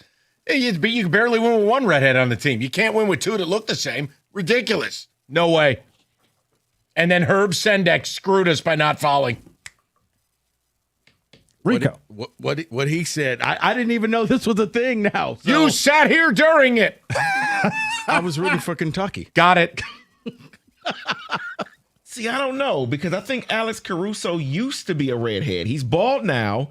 Used to be a redhead, and he just won with OKC. And that was Owe hit the shot. And if your grandma had wheels, she'd be a bike. I'm saying he's bald, dude. Was this the Owe shot at the buzzer? Yes. Where you got mad at me because Yes, because Sendek didn't foul and he was up 3. And you were like, you're running around the whole building celebrating. So that'll be a good 10 points for all of you for that. Also, Mike, an additional 5 points for the grandmother wheels bike reset. That's pretty funny. I like that. Made me laugh. So you get another couple of points for that. Yes. And then I take all of your points away, split them between David and Rico for reparations. And then as a white person, I feel like it's my job to take those away from you again. So those are my points. Now, I win. You all tie for second. That has been yes or no. I got nothing. I can't even believe what I just endured. All right, 97-1.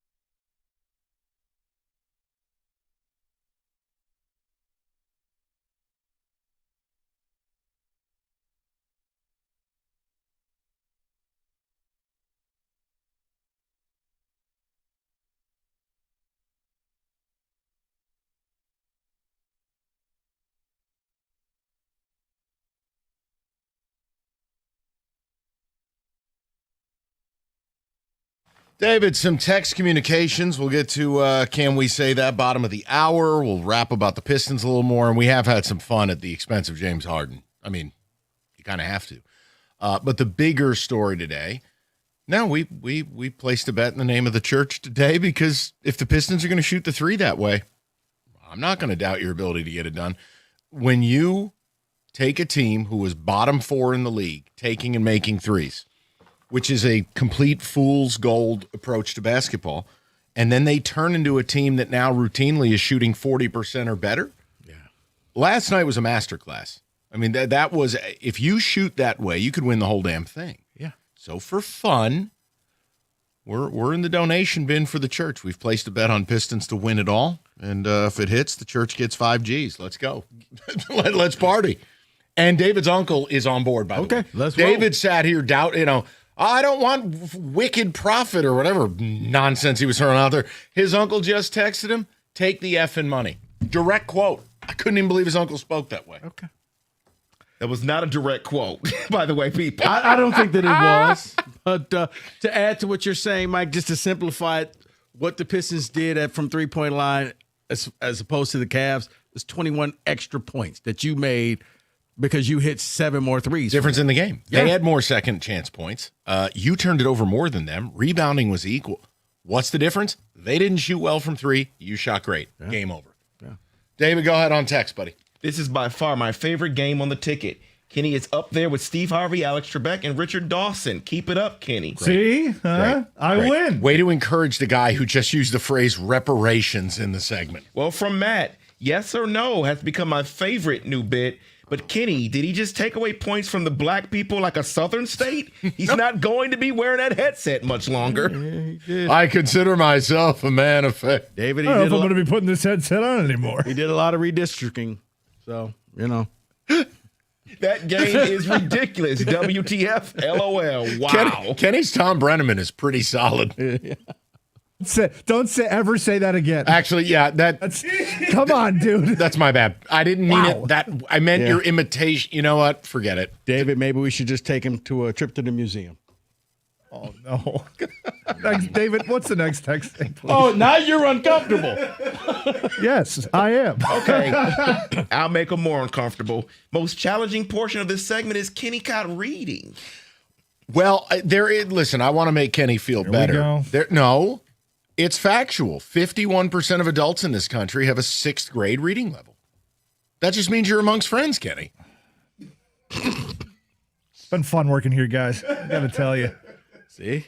Should have went to the museum with us. You took all my points away because I'm white. That's unfair. You took it away from us because we're black. No, he gave you all my points. And then he took them away from us. Oh, really? Yes. Oh. He gave us now gave him to himself. Back. Unfortunate. Give him back. Kenny is running every game from now on. This segment is hilarious. All right, well, we're trying to have some fun. The Pistons are up 2-0. We got the church gambling. Is it true the general fund was just rifled into a plus 1,500? No, but I do have one more text here regarding your answer about the hockey names. Yeah. Someone says, the adding of letters to the end of hockey name comes from Canada, just like they add an extra A. So blame Canada. I largely do. It's annoying. Well, the boys and Shorzy had a great night tonight. Why can't it just be their name? Because he wouldn't. Kotze had a big night between the pipes. It's like, stop adding an EY to everyone's name. It drives me crazy. The 9 means stop signer? No.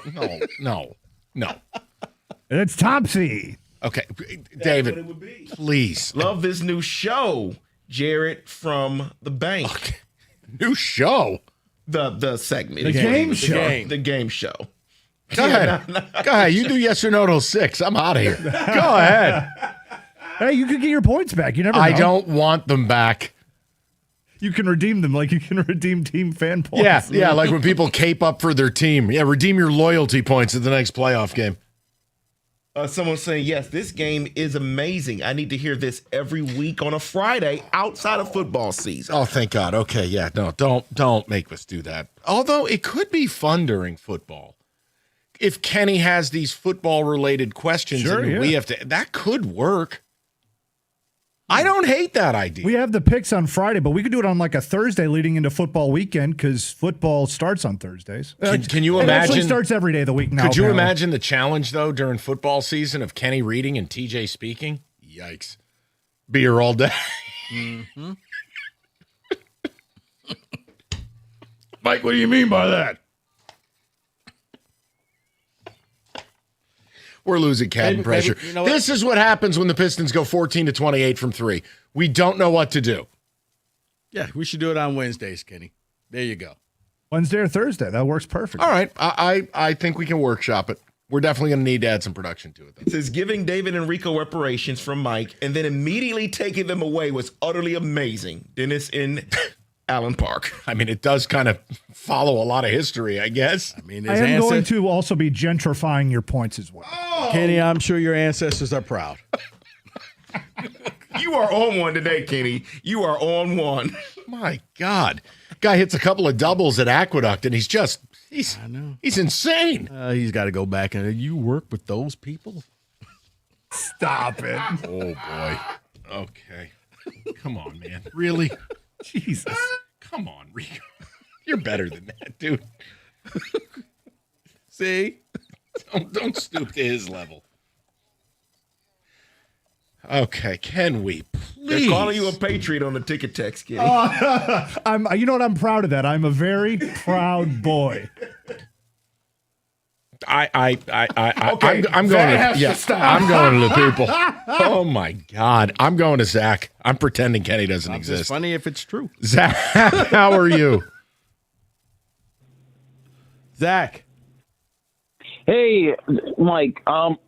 I got your choke artist for Major League Baseball. I pulled some numbers for you about this. All right, what do we got? David Price, That's a good one. 99 innings, record of 5-9. His team's won 9-14 the 23 games he pitched in. Yeah, that works. That's a Cy Young pitcher who largely was not good in the playoffs. That's a James Harden Memorial candidate. Yes. No issue. And It's a then good got poll. sent to the bullpen by multiple teams. Yep. It's still amazing when we look back at it. You had a pitching rotation in this town of Verlander, Scherzer, Price, Porcello. You couldn't win the World Series? How is that possible? You had 4 Cy Youngs. 4! Yes. 4! Yeah. Most strikeouts he had in one playoff appearance was with the World Series. Boston Red Sox, 9 strikeouts in one game. Well, I'm not going to knock him for not notching 10, 11, 12 Ks a night, but look, the numbers are the numbers. And you're right, Zach. No, he fits the James Harden profile. I had no issue with it. But you can't knock the guy. Well, his high in the playoffs was 9 strikeouts. You try to strike out 9 people in a playoff game. No, you're right. I always say that rotation that they have is like, you didn't win. How? I have no idea, man.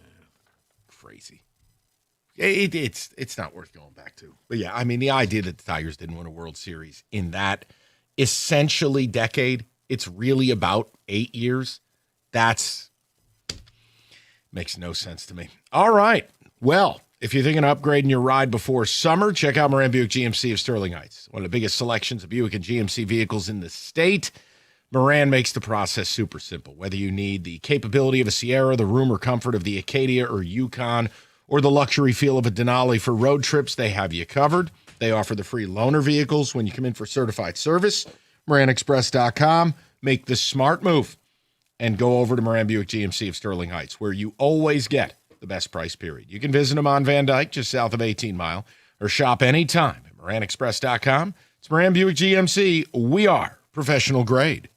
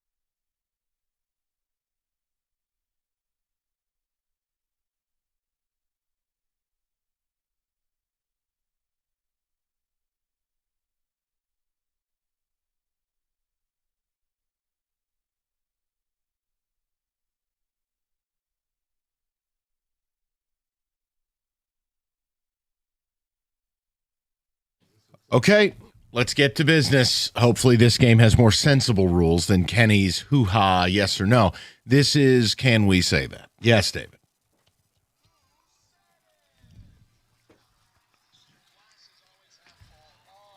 So we had a good week last week, which means David is going to go satanic on us. And now here's your first clue, sports. So let's do this. Is Evan joining or no? No, he is not joining us. Okay. Evan is too good for us. Let's play the game. All right. David, begin. I don't think they win an NBA championship this year, but I do believe with what we're seeing with Cade, a championship is in his future. Can I give you my initial thought, not to poison the jury here? No. Go ahead. That feels like Doug Karsh. Why not just kind of committing to being non-committal, like I'm not going to have a bold take, but I can sell you hope respectfully. It just sounds like Doug. Again, David, please. I don't think they win an NBA championship this year, but I do believe with what we're seeing from Cade, a championship is in his future. Yeah, hearing it again, I think Mike's right about that. That does sound very Doug Karshian. You know what? I agree, but I'm thinking more of his partner. I'm thinking that's more Gator. I'm going to go Gator on that. David, who said it?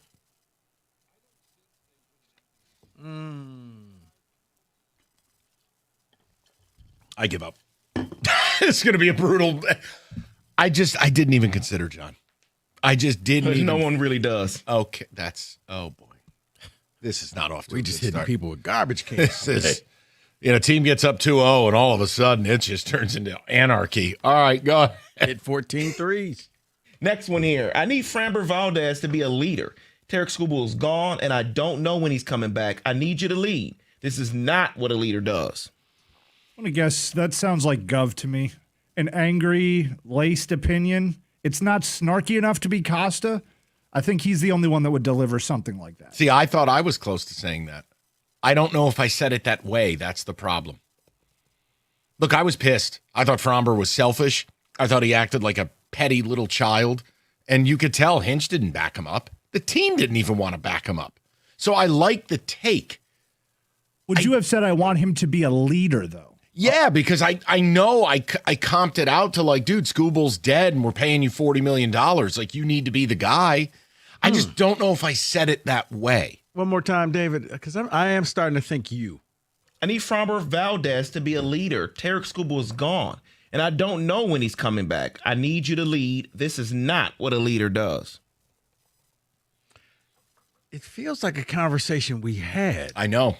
That's the problem. We definitely had this dialogue. I just don't know if you put it that way. He's saying Gov. I'm going to say you. The hell, I'll say you. Okay. Because I feel like we absolutely we were swimming in that pool. Like, we had that convo. Yeah. All right, Dave. Who said it? Yes. There you go, buddy. All right. I'm glad we Lord knows, if it's one of us and we don't guess each other, that's a problem. I pay attention. I just thought it was too nice for me. No, it wasn't. But it's good to see personal growth via who said it. No, I need you to be a leader. That's not nice. That's step up to the plate, buddy. Okay. Get the job done. Yeah, buddy. Well, since I'm in charge of this game, you do get half a point, Mike. Thank you. Because you said it was either two of you. So it just, we worked our way through that. All right, we're off the schneid. We're going to be okay. David, next. I take away half a point. That's not your game. Next here, I think there's a euphoria starting to be born here about this team because they play the way the city likes the game to be played. Okay, that's absolutely not this show. Euphoria, I'm going to go with... Is that Cookies? That's Karsh. I thought it was Gator, so we're all on different pages. Hold on. Talk through it before we do something irresponsible. Rico first. Euphoria. To me, that's a Doug word. I'm going to go with Doug Karsh. So is spinach. All right. What does that have to do with you? Oh, Euphoria? I thought that was more of a Gator word. That's why I picked Gator. That sounds like the way you would say what that message was. Right, read it one more time, please. I think there's a euphoria starting to be born here about this team because they play the way the city likes the game to be played.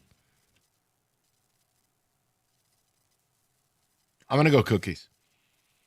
I can see cookies. All right. So you're Gator, you're Gator. Doug, and I'm cookies. What are the odds we just get absolutely hit with a garbage can by David here? High. Okay. Very high. I thought so. David, who said it? And we do. Damn it. I hate everything. The guy thinks he knows the city. I won't say what I was going to say, but Listen, he's No, the say what you're mayor. gonna say. He's the mayor of Luna Pier. You will speak with reverence when you speak of the Gov. next, Robert Kraft. He's a big celebrity in temperance. How dare you? I am not getting in trouble on a Friday. Oh, it's good. That you draw the line. Oh, so you can make a valet reference to Rico. Right. Oh no, don't make fun of Thanos Gov. Yeah. Reparations to me and David, but Gov. Oh, well, you know what that is. I know. Yeah, exactly. He's Doug. Yeah, he's in the big house. Okay. Rules for thee, not for me. All right. Next on the list here, Robert Kraft got dozens of happy ending massages, and Vrabel may or may not have been hanging out with Diana. This is ridiculous. He's not going to lose his job. Who is that amped up over this? Like, who would cape up for Vrabel? Would it be John, who knows Vrabel? Would John have done that? That is a weird. Why would you cape up for Vrabel? To die on. I'm going to exercise the Evan Jenkins. I know who said this. Oh, I'll read this again. Hold on. You know the king of dying on weird hills? Gator. Gator picks the weirdest moments to be like, no. And you're like, dude, you just went 6 weeks without yelling at anyone. Why is this the moment? You know what, Kenny? There's your next game. Who said this, Mike or Gator? You think I said that? No, I'm saying just hills to die on.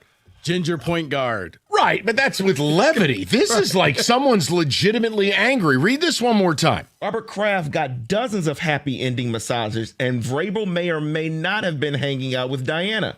This is ridiculous. He's not going to lose his job. All right, here's my problem. I don't know that Gator and Doug would even talk Club Rossini. That's the problem. So it would lead me towards John. It wouldn't be cookies, would it? I don't think Rieger had a show.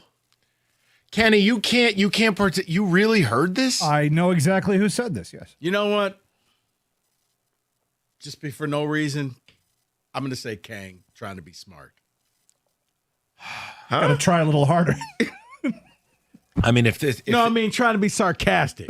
Oh, okay. I just don't think Doug and Gator would talk about it because it's not respectful. I know. No, I think they brought it up. Maybe it was part of an update. Like mornings, Heather with the news, with John. I'm going to go John. I'll probably be wrong. David, who said it? What was your first guess, Rico? My first guess? Yeah. It's the cookies, right? Yeah. He's reading. We banned that. You can't do that to us. He did this last week. You can't take host reading listener. This one was only used just to get the happy ending massages in the read. Oh, no, that's going to be a drop. You know what? I wish I would have thought that through before I said that. That does not count. That is so low of you. Oh, no, it doesn't count. Guy's No, reading you're right. a ticket text, and I'm supposed to guess that. I was just trying to have some fun there. That's why I thought it was Kang trying to be funny. Like, oh, well, yeah, he can do that. He tries that all the time. Okay. Again, try a little harder. Can we please stay on task? I'll give you one more here. What if Scooble comes back and is as good as ever? Flaherty finds his form. Madden, actually, this turns into a blessing disguise. Gator. And they discovered something in I'm just going Gator because that's the most silver lining Tiger thing I've ever heard. I'm just guessing it, and I know we're up against I'm going to go with the gentleman over here. I think you're right about that. I know we're up against it. I wasn't trying to be flippant. I know we only got about 40 seconds. Guilt by association. They hang out all the time. Another half point because same show. Only one show could harness that level of positivity. And I take away that half point. That's not the same game. Blessing in disguise. Yeah. Maybe you back-to-back discover Cy Young something. Award winner dying for 2 months. Blessing in disguise. That is. Who said it? All right, if you're in an accident and can feel like you're on your own, the insurance company, please. The paperwork, a nightmare. That's why you need David Femininio. Only Femininio Law has the accident response team. You need action. You need it now. They have counselors to keep life moving, medical experts to lock down your case. It's smart, it's fast, and most importantly, it is built to win. Get David, get paid. That's not just a tagline, it's your playbook. Call 855-65-CRASH, or you can go to getdavidgetpaid.com. That's getdavidgetpaid.com.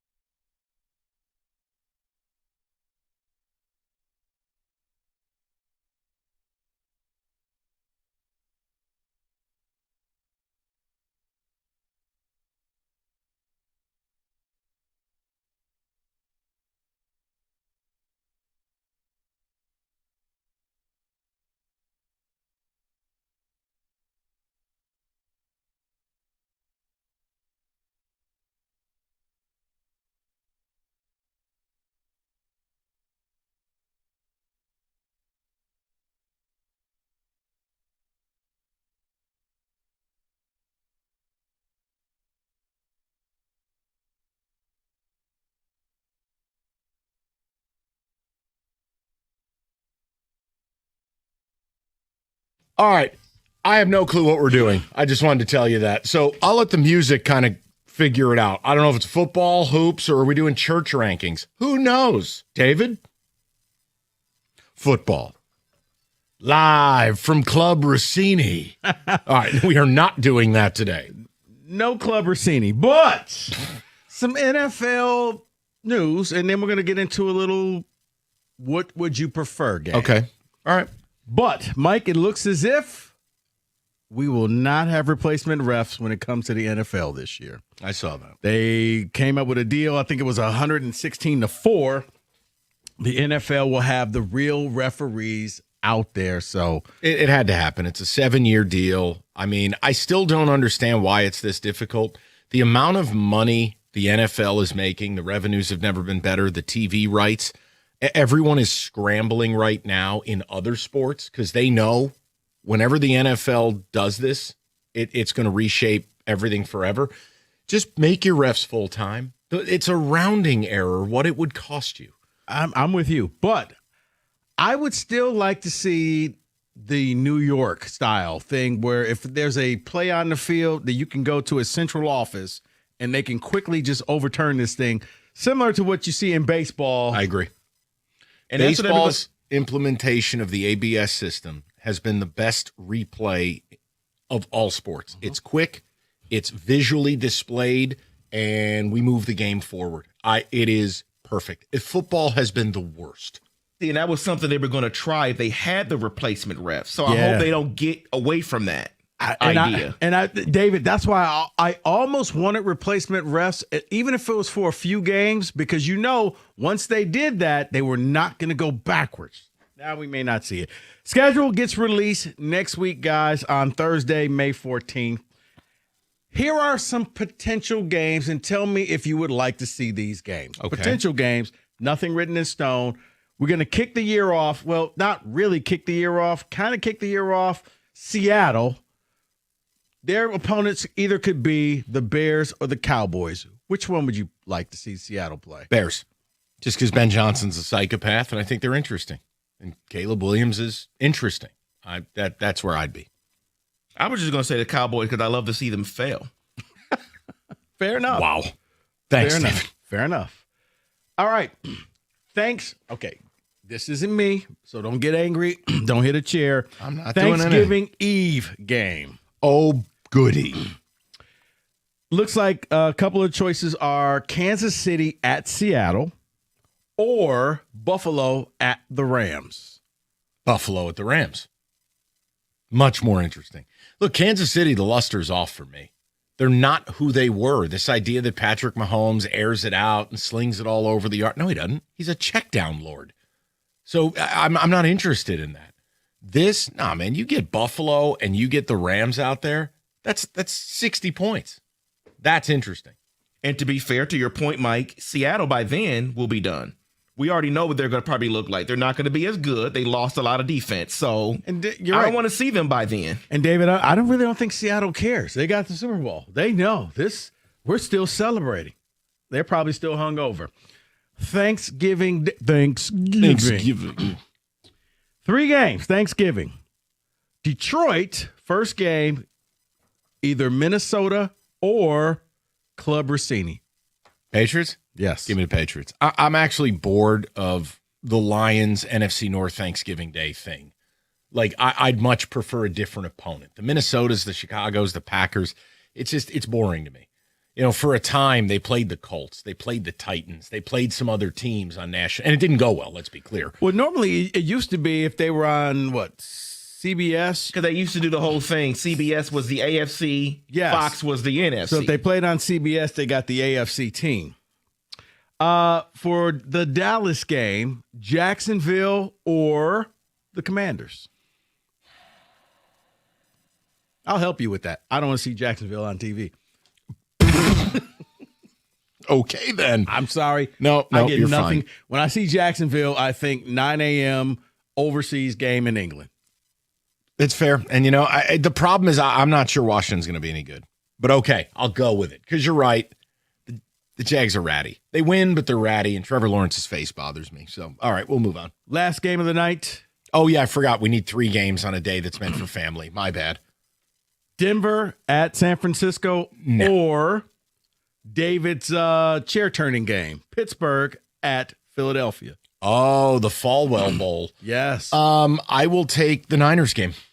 The Steelers are Chinese water torture for football, and I don't want to watch Philly's offense. It upsets me.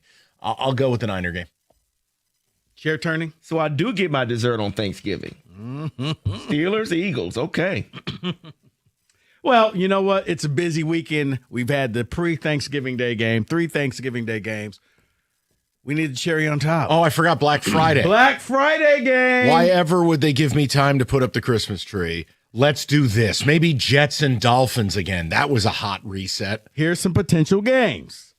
Green Bay at the Rams. Okay, that's actually not half bad. Baltimore at Cincinnati. Not a Green Bay game. Green Bay game.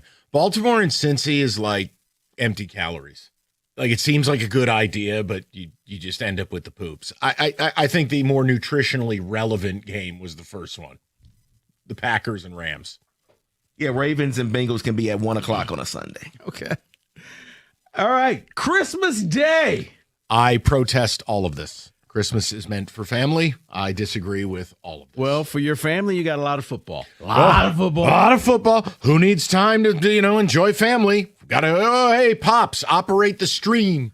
Well, I'm glad you said that, Mike, because potentially the 1 o'clock game, the Philadelphia Eagles at the New York Giants. The G-Men. I'm going to tell you something right now. My mom will kill someone. If that game's on Christmas, my mom will. I'm telling you. It's at 1. It does not matter. You don't understand it. I come from a traditional family. My mom ain't having that. Did Mike's mom just cut somebody? Yeah, if you think dinner or the structure of that day is going to be changed because of the Giants, my mom put a bullet in TV. I could just see, Mama V, put the knife down. We're going to turn the TV off. Okay. Everybody Plus, get back to the dinner table. Yeah, that's nightmare fuel if that happens. So carry on. Let's just say this: Christmas is going to be different for me this year, and football ain't a part of it. Well, what are you at? Your other families? How did you know? It's about time you learned the kid's name. You, Michael. You. The 4 o'clock game, Kansas City at the Chargers. The 8 p.m. game, the Rams at the Seahawks. Okay. Now you're going to force me to watch that. Yeah, that one's good. What happened to the Egg Bowl on Thanksgiving night, by the way? That's gone now, isn't it? Nobody cares. It's Mississippi State. All right, carry on. I like the nightcap. Lane Kiffin ain't there. And finally, guys, Lions going to be playing in Germany. Looks like they're 2 games. This is going to be the Giants, teams. isn't it? The Giants? Yep. Or the Buccaneers? I'm going to tell you something right now. May 8th, reserve my right to change my mind. Mm-hmm. Giants going to win that game. Okay. So we're going to send all the Lion fans who bankrupted themselves to go to Germany, we're going to send them home safe. So you rather see the Giants, the G-Men in Germany? Yeah, that one I want. The G-Men in Germany. Yeah, I listen, I'm telling you. The Giants are becoming Scott Frost. This is the year the Giants get it right. David, G-Men, Bucks. I guess I'd rather see the Giants because I think the Bucks can be a good game, and I don't want to waste that internationally. Kenny, you're a Lions fan? G-Men or Bucks? Just for the RFR aspect of it, G-Men. G-Men, that's right. It's going to be exciting. Okay, well, we'll find out. Can't wait till Jackson Dart gets broken in half in week 2, and the game doesn't even matter again. We'll find out the official schedule next week, but these are just some potential games of the NFL season coming up. 97-1.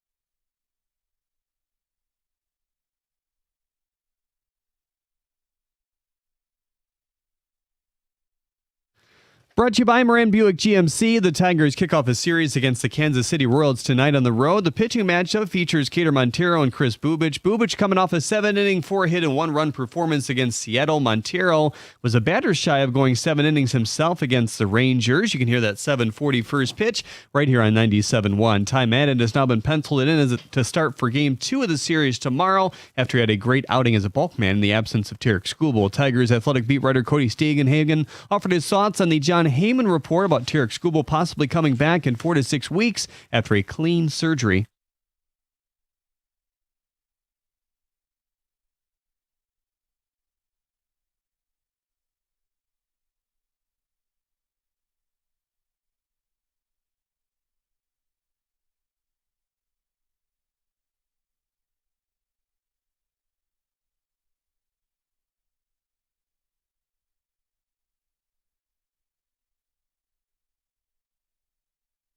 The Pistons are traveling to Cleveland today, preparing for Game 3 tomorrow, which you can hear right here as well. Kevin Huerter is doubtful again, while Sam Merrill is questionable for Cleveland tonight. The Knicks can take a 3-0 lead as well. This breaking news, according to Chris McCoskey, Tarek Skubal, whose surgery was successful, just one loose body, no other structural damage, is heading to Lakeland to begin rehab process. There's no timetable until he starts throwing again. At the Corwell Health Sports Desk, I'm Jeremy Otto. For more, go to 97.1 The Ticket or Odyssey.com.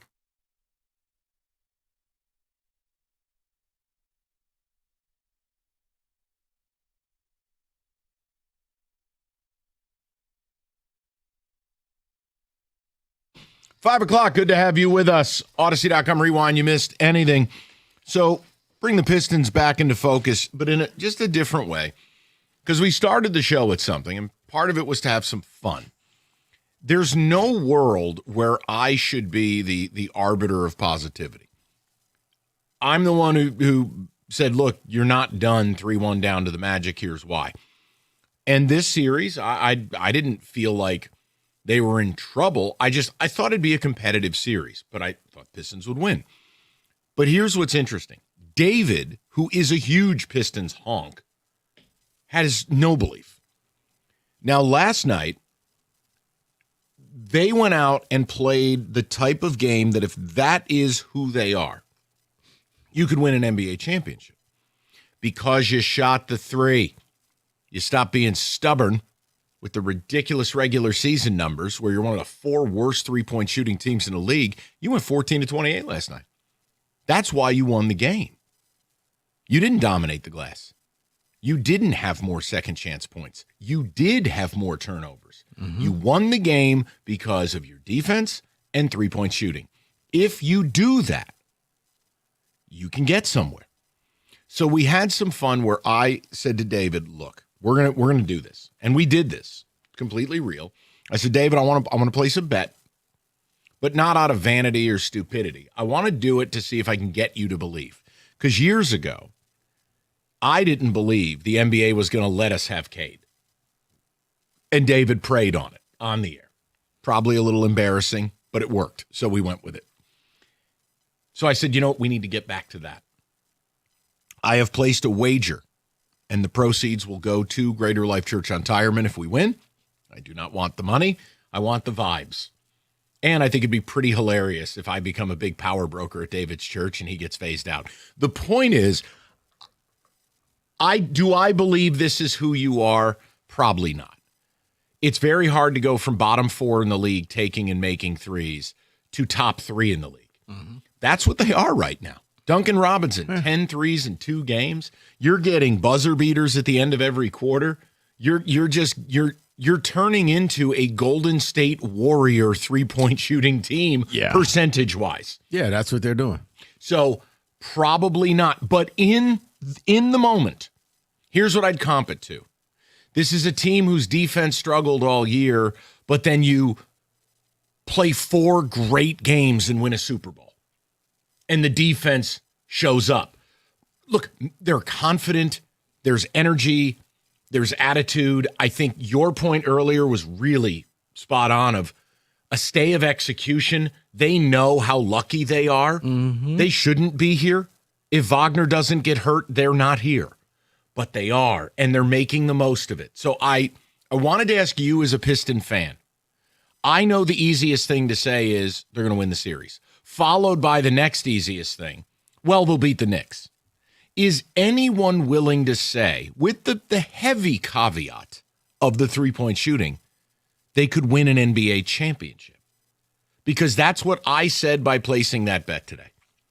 If this is truly who they are, meaning they're playing the way I want them to play, you can play all the defense you want, and you can do your stupid championship belts and stuff. That's not for me.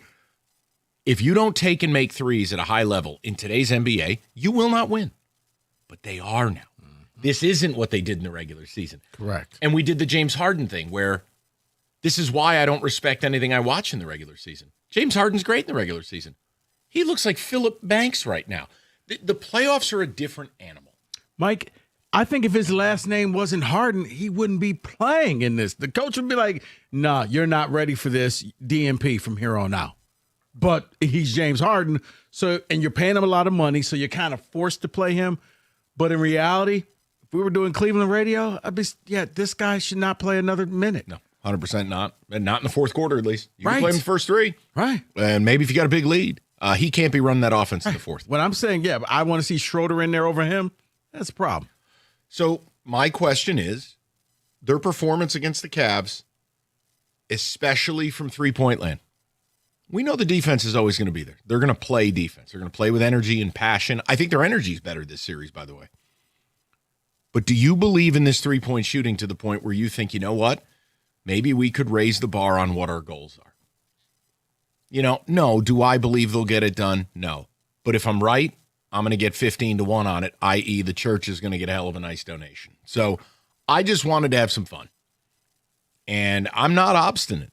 I'll never back down from my opinions. I'll never back down from what I believe and how I believe you need to win a championship. The difference is I don't have to because they're doing what I want. They're doing things they couldn't or wouldn't do in the regular season. And again, they'll be one of the biggest underdogs in modern NBA history going to the finals, provided OKC is there, because you're not a good one seed historically. You don't have the talent that a one seed normally has. You don't. And the East is dog water. But if you can guard people and you can shoot the three, I'm willing to say, you know what? Get in the ring and see what happens. If you have Tobias Harris going, 7 games in a row now, scoring 20-some points, you're starting to look more and more like that one seed. Right, which again, the biggest thing is Duncan Robinson. If you're getting 5 threes a game from him, he's basically Klay Thompson at that point. Yeah. You know what I'm saying? Like that's how outrageous what we're watching is. Think about it, because all of a sudden Tobias has become your number 2 and Duncan is your number 3. We said that day. I can't even Tobias say that is your 3. Oh no, my he's God. stepped up and he's the 2, and Duncan has stepped in and embraced the role. I'll be your 3rd guy. So you know what we're not talking? Jalen Duren. Well, and that's the other thing is, look, at some point, can Duren be who he was in the regular season? Again, this is why I don't respect the regular season. Jalen Duren was essentially 20-12 in the regular season. Now he's like 8-10. And people are sitting there wanting to touch their Oscar Mayer because he has a double-double. Dude, you play 35 minutes, you're 7 feet tall. I don't care about 10 points and 11 boards. Mm-hmm. So, for me, there's still room to grow, is that if he could tap into who he was, there's something there. But I want to know from the people because, first of all, as long as Cleveland keeps playing James Harden big minutes in the second half, they're never beating you. And if you keep shooting this way, they're never beating you. Now, this could all turn on a dime. This is the same Pistons team. I'll say it to you again. It's not even an opinion. It's a fact. Bottom 4 in basketball from three-point land. Yes. If this dreamscape ends, things will look real different, real fast. But see, I think that they saw elimination. Mike, yesterday, including yesterday, they were at 3. They were down 3-1 to Orlando. Since then, won 5 games in 8 days and just got it done. And now they're on a roll. Now this team believes in themselves and they know what it takes. And I do think that it was a little bit of, guys, we don't want to go home. You don't want to see your graphic up on NBA post-game show with Chuck and all those guys saying you're headed off to Cancun. So now they've rallied. And it may be some of the stupidest rallying things, but it works for them. That now all of a sudden it's tough and it's this. And All right, sure. It works. You're winning. How much? Duncan Robinson yelling and screaming at Well, let me people. ask this question. How much of this is for the shooting 3 straight home games? It is.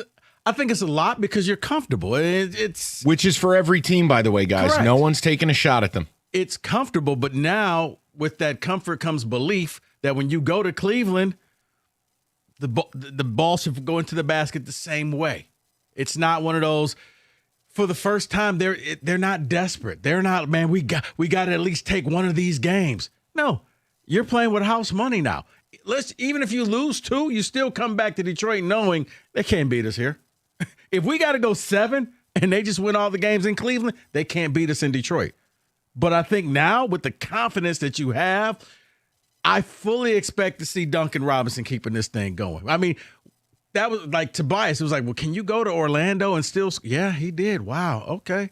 And now I expect Duncan, and I do Dennis Jenkins. I expect him to, hey, if you can give me 12 points a game coming off the bench, great. Give Cade a little breather every now and then, and the offense doesn't fall off. That's what you want. And now, okay, Cade, we can kind of save your minutes as we get ready for the Eastern Conference Final. Also, I did want to congratulate you. I wanted to wait till 5 because I wanted to make sure you were, you've been really dialed in. But congratulations on Alien Disclosure Day. I know you'll be poring over the files this weekend. Okay. No, I'm serious. Did you see what Representative Tim Burchett said? No. The first drop of UFO files is a, quote, drop in the bucket compared to the, quote, holy crap moment that's coming. The first drop will be big, but in comparison to what is coming, it's nothing. Okay. I know your weekend's all booked out for this. Rico will be combing the files. I'll be reading. Oh, boy. All right, David, talk to me, because I know your belief level wasn't high. If this is who they are, and I know what you're going to tell me. This isn't who they are. Well, no, 50%, no. That's not who anybody is, shooting 50% from 3. But if you can shoot 40, okay. I don't need Durant. Buddy, at if you that can point. shoot 37. And I hear you. I'm just saying 39 was the league leader in the NBA regular season. So you get close to that, then I don't need Durant to be what Durant was in the regular season, because now we have the other element that we did not have. Mm-hmm. So we do that, yeah, we can win a championship doing this. I wouldn't be scared of anyone doing this, but we'll see. Don't give me a we'll see. No, that was for the people. David. I do believe that they're really good right now. All I would tell you is, for the sake of the church, you better root for this team to get it done. Oh, I'm rooting. Because you got a hell of a donation coming. Nona's got you. God, that's got to burn your ass, doesn't it? David, what are you going to be spending that money on for you? I'm your uncle's favorite nephew now. I think I'm going to have a nice wall where I can watch the 9:30 game. That's right. That's right. Upgrade the AV room. That's right. 248-539-9797. And David, don't feel bad, because I'm Big G's favorite son. That's true. Don't feel bad about it. It's true. You should have seen the adoption program. That took a long time to get Rico in the family. All right, we'll get some texts. We'll see where everybody's at. Hey, by the way, Tigers are a big underdog in Kansas City tonight. Oh, God help me. Oh, man. Oh, yeah. We'll see. I just, that team. Way to bring us down. I need a night off from that. I can't do it. You had one yesterday. I Back on the horse, Mike. I need another. It's Kenny. Tiger baseball right now is tough. Tough watch. 97.1. Hey, let's talk about the Chevy dealer in the area that's been leading the way. It's Hamilton Chevrolet in Warren. Why? Because Andrew and his sales staff, they want to be your Chevy dealer, and they're going to guarantee you the lowest payment on your next Chevy, period. They're going to find you every discount, rebate, and incentive to save you some money. So get into Hamilton Chevrolet and hit the road in style with the great deals on their massive inventory. Selection is best right now and ready for immediate delivery, so no waiting. That includes the May Rico deal, a new 2026 Chevy Silverado Crew Cab 4x4 as low as $249 a month for 24 months. You walk into Hamilton with $9.95 down, you'll drive off with 10,000 miles a year. Guys, you know the best deals are found at 14 Mile and Mile. Stop in to see my guys at Hamilton Chevrolet and tell them Rico sent you. Make Hamilton Chevrolet your Chevy dealer. Visit HamiltonChevy.com. That's HamiltonChevy.com. Together, let's drive.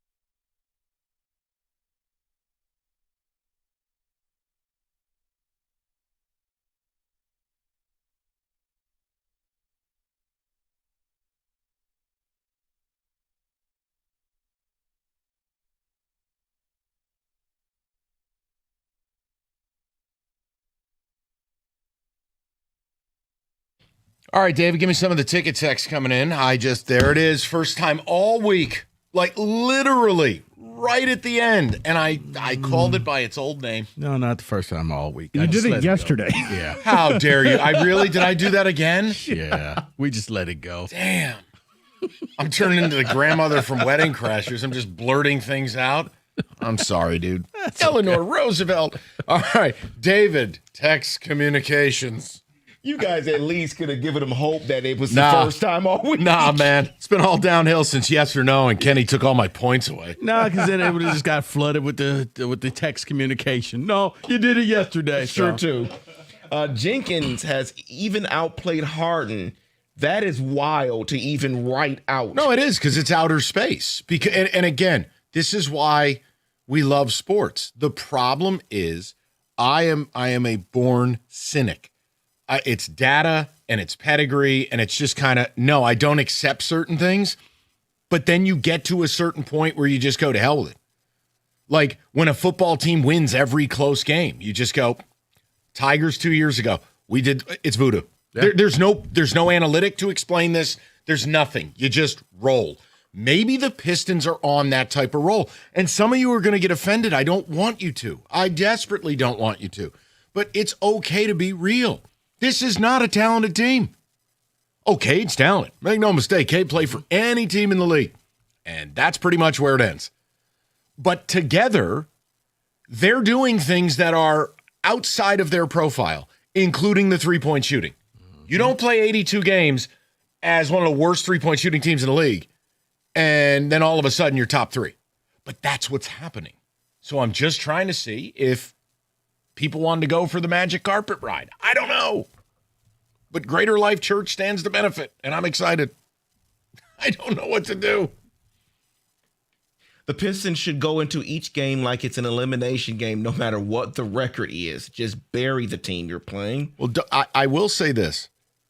Both first quarters, they were the more prepared team to play. Cleveland, no pun intended, has a very cavalier approach. They're very laid back. Hey, let's settle into this thing. That ain't the approach against Pistons. You better be ready. Yeah, fourth quarter, no sense of urgency. Let's just let Harden bring the ball up. How about we don't? Okay, if you're a Pistons fan, you're like, yes. Look, first 2 games, they tied up at 93, and then they had a 2-point lead on Mobley's dunk. And it was almost like the air comes out of the balloon, and this is where having the best player in the series matters. Cade learning how to truly close an opponent out. Yes. He's coming into his own as a superstar. And Mike, I don't think anybody in Detroit felt the slightest bit worried when Mobley dunked the ball. No. Because you were like, oh, okay, that's cute. I was more worried in game 1, but once I saw the Pistons respond the way they did, now I know they have that tool in the tool bag. No, I wasn't worried. Yeah. Because they still had Phillip Banks out there at point guard. The only thing missing is James Harden just yelling, Vivian. It's ridiculous. I mean, I know you're saying that because of the beard, but he plays a little more like Carlton Banks out there. Who would be Jazz in this situation getting thrown out of the house? That'd be James Harden being thrown out of the locker room. Honestly, the way he played last night, probably Mobley. Again, you're 7 feet tall. You're a generational talent. You're a max player making $46 million. You had one more rebound than Kenny caught last night. And Kenny didn't play, so that'll tell you what we're talking about. Wow. Too bad he should be more like the stop sign. Got it. Let's go to Roy, 97.1. Roy, how you doing, buddy? Mike, Rico, David, and don't forget Kenneth Overseer Cott. How you guys doing today? Good, Roy. How's your Friday, buddy? That's unbelievable. Oh, you know what? I'm finishing up about the 8th 70-hour shift in a week, so it's okay, I guess. Oh, boy. Yeah, I listen to you guys, the station from 6 to 6. You guys are totally my favorite show because 10 to 2, sometimes they're so damn happy and unbelievable you got to turn them off. It does. The overly happy people drive me crazy. I hear you, Roy. Mike, and I'm like 2 months older than you, so I feel the same way. I hate most people. Not like, you know what I mean. I do. So what's on your mind? So first of all, I needed the Pistons to win the championship because 3 weeks ago when you guys did the whole Greater Life bet, I thought you were serious, and I put a C note down to win 2,600. Well, but we're in. So Gator needs some new shoes. That's right. Let's go get it. No, Roy, we're in today. Look, David didn't want to do it a couple of weeks ago, but now I guilted him into it. We are in. It is real. David might have 10 kids, but he can be soft sometimes. I know. Admit it, I know. He's getting soft in his old age. The reasoning, so you had Wagner die. Now OG's possibly dead when they get to the Knicks in the finals. And the Cavs are down Sam Merrill, who's one of their best sharpshooters and is about 13 points a game. It's the same thing. And the guy who was hiding the last time Stu got into a fight is chest bumping with Harden. Like, what up, though?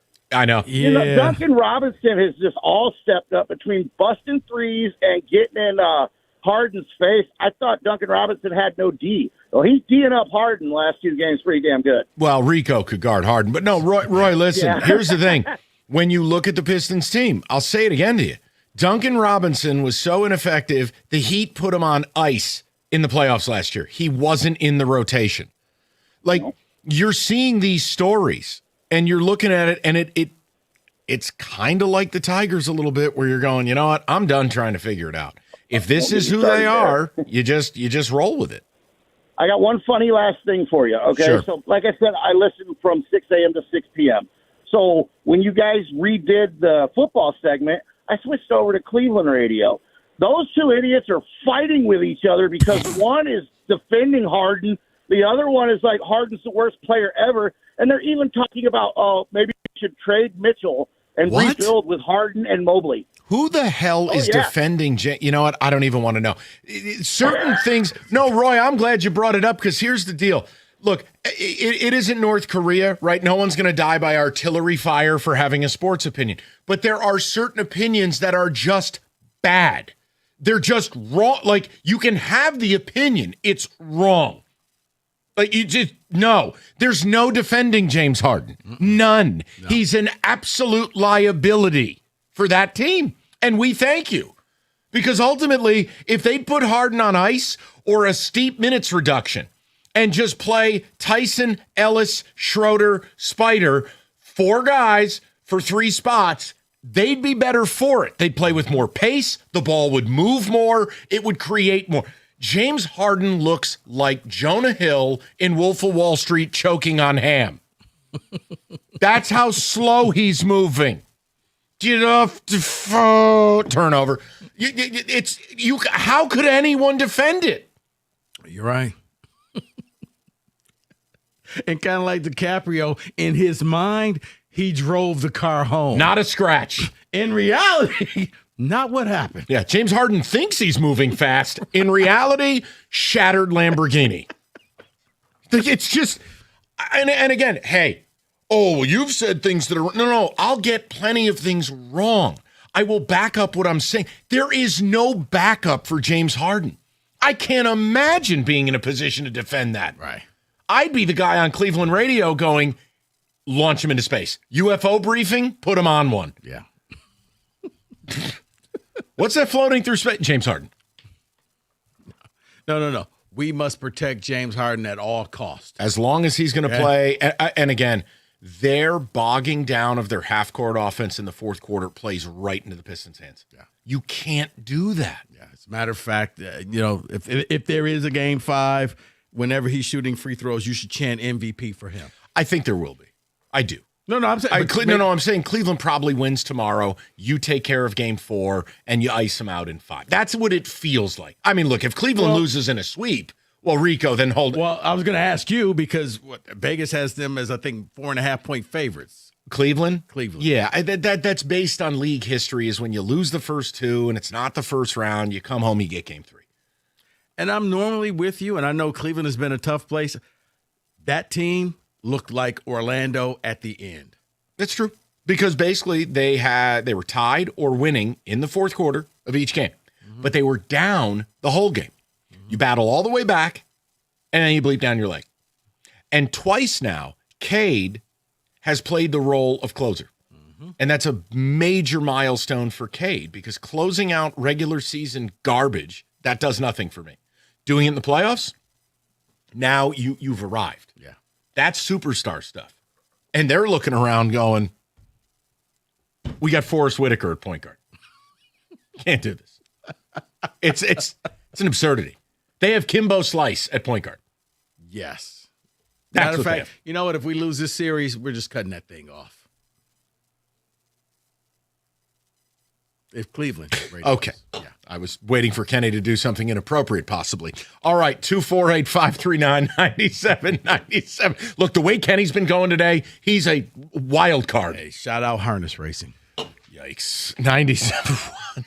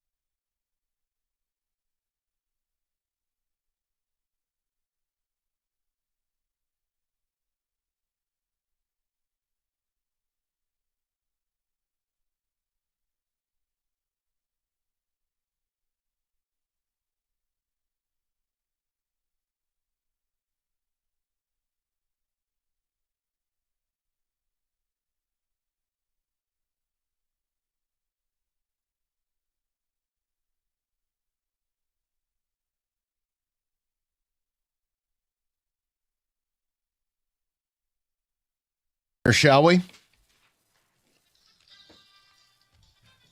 Hey, guys. No.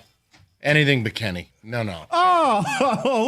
What's wrong with some Kenny? I know what this is. Now I understand why there wasn't a second blitz on the show sheet. This is your IMakeTheRules.net game. Right. Hey, you know what, Mike? Out of the kindness of my heart, typically that would be minus at least 5 points for even making that remark. I will not do that to you because the game has not technically started yet. Thanks, Dad. All right. This is yes. David, Kenny's on one, so we probably start off with -10. Yep. And you know why. You know what, Rico? You and David both get 5 points because of my unsavory remarks earlier in the show. Congratulations. So you act like a bleep hole and say something racially insensitive, and they get bonus points? Yes. Right. This is him giving a check to the NAACP. What do they call it? Yeah, this is reparations, Mike. You need to get control of him. Not 40 acres and a mule, just 5 points. Man, it's Friday. I am not here for this. Oh, my God. For those of you who do not know, yes or no is where I ask you a sports, or maybe not sports-related question, but mostly sports. You answer yes or no and explain your reasoning. If I agree, disagree, or like or don't like your reasoning, you gain or lose or keep points. So this is my game that I've made up, and I invented the rules. Is everybody ready to play yes or no? Yes. No. Yes. Mike wins a point for answering the yes or no question, and David loses a point because he said no. All right. The categories are, it's Jeopardy style, so you pick a category, I ask you a question. We've got the major 4 sports food groups in the city: Tigers, Wings, Pistons, Lions. And we also have a category that I've just invented called Things You Can't Win With via Mike Valenti. Oh, I like that one. Yeah, that one's going to be a banger when we hit it. Let's start with Rico. Rico, pick a category. We haven't talked about them in a while. Let's go with the Lions. The Lions. This will be the year that one of either edge rusher or mobile quarterback will not be a major talking point on our station for the Lions. Yes or no? No, I think that we still will get the mobile QB argument, especially if there's a game that Jared Goff just doesn't look good, or he throws a couple of picks or gets sacked a lot. We'll get the whole, we need a mobile QB. Michael. No, I have no faith in the general public. They'll always come back to these two issues because these are like a comfortable pair of shoes for them. So, no, it will be a hellscape until they win a Super Bowl. I believe in the people. Yes. They drafted an edge. Kiss ass. And I believe that they will not bring up the mobile QB issue because of it. Well, Aiden did have on some buffs last night. So. Correct. That'll be -1 point for Rico because I hope he's wrong. That'll be -2 points for Mike. 1 for being wrong. I hope he's wrong. And also, he called David a kiss ass. Name calling is not appropriate on this this show. Oh, but you telling Rico to take your keys was. Got it. That'll be another point for Rico. And David gets 3 points because to God, I hope he's right. All right, Michael, you get to select the next category. You can go with things you can't win with. Okay. I have numbered this list of your things you can't win with. There is currently 14 things you can't win with. I want you to pick one, and I will ask the group, yes or no, you can win with this person. Well, the Ginger's off the list. Can't win with a balding point guard. No, I said pick a number 1 through 14, Michael. Oh. That's -14 points. 11. 11. An Amish point guard. You cannot win with an Amish point guard. Absolute facts. Yes or no? Facts. You cannot win a national title. You can win the Big Ten, but not a national title with an Amish point guard. Shout out Braden Smith. Well, since I am one that believes that national titles is all that matters, then that means you cannot win with one. Do I even need to ask you, Mike? No, can't do it. It's never happened. Can't do it. Everybody is correct. Also, this list is very silly. We can revisit this one later in the game if you like. There's 13 left. Go ahead. Next person, David, you get to pick the Let's category. go with the Pistons. The Pistons. And my phone is crashing. All right, here we go. I don't have the Pistons one. God. Try again, David. Why don't you tell me what category you want? Let's go with can't win with. All right, can't win with. David, pick a number 1 through 13. Let's go with number 7. 7. Oh, by the way, Mike, this category also requires you to be able to identify why you said this, and if you can't, that's minus points for you. Got it. David, I think you missed a great opportunity. You should have went with the number 9. I've heard that means stop sign. Gum chewers. You can't win with gum chewers, according to Mike Valenti. Absolutely. Pete Carroll. Yeah, you can't. You have a gum chewing idiot as your head coach, and he's in his elder years. You got no shot. Pete Carroll, Raiders. Can't win with it.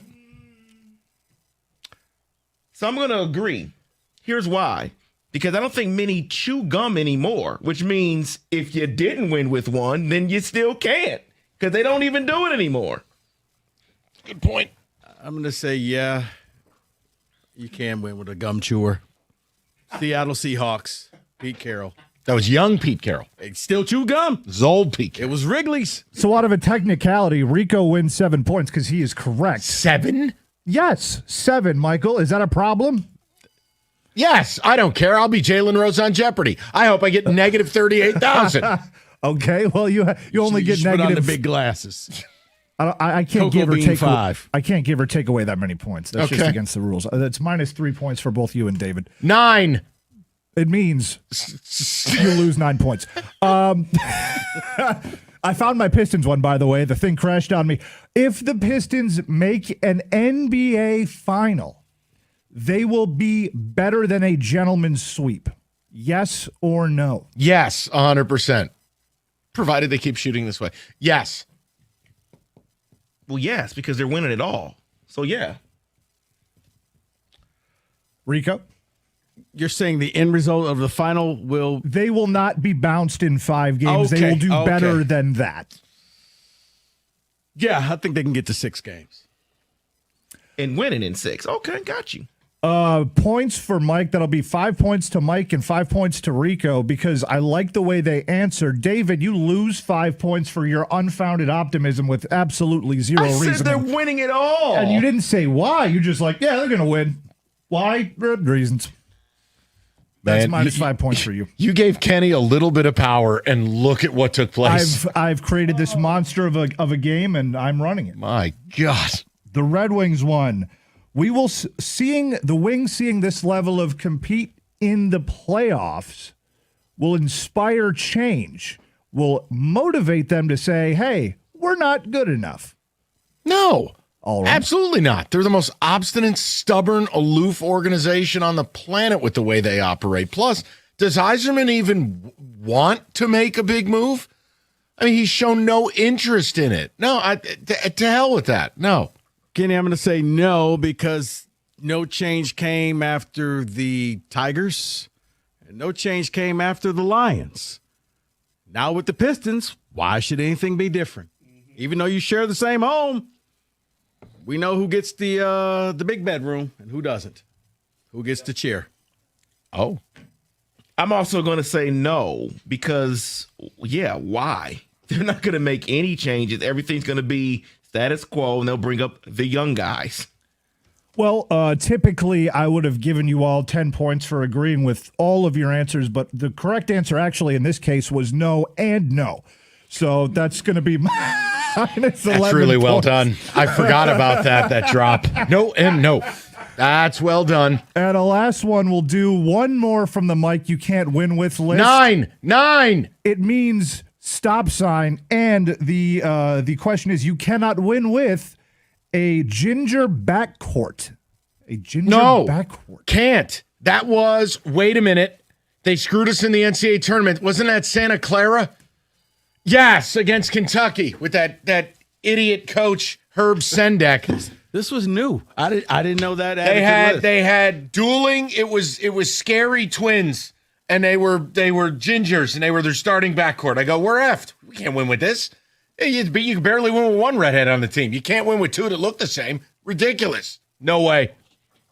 And then Herb Sendek screwed us by not falling.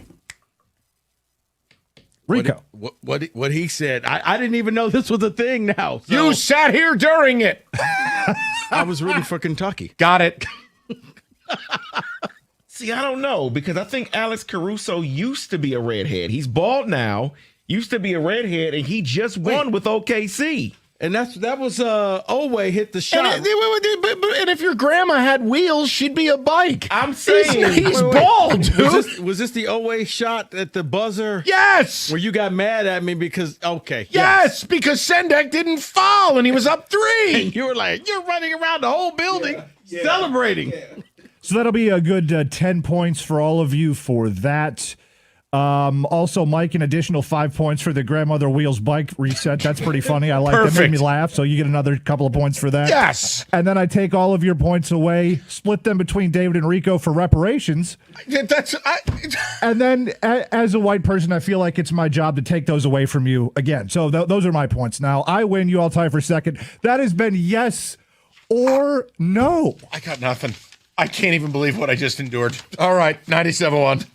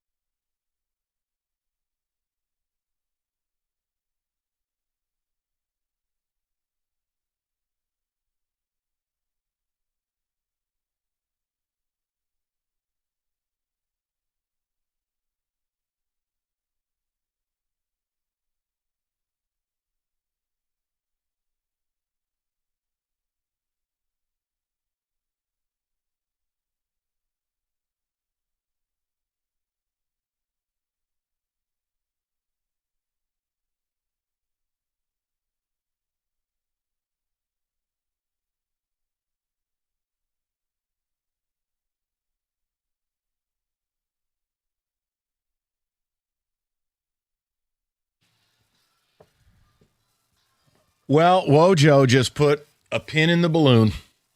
David, I tried to fundraise a little bit more for Greater Life. I said, Bob, would you like to join our bet? And he just looked at me and he went, there's no chance. I said, so you don't think they're going to win the NBA championship? He went, there's no chance. That's Bob Wojo. Wait, they're doing a show. Leave them alone, Rieger. It's well, you know, I didn't say anything. They're doing a show. He wanted to make sure that David's church didn't get the money. So that's just was surprised. I thought Bob has always been a reasonably positive man, and I thought he would join our bet and support Greater Life. But he said, to hell with that church and to hell with the Pistons. What do you mean by joining? I have to give money? You have to make the bet, and you the same amount? No, you can give the winnings of whatever size bet you have to Greater Life Church on Tireman. I'm putting $1 on it. Okay, Doug.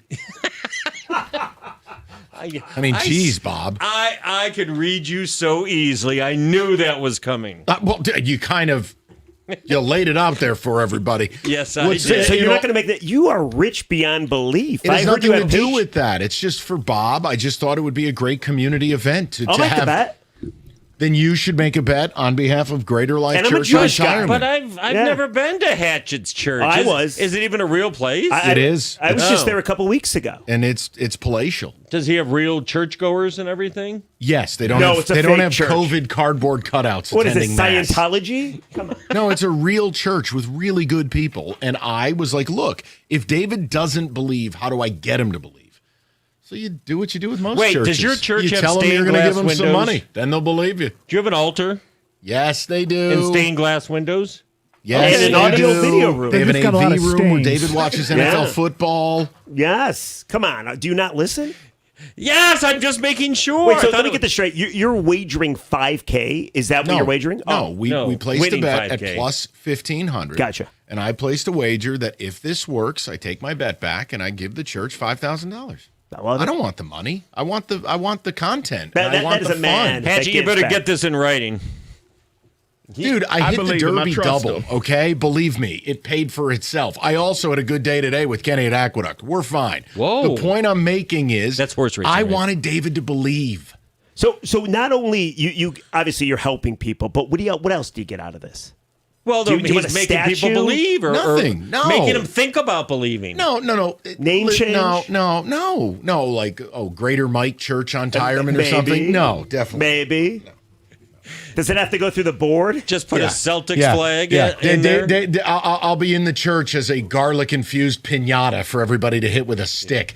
No, listen, He'll come every Sunday and bring lasagna. It's just an idea that we needed to pray to get Cade here, and David needs to pray that the three-point shooting continues because it's the only shot they have to be a serious title team. You cannot win not taking and making threes. It is. I mean, Duncan Robinson, though, he's not out of the norm. He's got doing 10 in the out last of the two norm. games. He couldn't even play for the Heat in the playoffs last year. But not to mention, he made some contested threes yesterday. Guys in his driving. face. He is driving. He's yelling at people. Well, he loves doing that. He's D'ing up. Okay, no, he's. Dude, isn't it funny, though, A tiny that bit. Trajan Langdon went, I got very offended by what he said towards the trade deadline. We're just going to take some time off and watch, not going to make a big move. All his guys are playing well. Yeah, but hold on. I'm sorry. Unless he is like Shane Galluli, he's not the one who took out Wagner and kept their season alive. I mean, that's a Let's fair be point. very clear here. Well, who took out Harden? Because I haven't seen Wait, him yet. Galluli's the Philip one. Banks. Is Galluli the one that took out Kerrigan? Is that right? Yes. Yeah. Shane Happened at Galluli. Kobo, right? Oh, yeah. Whatever it No, was. Jeff Galluli. Yeah, I was about to say. Yeah. I knew it was a Shane Galluli. Stant was the stick wielder. Thank you. Did he cover that one? There we go. Yeah. Thank you. Yes, of course. I was right there. I handed him the stick. No.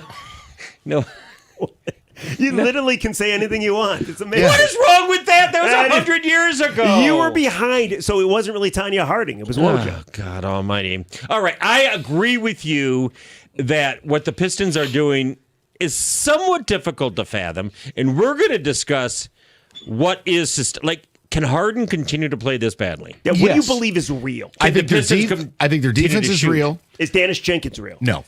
I think Cade's ability to close out an opponent late fourth quarter, very real. Is Tobias Harris real? You know what? He seems like he is. I need to see Dennis tomorrow.